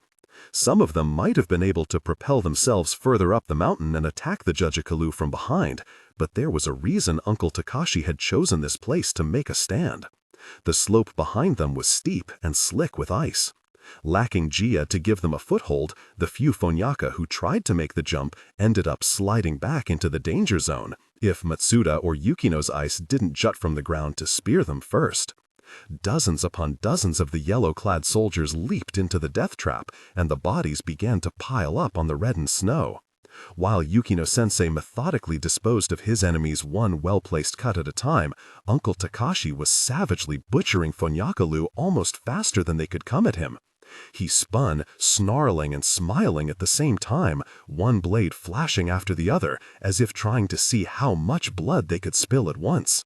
When Nagimaru stuck in one Fonyaka's ribcage, Uncle Takashi simply let go of the weapon.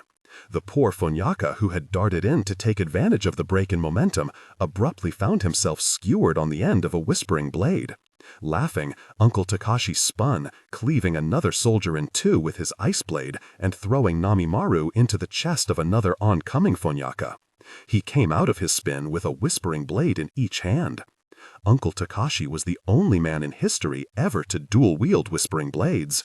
Apparently his master, Matsuda Mizudori, had disapproved, complaining that Takashi's double sasayaibas weren't flawless manifestations of the technique, not as perfectly sharp as they would be if he focused his Jia on just one. But they seemed to serve their purpose well enough, slicing through Fonyaka muscle and bone like it was nothing. The Matsuda patriarch roared, and the energy in his voice was nothing like hatred. In fact, from the smile on his face, Mamoru almost would have thought that his uncle loved these Ranganese invaders more than he loved his wife, his baby girl, or anything in the realm of Duna. "Come on," he bellowed, coming out of another bloody spin with that manic light in his eyes. "Is that all you've got, Rengana? Come on!" But no more Fonyakalu came vaulting over the wall to meet him. Quite suddenly, everything had gone quiet.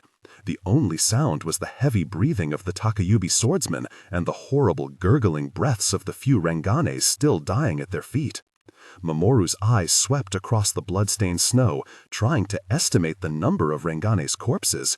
There were so many, dozens upon dozens, but the soldiers who had charged up the mountain towards them had numbered in the hundreds. So why had they stopped coming? "What are they doing?" Mizumaki Hyosuke asked warily. "They're shaken," Yukino-sensei said. "They probably expected to roll over us with ease. If they're smart, they'll fall back to regroup and reconsider their strategy." He turned to Uncle Takashi. "We might do same, Matsuda-dono." "Yes," Uncle Takashi nodded, though his eyes were wild and faintly glazed, seeming to look through Yukino-sensei instead of at him. His mind was still lost somewhere in the thrill of the battle. He was drenched in blood. "Yes, we might." Blinking his way down from his fighter's high, he swept some of the blood from his clothes and turned to his men. "We still have our 8, yes?" "Yes, Matsuda-dono," Yukino-sensei said. Mizumaki Toki was wounded, but everyone was still on their feet. "Mamoru-kun," Uncle Takashi said with a glance at Mamoru's clean blade, "you didn't kill any Fonyakalu?" His tone was more surprised than anything else. "You didn't leave me any," Mamoru said weakly.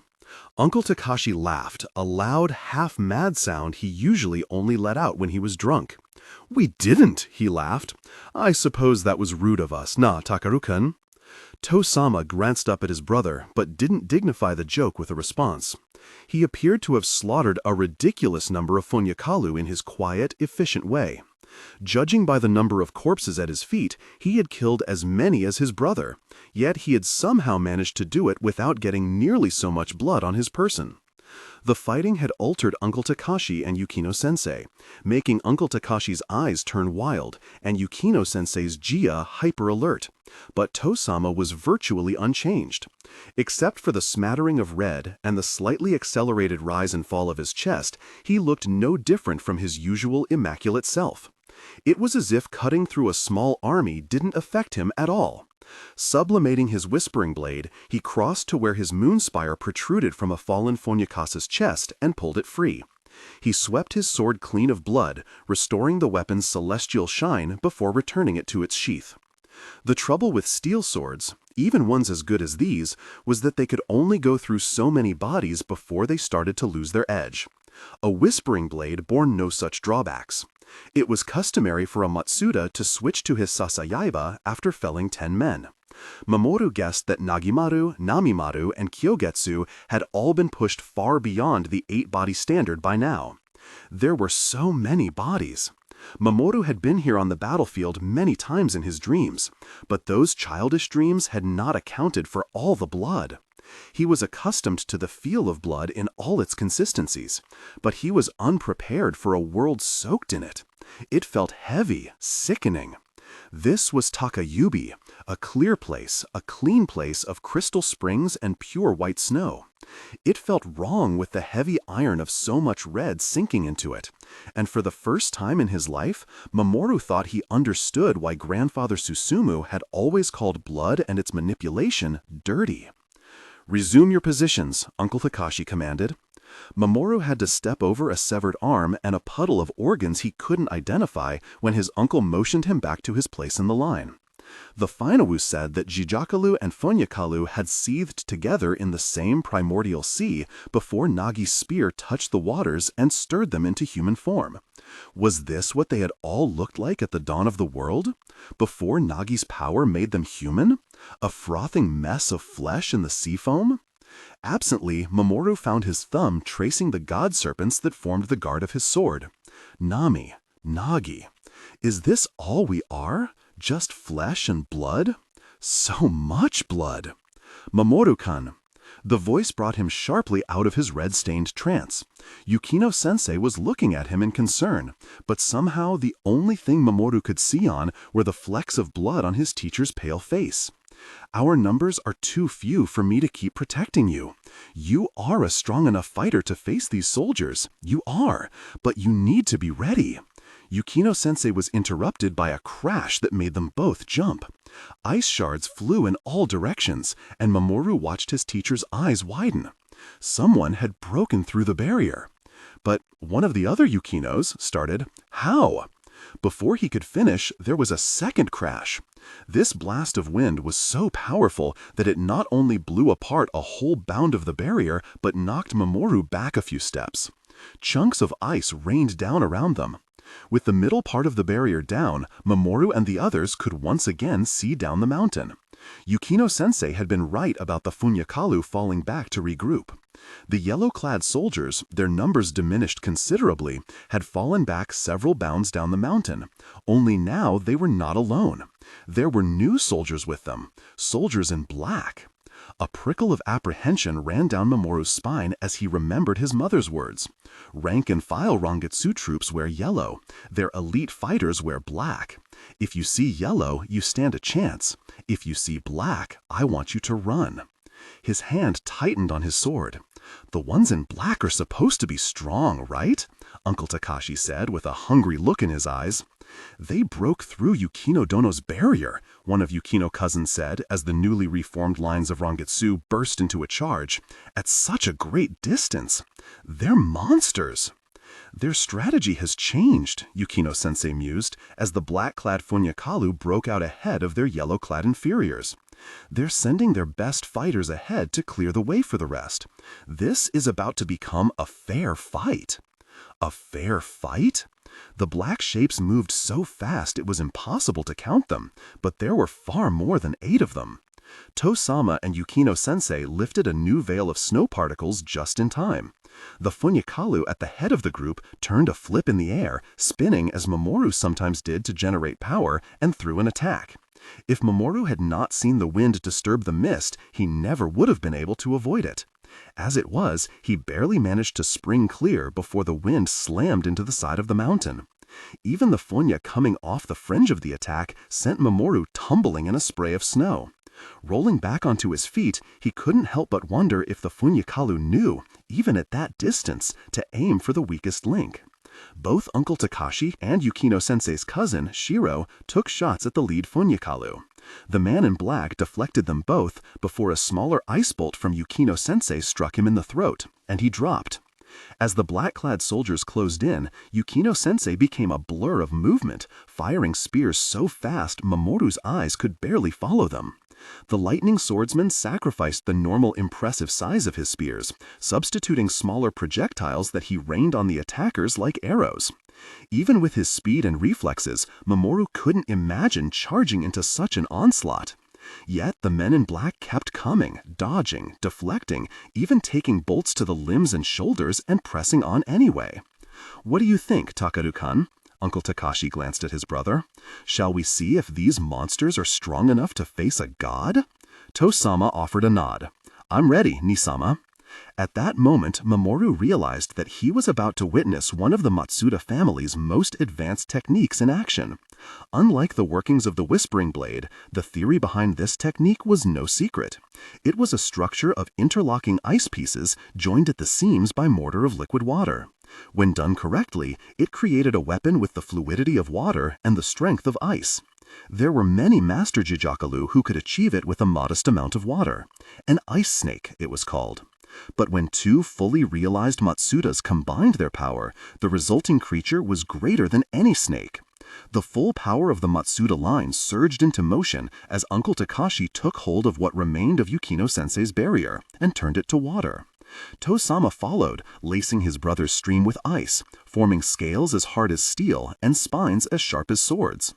Uncle Takashi's fury intertwined with Tosama's cold precision to form a new creature, long enough to cover half the pass.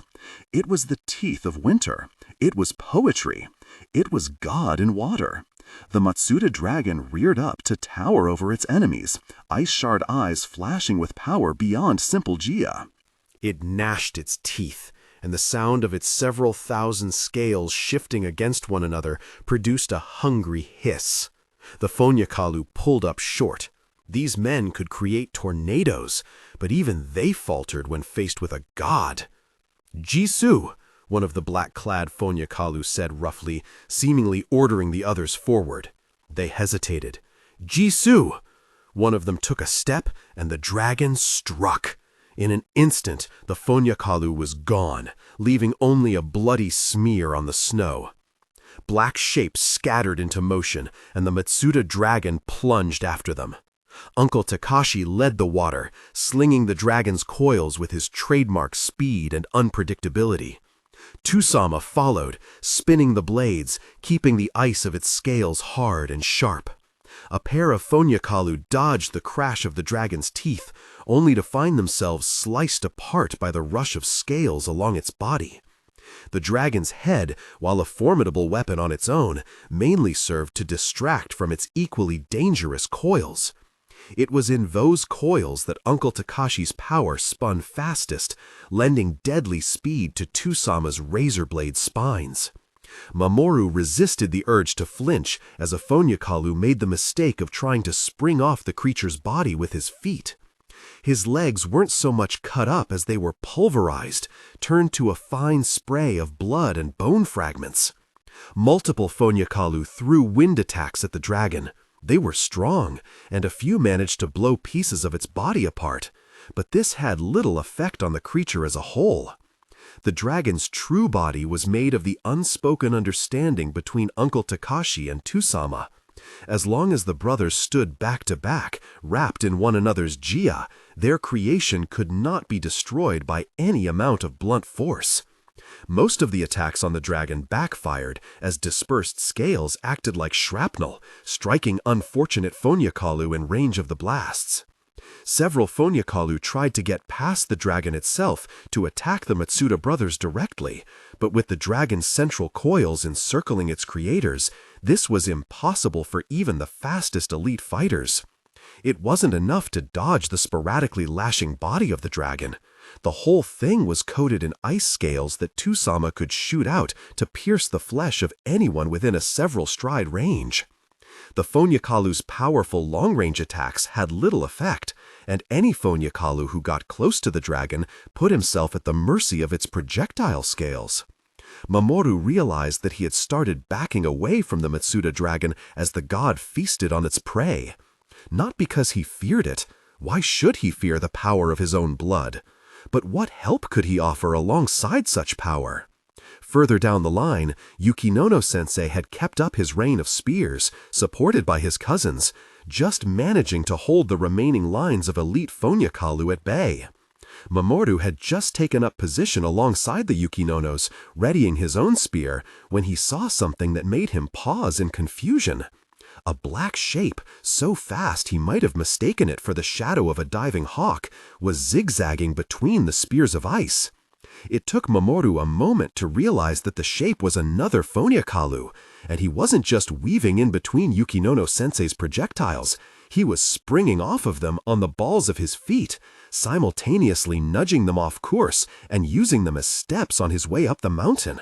"So fast!" one of the Yukinono cousins exclaimed in shock. "Keep firing," Yukinono-sensei ordered his cousins, lowering his jia and reaching for his sword.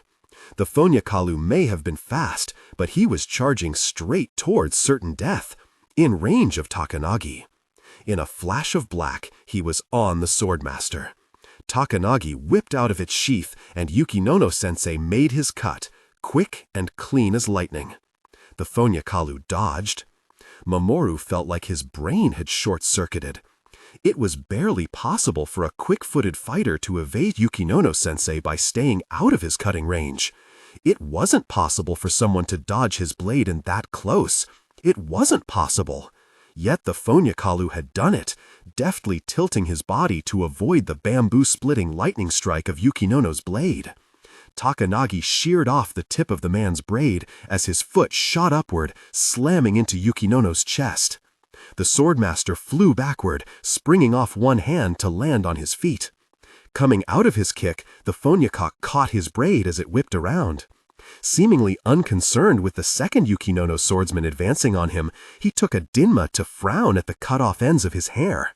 Without so much as a sidelong glance at his new attacker, he evaded the first swipe of Yukinono Kiyomu's blade and pulled out what Mamoru realized was a spare hair tie.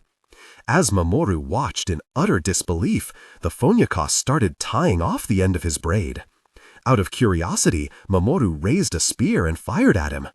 The Ranganese soldier casually stepped out of the way without taking his hands or his eyes from his work. A moment later, Yukinono Kiyomu attacked again. In one movement, the Fonyaka ducked under his swing and spun a hooking kick into his jaw, knocking him sideways into the snow. Straightening back up, the Fonyaka finished tying off his braid, tossed it over his shoulder, and turned to face Yukinono-sensei. "Ni chiele wada tofa." He scowled and strode purposefully toward the swordmaster. Mamoru and Yukinono Kiyomu both started forward to stop him. With a disinterested flick of his wrist, the Fonyaka released a wave of air pressure so strong that it knocked them both back. As he fell in the snow, Mamoru watched the inhumanly fast Fonyaka break into a run. Reaching to the back of his belt, he drew a pair of twin daggers. Yukinono-sensei calmly shifted into his stance. White met black in a thunderclap of steel. Even as Mamoru struggled to keep track of the clang and flash of blades, something was horribly apparent. Yukinono-sensei was losing. Mamoru had never really thought about the fact that the lightning swordsman was past his prime, the peak of his physical ability behind him. Like most of the Ranganese soldiers, this Fonyaka looked to be in his early 20s, at the height of his speed. It made a difference. Yukinono-sensei hit the ground, a dagger buried in his left shoulder. He had deflected the stab so that it missed his heart, but he was now on his back, bleeding, Takanagi pinned under his enemy's boot. The Fonyaka drew his other dagger back to deliver the finishing blow. "No!" Mamoru scrambled forward, raising a hand to form an attack. The Matsuda dragon reared out of nowhere. Jaws of water and ice crashed together on the black-clad soldier, eating him whole. Yukinono let out his breath as the dragon slithered back to coil around its masters, resting its head between Tusama and Uncle Takashi. "That was a bit dramatic, Matsuda-dano." "You're welcome," Uncle Takashi smiled. "Nisama," Tusama said, his voice suddenly urgent. "Something is wrong." "What?" Uncle Takashi turned to his younger brother. "What do you—" The dragon's head exploded, sending a shower of splintered ice and water droplets in all directions. Unbelievably, the Fonyaka emerged, shaking, drenched in water and blood, but still breathing. Not only had this Ranganese soldier bested Yukinono-sensei, he had destroyed the Matsuda dragon from the inside. The Matsuda brothers should have been able to reform their dragon with a thought, but the Fonyaka had burst from its head directly between them, disrupting the interpersonal flow of jia that kept the creature intact. The dragon's teeth had opened cuts all over his body, leaving his uniform shirt hanging in dripping black strips. His own teeth chattered from cold for a moment before he shook himself and threw an attack. Uncle Takashi dodged the burst of wind, and he and his brother simultaneously returned fire. The Fonyaka spun, and though it may have been impossible for a single theonite to make a tornado, this one could create a miniature whirlwind powerful enough to repel both Tusama's and Uncle Takashi's attacks at once. He was so fast. But there was no time to stand and watch. With the dragon gone, and both Uncle Takashi and Tusama occupied with a single opponent, the rest of the Rangezi elite pressed forward, emboldened. Yukino-sensei stood, tearing the dagger from his shoulder, and rained spears on them, but they kept coming. 5 fighters advanced on Mamoru's position. Mamoru readied his sword, but Yukino-sensei moved in front of him, releasing a hail of small, close-range projectiles. The first soldier took ice to the eye and went down, but the other 4 either deflected or dodged. In the scatter of movement, one managed a counterattack that hit Yukino-sensei in his right arm, knocking Takanagi from his hand. But that didn't stop the swordmaster. He might not have had a whispering blade to fall back on, but he was far from defenseless in an empty-handed fight. He slammed an elbow into the Phonica's temple, knocking him unconscious, then swung the man's limp form into his nearest fellow, buying him a moment to snatch his sword from the snow. He turned, Takanagi in hand, and engaged 2 of the others, but the 5th dodged past him, heading straight for Mamoru. This Phonaka wielded a Sansetsukona, 3-segmented Rangezi staff, a weapon Mamoru had heard of but never seen in use. The bizarre apparatus consisted of 3 short staffs, each about the length of a man's forearm, connected end to end by a pair of chain joints. Mamoru attacked first, hoping that his speed would be enough to end the fight in one move, but the Phonaka moved fast too, deftly parrying with one segment of the staff before swinging the entire weapon around like a whip. Unfolded to its full length, the Sansetsukona covered too much distance for Mamoru to clear its range with a quick backstep. He dropped to a crouch, nearly flattening himself to the snow to avoid having his head taken off. The jointed staff whooshed over him, sending up a spray of snow. As soon as it had passed, Mamoru burst to his feet, lunging forward to take advantage of the moment to follow through. Against a swordsman, it would have worked, but the Sansetsukon wasn't a rigid blade with a single trajectory to follow. As Mamoru aimed a stab beneath the Phonaka's ribs, the Sansetsukon curled around its wielder's body, the end segment whipping around to slam into the top of his katana, knocking it off course yet again.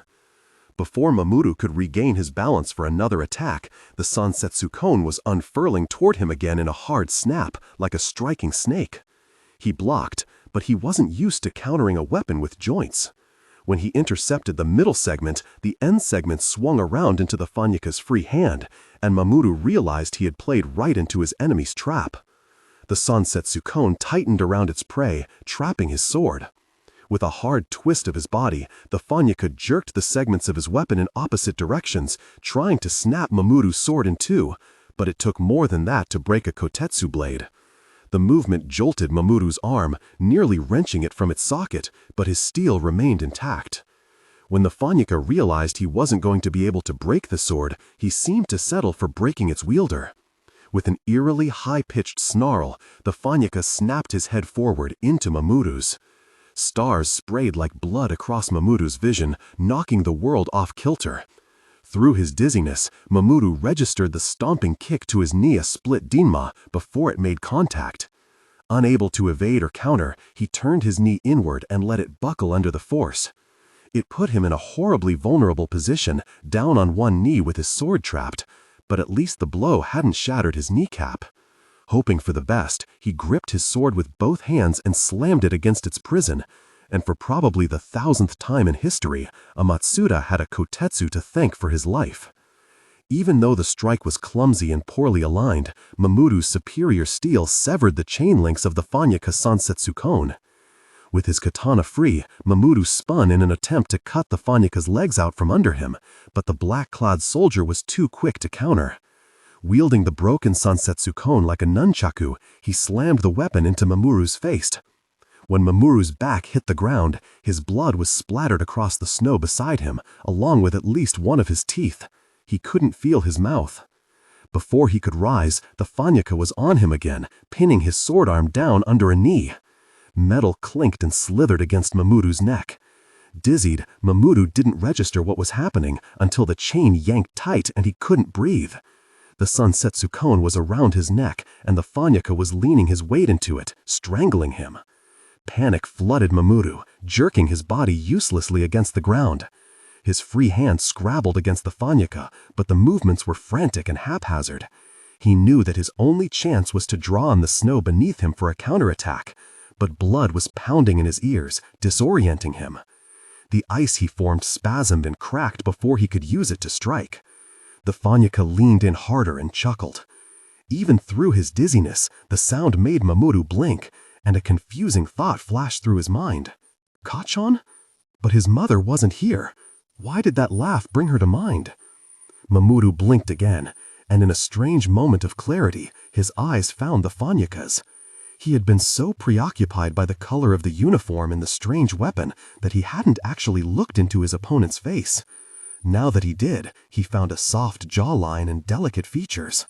Beautiful, he thought, before blackness swarmed from the edges of his vision to swallow him. A silver blade flashed into view.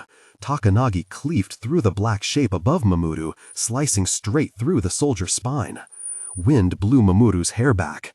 Abruptly freed from strangulation, he coughed, wheezed, and heaved ice-clear awareness back into his lungs.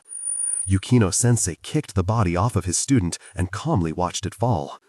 Then something on his face changed. His expression turned to shock and then to horror as he realized what Mamoru had just moments earlier. The Fanyaka was a woman. Her sweet face was pretty, even as the color drained from her cheeks and her eyes glazed over. She looked to be about 30, no older than Yukino-sensei's own wife, Hiyori, and though her dark chuckle had reminded Mamoru of Kachan's, she really did look like Hiyori. The hands on Takanagi shook. "No," Yukino-sensei said in a low voice. Sensei?" Mamoru tried to say, but he choked and had to turn onto his elbows, coughing flecks of blood into the snow. "I didn't," Yukino-sensei whispered, and Mamoru hadn't known his teacher could look so lost. The swordmaster didn't see another black-clad soldier advance in his periphery, didn't sense the blast of wind. Even if Mamoru had been able to get his lungs working, the warning would have come too late. Air pressure slammed into Yukino-sensei with a horrifying crunch of bone. The force sent him flying several bounds to crash in a spray of snow further up the slope. "No!" Mamoru scrambled to his feet. He almost made the same mistake as his teacher, but he registered the Fanyaka lining up an attack just in time to dive out of the way. The concentrated wind hit the slope where he had been a moment earlier, blasting it clear of snow and cracking the rock beneath. "Ni hao kwai," the Rangesi soldier said, barring his way. A childish, panicked part of Mamoru couldn't move past the crunching sound Yukino-sensei's body had made when the attack hit him. "Run!" Kachan's voice begged as he wheezed air into his lungs and his heart hammered. "If you see black, I want you to run." But this man stood between him and Yukino-sensei. Mamoru let out a slow breath, cleared his mind of emotion, and sized up his opponent. This one was decidedly male, heavier set than the other elites Mamoru had seen. He didn't carry any weapons, suggesting that he specialized in bare-handed attacks. With that bulky build, he couldn't be a highly mobile fighter like the woman with the sensetsukan or the man with the double daggers. Mamoru guessed that his primary method of attack was the thrusting palm strike that created that concussive burst of air pressure. As Mamoru watched, the Fanyaka sank into his stance and drew a hand back to his rib cage, gathering all his Fanyaka to his core for an explosive release. One of the first things Mamoru had ever learned from Yukino-sensei was that attacks with that much wind-up couldn't be fired off in quick succession. The Fanyaka had to plant deep in his stance to pool that much power, which left him immobile. In between those rock-shattering palm strikes, there was a window of opportunity Mamoru just had to get close enough to take advantage of it. Fanyakalu are most dangerous at mid-range, 2 to 3 bounds. Don't linger in their mid-range striking zone. Mamoru estimated the bounds between himself and the Fanyaka with his eyes. He was standing just over 3 bounds away, just out of the optimal striking zone. The Fanyaka was waiting for him to get closer. "Sorry, Kachan." Mamoru stepped into the striking zone. The Funyaka attacked immediately, but the charge had been no more than bait, and Mamoru sprang left. Even the fringe of the attack was enough to knock him off his feet. Instead of wasting precious time trying to maintain his footing, Mamoru moved with the wind, letting it throw him into a forward roll. As he came out of his roll, the balls of his feet dug into the snow. Pushing off with legs and jiaya, he burst forward with a single thought: close the distance as fast as possible. The Range's man was already planted in his stance, winding up for a second palm heel strike. As his hand drew back, Mamoru flipped his katana into a single-handed grip and extended his free hand, raising the snow at the man's feet. He didn't have enough control to form a spear while sprinting, but he could form simple ice. A bound from the Funyaka, Mamoru darted right, narrowly avoiding the second attack. The wind threw him off balance again, but he didn't let the physical disturbance break his focus. As his feet stumbled beneath him, he maintained his control over the snow and turned it to ice around his enemy's boots. The ice hardened just as Mamoru came up beside the Funyaka.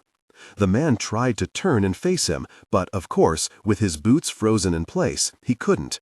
He started to swing an arm around to hit Mamoru with a closed fist, an elbow, or some kind of wind attack no one would ever know. Mamoru made an upward cut.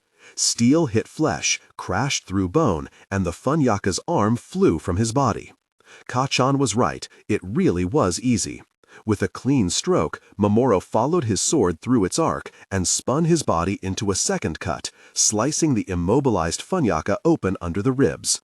The man made a terrible choking sound, the air around him jerking as though itself in pain as he tried and failed to draw breath. Mamoru turned away from the sight as he shed the blood from his katana and slid it back into its sheath. He had just defeated his first serious enemy in single combat. His nameless sword had tasted its first kill. It should have been a proud moment, but Mamoru didn't feel any pride, just the sickly hammering of his own heart as he turned and raced up the slope toward Yukino-sensei.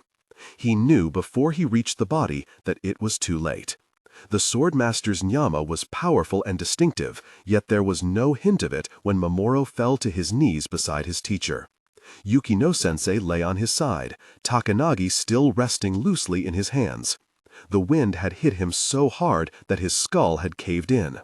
One of his eyes had come partway out of its socket. Had Mamoru been a dignified warrior, worthy of his name, he might have taken a moment to pray. He might have considered that this man was the last of the true Yukino swordsmen, that his passing ended a line that stretched all the way back to Takayubi's founding ancestors. He might have found some words of respect to ease his teacher's way into the Landakara. Instead, he just shook, like a child, and said, "I'm sorry, sensei," his voice ragged and small. "I'm so sorry." He reached out and touched his master's hands, the hands that had taught him how to hold a sword. "Don't go." He didn't consider how lucky he was that no Funyakalu attacked his unguarded back. He didn't notice when the whirl of wind and clang of blades died down around him. He didn't even move when a hand rested gently on his head. Uncle Takashi. He should say something. He should face his uncle and commander, but he couldn't muster any movement. "Mamoru," a voice said, and Mamoru blinked in surprise when he realized that it didn't belong to his uncle, but to his father. He didn't think Tosama had ever touched his head like that affectionately. "It's time to stand up." "Yes, sir," Mamoru said mechanically, but couldn't quite get his body to obey. His hands were frozen atop Yukino-sensei's, unable to let go. He expected his father to grow impatient and scold him, maybe yank him to his feet. Instead, Tosama's voice was soft. "He died fighting, Mamoru. It's what he was born to do." Mamoru bowed his head in a nod, but found that he couldn't lift it again. "The Funyaka who did this, I killed him, Mamoru." "Then you've done right by your teacher," Tosama said, with a calm certainty that Mamoru wished he could share. "He can move on in peace, but our work is not finished." The Range's started bringing boats ashore as soon as the tornado cleared the fishing village. These waves of soldiers are not going to stop. The next will be on us in a sierra. He died protecting me. Mamoru didn't know why he needed his father to know. If he hadn't stopped to save me, he would still. Then he's left what remains of this fight to you, Tosama said. Will you disappoint him? Mamoru closed his eyes. Of course, Tosama was right. He dragged his hands from Yukino-sensei's, fists clenching in the snow. What was he doing crying on his knees? Certainly Yukino-sensei had taught him better than that. Certainly he had expected better when he gave his life for his student. Stand up, Tosama said once more. This time, for Yukino-sensei, Mamoru obeyed. Chapter 14. The Sword. Misaki wasn't surprised at the calm sense of purpose that had overtaken her. What did surprise her was that Setsuko seemed to have fallen into it with her. The stout fisherwoman moved around the house with energetic determination, barricading all the windows and doors against the growing wind. Since watching her husband head down the mountain, she hadn't shed another tear. The tremors had left her breath and hands, replaced by wide-eyed, ferocious focus. All right. She pushed a table against the last door and turned to Misaki. What do we do now? We need to take the children and hide in the cellar, Misaki said. The wind seems to be slowing down, Setsuko said, looking around at the surrounding walls, which had stopped creaking. The storm still howled, but it no longer felt like it was moments from ripping the Matsuda compound off its foundations. You're right. Misaki opened her hands to the fitful air, feeling for the terrifying roar she had sensed earlier. It wasn't there. The tornado is gone, she exclaimed. They had done it. A tentative hope swelled in her chest. If the men had overcome the tornado, they stood a chance. Well, if we don't have to worry about the tornado, wouldn't it make more sense to take shelter here, near the central courtyard? Setsuko said. Oh, Setsuko. The fisherwoman was so clever and wise about so many things that Misaki sometimes forgot that she didn't know the first thing about battle. What? This compound might be defensible enough in a Jian-Jia fight with a full retinue of guards, but these walls won't do us much good against Fonyakalu. Setsuko still looked confused. Rangeise Koronu can jump like nothing you've ever seen, Misaki explained. These walls won't slow down a determined Fonyakalu, or honestly a Jijak who can climb worth a damn. Kachan said a bad word, Nagase exclaimed. But you know what? Misaki moved one of the tables, slid the door open, and stepped onto the deck overlooking the courtyard. You raise a good point. Shifting Izumo to her left hip, she extended her dominant right hand and activated her Jia. Taking control of the snow covering the courtyard, she formed arm-length spikes of ice pointing skyward. Well, see how they like landing on this. As she worked, Misaki was surprised to feel Setsuko's Jia surge into motion beside her. Setsuko raised the snow, forming a spike of her own. Setsuko, you don't have to. I want them to die, Setsuko growled, and pushed her Jia into a second spike. She wasn't very good. Fishing Jijakalu mainly used their power to corral fish into nets and gut them once they were caught. There was rarely any call for them to make human-killing spikes, and Setsuko's came out rather lumpy. A Fonyakalu would have to fall very hard on one of them to work up a decent bruise. But Misaki didn't say anything to that effect.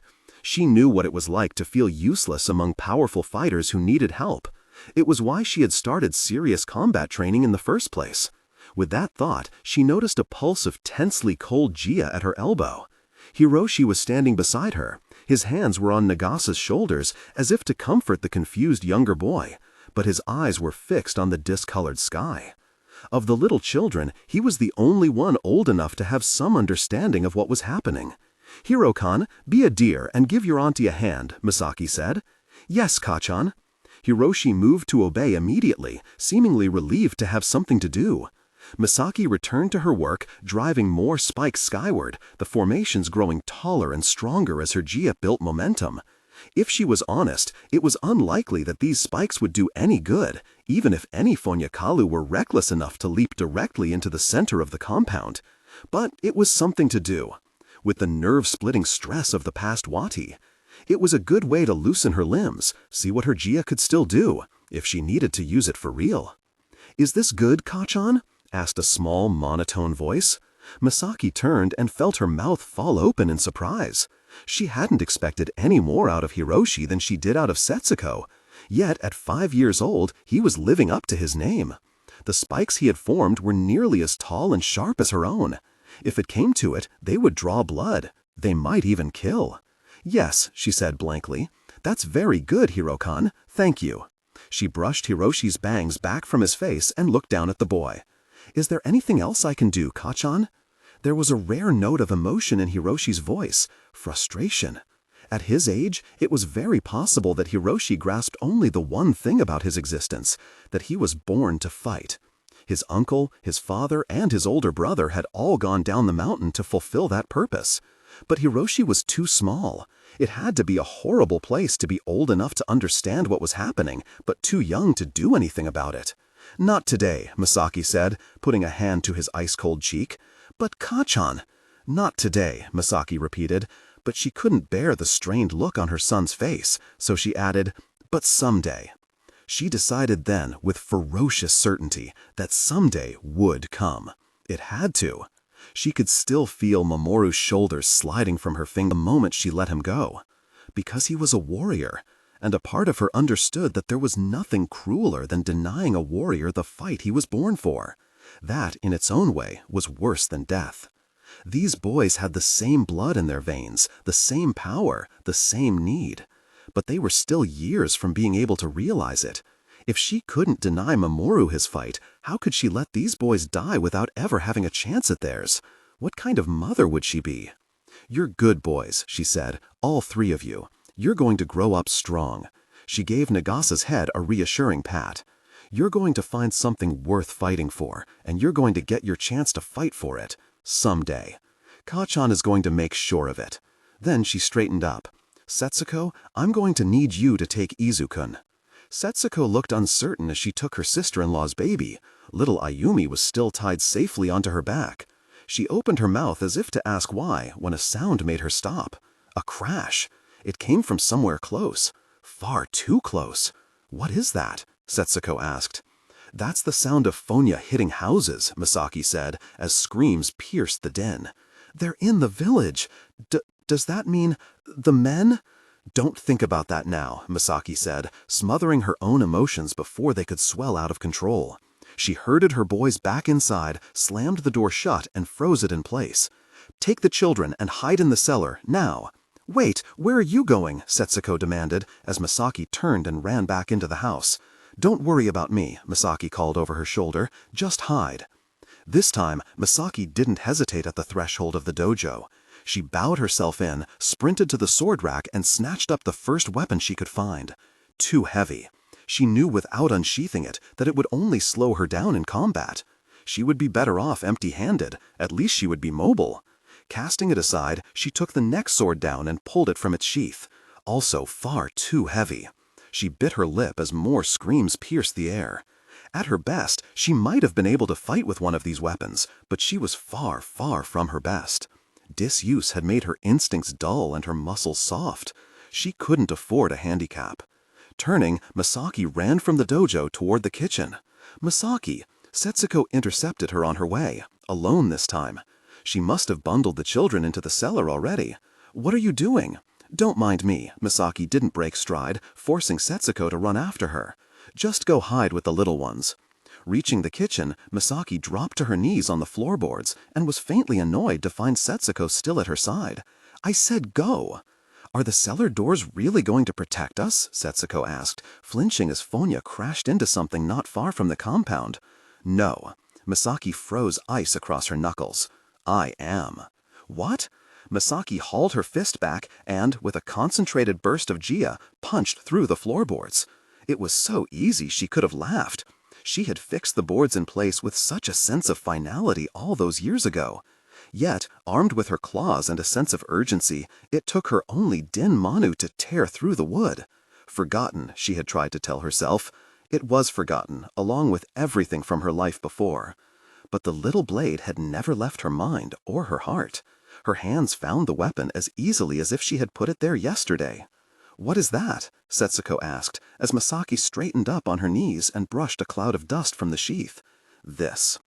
In spite of everything, Misaki found a smile on her lips. "This is Shadow's daughter."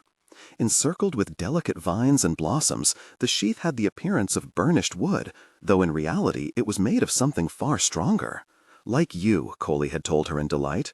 "Pretty flowers on the outside." "And inside?" Misaki asked, raising an eyebrow at the pneumo. "Inside," he beamed, "just like you."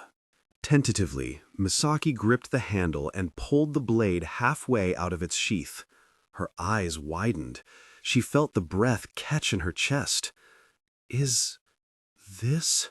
Her voice was barely a whisper. "Kohli, this isn't what I think it is. I told you, I have all the connections." Misaki fought hard to keep her face impassive. "So, I'm pretty on the outside, but hard and dark on the inside." She shot Kohli a look, even as her treacherous fingers tightened possessively on the weapon. "I feel like I should be insulted." "As a lady of Shirojima, you certainly should. As a fighter, you have no room to talk." "Does she have a name?" Misaki asked softly, afraid that if she spoke louder, Kohli would hear the tremor of excitement in her voice. "While we were working on her, we nicknamed her Misaki Denya. Once you put her to use on the streets, that name might put your secret identity in jeopardy. I thought we might throw in your code name instead, call her Siravu Denya. Maybe Siradenya for short. Shadow's daughter?" Misaki raised an eyebrow. "A little dramatic, don't you think?" Kohli crossed his arms petulantly. "I'll take a thank you." "Kohli, I can't accept this." "Too bad. She's made for you." "But this is such an amazing weapon." "One of a kind," Kohli said proudly. "Shouldn't you give it to a Koro who will get more use out of it? I mean, I'm not even supposed to fight." She trailed off as Kohli rolled his eyes. "What? That's like saying a knife isn't supposed to cut." Misaki considered the numu for a moment. "Sometimes I wonder if you're a human, Kohli." She was aware that this was part of the reason the two of them got along so well. "What do you mean?" He didn't sound offended. He had already resumed tinkering with the machinery strewn across his desk. "Do you see people beyond their physical function? Or are we all just things to you? Just tools and weapons and baby-making machines?" "I'm a numu," he shrugged, heating his fingers to weld two components together. "The gods wired me to see the world in terms of raw material." "Well, my gods wired me to look pretty, marry well, and make babies," Misaki said. Kohli snorted. "If you say so. Though that claim makes your precious Nami and Nagi look like some lousy craftsmen." "Excuse me? A competent god would never make a housewife with your skill and hunger. You might look like a decorative flower, but you're more sword than anything else." "You're doing it again," Misaki said, pointing an accusing finger. "You're calling me a weapon." "An effective one," Kohli said. "It was supposed to be a compliment." "I'm just not sure I can take it." "The compliment or the sword?" "Then don't," Kohli said impatiently. "All I can say is that it will be a terrible waste. When you get into your next fight, and let's be honest, Misaki, you are going to get into another fight, you'll do better with that blade than any other. Like I said, the girl was made for you. She won't be as good in anyone else's hands." "But that sword was a gift, not an invitation to tedious conversation," he said shortly. "You want to debate religion and philosophy? Go find yourself a Jocelyn. Everything I have to say is right there in your hands. Do what you will with it." "Misaki, what is this?" Setsuko was stuttering, caught between her fear and confusion as she stared at Siradenya. "What are—" "Don't worry." Misaki tied the obsidian sword at her hip and realized how much she had ached for its weight there. A baby just wasn't the same. "I know what I'm doing." "You mean you know how to fight? How?" Misaki watched the pieces come together for Setsuko as they had for Mamoru, but this time she couldn't wait in anxious silence for approval. What Setsuko or anyone thought of her unladylike behavior didn't matter anymore. What mattered was that Misaki and her dishonest black blade were all that stood between her family and certain death. There was a crash from the front of the house, and both women jumped. Someone was trying to break down the doors. "You need to hide now," Misaki hissed urgently. "Make as little noise as possible. Funyakalu have excellent hearing.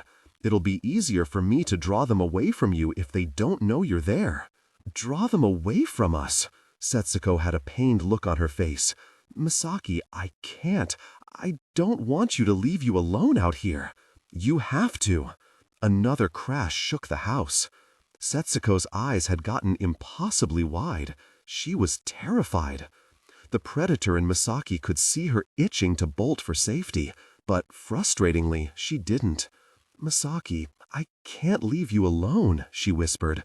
"I know I won't be any use in holding them off, but—" "That's not it," Misaki said, looking at her knees. There were obvious reasons Misaki had kept her history of fighting hidden beneath the kitchen floorboards. Violence was a wildly improper hobby for a well-born lady, and her husband had strictly forbidden any talk of her time overseas. But if propriety and obedience had made her nail the boards down, something stronger had kept them in place, a deeper sense of shame. The fact was that even if she had been a man with pure blood and great power, she wouldn't be the sort of fighter a respectable Matsuda would want to consort with. Takayubi swordsmen were noble warriors who met their opponents face to face on the open field and had the raw power and discipline to back up their reputation. Misaki was just the opposite, a weak, deceitful ambush predator who rarely gave her victims the dignity of a clean fight. Because in a clean fight, she would lose. What she did was an insult to truly noble Koronu. The people who had known her for what she really was had been able to forgive it, though she wasn't sure it was something that should be forgiven. "Setsuko, I would like it if you didn't watch what I'm about to do." "I'm not scared," Setsuko lied, even as the next crash at the doors made her flinch. "I've gutted so many fish, I can't imagine Funyaka blood looks too different." "That's not it. I don't want you to see me. Not as she really was, not what she would become as soon as Shiradanya tasted blood. The people she had fought alongside her in the past had reined her in, preventing her from indulging her killing streak. But if she had to kill, I don't understand. You—" Misaki's words caught in her throat and she had to swallow. "You think I'm a good person?" She touched Setsuko's hands. "That saved my life." "What?" "I never admitted it because I'm proud and stupid and they were running out of time." Misaki blinked rapidly. "No time for tears. You saved me. I'm going to return the favor, but I need you to trust me and hide." Setsuko hesitated for a moment. Then she nodded, squeezed Misaki's arm, and leaned forward. Their foreheads touched, pressing together in a moment of silent support. Then the two parted ways, Setsuko rushing back toward the cellar and Misaki turning to face the threat. She might not be worthy of belonging to this family, but she was going to protect it with every bit of venom and bloodlust and underhanded trickery in her. Funyaka crashed against the doors, cracking them, as Misaki stepped into the front hall. There was nothing she hated more than meeting her opponents face to face. Every instinct in her screamed to hide and set an ambush, but she needed to draw the soldiers away from Setsuko and the children, and to do that, she needed their attention. The double doors blew open. As splintered wood clattered to the floor, Misaki found herself face to face with 4 men in yellow uniforms. Well, not quite face to face. Her body was angled slightly to hide the sword at her hip, giving her the appearance of a diminutive housewife. In its own way, that was better cover than any shadow. Mamoru. The mountain had gone from rust to red. With the last of the Funyaka-made clouds gone, the sky was clear again, but it wasn't the bright light of day that shone through. Instead, sunset touched every koyan of snow not already soaked with blood, bathing the corpse-strewn mountainside in red. Among the mess of yellow and black-clad dead, Mamoru found 2 crumpled forms in sky blue, the Mizumaki, and 2 in light gray, Yukino-sensei's cousins. Uncle Takashi stood 2 bounds away, looking significantly more exhausted than before, but still smiling. He and Tosama were the only fighters left standing.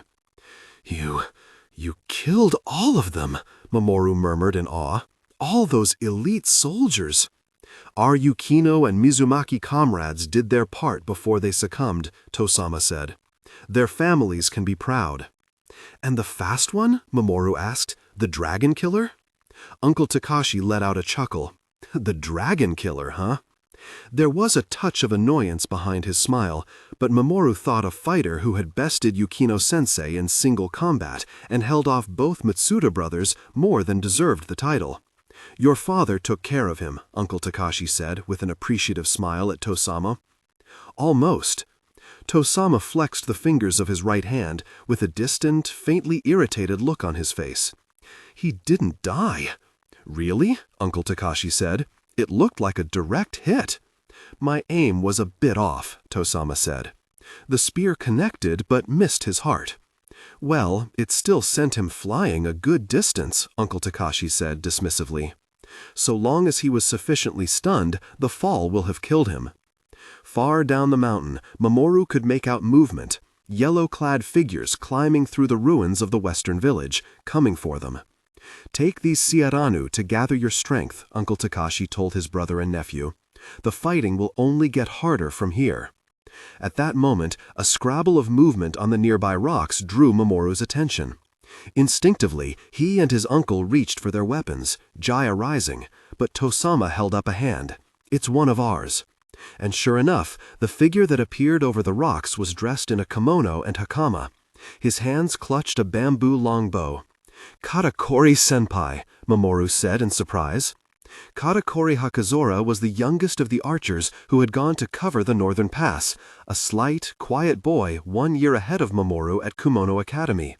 Why have you abandoned your line? Uncle Takashi demanded. There are no more lines, Matsuda Dono, the boy said. His hands shook on his bow. What? I'm the only one? His voice broke, and tears ran down his face through well-worn tracks. Forgive me, Matsuda Dono. I'm the only one left.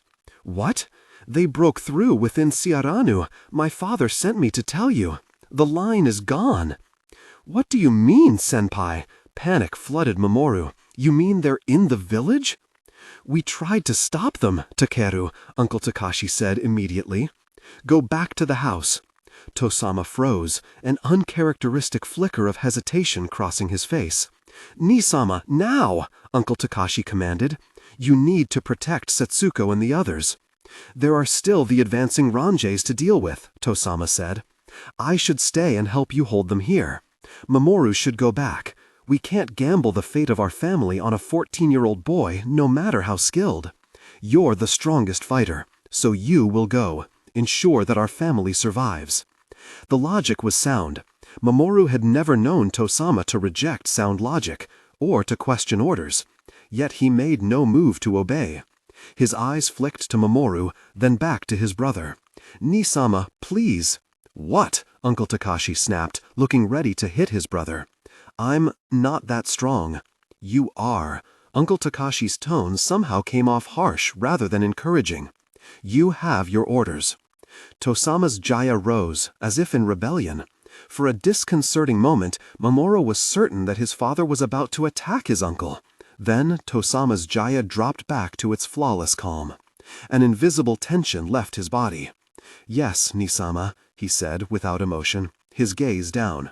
He didn't even look at Mamoru as he told him, hold the line. Yes, sir, Mamoru said. Without another glance back at his brother or son, Tosama turned and tore up the mountain.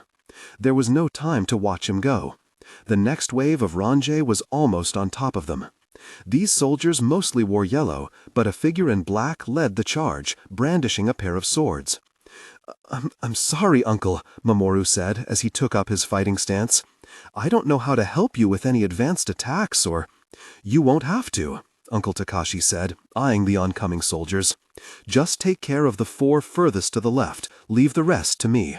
Yes, Uncle. Katakori Hakazora had taken up a position as well. Though the boy's quiver was empty, he formed an arrow from ice and knocked it to the string. Don't bother, Katakori-kun, Uncle Takashi said. Matsuda Dono, this fight is beyond you. Head up the mountain and do what you can to protect the women and children." Unlike Tosama, the young katakuri didn't need telling twice. "Yes, Matsuda Dono." He bowed and turned to run up the mountain. And the Fonyakalu were on them. This time, Mamoru didn't freeze. Something in him had hardened when the life left Yukino-sensei's, as if a piece of the swordmaster's powerfully calm nyama had passed into him. His blade had already tasted blood. Now that he knew the feeling, the movements came more easily. The first Fonyaka caught his katana in the stomach, falling into 2 pieces across it. The second wisely drew back, out of Mamoru's cutting range, and pulled his arm back for an attack. Too slow. Mamoru shot a spear of ice into his throat. The next 2 Fonyaka fired blasts of air pressure at him simultaneously. He jumped clear of one attack, only to have the other catch him full in the chest, knocking the breath from his body. As he stumbled, one of his enemies took advantage and darted in to grab his sword arm, immobilizing it in an iron grip. Smart move, Mamoru thought ruefully. He was faster than he was strong. He couldn't fight his way out of the grip of an adult soldier. The Fonyaka drew his own sword back for the killing blow. And even if Mamoru had had the physical strength to contend with a full-grown Theonite, he didn't have the time to spare wresting his sword arm free. But what he lacked in strength, he could still make up for in speed. Before the man could complete his swing, Mamoru snapped an ice-knuckled punch into his face. The jab had been more of a distraction than anything else. It didn't break the Fonyaka's nose, or even cause his grip to loosen significantly. What it did was buy Mamoru a moment to draw the surrounding water molecules into formation. The water gathered to his left hand formed a weapon to mirror the metal one in his right, and Mamoru sliced upward. It was no whispering blade. Mamoru knew that. His ice wasn't sharp enough to cut through steel, but he felt a savage thrill of pride when he confirmed that it was sharp enough to cut through human muscle. The Fonyaka screamed, dropping his own sword as blood spurted from his shoulder. Annoyingly, he didn't relinquish his grip on Mamoru's right arm. Lifting a foot, Mamoru slammed a kick into the bleeding man's stomach, knocking him back. The Fonyaka's grip was so stubborn that he ended up ripping Mamoru's katana from his hand as he fell. It didn't matter. Mamoru's right hand instinctively moved to join his left on the handle of his newly formed ice sword, and he shot forward, slicing the man's throat open.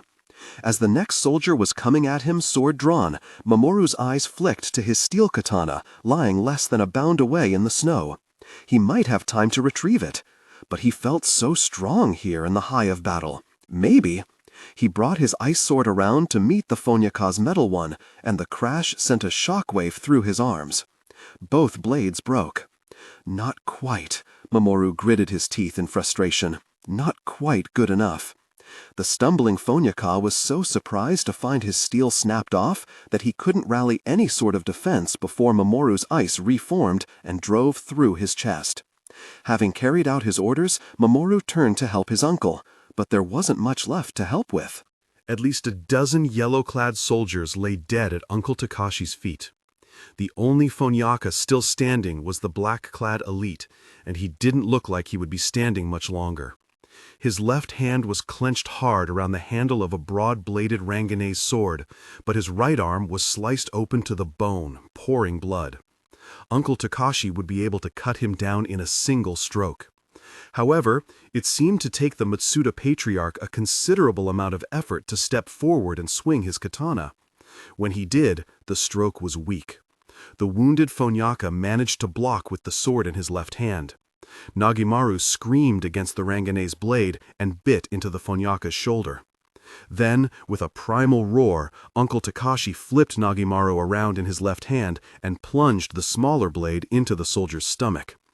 The air writhed as the Fonyaka lurched forward, snarling, striking at Uncle Takashi with astonishing power for a dying Theonite. Steel clipped Uncle Takashi's arm before he stepped back, ripping his own swords free and ending the Fonyaka's life in a burst of blood. The wound in Uncle Takashi's shoulder was shallow, but as he staggered back, Mamoru realized why his movements had been slow. Amid the haze of fresh blood, Mamoru hadn't sensed it, but he could see now.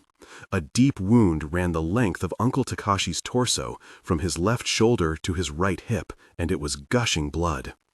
"You know, Uncle Takashi smiled through clenched teeth, even as his dark blue kimono turned a darker shade of red. "I've never fought another dual-wielder. Bastard got me good, didn't he?" "Uncle!" Mamoru hurriedly shed the blood from his own sword, sheathed the weapon, and ran forward. He reached his uncle just as the bleeding man listed and fell into him. "I'm fine," Uncle Takashi protested as his nephew caught him, but he was leaning far too heavily on Mamoru's shoulder for that to be true. Uncle Takashi was still muttering blatant nonsense about a shallow paper cut, but Mamoru knew he had to do something. Apologizing profusely, he yanked open the front of his uncle's kimono and scrambled to apply pressure to the wound. He grimaced as his hands slid in the blood, and the sleeves of his kimono quickly became soaked with it. There was no way he would be able to stem the flow with his hands alone. And Mamoru realized he was going to have to disobey his mother again. He took a shaky breath. "Don't be a girl, Mamoru," Uncle Takashi scoffed, his words slurring as if he had consumed too much sake. "It's just a bit of blood." It would have been inappropriate to do anything but agree, so Mamoru just nodded. "Of course, Uncle. Please hold still." With a sweep of his hand, he pulled the excess blood from his Uncle Takashi's chest. So much of it, far too much, but he couldn't think about that now.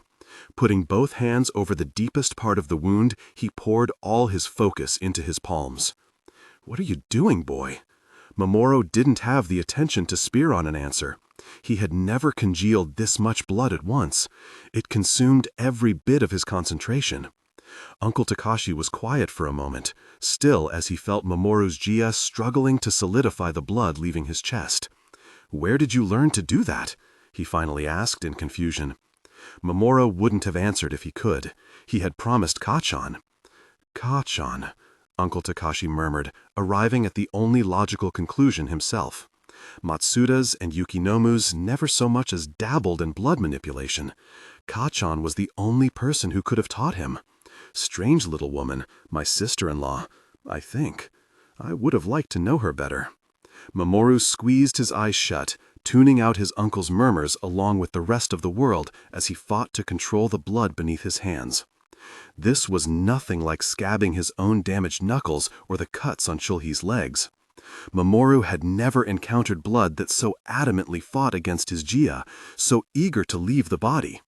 The Futyaka's sword must have hit a major blood vessel near Uncle Takashi's heart.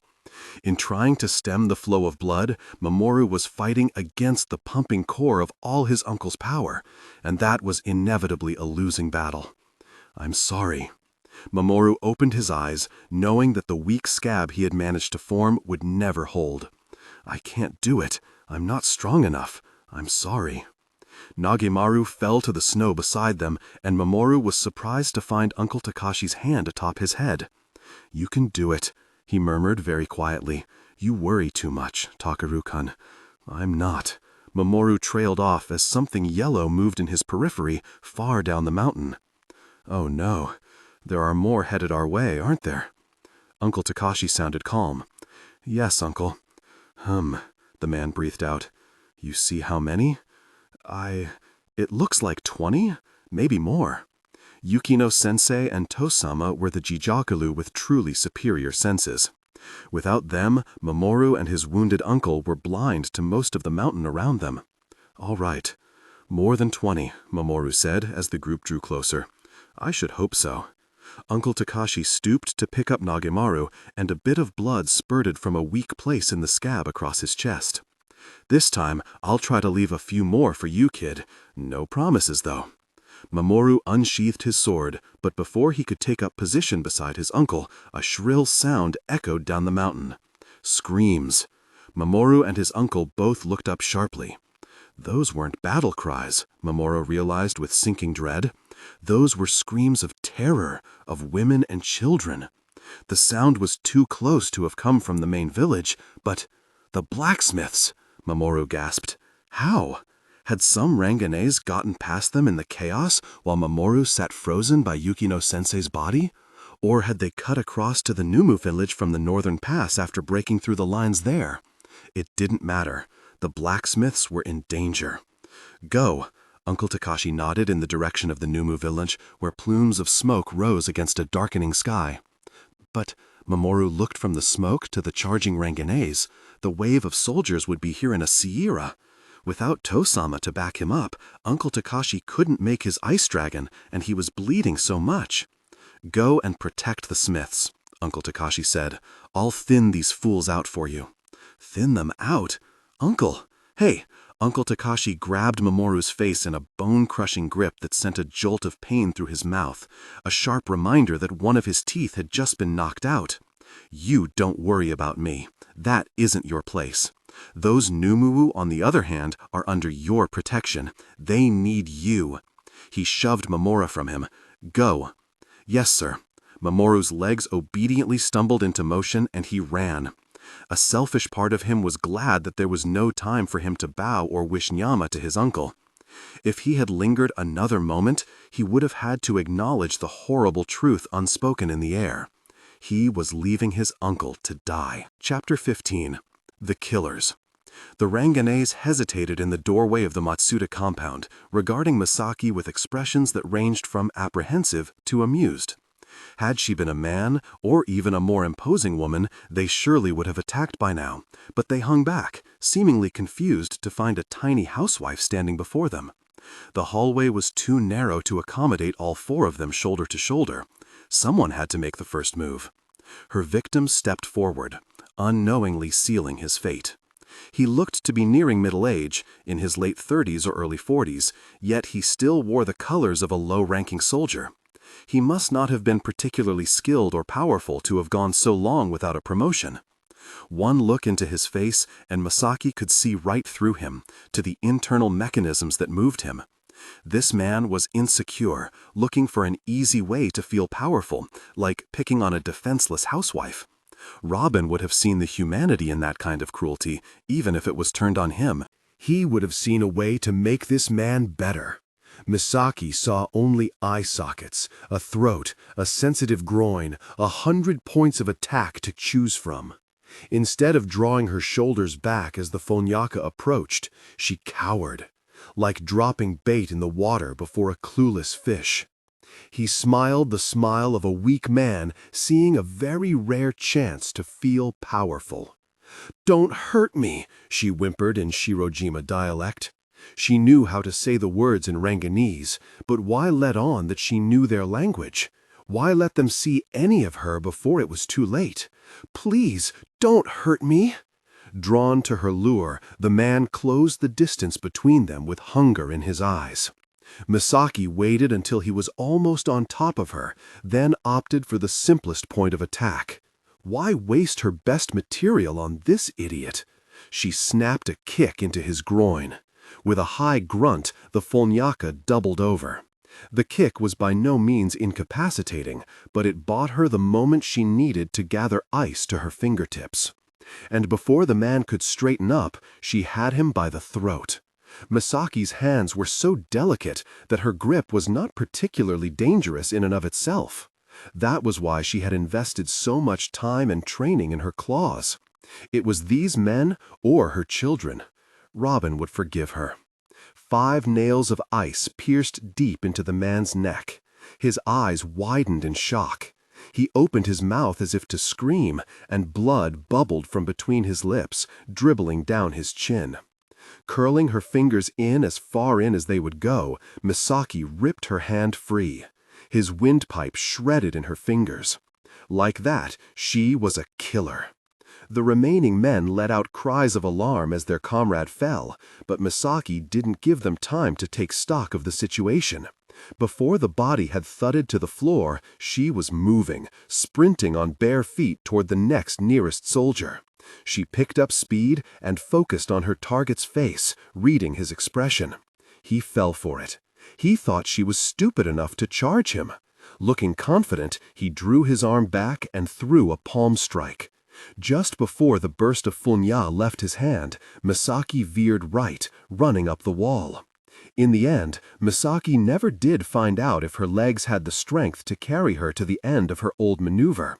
The peripheral wind off the blast pushed her body, flipping her over onto her feet directly behind the Fonyaka. Realizing his mistake, the soldier started to turn, but it was too late. Siradanya was out of her sheath.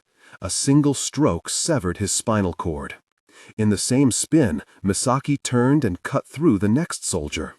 Only a few steps behind his comrade, he probably didn't even see what had happened before Shadow's daughter separated his torso from his legs. One more to go. Misaki made her cut, but this last soldier was a young man fast, and he stepped back, out of range. Wary eyes flicked over her, taking in her stature, her weapon, her stance, sizing her up. She couldn't allow that, so she pressed in, black blade flashing in a second attack meant to drive him up against the wall and into a corner. Infuriatingly, he evaded again, backing through the Genkan and partway out the door, drawing his own inferior sword. Smart boy. The aggressive part of Misaki itched to follow him, but she knew that if she let him take the fight outside, onto open ground, she was a dead woman. So instead, she darted right, through the nearest side hallway, disappearing, as was her way. The windowless hallway was so dark it might have been one of Livingston's alleys, and it was going to stay that way. Misaki formed a block of solid ice over the light switch. As she went, she slid all the doors open, coating the door frames in ice. Then she flattened herself against the wall, melting into the shadows, and waited. The soldier moved down the hallway on cautious feet. If he was smart, he was listening closely, his hands open, trying to detect her breath stirring the air. But Misaki could hold her breath for a long time. This was where the dark put a Fonyaka at a serious disadvantage. Despite their acute hearing, Fonyakalu had no sense of a person's heat signature or blood flow, making them blind to a stealthy enough opponent. Misaki, on the other hand, could feel every inch of her prey as he approached, a pulsing network of arteries, capillaries, marrow, and spinal fluid. As the Fonyaka neared her position, Misaki flicked her fingers, using the ice she had formed on one of the doors to slam it shut. Instinctively, the man whirled toward the sound, turning his back to her. Misaki peeled from the shadow and stabbed. There was a crunch, accompanied by a choking grunt of surprise, as Siradanya hit her mark. The Fonyaka didn't have to linger long in his pain.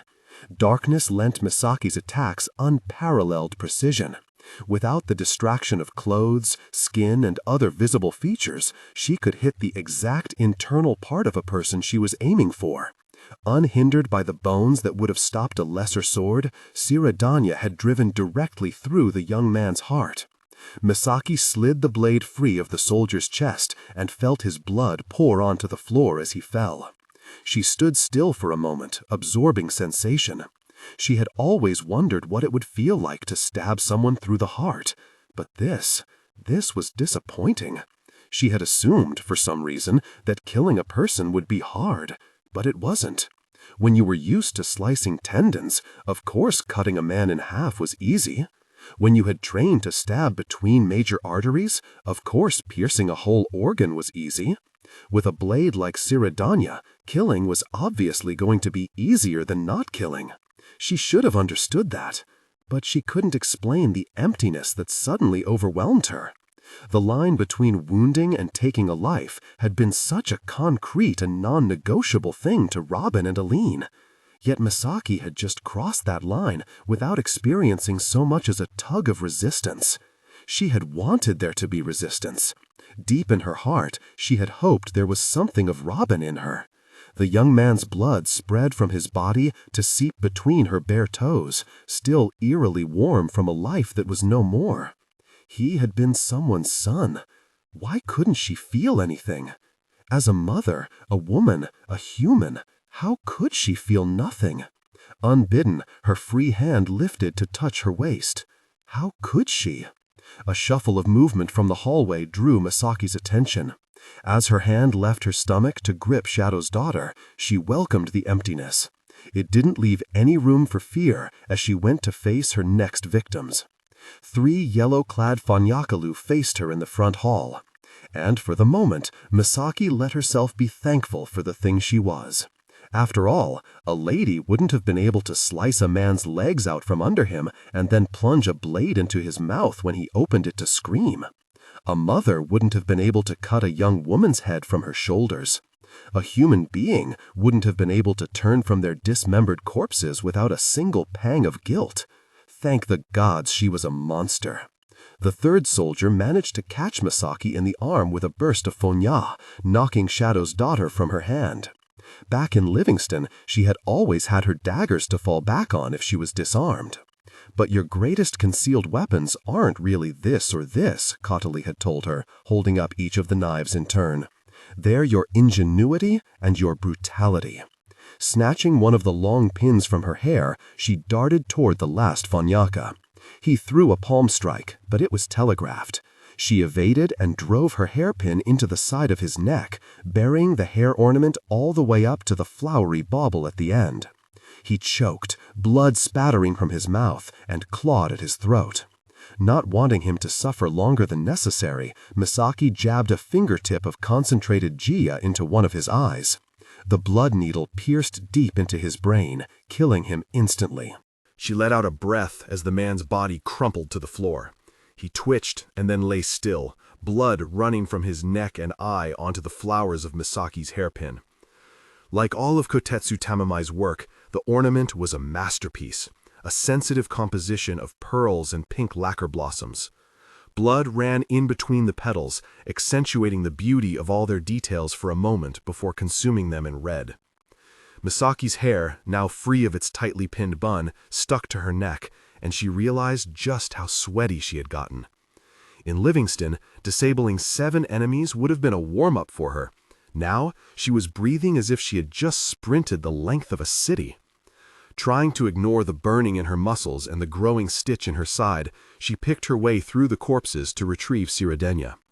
She kept a wary eye on the broken-down doors as she swept the blood from the blade, but no more soldiers appeared. She had just set the top of Sirudenya against her left knuckle to return the weapon to its sheath when the air stirred through her loose hair, making her stop. Fonya. Strong Fonya. She returned both hands to her sword handle as a pair of uniformed figures appeared in the doorway. Oh, Shuro! Misaki's heart dropped. These soldiers wore black.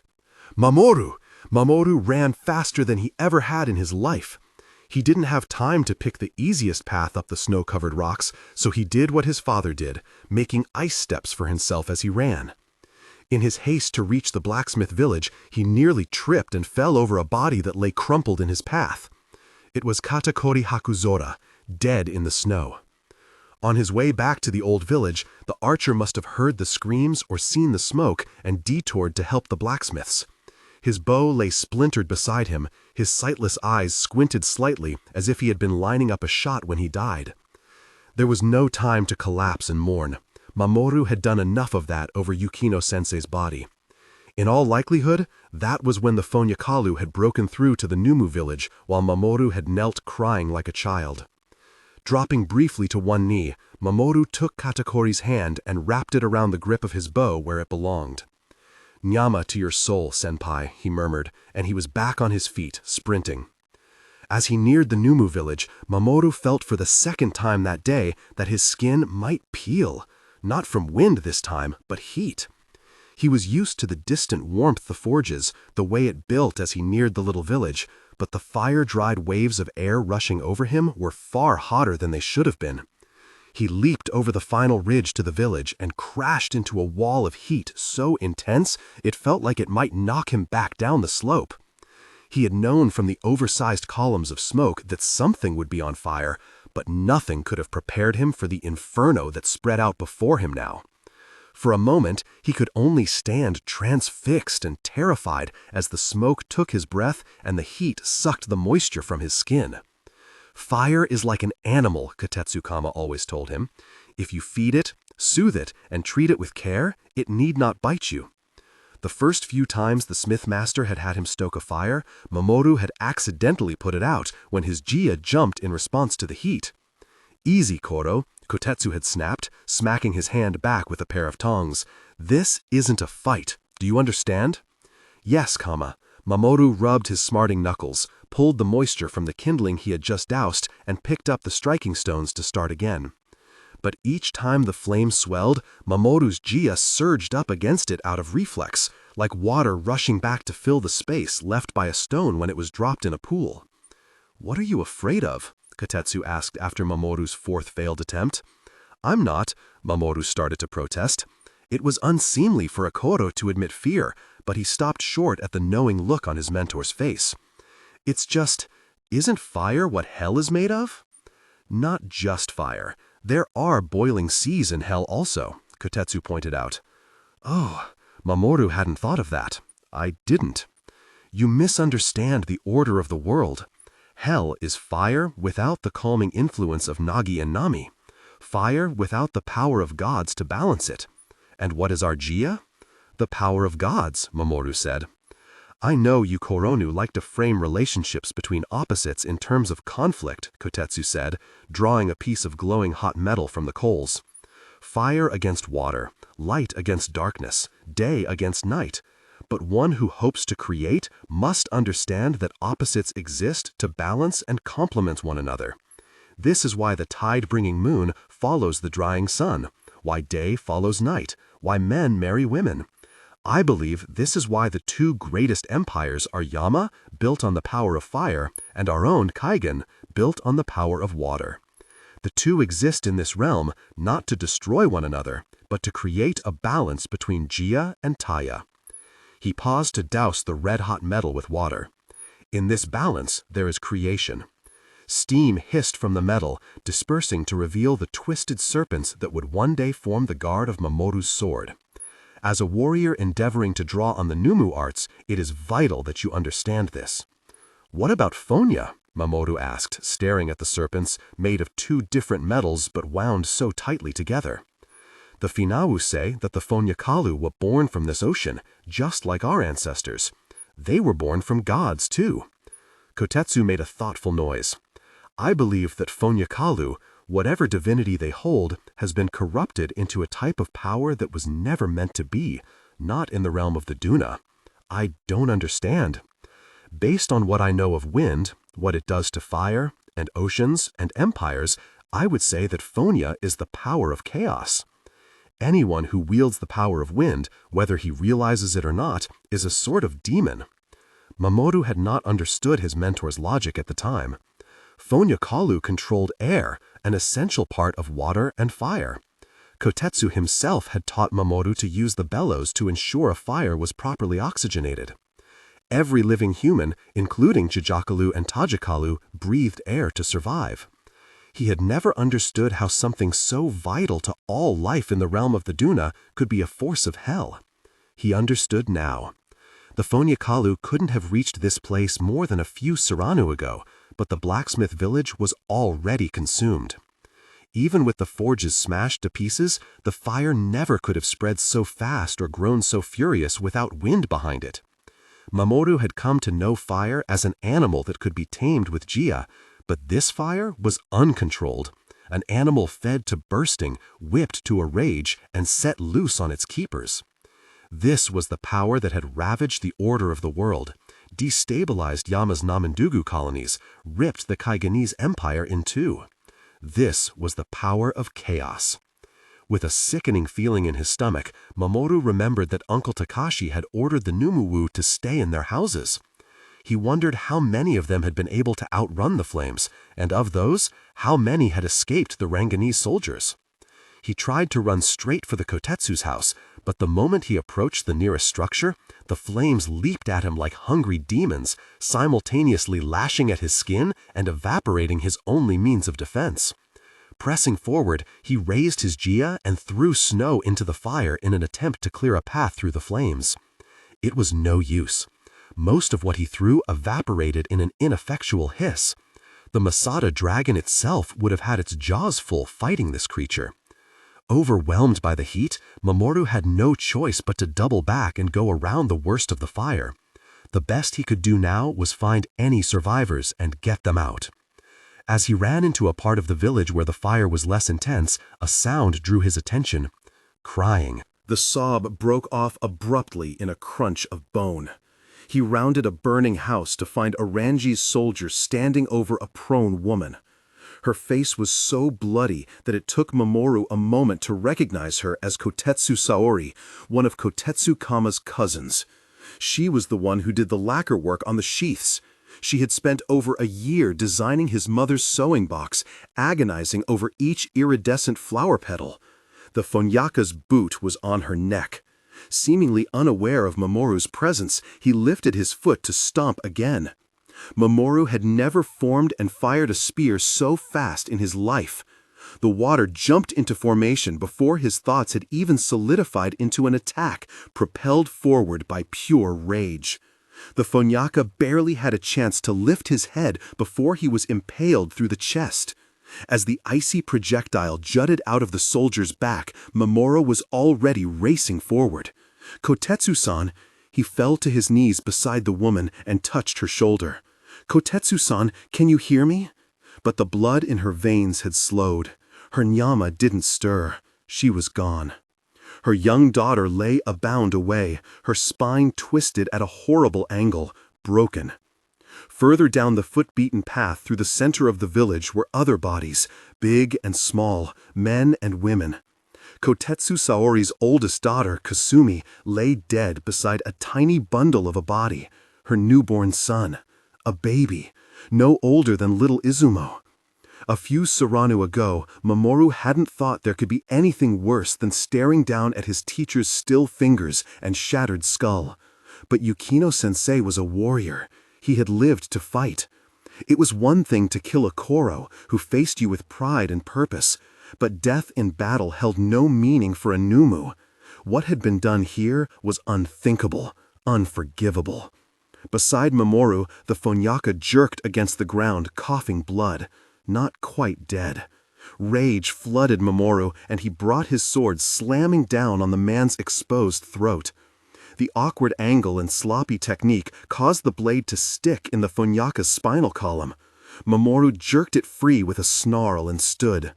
For a moment, he felt an overwhelming urge to lift his own foot and stomp on the Fonyaka, feel his body break beneath his heel, crush him. Break him until he was as shattered as the women and little children he had killed. But there were more Numu in this village, and if even one was still breathing, Mamoru had to protect them. Fists clenched, he stepped over the Fonyaka's corpse and moved on to look for survivors. He scanned every piece of wreckage as he went, but found no movement except the hellish thrashing of the flames. It seemed that whatever Ranjis had been here had moved on after ensuring that their victims were dead. Kotetsu Saori's killer must have been a straggler. Halfway through the village, Mamoru encountered a thick wall of ice. It was mostly melted, but it had succeeded in holding the flames back from the easternmost houses in the village. Mamoru let an open hand trail over the water-slick ice and felt relief wash over his singed nerves. He knew this ice, recognized its stable underlying structures. Rounding the end of the wall, he finally found human movement in the rubble. His face broke into a smile of relief when he recognized the soot-stained face of his mentor. "Kotetsu Kama!" His voice cracked. "You're alive!" The ice wall had prevented the fires from reaching the Kotetsu's wooden house, but the Fonyakalu had decimated the structure, reducing it to a pile of rubble. "Matsuda dono!" The blacksmith looked up as Mamoru ran to him. "You have to help me." "What is it?" Mamoru asked. "My son." Kotetsu's usually steady hands shook, and Mamoru realized that they were smeared with blood from clawing through the rubble. "Atsushi is trapped under the house." "And the rest of the family?" Mamoru asked. Kotetsu Kama swallowed. They... Mamoru had never heard Kotetsu struggle to control his voice. "The little ones were able to crawl out and run after," he swallowed. "After the soldiers were gone. I think they made it to safety." "What about your wife?" Mamoru asked. "Your mother?" Kotetsu shook his head. It was so fast. There were only a few of them, but they brought the fire out of the forges. Then when people came running out of the houses, they killed them. Kasan knew. She told us not to stay inside from the beginning. He put a hand to his eyes. Mamoru had never seen his mentor this way, as a husband and son, as someone who could feel lost. Kotetsu Kama. Mamoru had no idea how he kept his own voice from trembling. "You have to get out of here. There are still Ranjis coming up the mountain. Uncle Takashi said he would hold them, but I don't know how long. I won't leave without my son." Mamoru found himself wanting to nod in agreement. Something in him didn't want Kotetsu to go. The Numu had always been a source of comfort and guidance, but he was a blacksmith. It wasn't within his power to stop the threat coming up the mountain, nor was it his responsibility. It was Mamoru's. "I will protect your son," Mamoru promised, "but I need you out of danger. I'm just one fighter. I don't know if I can protect you both at once." "Surely you're not on your own," Kotetsu said. "The Yukinos and Mizumakis are all gone. My father was sent back to the main village to protect the women and children, and my uncle." Mamoru couldn't understand how he suddenly knew. "My uncle," he said softly. "What?" The stricken look on Kotetsu's face reminded Mamoru that the blacksmith had once helped train a young Takashi at the forges. They had been friends since childhood. He can't be. Despite Kotetsu's denial, Mamoru knew. He still wasn't sure how. Maybe the certainty came through his subconscious awareness of the Nyama around him. Maybe it was the simple logic of how much blood Uncle Takashi had lost, how many enemies he had been facing, and how long it had been. "The Ranjis will be here any dimma," he told Kotetsu with fresh urgency. "You need to be gone before they get here. I'll take care of Atsushi. Go." "But do what I say," Mamoru bellowed, surprised at the strength in his own voice. In the forge, he was Kotetsu's student, but the forges were gone now. This village had turned into a battlefield, and on the battlefield, the Koro's command ruled. Kotetsu only hesitated for a moment, considering Mamoru as though seeing him for the first time. "You're a fine Koro, Matsuda Mamoru." He bowed his head in acceptance. "I leave my son to you." Mamoru nodded, silently accepting responsibility. "Nyama to you, Matsuda Dono," Kotetsu said, and fled up the mountain. Immediately, Mamoru got down on his hands and knees and peered into the darkness beneath the rubble. "Atsushi-kan," he called to his friend. His voice shook at first, but he pushed the tremor down with a smile. "Atsushi-kan?" His voice was stronger now, more encouraging. "Can you hear me?" He couldn't quite make out words, but there was a muffled response from under the broken wood and stone. Wind whipped the flames on the other side of Kotetsu's ice wall. The Fonyakalu had almost reached them. "Hold on, okay? I'm going to get you out of there. I just need to take care of some Fonyakalu first. Hold on." Gripping his sword, Mamoru ran to the edge of the village, far from the flames, where he could meet his enemies with the full frozen power of his Jia. If there had been some small hope that his uncle would survive to help him, it disappeared when he reached the ridge overlooking the southern pass. He had always heard that a Theonite's Nyama could do strange things at the moment of death. He had felt the air spasm when he killed Fonyakalu, but the gruesome sight below was unlike anything he had ever heard of. It was as if every drop of Uncle Takashi's godlike Nyama had manifested in ice at the ending, in some sort of final defiance. The resulting formation was not a recognizable shape like a katana or a dragon. It was something primal and raw. An explosive personality in life, Matsuda Takashi had become an explosion in death. Frozen branches and blades bursting from his body in all directions. Crystal ice veined with blood. Unwary Fonyakalu, who had been too slow to jump clear, were speared through limbs, chests, and abdomens by the force of his dying Jia. Some had been hoisted off their feet high into the air, creating a tree of corpses that glittered red against the sunset.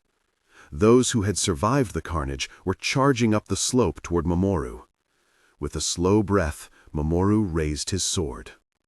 Atsushi and Kotetsu Kama were behind him, counting on him to protect them. Beyond them, his mother and father were counting on him.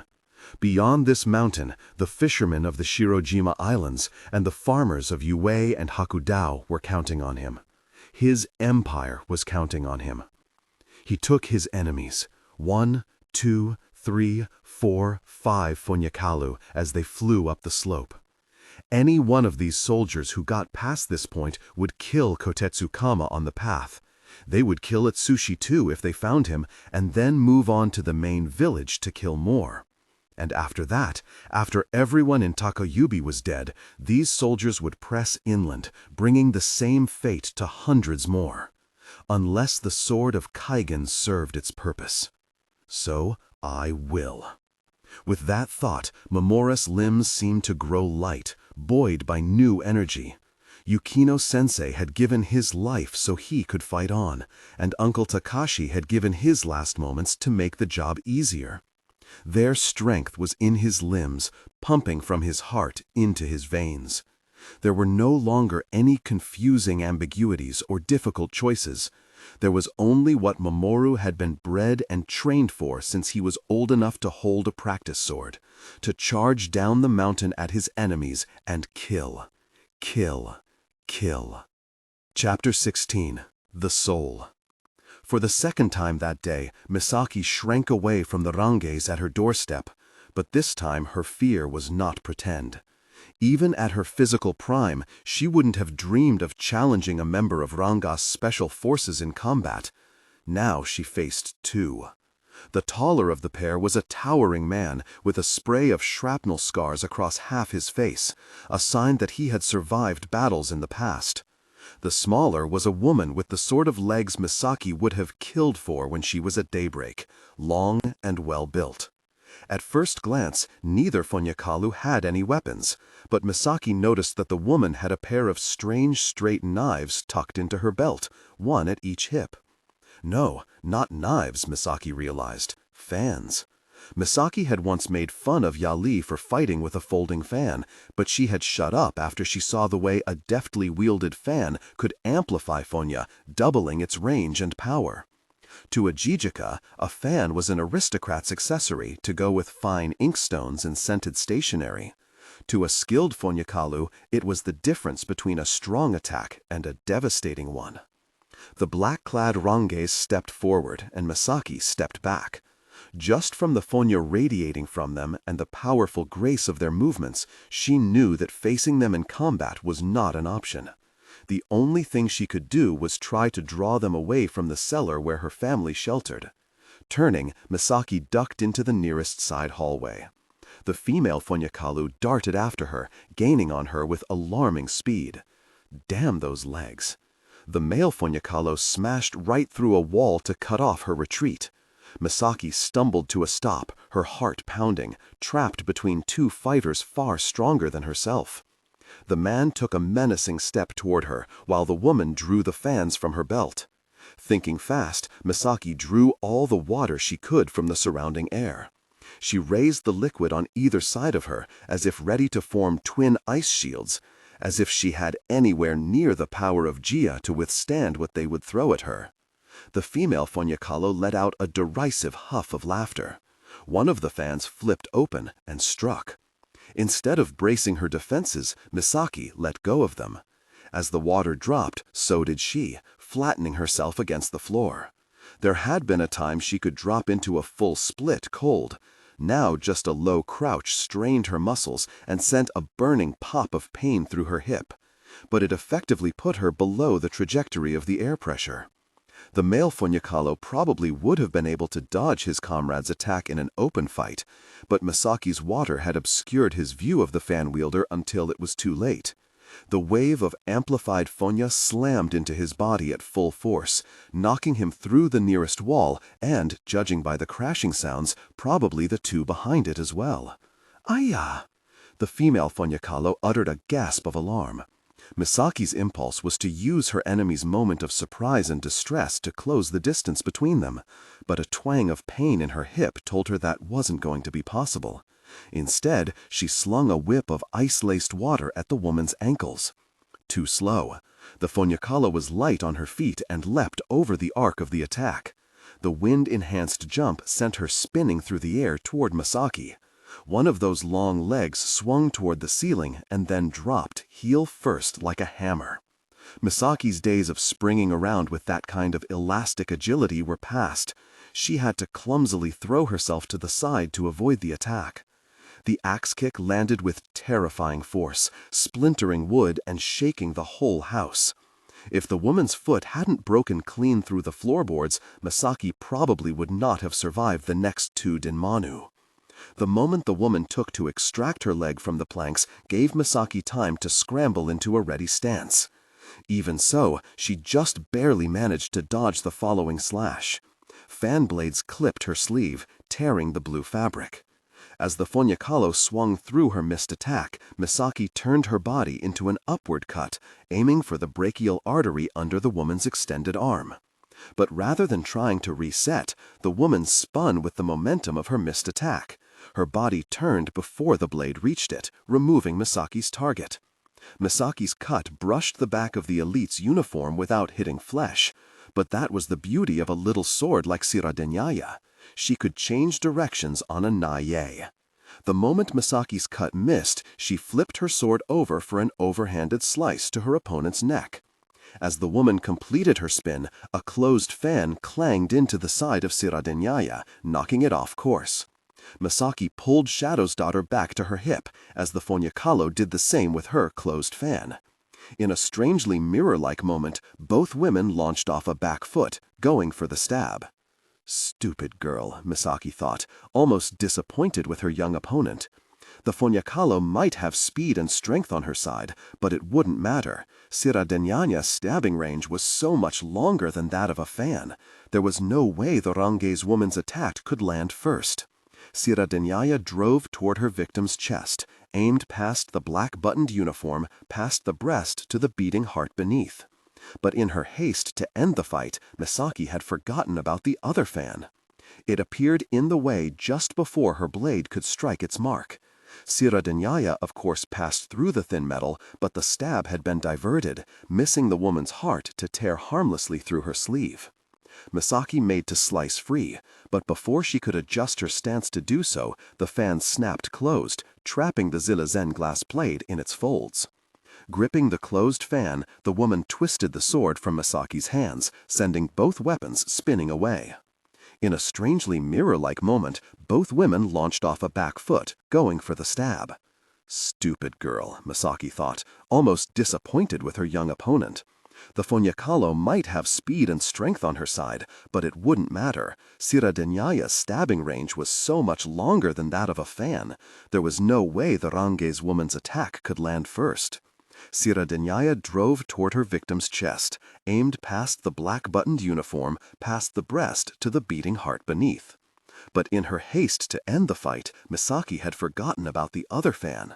It appeared in the way just before her blade could strike its mark. Shiradenyaya, of course, passed through the thin metal, but the stab had been diverted, missing the woman's heart to tear harmlessly through her sleeve. Misaki made to slice free, but before she could adjust her stance to do so, the fan snapped closed, trapping the Zilazen glass blade in its folds. Gripping the closed fan, the woman twisted the sword from Misaki's hands, sending both weapons spinning away. In a strangely mirror-like moment, both women launched off a back foot, going for the stab. Stupid girl, Misaki thought, almost disappointed with her young opponent. The Fonyakalo might have speed and strength on her side, but it wouldn't matter. Shiradenyaya's stabbing range was so much longer than that of a fan. There was no way the Range's woman's attack could land first. Shiradenyaya drove toward her victim's chest, aimed past the black-buttoned uniform, past the breast to the beating heart beneath. But in her haste to end the fight, Misaki had forgotten about the other fan. It appeared in the way just before her blade could strike its mark. Shiradenyaya, of course, passed through the thin metal, but the stab had been diverted, missing the woman's heart to tear harmlessly through her sleeve.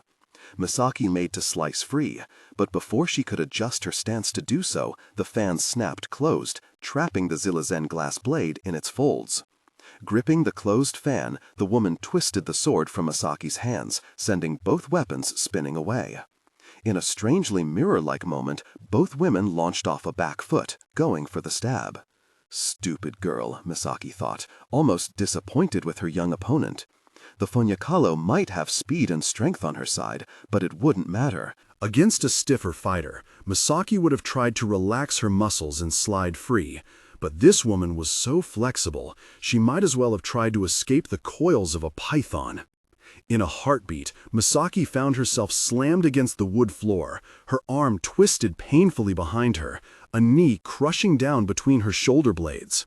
15 years ago, she would have bladed ice across the bottom of her foot and snapped a scorpion kick into the woman's face. But she knew without trying that she no longer had the flexibility in her spine to make a move like that work.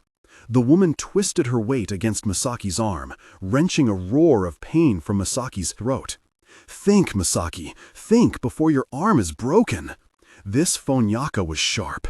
She would notice any overt movement in either Misaki's body or the surrounding water. Thankfully, the Tsusano blood needle was not the only needle in Misaki's arsenal. With 2 fingers, she drew together a sliver of water molecules astride from herself and the phonyaka, a tiny version of the mighty ice spears the men of Takayubi were so fond of.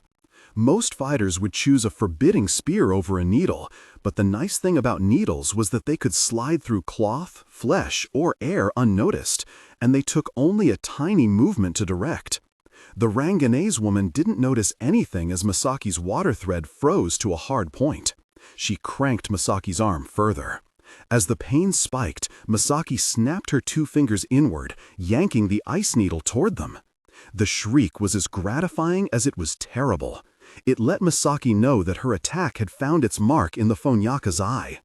As that snake-like grip released, Misaki rolled free and staggered to her feet. Impressively, the phonyaka found her way to her feet as well, a hand over her bleeding eye. Her scream of pain rising to one of rage, she lunged for Misaki. The remaining fan flashed forward, and had the woman's depth perception not been compromised, Misaki would have been sliced to pieces in the ensuing fit of slashing and screaming. As it was, she had to deflect a few of the attacks with her forearms, shredding her sleeves and splattering her blood across the floor. The woman drove her out of the hall, into the kitchen, and Misaki knew she had to end this while the advantage was still hers. Her eyes darted to where she and Setsuko kept the knives, but her brain canceled the thought before she risked her neck trying to go for the cupboard. She hadn't been able to kill this woman with a Zilizen glass sword.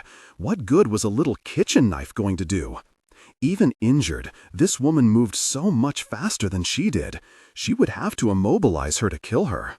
Misaki was at the end of her stamina, her overtaxed legs ready to buckle beneath her, while the phonyaka's fury seemed to be making her stronger by the denma. Stumbling back from her crazed enemy, Misaki fell against the counter, careful to place herself directly in front of the sink. The woman swung her fan, releasing a burst of phonya, and Misaki dove sideways, letting the air pressure slam into the sink. Water exploded through the room, pouring from the broken faucet onto the floor and spraying high into the air. The phonyaka let out a cry of surprise as the spray caught her in her good eye. Misaki took advantage of the woman's moment of blindness and moved in. Not trusting her shaking muscles with a sweep kick or any of the more advanced takedowns in her repertoire, she launched her whole body forward in a tackle. The taller fighter was so well muscled that it felt like ramming her shoulder into solid rock, but Misaki's momentum managed to take her off her feet. Both women crashed to the floor as water spread out beneath them and rained from above. Instead of trying to pin the stronger woman down with her weight, Misaki landed with her palms on either side of her victim and forced her exhausted Jia into motion. As the phonaka's good eye snapped open, her grip tightened on her fan, and her phonya swirled back into motion with a vengeance. But it was too late. The fight was over. The same clinging ice Misaki once used to scale walls was also excellent for immobilizing an opponent. Where most jiok required a considerable amount of water to freeze someone's body in place, Misaki needed only a thin sheet. In the moment after they hit the wet floor, she had frozen the phonyaka's hair, skin, and uniform to the floorboards with ice strong enough to stick a human to the side of a skyscraper. Misaki watched the woman's working eye widen as she registered the biting cold and realized that she couldn't move. Her face twisted into a snarl. Phonya whipped Misaki's hair and kimono, but without its wielder's limbs to give it direction, the wind was no more than impotent bluster. Reaching to the woman's right hand, Misaki pried the fan from her fingers. It might be a messy instrument of execution, but her muscles and Jia were so exhausted that she didn't think she had it in her to form an ice spear or even stand up and search for Saradnya. Flipping the fan open, she tried to find a comfortable grip on the base with her left hand. Her right arm had been twisted so hard, she didn't trust it to hold a weapon. "You slimy Kaigenese sea slug," the woman spat, resorting to racist insults, as so many fighters did in defeat. Not good ones either. You cheated." Indignant, Misaki scowled down at the Fonyaka.